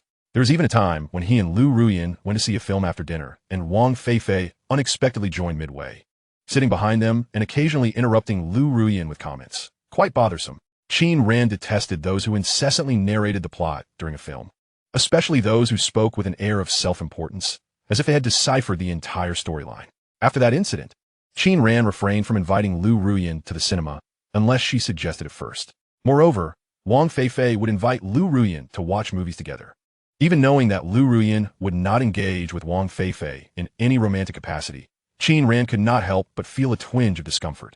His decision to truly let go of Liu Ruyan was not solely based on the engagement banquet, but stemmed from the accumulation of numerous seemingly inconsequential matters over the years. Though they appeared trivial, their cumulative effect was exhausting, leading to an inevitable eruption. Qin Ran had broached the subject with Liu Ruyan, but she dismissed his concerns as insignificant and even accused him of overreacting, which only incited further frustration. Reflecting on it now, Qin Ran realized that he and Liu Ruyan had many fundamental differences. In other words, their worldviews were incompatible. Such philosophical discord did not merely arise from differing preferences. It was more profound. It wasn't a matter of one enjoying street food while the other preferred fine dining, but rather one relishing street food while the other deemed it unsanitary and hazardous to health. She enjoyed gourmet cuisine, which he criticized as excessive and ostentatious. The same could be said for Qin Ran and Liu Ruyan. Divergent tastes were inconsequential. However, when he enthusiastically discussed films he had watched, Liu Ruyan would respond with apparent disinterest, even inviting Wang Fei Fei to join and engage in trivial chatter. In this world, no two leaves are identical, nor are any two individuals. Philosophical differences inevitably lead to conflicts and disputes. Qin Ran had previously chosen tolerance, but that was no longer necessary. He would no longer accommodate Liu Ruyan. He could venture to the cinema with Lin Wanbai, who shared his love for films, discussing plots, directors, beloved characters, and unforgettable scenes. Qin Ran yearned for a partner who shared his worldview, rather than one who leaned entirely towards the other's perspective. The following day, Qin Ran and Fu Qingchuan went to the girls' dormitory to meet them. The four had grown comfortable with one another, no longer constrained as they had been during their initial dorm gathering. Tong Xian teased, "Oh, look at the couple outfits. Did you plan this?" Today, both Qin Ran and Lin Wanbai donned denim and white sneakers, one in a black t-shirt, the other in white, creating the appearance of a remarkably attractive couple. Lin Wanbai tucked her hair behind her ear. Not at all. Then it must be a meeting of minds. Qin Ran chuckled. You and Qingchuan are also matching. Red and blue. Let's go. Qingchuan has called for a ride. It should arrive soon. The four made their way to the school gate. Initially walking side by side, they soon found the sidewalk narrowing, resulting in Fu Qingchuan and Tong Xian leading the way, while Qin Ran and Lin Wanbai trailed behind. Compared to their evening chats over screens, Lin Wanbai spoke less today, especially after Tong Xian's teasing had left her feeling a bit flushed. Yesterday, Tong Xian had shared an abundance of peculiar tidbits, but she felt that Qin Ran was different and would not require such knowledge. Qin Ran found it curious that Lin Wanbai seemed suddenly shy, but he did not dwell on it. The distance from the girls' dormitory to the school gate was not far, and they quickly boarded the vehicle. Tong Xian was the first to sit in the back seat, prompting Fu Qingchuan to take the front. Qin Ran naturally settled beside Lin Wanbai, their proximity closer than during their previous taxi ride. However, without the overly enthusiastic driver, the journey was smooth and tranquil. Not long after setting off, Qin Ran received a message that made him raise an eyebrow. Through the rearview mirror, he glanced at the taxi in the back seat. Had it followed him? Was it merely a coincidence or a deliberate act? Chapter 64. Do you believe in reincarnation? The evidence of rebirth. After more than half an hour, the four of them disembarked. Qin Ran excused himself to use the restroom, allowing Fu Qingchuan to take the other two to collect the tickets. As he stood at the corner, he silently observed a familiar, graceful figure entering the venue. It was none other than Liu Ruyan. Sensing something amiss yesterday, he had asked Li Huachuan to arrange for someone to keep an eye on Liu Ruyan and Wang Fei Fei. To his surprise, less than a day later, he had already made a significant discovery. Seeing Liu Ruyan glancing around before heading towards the escalator confirmed his suspicion that she had followed him, not by chance, but with intent. Following her, he noticed that as Liu Ruyan ascended to the third floor, she suddenly spotted him from the lower left. Their gazes met. Qin Ran signaled to Liu Ruyan with his eyes, indicating for her to step aside. Upon reaching the third floor, Liu Ruyan watched as Qin Ran slowly approached. But the affection that once filled his eyes was now conspicuously absent. Qin Ran, she began. Qin Ran sensed a shift in Liu Ruyan's emotions and wished to avoid drawing attention in such a public space. They retreated behind a large column, where she confronted him. Why are you following me? We made our positions clear yesterday. I was wrong. Liu Ruyan grasped Qin Ran's hand. Will you forgive me this once? Fine. Liu Ruyan was taken aback, her face lighting up with joy. Really? Yes, let us consider ourselves ordinary classmates. Do you have other matters to attend to? No. I need to go. Wait a moment. Liu Ruyan spoke bitterly. Do you believe in reincarnation? Qin Ran halted, narrowing his eyes as he fixed his stare on Liu Ruyan. What did you say? After a moment of silence, Liu Ruyan replied. While I was in a coma, I had a long dream. In that dream, we were to be engaged, but then something happened to you that day. I realized I cannot lose you. A dream? Qin Ran squinted, questioning the validity of dreams. But I am curious, what happened to me in that dream? You had a car accident. Qin Ran's heart sank, confirming his earlier suspicion. And then, upon learning of your accident, my heart felt as though it were being wrenched, and I fainted. Upon waking, I understood how significant you truly are to me. Gazing into Liu Ruyan's eyes, Qin Ran felt a whirlwind of uncertainty. Her account closely mirrored events from his previous life, yet something felt off. What precisely was amiss? He could not discern at that moment. Qin Ran chuckled softly. You merely had a nightmare. Do not dwell on it. That's not it. Liu Ruyan clutched Qin Ran's hand tightly. The dream felt too real. Even after waking, my heart still aches. I'm fine now. He attempted to withdraw his hand. Yet she held on. Changing her approach, Liu Ruyan wrapped her arm around Qin Ran's, her eyes glistening. You don't believe me, do you? Qin Ran, I truly care for you.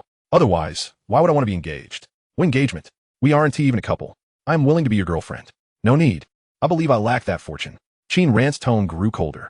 Liu Ruyan was taken aback. Qin Ran pulled his hand away. I suggest you visit the hospital for a checkup, Liu, lest you experience any lingering effects. With that, he continued his ascent. The cinema was on the 6th floor, with dining options also available there, while the 5th floor featured an array of eateries. With ample time before the movie began, They could dine and then grab drinks before entering. However, Qin Ran now lacked the desire to watch the film. He was 90% certain that Liu Ruyan had indeed been reborn. Initially, he had merely suspected, as Liu Ruyan's demeanor upon her return seemed entirely transformed. Moreover, her complete lack of injury was baffling. Arriving on the 5th floor and noticing that Liu Ruyan had not followed, he paused in contemplation. What was amiss? After a while, he discerned the peculiarity. Liu Ruyan's attitude had shifted too rapidly. While her guilt regarding his accident was understandable, it had not reached the level of begging for his forgiveness. If Liu Ruyan had truly been reborn, there were certainly matters he remained unaware of. Qin Ran endeavored to reconstruct the subsequent developments through reverse deduction. The conclusion was that Liu Ruyan was filled with regret and sought forgiveness. There were two possibilities. One, as Liu Ruyan claimed, her absence indirectly led to his being struck by a car, thus inducing feelings of remorse. Two, he was struck, his father enraged, directing anger towards the Liu family, leading to their downfall, with Liu Ruyan feeling culpable. 3. He was struck, and Liu Ruyan knew who the perpetrator was, and they shared a connection, resulting in her guilt. 4. Qin Ran, what are you daydreaming about? Fu Qingchuan teased. Snapping, Qin ran out of his reverie. Regaining his composure, Qin Ran shook his head. Nothing. Did you collect the tickets? Yes, we're just waiting for you to decide where to eat. Weren't you already set on a place yesterday? Let us go to secondlife. Take a look at this. Fu Qingchuan pointed at a nearby sign. Qin Ran couldn't help but chuckle. He was standing right next to secondlife, famous for its pork chops and rice cakes. We should also order popcorn and drinks. A light snack will suffice. Watching a movie without popcorn would certainly diminish the enjoyment. Tong Xian stifled a laugh. Qin Ran, you're truly amusing. Let us head in. As Fu Qingchuan and Tong Xian entered the restaurant, Lin Wanbai looked at Qin Ran with concern. Did you bring your medication? Huh? Qin Ran quickly realized, responding helplessly. I'm truly fine now. I won't faint again, so don't worry. That's good. Lin Wanbai's brow finally relaxed. Before entering, Qin Ran glanced around. Not only had his enthusiasm for the movie waned, but even for dining, he found himself somewhat distracted. The notion of Liu Ruyan's rebirth was difficult for him to accept, and matters seemed to be growing increasingly complex. The current Liu Ruyan bore little resemblance to his memories of her. Qin Ran longed to believe her recent claims. Perhaps his death in a previous life had indeed prompted her awakening. Yet, human nature is akin to a double-edged mirror, capable of reflecting the brightest light, as well as casting the darkest shadows. The unforeseen car accident from his previous life loomed over Qin Ran like a persistent shadow. Now, apart from his parents, he felt hesitant to trust anyone easily. Moreover, Liu Ruyan's sudden change in demeanor, from deep affection to indifference, suggested a transformation akin to a different person. Had Liu Ruyan also discerned his rebirth? Chapter 65, Familiar Faces in Happiness, reporting hand in hand. Originally, after his rebirth, Qin Ran had intended to live his own life, distancing himself from Liu Ruyan and Wang Fei Fei, and from his past self. However, he had not anticipated that Liu Ruyan would also experience rebirth. As for the veracity of her statements, he found himself unable to assess. Regarding her claim of dreaming, Qin Ran was certain he did not believe in it. No matter how vivid a dream may be, it ultimately remains just a dream. Upon awakening from the dream, one finds the world unchanged, devoid of any transformation. Who among us would experience an epiphany, resulting in a profound alteration of character, merely due to a dream? At least, Qin Ran had never heard of such a phenomenon. Even if it were to occur, it certainly would not be the case for Liu Ruyan. Just the day before, she had been perched high upon her pedestal. Yet, upon waking, she would not suddenly be gripped by regret and heartache. Qin Ran resolutely dismissed such notions. He would rather entertain the idea that Liu Ruyan had been reborn. However, he remained oblivious to what transpired afterward. Qin Ran harbored a deeper concern. Could there be others who had also experienced rebirth? If the truth surrounding the car accident was more harrowing than he had imagined, and if the other party had also returned, it could indeed spell trouble. Thus, Qin Ran resolved to enhance his own safety measures. Perhaps some unseen individuals were observing him. He hoped it was merely his overactive imagination. He yearned to live a life of ease and comfort, rather than finding himself ensnared in an inexplicable quagmire. Dispelling these thoughts, Qin Ran resolved to eat and drink as usual. He could not allow mere speculation to drive him into a state of paranoia, perceiving problems in everyone he encountered. That would be unbearably exhausting. The greatest terror lies in scaring oneself. After finishing his meal, Qin Ran settled the bill ahead of time. As he did so, he unexpectedly caught sight of a familiar figure. However, he refrained from greeting them. This shopping mall was the closest to the school, frequented by numerous students for dining, karaoke, and movies, making encounters with classmates quite common. After completing his payment, he returned to his seat and lingered for a moment. Lin Wanbai and Tong Xian had gone to the restroom when Fu Qingchuan inquired if something was amiss. Typically, Fu Qingchuan appeared reserved, yet his upbringing had honed his ability to read the room. He had already sensed that Qin Ran was unusually preoccupied. Under ordinary circumstances, he would have been there to support him during their meal. Just after posing the question, Fu Qingchuan noticed a blonde figure passing by outside and gestured for Qin Ran to look. To his surprise, Qin Ran recognized Chen Hui, who was alone without jeep-witching. The coincidence seemed too uncanny. Chen Hui had been expelled from school and had not attended a single class. Wu Jiang, who had admitted Chen Hui, had also faced expulsion. These actions were not Qin Ran's doing. They were orchestrated by Li Luo. The familiar figure Qin Ran glimpsed while settling his bill was indeed Li Luo. He was unaccustomed to her style, having only sent her breakfast once after a conflict in the cafeteria, with no further contact since then. Nevertheless, they had once shared a common cause, and Li Luo had indirectly assisted him on 2 occasions. Thus, Qin Ran decided to observe her actions. Previously, during his investigation of Ji Buqing's high school records, Chun Hui's name had surfaced. He was aware that Chun Hui was no saint, having engaged in bullying on numerous occasions. Regardless of whether a school was esteemed or not, there are always a few rotten apples. Some institutions simply harbor a larger number of them. Turning to Fu Qingchuan, Qin Ran said, "Wait for Wanbai and the others to return. I will go find you upstairs later. By the way, give me a ticket." "Is he coming to trouble you?" "I'll accompany you," Fu Qingchuan replied. "He's not coming for me. Don't worry, I won't be in any danger. I merely intend to take a look." Fu Qingchuan handed Qin Ran a movie ticket, cautioning him to avoid impulsive actions, stating that getting hurt was not worth it. And if it came to a fight, he should call him. Warmed by the gesture, Qin Ran smiled. "I'm no match for alone. But dealing with him is not a problem. Besides, there may not be anything to worry about." In the midst of Fu Qingchuan's astonished gaze, Qin Ran followed along. Given his prestigious background and the near abduction he had faced in his youth, how could Qin Ran truly be defenseless? He had trained in martial arts, practicing diligently.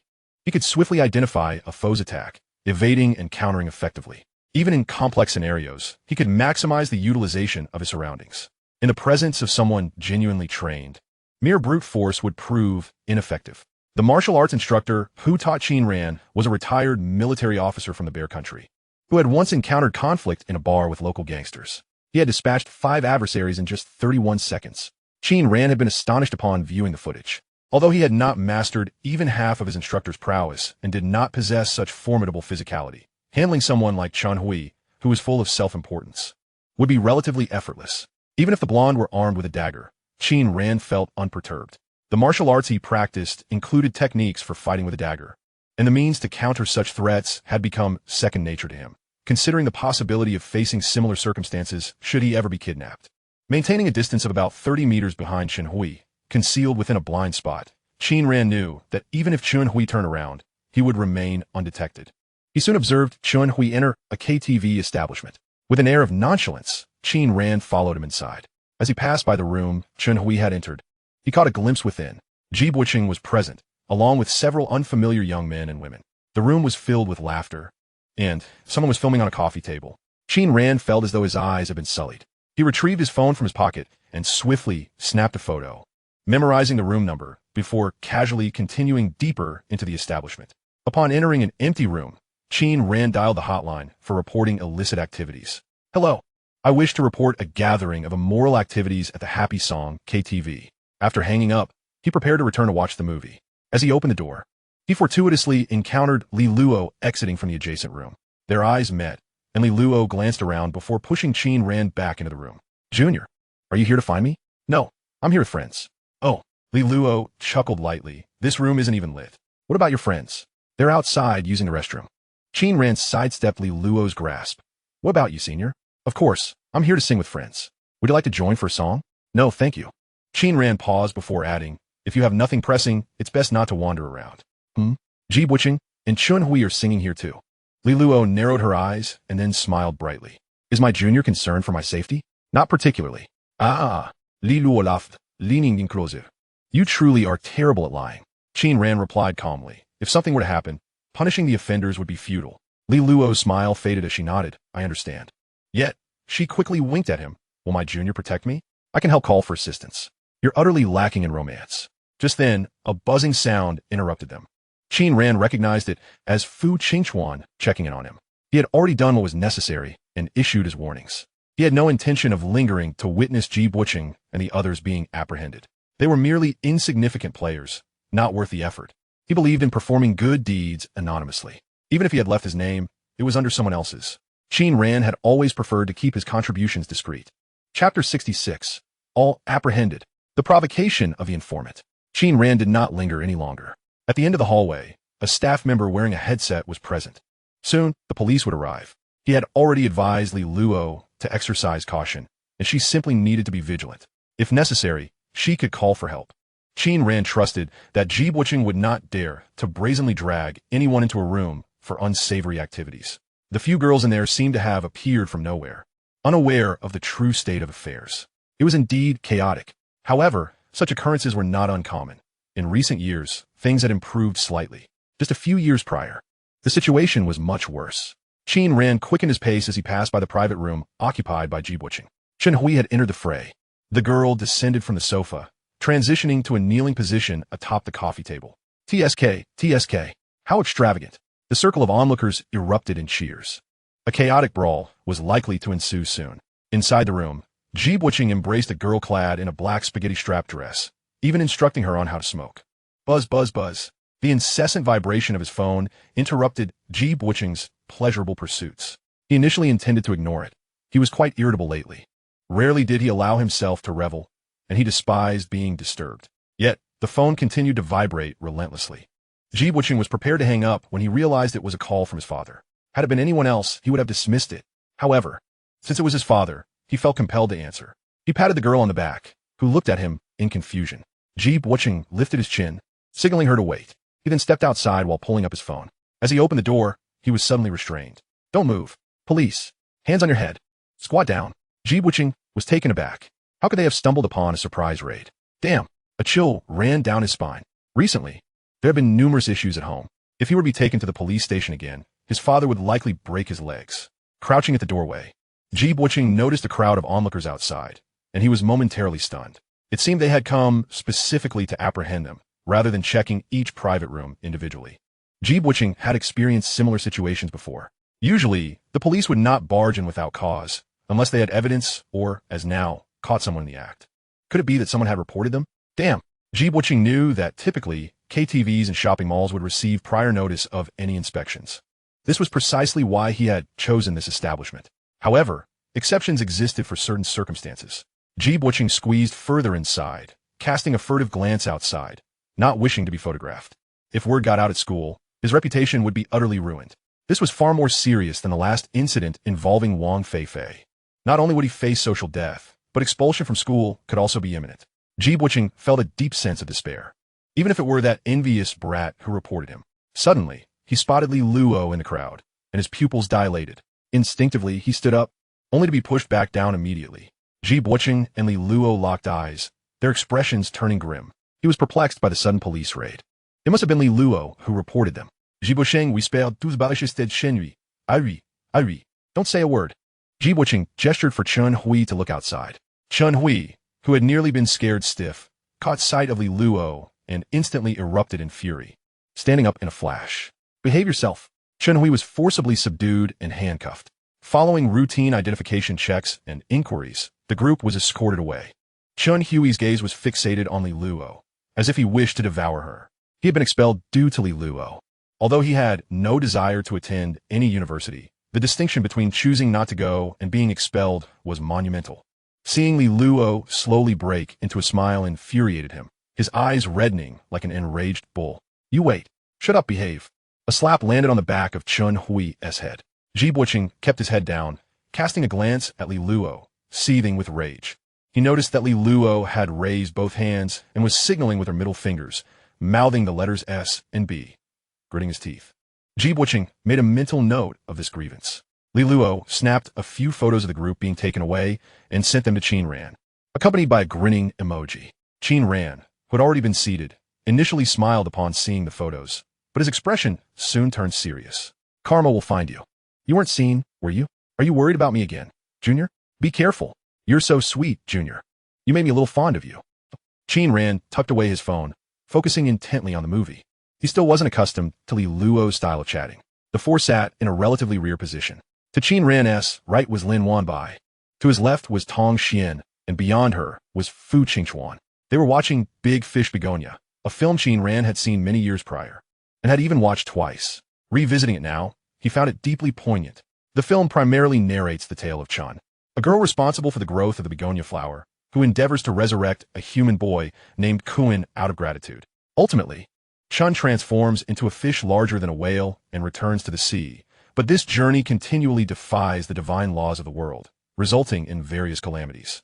The fates of the characters intertwine. Qin Ran was particularly fond of the film as premise. All living beings are akin to a colossal fish in the sea, embarking from the distant shore. Human life resembles traversing the ocean. Sometimes they meet, sometimes they part, journeying through the dark depths while occasionally witnessing magnificent vistas. Upon death, one reaches the shore, embarking towards the next unknown realm. Qin Ran was profoundly impressed by the supporting character Qiu. Qiu, Chun's childhood friend, ultimately sacrificed his life to trade for Chun's, unable to bear the thought of her demise. Qiu's love for Chun was pure, transcending mere affection and surpassing love itself. Qin Ran found it challenging to judge Qiu. He had once loved deeply himself, and if faced with a similar situation, he was uncertain if he would act as Qiu had. Yet, reflecting now, he believed he would not.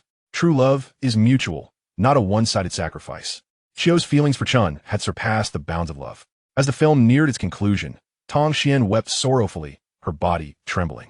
Qin Ran finally recalled his role as a supportive companion today. Stealthily, he maneuvered past Tong Xian and gently tapped Fu Qingchuan, who was engrossed in the film. Qin Ran signaled with his eyes, "Console her. You're not getting the hang of this." Fu Qingchuan gaped, utterly at a loss. "How do I console her?" Qin Ran shook his head, lightly patting twice. If he still didn't understand, even the best strategist would be of no use. Fu Qingchuan suddenly realized, softly patting Tong Xian's shoulder, causing her to lean slightly towards him. Just as Fu Qingchuan was about to cast a grateful glance at Qin Ran, his eyes widened in shock. Chapter 67. Using the guise of strategist to pursue romance. Fu Qingchuan witnessed Lin Wanbai leaning against Qin Ran's shoulder, dabbing her tears with a tissue. He finally understood. The disparity between himself and Qin Ran lay here. Yet, regrettably, this was something he could not emulate. Qin Ran was also somewhat taken aback. He noticed Tong Xian crying, as her shoulders shook and sobs escaped her lips. However, Lin Wanbai, to his right, sat upright, silent. Qin Ran initially thought Lin Wanbai was focused on the film. This wasn't quite accurate. At that moment, Lin Wanbai was indeed watching the movie, immersed in the melancholic score. Tears streamed down Lin Wanbai's face uncontrollably. When it was Qin Ran's turn to feel the emotions, his own hands became stiff. Upon witnessing Lin Wanbai's soft sobs, Qin Ran ultimately extended his hand, gently patting her shoulder with his fingertip. Not only did the two of them weep, but many others were also moved to tears. As the film concluded, Fu Qingchuan's eyes shimmered with a hint of moisture. Even without Qin Ran's prompting, Fu Qingchuan was still quite engrossed in the film. The four of them exited the screening room, with Lin Wanbai and Tong Xian heading to the restroom. Fu Qingchuan retrieved a pack of cigarettes, contemplated for a moment, and then tucked it away again. "I haven't asked you yet. What transpired just now?" "There was a public disturbance at KTV, and they were taken away." "Wow." Fu Qingchuan exclaimed with delight. "Is that your masterpiece?" "Impressive. Keep it low-key. Was it just a blonde guy? Anyone else?" Ji Wuqing was also involved. "Ha ha ha." Fu Qingchuan laughed heartily, exclaiming, "This is exhilarating. A public disturbance should warrant detention and a fine, right?" "Indeed, it could be 10 to 15 days, and a fine ranging from 500 to 1,000. Fu Qingchuan smirked. "Shouldn't we promote this a bit?" "I'll send you 2 photos, Qin Ran reminded him. "But don't use your main account." "Understood." The two shared a conspiratorial smile. In their few encounters with Ji Wuqing and Chun Hui, neither Qin Ran nor Fu Qingchuan was at a disadvantage, yet they still found Ji Wuqing's group rather displeasing. When Fu Qingchuan learned of Chun Hui's expulsion, he treated the entire dormitory to fried chicken and cola. If Ji Wuqing were also expelled, Fu Qingchuan vowed to host another feast. Upon Tong Xian's return, she noticed Fu Qingchuan's beaming smile and couldn't resist pinching his arm. "Aren't you moved? You're grinning so broadly." Fu Qingchuan rubbed his arm, which didn't hurt at all, and he felt even more elated. Tong Xian's playful pinching indicated that their relationship had grown significantly closer. He wasn't foolish. He simply didn't know how to pursue a girl. Fu Qingchuan jested, "Not at all. I was so moved that I nearly cried. I was laughing because we witnessed something amusing, right, Qin Ran?" Tong Xian couldn't help but inquire what was so funny. Fu Qingchuan turned to Qin Ran with a wink, signaling him to share. Qin Ran, feeling somewhat helpless, glanced at a waiter standing at the entrance of a nearby restaurant and suddenly had an idea. Earlier, that waiter saw a couple about to enter and seemed surprised by the girl. The waiter remarked, "You found another one, huh?" The boy was momentarily taken aback, as he didn't recognize the waiter and attempted to explain to the girl. Then the girl chimed in with, "Yeah," which left the boy utterly confused. Puffed. Fu Qingchuan gave a thumbs up, laughing heartily. Tong Xian appeared astonished. "Really?" Qin Ran chuckled. "Let us go. It's getting late. We should head back. I'll grab a cab." Fu Qingchuan immediately replied. Tong Xian was still bewildered, but upon spotting an ice rink not far off, she exclaimed with excitement, "There's an ice rink." She jogged over to get a better view and waved to the trio. "It's not roller skating, it's real ice.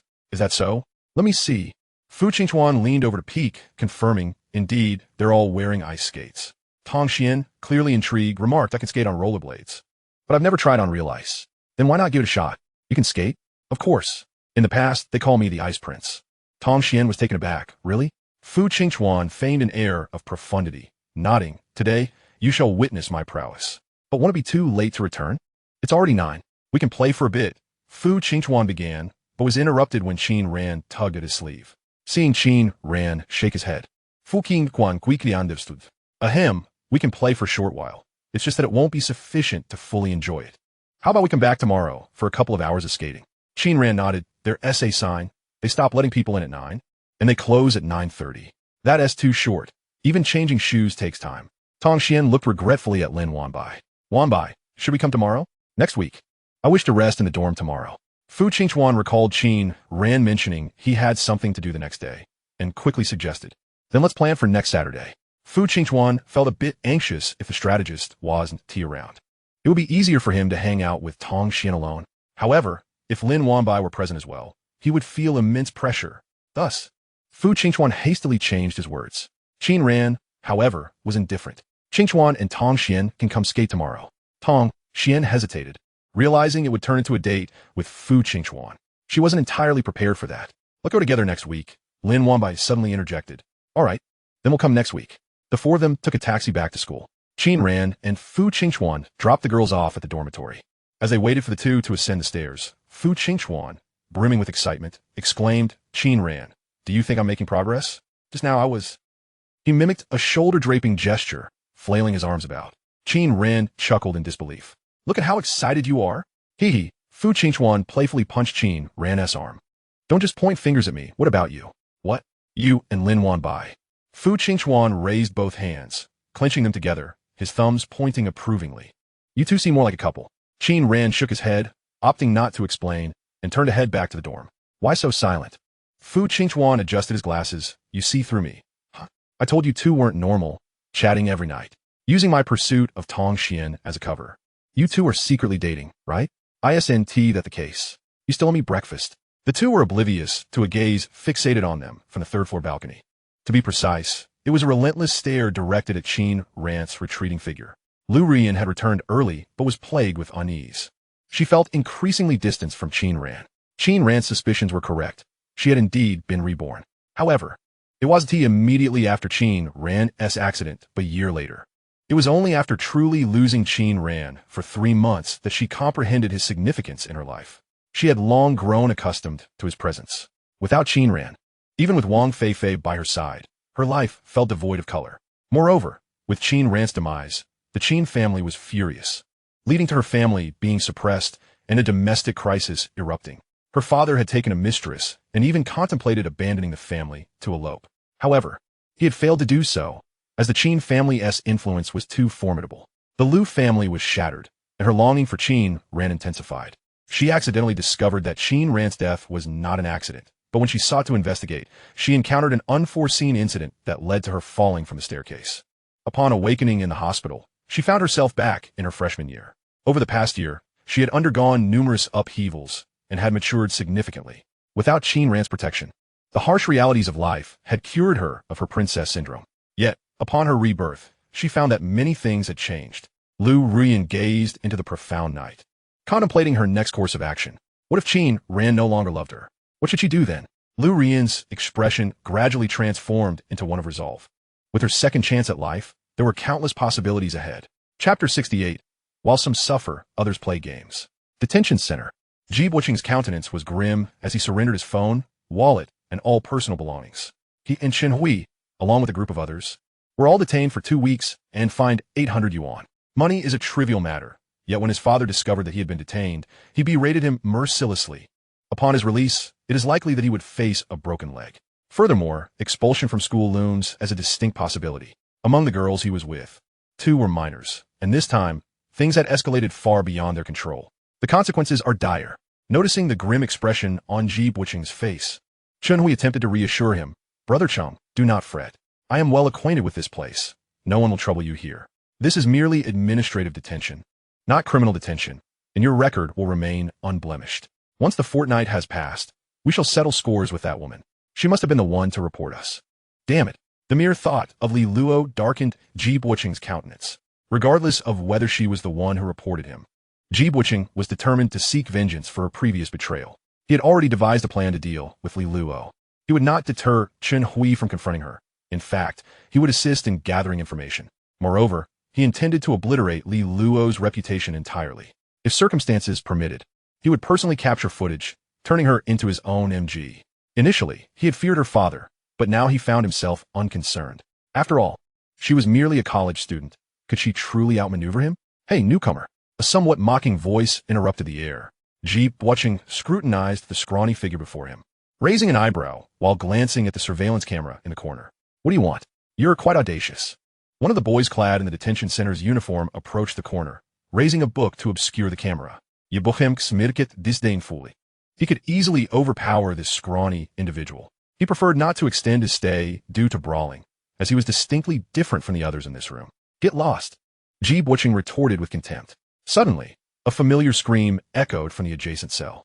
Ji Buqing's expression shifted. He recognized that it was Chen Hui's voice, the very one who had promised to look out for him. The scrawny boy had merely intended to teach Ji Buqing the ropes, as he had navigated similar experiences. However, he had not anticipated that the newcomer would dare to tell him to leave. "You dare!" The scrawny boy turned back to see several other individuals rising, and with a shriek, charged at Ji Buqing. Standing tall and having practiced Taekwondo for several years, Ji Buqing was unafraid. He executed a perfect jump kick, sending the scrawny boy flying. "Bang! Bang! Bang! Let go! Stop hitting me!" The next day, during mealtime in the cafeteria, Ji Buqing encountered a visibly battered Chen Hui. "How did you get yourself into this state?" Ji Buqing questioned disdainfully. "Weren't you supposed to protect me?" Chen Hui poked at the bump on Ji Buqing's forehead. "Ouch!" Ji Buqing gasped in pain, delivering a swift slap to the back of Chen Hui's head. "Damn it!" With a face bruised and battered, Ji Buqing grimaced in agony. After being kicked by the scrawny boy, he had not expected that once the boy recovered, he would cling to Ji Buqing's leg without letting go. His strength had vanished in an instant, and soon he was overwhelmed by 3 others who rushed in. This time, Ji Buqing truly understood his limitations. Nevertheless, he prided himself on being tough. Despite the beating, he did not scream in agony. Otherwise, Chen Hui from the adjacent cell would have surely heard him and would not have looked so astonished just moments ago. Ji Buqing quietly inquired, "Is it possible to change rooms?" Generally, they do not allow it. Ji Buqing felt a wave of frustration wash over him. Soon, his days of suffering began in earnest. After a relatively uneventful first day spent in legal training, he was thrust into labor the following day. Initially, he toiled in the warehouse, crafting by hand, followed by vocational skills training. Ji Buqing cursed inwardly. What skills could possibly be honed in less than half a month? Yet, he found himself at the sewing machine the very next day. In the detention center, he learned to adapt. By the 5th day when new arrivals came in, he immediately relocated to a different sleeping area, slightly further from the restroom. His stay here was marked by poor sleep, unsatisfactory meals, and a lack of proper bathing facilities. Ji Buqing had never endured such an interminable 2 weeks, feeling as though each day was a torment worse than death. He began to contemplate how he would exact his revenge on Li Luo once he was released. If 2 weeks felt this unbearable, what if he were sentenced to 5 or even 10 years? He might as well resign himself to despair. While Ji Buqing suffered in detention, Qin Ran was also undergoing his own tribulations. Ever since Liu Ruyan returned from the hospital, she had completely transformed. She leaned closer to him during classes and insisted on accompanying him after school to the cafeteria. She even escorted him back to the dormitory. The classmates were utterly astonished. Rumors spread that Liu Ruyan had suffered a head injury, rendering her a lovesick fool. trailing behind Qin Ran like an incessant shadow. She proactively bought breakfast, delivered milk tea to room 502, and brought fruits. Many boys looked on at Qin Ran with envy, filled with jealousy and resentment. The key was that Qin Ran, despite being beautiful and capable of executing a split, treated Liu Ruyan with cold indifference. Some boys, unable to bear it any longer, pursued Liu Ruyan, either through private messages or by inviting her out to the movies. Yet, Liu Ruyan's demeanor towards these other boys was drastically different. A single glare would send them retreating in fear. Only Liu Ping remained unfazed. He had witnessed Liu Ruyan's transformation firsthand. Rather than viewing her as a lovesick fool, he perceived her as dangerously obsessive, a terrifying kind of obsession. If one day Qin Ran were to be drugged and taken away by Liu Ruyan to engage in unspeakable acts, he would not be surprised. Consequently, he began to avoid her company. However, Qin Ran was not the only one with a follower. Wang Fei Fei was also in tow. Wherever Liu Ruyan went, Wang Fei Fei naturally followed. Even after being slapped by Liu Ruyan, Wang Fei Fei remained steadfastly loyal. From a certain perspective, Wang Fei Fei shared the sentiments of their classmates. Liu Ruyan had indeed suffered a head injury, leading to her current state of confusion. To this end, he even reached out to Liu Haichong. However, he refrained from directly stating that Liu Ruyan's mind was impaired, instead suggesting that Liu Haichong have her undergo a checkup. He understood that his words held little weight with Liu Ruyan. However, Liu Haichong's words would undoubtedly carry more authority and would also manifest his concern for Liu Ruyan. Yet, he never anticipated that Liu Haichong would dismiss his call with indifference. When he attempted to call again, it showed that the line was busy. Wang Fei Fei now felt like a headless fly, incessantly circling Liu Ruyan, but he either collided with walls or bumped into doors. What perplexed him the most was Liu Ruyan's sudden change in attitude towards him. He remained unaware of the underlying reasons and dared not ask directly, nor did he wish to reveal his past actions. It wasn't until this week, as class meeting, where it was announced that a team-building activity would be organized for the class, that he finally saw an opportunity. The team-building event was to take place on the playground. Guo Fuping stood with his hands clasped behind his back, holding a megaphone. To his left stood Qin Ran, and to his right was Lin Wanbai. Chapter 69, United by Love. Guo Fuping had eagerly awaited this day for a long time. During military training, he had sensed that the atmosphere in the class was amiss. To be precise, it had felt wrong since the very first day of school. Thus, he had resolved to organize an activity to swiftly break the ice among the students. In the future, everyone will be good classmates, and after graduation, we shall remain alumni. Whether during our time in school or after we have graduated, nurturing amicable relationships with our classmates is indeed essential. Most of those who emerge from our esteemed university will not find themselves in dire straits. Throughout the 4 years of university, our most frequent interactions will be with our classmates. It is true that many class advisors merely fulfill their roles with indifference. Yet Guo Fuping is genuinely intent on making a difference. He has traversed a similar path and sincerely wishes well for everyone. Perhaps some may fail to comprehend his intentions, but that is of little consequence. He does not seek understanding from others, nor does he yearn for acclaim. Guo Fuping's motivation is quite simple. Meeting one another is a form of fate, and walking alongside those we encounter, supporting one another, is a most fortuitous opportunity. Guo Fuping lifted the megaphone. Everyone, please quiet down. Today marks our class's inaugural team-building activity. The sole theme is to play games and enhance our class cohesion. An enthusiastic cheer erupted from the crowd. Observing their excitement, Guo Fuping could not help but smile. All right, time is precious, so let us not dilly-dally. Next, I invite classmates Qin Ran and Lin Wanbai to explain the game rules. Please adhere to the arrangements and refrain from wandering about. Guo Fuping handed the megaphone to Qin Ran and prepared to step away. His departure seemed to liberate the group further. However, Qin Ran caught hold of Guo Fuping, saying, "Old Guo, don't leave just yet. We still need someone to take pictures. So you intend to use me as a laborer? Very well. I shall serve as your photographer today, but must make it clear we do not pay wages." "No problem. I'll take your pictures for free." Laughter filled the room. Qin Ran handed Guo Fuping the full-frame DSLR he had brought along. Set it to automatic mode, autofocus, and face detection. Just press the shutter, and you're all set. Qin Ran, eschewing the megaphone, announced with his voice, "Today, we have 3 games lined up. The first game is a warm-up. It's called $1.50, and some of you may have played it before, while others may not. Let me explain the rules. They are quite simple. Each boy represents $1, and each girl represents 50 cents. Lin Wanbai, and I will call out a total, and everyone must form groups to match that amount. Those who cannot will have to perform a little act, whatever it may be. Is everyone clear? Should we do a trial run?" The crowd responded in unison, "We understand." "All right, Then we shall skip the trial and begin. $3.50. Boys and girls scrambled together. We need a boy. We need a boy. We're short 50 cents. Hurry, hurry. It was clear that individuals from single dorms would not suffice. The mix of boys and girls was essential to form the necessary groups. 3 boys made for an ideal team, leaving 1 boy to find a partner. For girls could only make $2, which was insufficient. In a moment, chaos ensued. But they quickly managed to gather themselves. Regardless of familiarity, they formed small circles. Even Guo Fuping, the photographer, was pulled in to make up the numbers. 5, 4, 3, 2, 1. Lin Wanbai began the countdown. Qin Ran called out, "Stop. Let us see who will face the penalty." Wang Fei Fei, Liu Ping, come to the front. The successful teams beamed with smiles, offering applause and whistles in support. Liu Ping cursed his misfortune.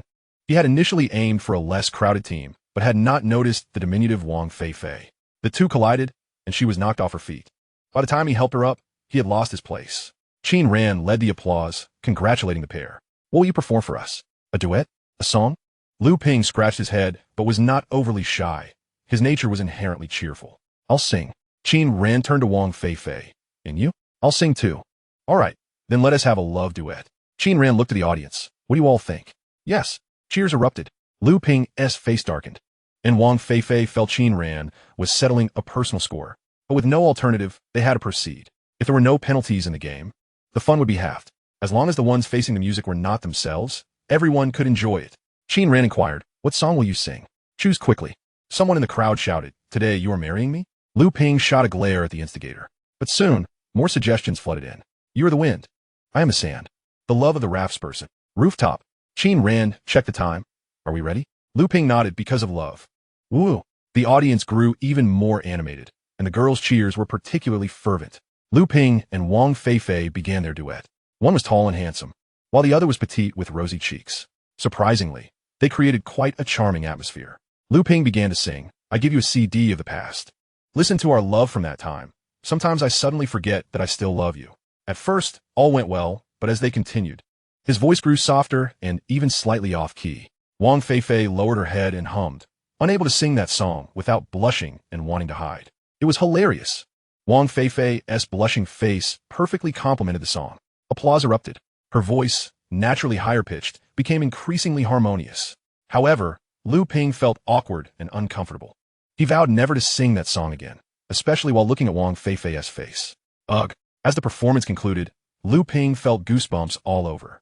After stepping off the stage, he playfully punched his teasing roommates. Liu Ping swore that he would never again be the one to step forward.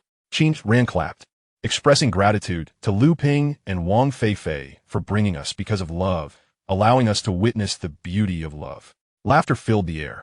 Wang Fei Fei was so anxious that she was practically digging into her palms. She wished to sing with Liu Ruyan, not with Liu Ping. Wang Fei Fei glared at Liu Ruyan, wanted to squeeze in beside her and ensure no one else took advantage of her. Qin Ran raised the megaphone. "The game continues. $1.50. The crowd momentarily paused. Qin Ran smiled. 5, 4, 3. $1.50 has only 2 options, 1 boy and 1 girl or 3 girls. As the countdown concluded, 3 individuals remained. Liu Ruyan, Wang Fei Fei, and Liu Ping. The atmosphere felt a bit strange. Liu Ping and Wang Fei Fei stood beside Liu Ruyan, but she moved to Qin Ran's side. At first glance, it seemed only Liu Ping and Wang Fei Fei were left. If Wang Fei Fei were willing to bend and represent 50 cents, she could indeed pair up with Liu Ping. Yet, unexpectedly, Liu Ruyan stood beside Qin Ran. It was merely a game, and generally, one would not take it too seriously. Moreover, Liu Ruyan's enthusiastic approach incited quite a few jeers. However, what truly astonished everyone was that Lin Wanbai also took a step closer to Qin Ran. Though she did not utter a word, her intentions were unmistakable. If the host was included, she and Qin Ran already formed a pair. Snap! Snap! Guo Fuping captured this amusing scene on camera. In truth, he had not yet found his own partner, but he figured it was unnecessary to join in. It was better to remain a mere spectator. Qin Ran cleared his throat, stating, "Wanbai and I are the hosts, so we don't count." "You didn't mention that earlier." Liu Ruyan smiled, though a pang of bitterness gnawed at her heart. Qin Ran's words clearly indicated his reluctance to team up with her. Had it been in the past, there was no doubt that Qin Ran would have stood by her side without hesitation. What troubled her further was the fact that he referred to her as Wanbai instead of Lin Wanbai. Previously, he called her classmate Liu. The difference in address revealed the proximity of their relationships. Nevertheless, she opted not to sulk as she had before. She had come to understand why Qin Ran harbored no affection for her. Liu Ruyan was in the process of shedding her princess syndrome. Qin Ran glanced at Lin Wanbai and then said, "Let us not count this round." Why shouldn't he account? It absolutely must. The spectators began to sense the brewing tension, fanning the flames of excitement. Lin Wanbai suddenly interjected, "If the host counts, then Qin Ran and I already make a pair." "But you didn't move. I was with Qin Ran first." The crowd erupted in cheers. Oh, what a spectacle! The enthusiasm of the onlookers surged. Two women vying for one man, and both were stunningly beautiful. Neither side was willing to back down. Exciting. Spectacular. If Liu Ruyan teamed up with Qin Ran, Lin Wanbai would have to find a male partner, lest she be left alone. Liu Ping quietly shifted a step. He had just vowed never to sing because of love again, yet he was even less inclined to face punishment alongside Wang Fei Fei. If he could pair with Lin Wanbai, it would be splendid. However, with Lin Wanbai standing next to Qin Ran, he worried that approaching would only lead to embarrassment. Still, he was prepared. Should an opportunity arise, he would rush in. If Wang Fei Fei obstructed him, he would shove him aside. Yet at that moment, Wang Fei Fei felt even more miserable. He was being ignored. Throughout the entire exchange, Liu Ruyan's gaze never fell upon him. In the previous round, he had yearned to rush to her side, but when he fell, she did not come to his aid. In this round, he stood quite close to her, yet the instant Qin Ran announced the amount, she hurried towards him without so much as a glance in his direction. A flicker of resentment ignited within Wang Fei Fei. Where was the promised friendship? Why did her eyes only seek Qin Ran, leaving him utterly insignificant? Wang Fei Fei had once believed his position in Liu Ruyan's heart was significant. Even on Valentine's Day, he could summon her to join him, and she had cared for him on numerous occasions. He had even entertained the notion that he held more importance in her heart than Qin Ran. However, since entering university, everything had changed. When Qin Ran proactively distanced himself, Wang Fei Fei thought it was a fortuitous opportunity. Yet, Liu Ruyan's heart remained fixated on Qin Ran, though she verbally expressed disdain. The name she uttered most frequently was still Qin Ran. Furthermore, after her coma and subsequent discharge, she embarked on a relentless pursuit of Qin Ran. Over the past week, he had urged her countless times to reconsider. Yet, his words seemed futile. His previous arguments no longer held weight. Liu Ruyan paid him no heed and found him bothersome instead. Wang Fei Fei realized he could not allow this to continue, lest he lose all hope. He needed to assert his intentions. "Ruyan, let us be a pair." The moment those words escaped his lips, all eyes turned to Wang Fei Fei and Liu Ruyan. All right. Another one joins. A four-person showdown. Since the first day of school, many have been aware of Wang Fei Fei's affection for Liu Ruyan. Some had even mistakenly assumed they were a couple, lamenting the beauty wasted on mediocrity. However, it didn't take long for everyone to realize the truth. Liu Ruyan herself had clarified that they were merely friends, at most close confidants. The notion of a boy being a close confidant to a girl added a layer of complexity to their relationship. If Wang Fei Fei had been replaced by Qin Ran, no one would have assumed it was simply a friendship between girls. Yet, it appeared that Wang Fei Fei truly was just a confidant.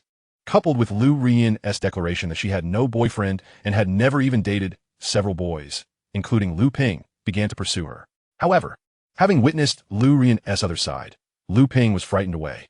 Recently, as Liu Ruyan had become increasingly affectionate towards Qin Ran, many others had also withdrawn. Among those who liked her and persisted the longest was undoubtedly Wang Fei Fei, who had always remained by her side. Wang Fei Fei gazed at Liu Ruyan with hope, longing for her approval. Yet, she did not oblige. Liu Ruyan not only shook her head, but also took a step forward, firmly positioning herself next to Qin Ran. This not only indicated her desire to pair with Qin Ran, but also asserted her claim over him, making it clear that no one could take him away. Wang Fei Fei stood rooted to the spot like a jester. It was evident that Liu Ruyan had moved closer to Qin Ran, yet he insisted on stepping forward, only to humiliate himself further. The expression on Wang Fei Fei's face was grim. It was not simply due to Liu Ruyan's rejection. Rather, it was the realization of the stark difference in their standings in her heart. He had been deluding himself, thinking he had carved out a place for himself in Liu Ruyan's affections. How utterly ridiculous! Wang Fei Fei longed to leave, yet his feet remained firmly planted. He understood that departing might diminish his chances of pursuing Liu Ruyan even further. Wang Fei Fei fell into a silence, and in his gaze toward Qin Ran, a flicker of resentment lingered. Why, when they had both agreed to let Liu Ruyan go, did he still entangle himself with her, refusing to sever the ties? Could he not simply refuse? In truth, Wang Fei Fei was unaware that Qin Ran had indeed rejected her, more than once. Chapter 71. Suddenly, I miss you, but it's not you. As the atmosphere grew increasingly awkward, Guafuping found it difficult to continue being a spectator. If the hosts are counted, then I, as a photographer, should count too, right? This round doesn't count. Let us have another. I'll take over the calling this time. Let me have my fun. Guafuping seized the microphone, instructing Qin Ran and Lin Wanbai to temporarily step aside. Everyone, take your positions. Get ready. 2 pairs. Although they had already experienced 2 rounds. The crowd remained flustered. However, there were numerous combinations that could form 2 pairs. 2 boys for girls or 1 boy and 2 girls. Qin Ran intended to stand next to Fu Qingchuan, but was intercepted by Liu Ruyan. Lin Wanbai, who was beside him, did not leave either. She directly formed a pair with Qin Ran, without him needing to move. Liu Ruyan's gaze shifted to Lin Wanbai, her eyes radiating an unmistakable aggression. Qin Ran is hers, and she will not relinquish him. In the past, she failed to cherish what she had, but now she has come to her senses. Recognizing Qin Ran's worth, she has also come to understand the significance of the Qin family. Despite possessing such an illustrious lineage, they have quietly been good to her for so many years. Liu Ruyan laments her past decisions. If only she had embraced Qin Ran sooner and valued him. They would never have arrived at such a juncture in their previous life, let alone have parted ways on the day of their engagement. Now, with a second chance before her, she vows not to be as capricious as before. Qin Ran can only belong to her. No one can take him away. The others have largely split into 2 groups. Liu Ping has teamed up with his roommate, while Wang Fei Fei remains alone, still unwilling to join anyone else. Instead, standing at the periphery of Qin Ran's trio. Ultimately, it is only Wang Fei Fei who fails to form a team. Guafuping observes, fortunately, we have Fei Fei. The 2 of us have successfully teamed up. Qin Ran, what is the next game? You and Lin Wanbai will host. I will continue taking photographs. Qin Ran steps forward. The next game is pass the handkerchief. Everyone gathers in a circle, sitting randomly. Many have played this game before. It is a children's game, perfectly suited for college students. Lin Wanbai produces a handkerchief from her pocket as a prop. As she hands it to Qin Ran, Liu Ruyan suddenly interjects, "Let me throw the handkerchief." With that, Liu Ruyan reaches out to take it, but Lin Wanbai retracts it. "I will throw it. If you throw it, you throw it." Liu Ruyan pushes past Fu Qingchuan and sits next to Qin Ran. Wang Fei Fei also attempts to squeeze in, but is pushed away by Fu Qingchuan. It's full. No more room. Left with no choice, Wang Fei Fei moves to Li Hui's side, and the 2 exchange mutual disdain. Guafuping now serves as both photographer and referee. The game begins, and the crowd starts clapping and humming a tune. Lin Wanbai walks around the circle. All eyes are fixed upon the bright-eyed and graceful Lin Wanbai. The girls gaze on with a hint of nervousness, while the boys harbor a flicker of desire, hoping Lin Wanbai will toss the handkerchief behind them. But, as fate would have it, the handkerchief inadvertently lands behind Qin Ran. Lin Wanbai begins to jog, her face adorned with a sweet smile, leaving the boys momentarily spellbound. Qin Ran picks up the handkerchief and starts to chase after her. She runs, he pursues, and she seems almost impossible to catch. The circle formed by over 30 people is vast, so expansive that Lin Wanbai nearly gets caught before completing half a lap. Just as Qin Ran reaches out to touch Lin Wanbai's back, he suddenly squats down to tighten his shoelaces. Oh dear! Oh, ouch! Seeing Qin Ran deliberately slow down, the girls display smiles akin to that of a doting aunt, while the boys cheer enthusiastically. Qin Ran secures his shoelaces and continues his pursuit of Lin Wanbai. The outcome is predictable. Lin Wanbai settles back in her seat, a blush gracing her cheeks. Qin Ran shifts his target, casually selecting another girl. The chase recommences. Qin Ran completes a lap and takes a seat, only to find the handkerchief has once again landed behind him. As the song concludes, the handkerchief remains in Qin Ran's possession. Guafuping, holding a megaphone, announces, "It seems our classmate Qin Ran is quite popular. Now, let's have Qin Ran perform for us. What do you all say? Yes. Let us give him a round of applause." Amidst the fervent applause, Qin Ran steps into the center. "Sing, sing," the crowd chants. Before Qin Ran can announce his performance, the onlookers have already begun to call for a song. "Since everyone wishes to hear me sing, I will perform Suddenly Miss You. Old Gua, may I borrow the megaphone?" Guafuping, taken aback, replies, "You want to sing into the megaphone? There isn't even a microphone or sound system." Oh wow, singing into a megaphone, how novel. With the megaphone amplifying the sound, the audio quality deteriorates, producing a peculiar effect. Although everyone, barring Guafuping, is well aware of Qin Ran's talent, one must wonder if a mere megaphone can convey a beautiful melody. Some have already pulled out their phones to record. Without a modicum of skill, it would indeed be audacious to attempt this. Qin Ran takes the megaphone, eschewing background music, and begins to sing a cappella. What I dread most is when the air suddenly falls silent. What I fear most is when friends show unexpected concern. What I fear most is when memories come crashing back, relentless and unyielding. What I dread most is hearing your news out of the blue. The atmosphere truly falls silent. The crowd watches Qin Ran in astonishment. Wait, buddy, are you serious? Are you a living, breathing music player? Well, we have a megaphone. You're using like an audio mixer, aren't you? Qin Ran closes his eyes, raising the megaphone and singing with deep emotion. Suddenly, I miss you. Where could you be? Are you living happily or feeling wrong? Suddenly, I miss you, the sharpness of memories. Suddenly, my eyes grow hazy. Qin Ran imbues the song with profound emotion, as if each layer were about to overflow. At the emotional climax, it crashes into the minds of the audience like a storm. One person begins to wave their arms. Then two, then three. Soon, everyone in the circle is swept up, raising their arms in unison. Many quietly hum along. Suddenly, I miss you. Where could you be? Are you living happily or feeling wronged? What I fear most is that in this life, I have resolved to live without you, only to suddenly hear your news. As the song concludes, the crowd's gaze is not on Qin Ran, but on Liu Ruyan. Woo-woo. Liu Ruyan covers her face, crying uncontrollably. The crowd exchanges confused glances, uncertain about why Liu Ruyan is so profoundly affected. In truth, Liu Ruyan is reminded of her past life. When Qin Ran had an accident, she thought she would never see him again. Upon being reborn, her greatest joy was hearing news of Qin Ran. That day, when she saw Qin Ran again, she could not help but embrace him, crying, Qin Ran, I miss you so much. Just like this song, Liu Ruyan is deeply moved. However, the atmosphere shifts into something peculiar due to Liu Ruyan's sudden outburst of tears. The song is indeed touching, and Qin Ran's exceptional vocal talent and rich emotion have undoubtedly resonated with the crowd. Yet, surely it shouldn't elicit such a reaction. Guo chuckles. Qin Ran has sung beautifully. Even Liu has been moved to tears. The megaphone in my hands is entirely different from the one in Qin Ran's. Guo awkwardly attempts to lighten the mood. It's getting late. Let us move on to the next game. Blind man carries the cripple. The girls will play the cripple, and the boys will play the blind man. The boys will carry the girls, while blindfolded, they will spin 3 times, and the girls will direct them. Let us see which pair can do it the fastest. Their essay reward for the first place. Quickly choose your partners. Instantly, the crowd grows somewhat shy, as this entails a rather intimate form of contact. Liu Ruyan, having wiped her tears, prepares to team up with Qin Ran, only to witness an unacceptable sight. Before Guo can finish explaining the rules, Lin Wanbai has already climbed onto Qin Ran's back. Chapter 72. A game for 2. No room for a third. Liu Ruyan gazed with indignation at Lin Wanbai, who was resting her head upon the shoulder that rightfully belonged to her. The urge to cry evaporated instantly, replaced by a simmering anger. They had yet to form teams or commence the game. So what was the meaning of this intimate posture with Qin Ran? Her irritation escalated further when she observed Qin Ran closing his eyes and spinning around 3 times, clearly engaging in a playful exercise with Lin Wanbai to enhance their synergy. The ease with which he performed suggested this was not their first practice.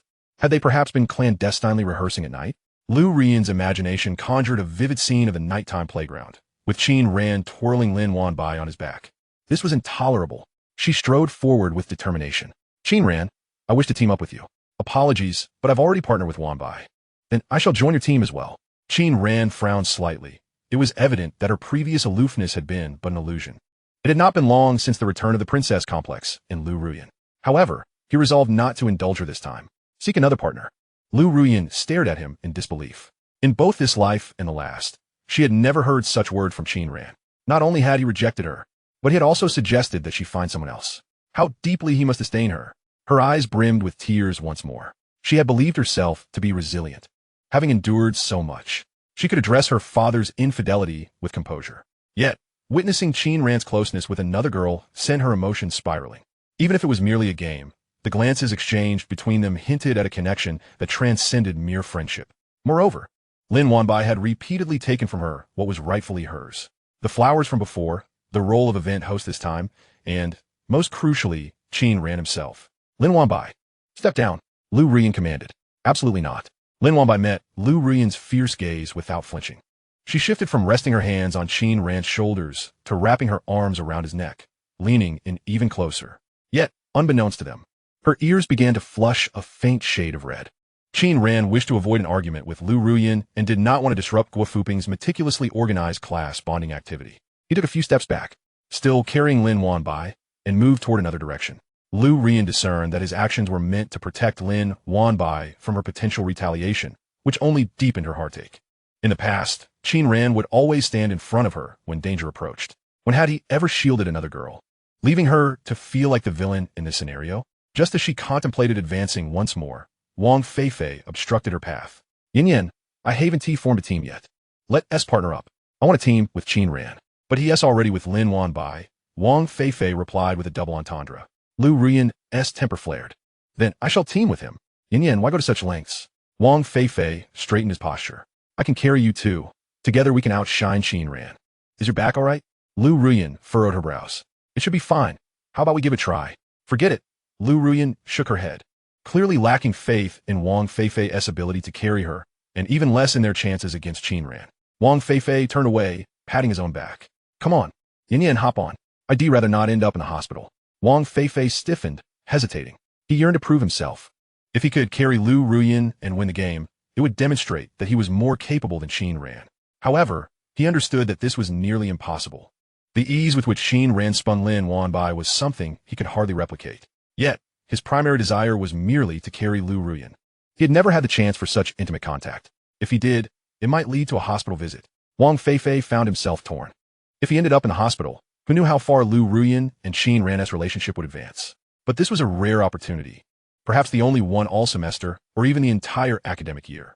Ultimately, his internal conflict was moot, as Liu Ruyan had already rejected another boy and rushed back to Qin Ran, who had set Lin Wanbai down. Unfortunately, he still declined Liu Ruyan's request, stating he wished to conserve his energy.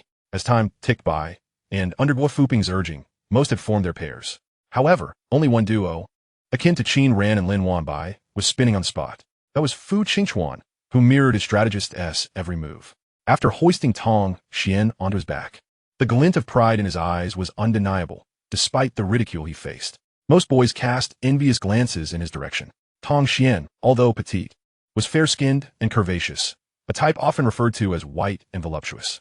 Fu Qingchuan wished to carry her until exhaustion set in. Yet, Tong Xian felt a bit shy and opted to dismount after a single attempt. While others envied Fu Qingchuan, he envied Qin Ran even more. Not only was he handsome, but his stamina was remarkable.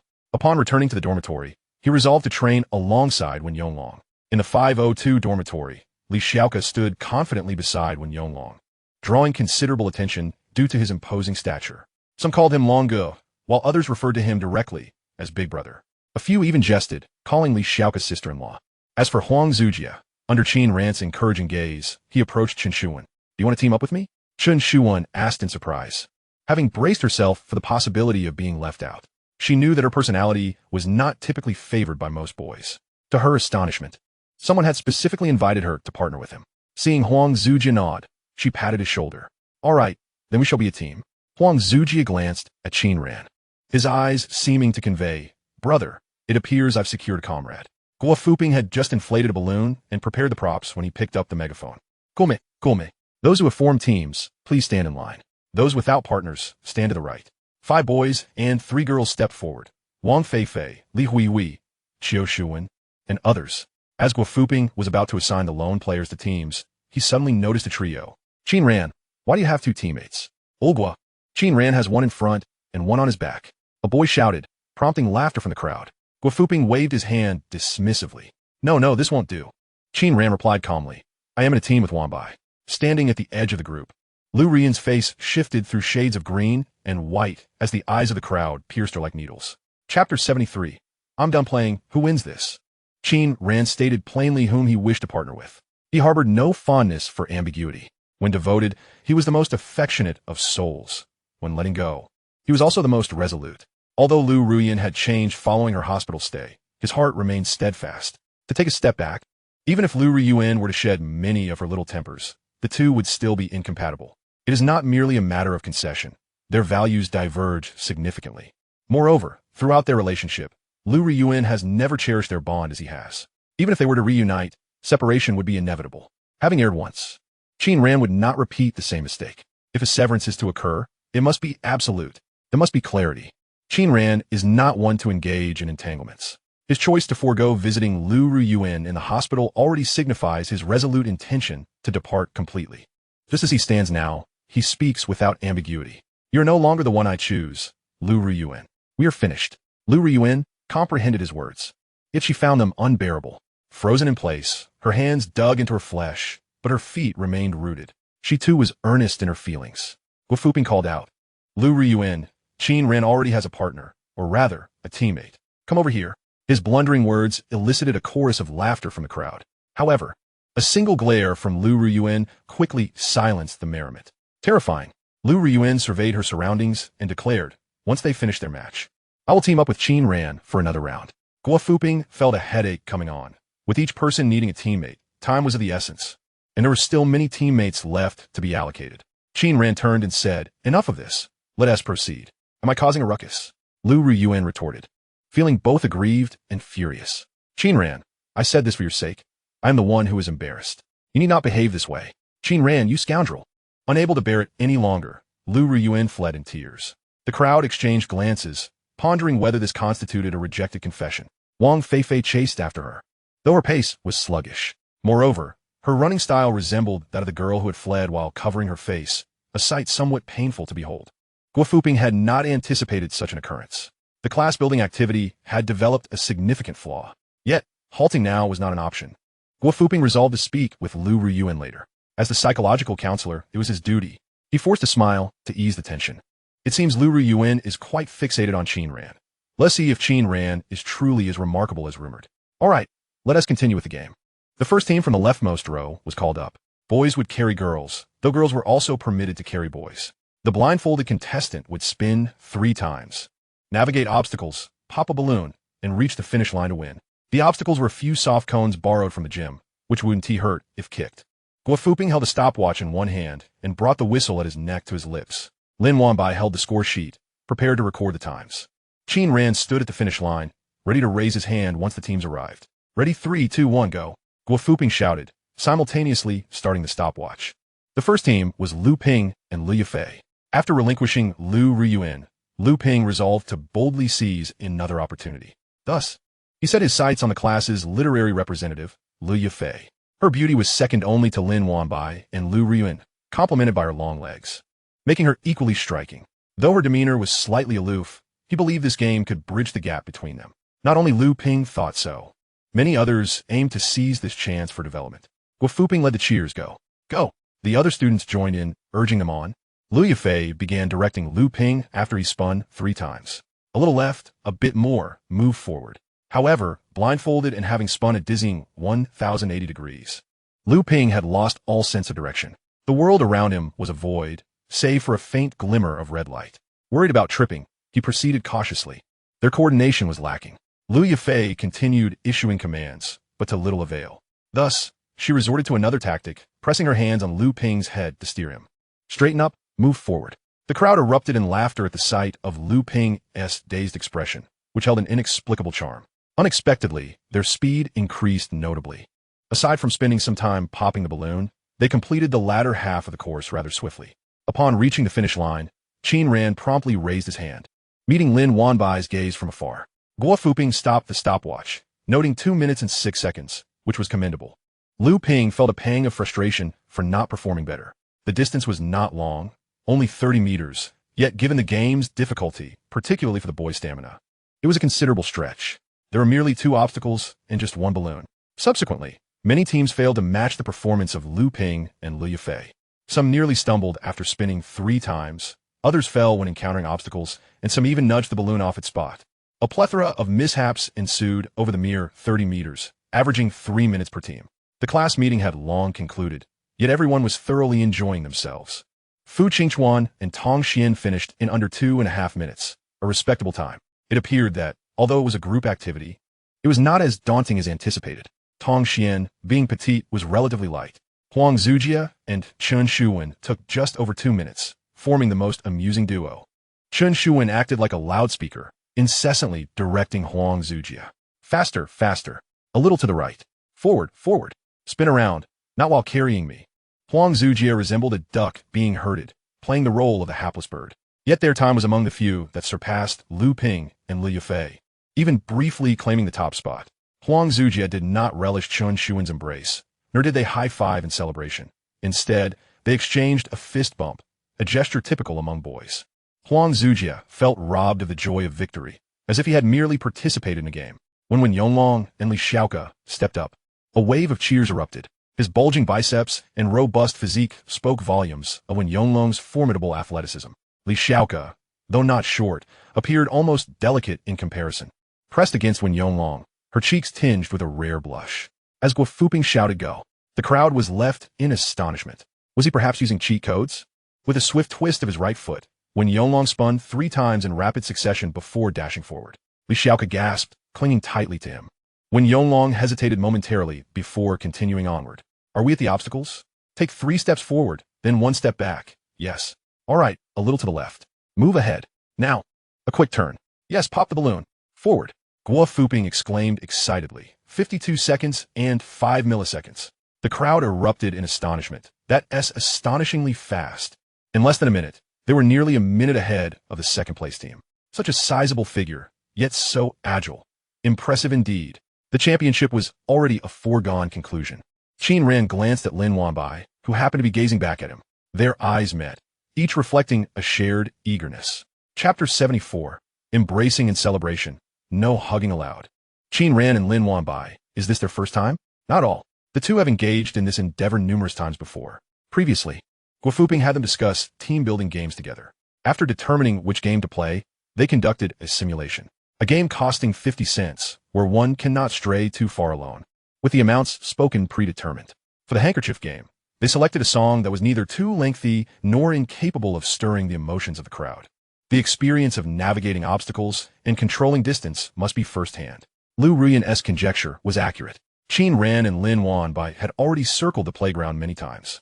To refine the game, they navigated the obstacles repeatedly, reaching the finish line only to retrace their steps. The inherent synergy between them, coupled with their extensive practice, allowed them to progress swiftly. Completing the challenge within a minute was indeed difficult, yet entirely feasible. One group after another passed through. Liu Ruyan and Wang Fei Fei, who had left, unexpectedly returned. In truth, Liu Ruyan had no intention of leaving. She desired Qin Ran to come after her. This had always been the case. Even if she had merely thrown a fit over a trivial matter, Qin Ran would follow closely behind, striving to cheer her up. Not to mention, she had left in tears. Some memories are etched into one's very bones, having long since become second nature. Yet, she regretted her departure almost immediately. As the event's host, Qin Ran needed to stay, making it inconvenient for her to pursue him. However, having walked away, returning directly seemed rather absurd. Fortunately, Wang Fei Fei caught up with her. Yin, don't cry. Qin Ran doesn't care about you anymore. But does he comfort you? He has truly changed. This game isn't even that fun. If you don't want to play, then don't. Otherwise, I could definitely. Liu Ruyan blurted out without a second thought. Let's go back. Wang Fei Fei stood bewildered for a moment before following Liu Ruyan back. He realized that Liu Ruyan simply needed a way to retreat. She was entirely indifferent to his words. He had become her stepping stone. Yet, this was not what troubled Wang Fei Fei the most. What drove him to the brink of madness was seeing Liu Ruyan scurry back to Qin Ran's side. As it was Qin Ran and Lin Wanbai's turn, Liu Ruyan awaited Qin Ran's conclusion, showing no regard for him whatsoever. He still had no teammate. He was still a solitary figure. Wang Fei Fei clenched his fists, his knuckles turning pale. Recently, Liu Ruyan had grown increasingly cold towards him while being exceedingly proactive with Qin Ran. The latter had embarrassed Liu Ruyan in front of everyone. Yet she still returned to him. It seemed he was the one being self-deprecating. He had chased Liu Ruyan back only to deliver her to Qin Ran. Wang Fei Fei resolved to visit the hospital this weekend. He needed Liu Ruyan to accompany him for a checkup to see if there was truly something wrong with his mind.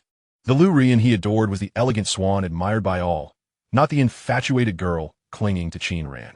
Wang Fei Fei had mentioned taking Liu Ruyan for a checkup to Liu Haichong, but since the latter was unwilling, he would have to find a way to take Liu Ruyan to the hospital himself. A thorough examination was imperative. He needed to ascertain what exactly was amiss with his mind. As Wang Fei Fei observed Qin Ran and Lin Wanbai take the stage, he silently prayed for them to fall. If Qin Ran were to injure his leg, then Liu Ruyan would undoubtedly stop chasing after him. Who would fancy a cripple? As Guo Fuping shouted start, Wang Fei Fei widened his eyes. Qin Ran spun rapidly on the spot before dashing forward, propelling Lin Wanbai swiftly ahead. They effortlessly maneuvered around 2 obstacles, appearing anything but blind. Wang Fei Fei could not help but exclaim, he isn't blindfolded, is he? Who can run this fast while seeing? Isn't he afraid of falling? This is too fake. Too fake. It's cheating. But no one paid heed to Wang Fei Fei's grumbling, with the exception of Liu Ruyan. Nearly everyone else was cheering for Qin Ran and Lin Wanbai. Initially, it was believed that Wen Yonglong and Li Xiaoke would secure the championship, but now suspense ensued. Wen Yonglong spun rapidly in place, but hesitated slightly at the obstacles. A minor delay in both directions led to negligible time differences. In terms of straight-line speed, Qin Ran was not slow. However, speed on the curves was what truly mattered. Qin Ran swiftly navigated 2 obstacles before racing toward the balloon. Lin Wanbai clung to Qin Ran's back, her heartbeat quickening. Stop! About 30 centimeters to the right. Amidst the gasps of the crowd, Qin Ran leaped while carrying Lin Wanbai, landing firmly. Boom! The balloon burst. Lin Wanbai, like a startled little rabbit, clung tightly to Qin Ran. Without a moment's pause, Qin Ran steadied himself and propelled himself forward like a cheetah, his form graceful. As Qin Ran's right foot crossed the finish line, Fu Qingchuan, ready to take over Qin Ran's duties, immediately raised his hand to signal. Almost simultaneously, Guo Fuping pressed the stopwatch. All eyes were fixed on Guo Fuping, who stared at the stopwatch in astonishment, rendered speechless. Teacher Guo, what is the time? Come on, speak up. Is it a record? A few impatient souls rushed forward, eager to glimpse the results themselves. Guo Fuping raised the stopwatch. 43 seconds and 62. Wow, incredible. They were nearly 10 seconds faster than Wen Yonglong and his team. What a remarkable synergy. Amazing. Everyone erupted in exclamations of wonder.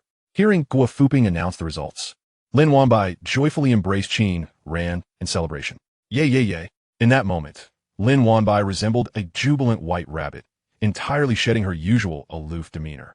A smile spread across Qin Ran's face as well. Soon, those around them mirrored their joy. Oh my, what is going on here? He's so affectionate, no wonder their chemistry is so remarkable, they're a couple. The girls giggled, while the boys wore peculiar smiles. However, this harmonious and joyful scene was soon disrupted. Liu Ruyan stormed up to the two, pulling them apart, tugging insistently. No hugging, no hugging. Qin Ran's joyful smile faded, and he shielded Lin Wanbai behind him. Stop messing around. Messing around? What do you call this? Qin Ran, you weren't like this before. You said you loved only me, that you would forever love only me. Once again, the crowd transformed into onlookers, captivated by the unfolding drama. The earlier spectacle was not over. It appeared there was more to come, and it was even more explosive.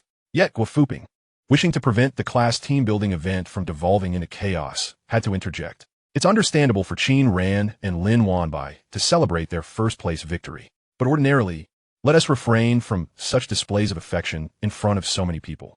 Come on, you two, step forward to receive your prize. Liu Ruyan watched as the two accepted their award amidst the crowd's congratulations, her eyes reddening. To her, it resembled a newlywed couple walking down the aisle, receiving blessings. Had she not left during their engagement banquet, she would have already stepped into the realm of matrimony with Qin Ran, embarking on a blissful and fulfilling life. Liu Ruyan felt as though everything was slipping further away from her. Chapter 75, Psychological Counseling, Both Have Issues. Liu Ruyan watched as Qin Ran and Lin Wanbai, hand in hand, accepted their awards amidst the well wishes of the crowd, her teeth nearly grinding to dust in frustration. Had she teamed up with Qin Ran, it would have been her stepping forward to receive the accolades, rather than Lin Wanbai. Under Guo Fuping's guidance, applause erupted from the onlookers. Wang Fei Fei, standing nearby, timidly clapped her hands, only to cease upon receiving a glare from Liu Ruyan. In truth, Wang Fei Fei secretly wished for Qin Ran and Lin Wanbai to marry on the spot, as that would naturally extinguish Liu Ruyan's hopes. However, the more perfectly matched the pair appeared, the more incensed Liu Ruyan became, and with that, her own chances dwindled. In this regard, Wang Fei Fei genuinely wished the couple well, provided that Qin Ran remained steadfast and did not waver in his affections for Liu Ruyan. Yet, at present, Qin Ran's resolve seemed unwavering, decisively severing ties without a trace of hesitation. Yin Yin, look how joyfully Qin Ran is smiling. Wang Fei Fei remarked softly. Liu Ruyan took deep breaths, striving to rein in her emotions, but she felt her composure slipping. It was as if, spurred on by an unseen leader, the crowd began chanting together, with some even urging a kiss. Yet, this was hardly a confession scene. Guo Fuping quickly admonished the crowd to refrain from such antics. He then succinctly summarized the day's class-building activities, deeming them a resounding success. Gradually, the crowd began to disperse. Qin Ran, carrying 2 prizes, returned to the dormitory with his roommate. One was the prize for blind man carries cripple, a pen, while the other was a handkerchief from Lin Wanbai. Though Qin Ran intended to return it to her, she insisted it was a gift. Nearby, Li Xiaoke teased that the handkerchief in ancient times served as a token of affection, causing Qin Ran to blush Lin Wanbai's cheeks crimson. The group bantered and laughed as they made their way back, and indeed, today's ice-breaking endeavor had proven successful. Once clearly delineated, the divide between boys and girls had blurred, with many now walking in pairs. However, the only blemish on this otherwise perfect day was Liu Ruyan's emotional outburst during the games. Had she not erupted in tears, the afternoon's team building would have been flawless. Liu Ruyan intended to pursue Qin Ran, but was halted by Guo Fuping, who asked Wang Fei Fei to wait aside as he had some words to share privately with Liu Ruyan. Wang Fei Fei nodded and stepped back, her heart lightened by the prospect. She could surmise the nature of Guo Fuping's forthcoming advice, likely urging Liu Ruyan to exercise restraint and not behave as she had that day. Wang Fei Fei would relish the involvement of the entire world in advising Liu Ruyan, for her own words seemed to carry less weight. But the collective council would surely have a greater impact. However, Guo Fuping's approach diverged significantly from Wang Fei Fei's expectations. While their ultimate goal aligned, his method of persuasion was rather unique. Although Guo Fuping did not possess a girlfriend, he was well versed in theoretical knowledge. Otherwise, he would not have volunteered for the role of psychological counselor. Ruyan, do you have feelings for Qin Ran? He asked bluntly. Liu Ruyan did not deny it and nodded in affirmation. In the past, she would not have been so forthcoming. But she was no longer the same person she once was, and with Qin Ran seemingly slipping away, her coyness would only serve to obliterate her chances. Surprised by Liu Ruyan's straightforward admission, Guo Fuping realized that, unless one was blind, it was evident to any reasonable person that Liu Ruyan harbored affections for Qin Ran. He paused to carefully choose his words. I too have been your age once. Your time is running out. Liu Ruyan, taken aback, retorted. What must I do to win him back? First, you must maintain an appropriate distance. Otherwise, he may find you bothersome and perceive your behavior as unreasonable. Do you believe I'm being unreasonable? Liu Ruyan exclaimed, her anger flaring. She felt that everyone, including Guo Fuping, was oblivious to the history she shared with Qin Ran, lacking the right to judge her actions. Noticing her rising emotions, Guo Fuping softened his tone. No, I understand. But the more you act this way, the further you will push Qin Ran away. Liu Ruyan furrowed her brow. You don't understand. You have no idea about the bond between Qin Ran and me. We have been together for over a decade. Qin Ran has always treated me well. He has given me his best. The one he loves most is me, not Lin Wanbai. It's me. Guo Fuping raised his hands in a placating gesture. All right. Just calm down. You mentioned being together for over 10 years? So, you were childhood sweethearts? Liu Ruyan nodded, yes. That's why Lin Wanbai is the third party in our relationship. Guo Fuping, puzzled, asked, wait, so you and Qin Ran have already been dating? We have made a promise to date in college. Guo Fuping's confusion deepened. So, are you together or not? Not yet, but it feels like we are. Qin Ran has always treated me like a girlfriend. He spoils me and loves me. At this point, Guo Fuping began to understand the situation. It seemed that Liu Ruyan's feelings were unreciprocated. Her claims of being together were merely one-sided. He had initially thought Qin Ran was in a relationship with Liu Ruyan and then strayed to Lin Wanbai, but that was not the case. Perhaps Qin Ran had once shown affection toward Liu Ruyan and harbored some feelings, but since they were not officially together, there was no betrayal. Even if they had once been together, moving on to new relationships post-breakup was quite common in college life, especially for someone as attractive and talented as Qin Ran.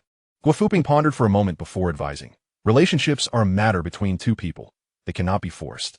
If you genuinely wish to be with Qin Ran, consider what you both can bring to each other.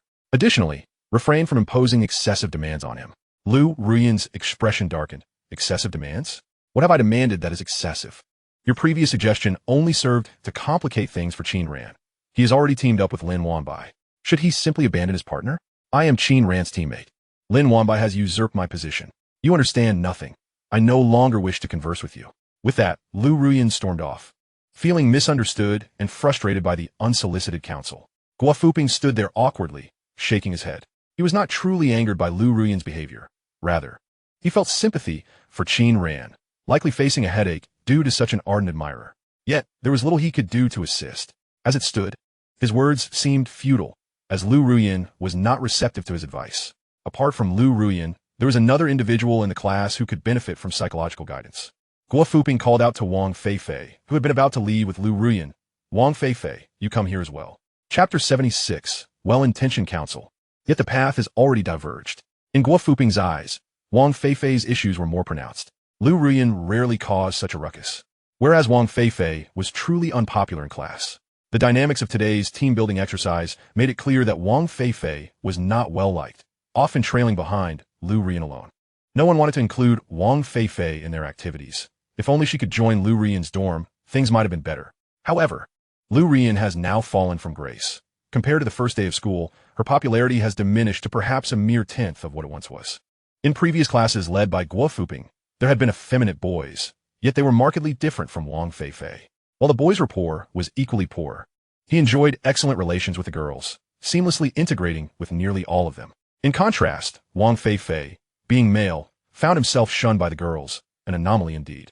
Guo Fuping treated all students equally and hoped Wang Fei Fei might consider making slight adjustments.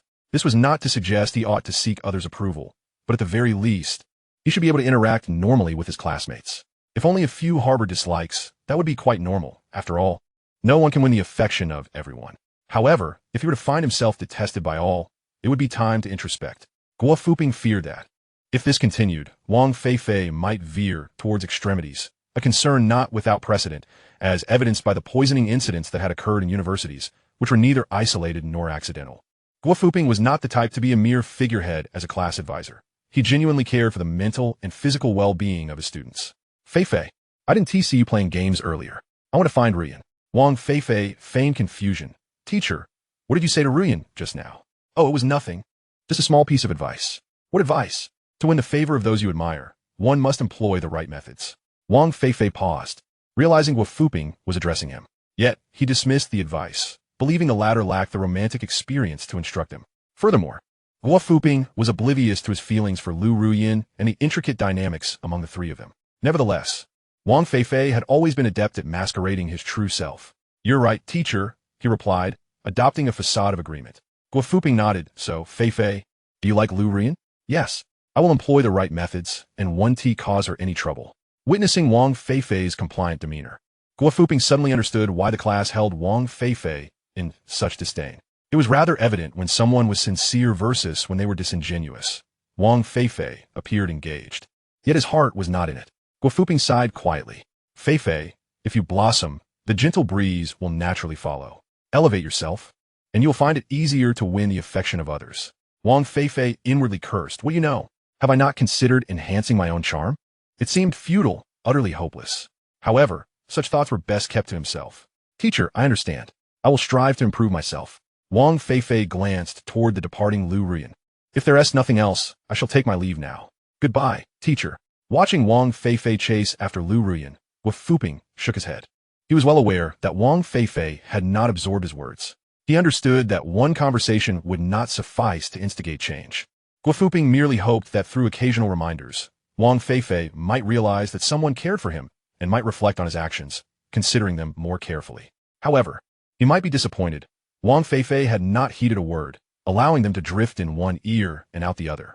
He even perceived Guo Fuping's concern as meddlesome. Wang Fei Fei was indifferent to others' opinions, having never experienced familial affection, let alone that of classmates. He found some people's concern to be repugnant. Only Liu Ruyan was different. After exchanging a few perfunctory words, Wang Fei Fei hurriedly pursued Liu Ruyan. Ruyan, wait for me, he called, breathless as he grasped his waist. Yet, Liu Ruyan did not halt. She had intended to converse with Qin Ran and had now regained her composure. Oh. Liu Ruyan paused, turning to Wang Fei Fei. What is it? It seems my waist is bothering me again. Then you should return and rest. Ruyan, could you accompany me to the hospital this Saturday? The hospital? The doctor said I need to go for a follow-up. I have plans this weekend. Wang Fei Fei pleaded. Ruyan, if you have something to do, please go ahead. I can manage on my own.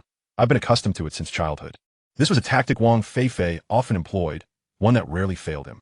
He would never force Liu Ruyan to accompany him, but would instead solicit sympathy, knowing that such an appeal usually prompted her to agree to join him, even if she had other plans with Qin Ran.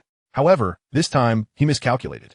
Liu Ruyan simply responded with a nonchalant "oh" and walked away. Wang Fei Fei stood there, stunned. Liu Ruyan had left just like that.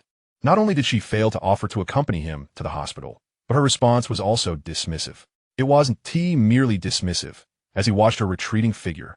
His expression darkened, a shadow of anger flickering in his eyes. His ploy had failed. He could not discern whether he had been seen through, or if Liu Ruyan's thoughts were solely consumed by Qin Ran. Wang Fei Fei leaned towards the latter. For during the recent class meeting and team-building game, Liu Ruyan had insisted on partnering with Qin Ran, even after he had claimed not to have a teammate. She remained adamant about being on the same team with Qin Ran, unconcerned by the onlookers. Qin Ran, always Qin Ran. Wang Fei Fei did not harbor resentment towards Liu Ruyan, but directed his ire towards Qin Ran instead. They had previously agreed that he would relinquish Liu Ruyan to him. Yet, Qin Ran continued to entangle himself with her. Wang Fei Fei had never liked Qin Ran, feeling eclipsed in every aspect. Appearance, grades, physique, sports, music. He was superior in every regard. To capture Liu Ruyan's attention, Wang Fei Fei had always resorted to playing the pity card. Now, even though Qin Ran was evidently close to another girl, why could he not sever his ties with Liu Ruyan directly? Wang Fei Fei returned to the dormitory with a scowl. He refrained from pursuing Liu Ruyan, knowing that even if he caught up, their conversation would inevitably revolve around Qin Ran. He did not wish to hear that name again. Yet, upon his return, his roommates were still discussing Qin Ran and Lin Wanbai, as well as the girl he fancied. Wang Fei Fei could not contain himself and shouted, "Shut up!" The three roommates paused, exchanging glances. They were bewildered by Wang Fei Fei's outburst. It was not lights out time. They were merely engaged in casual conversation. What a lunatic. He must be sick. Ignore him, they decided, continuing their chat and disregarding Wang Fei Fei. Although they were classmates, Wang Fei Fei's behavior repulsed them. He had spoken ill of them behind their backs at the start of the term, all to linger in Liu Ruyan's shadow, making it seem as though they were the villains deliberately ostracizing him. Thus, they felt no compulsion to include Wang Fei Fei in their activities. Yet, to their astonishment, Wang Fei Fei suddenly smashed his phone. "Shut your mouths," he roared. Bang! The phone shattered upon impact, the screen fracturing instantly. The three roommates stared, taken aback by the ferocity etched on Wang Fei Fei's face. It was their first encounter with this side of him.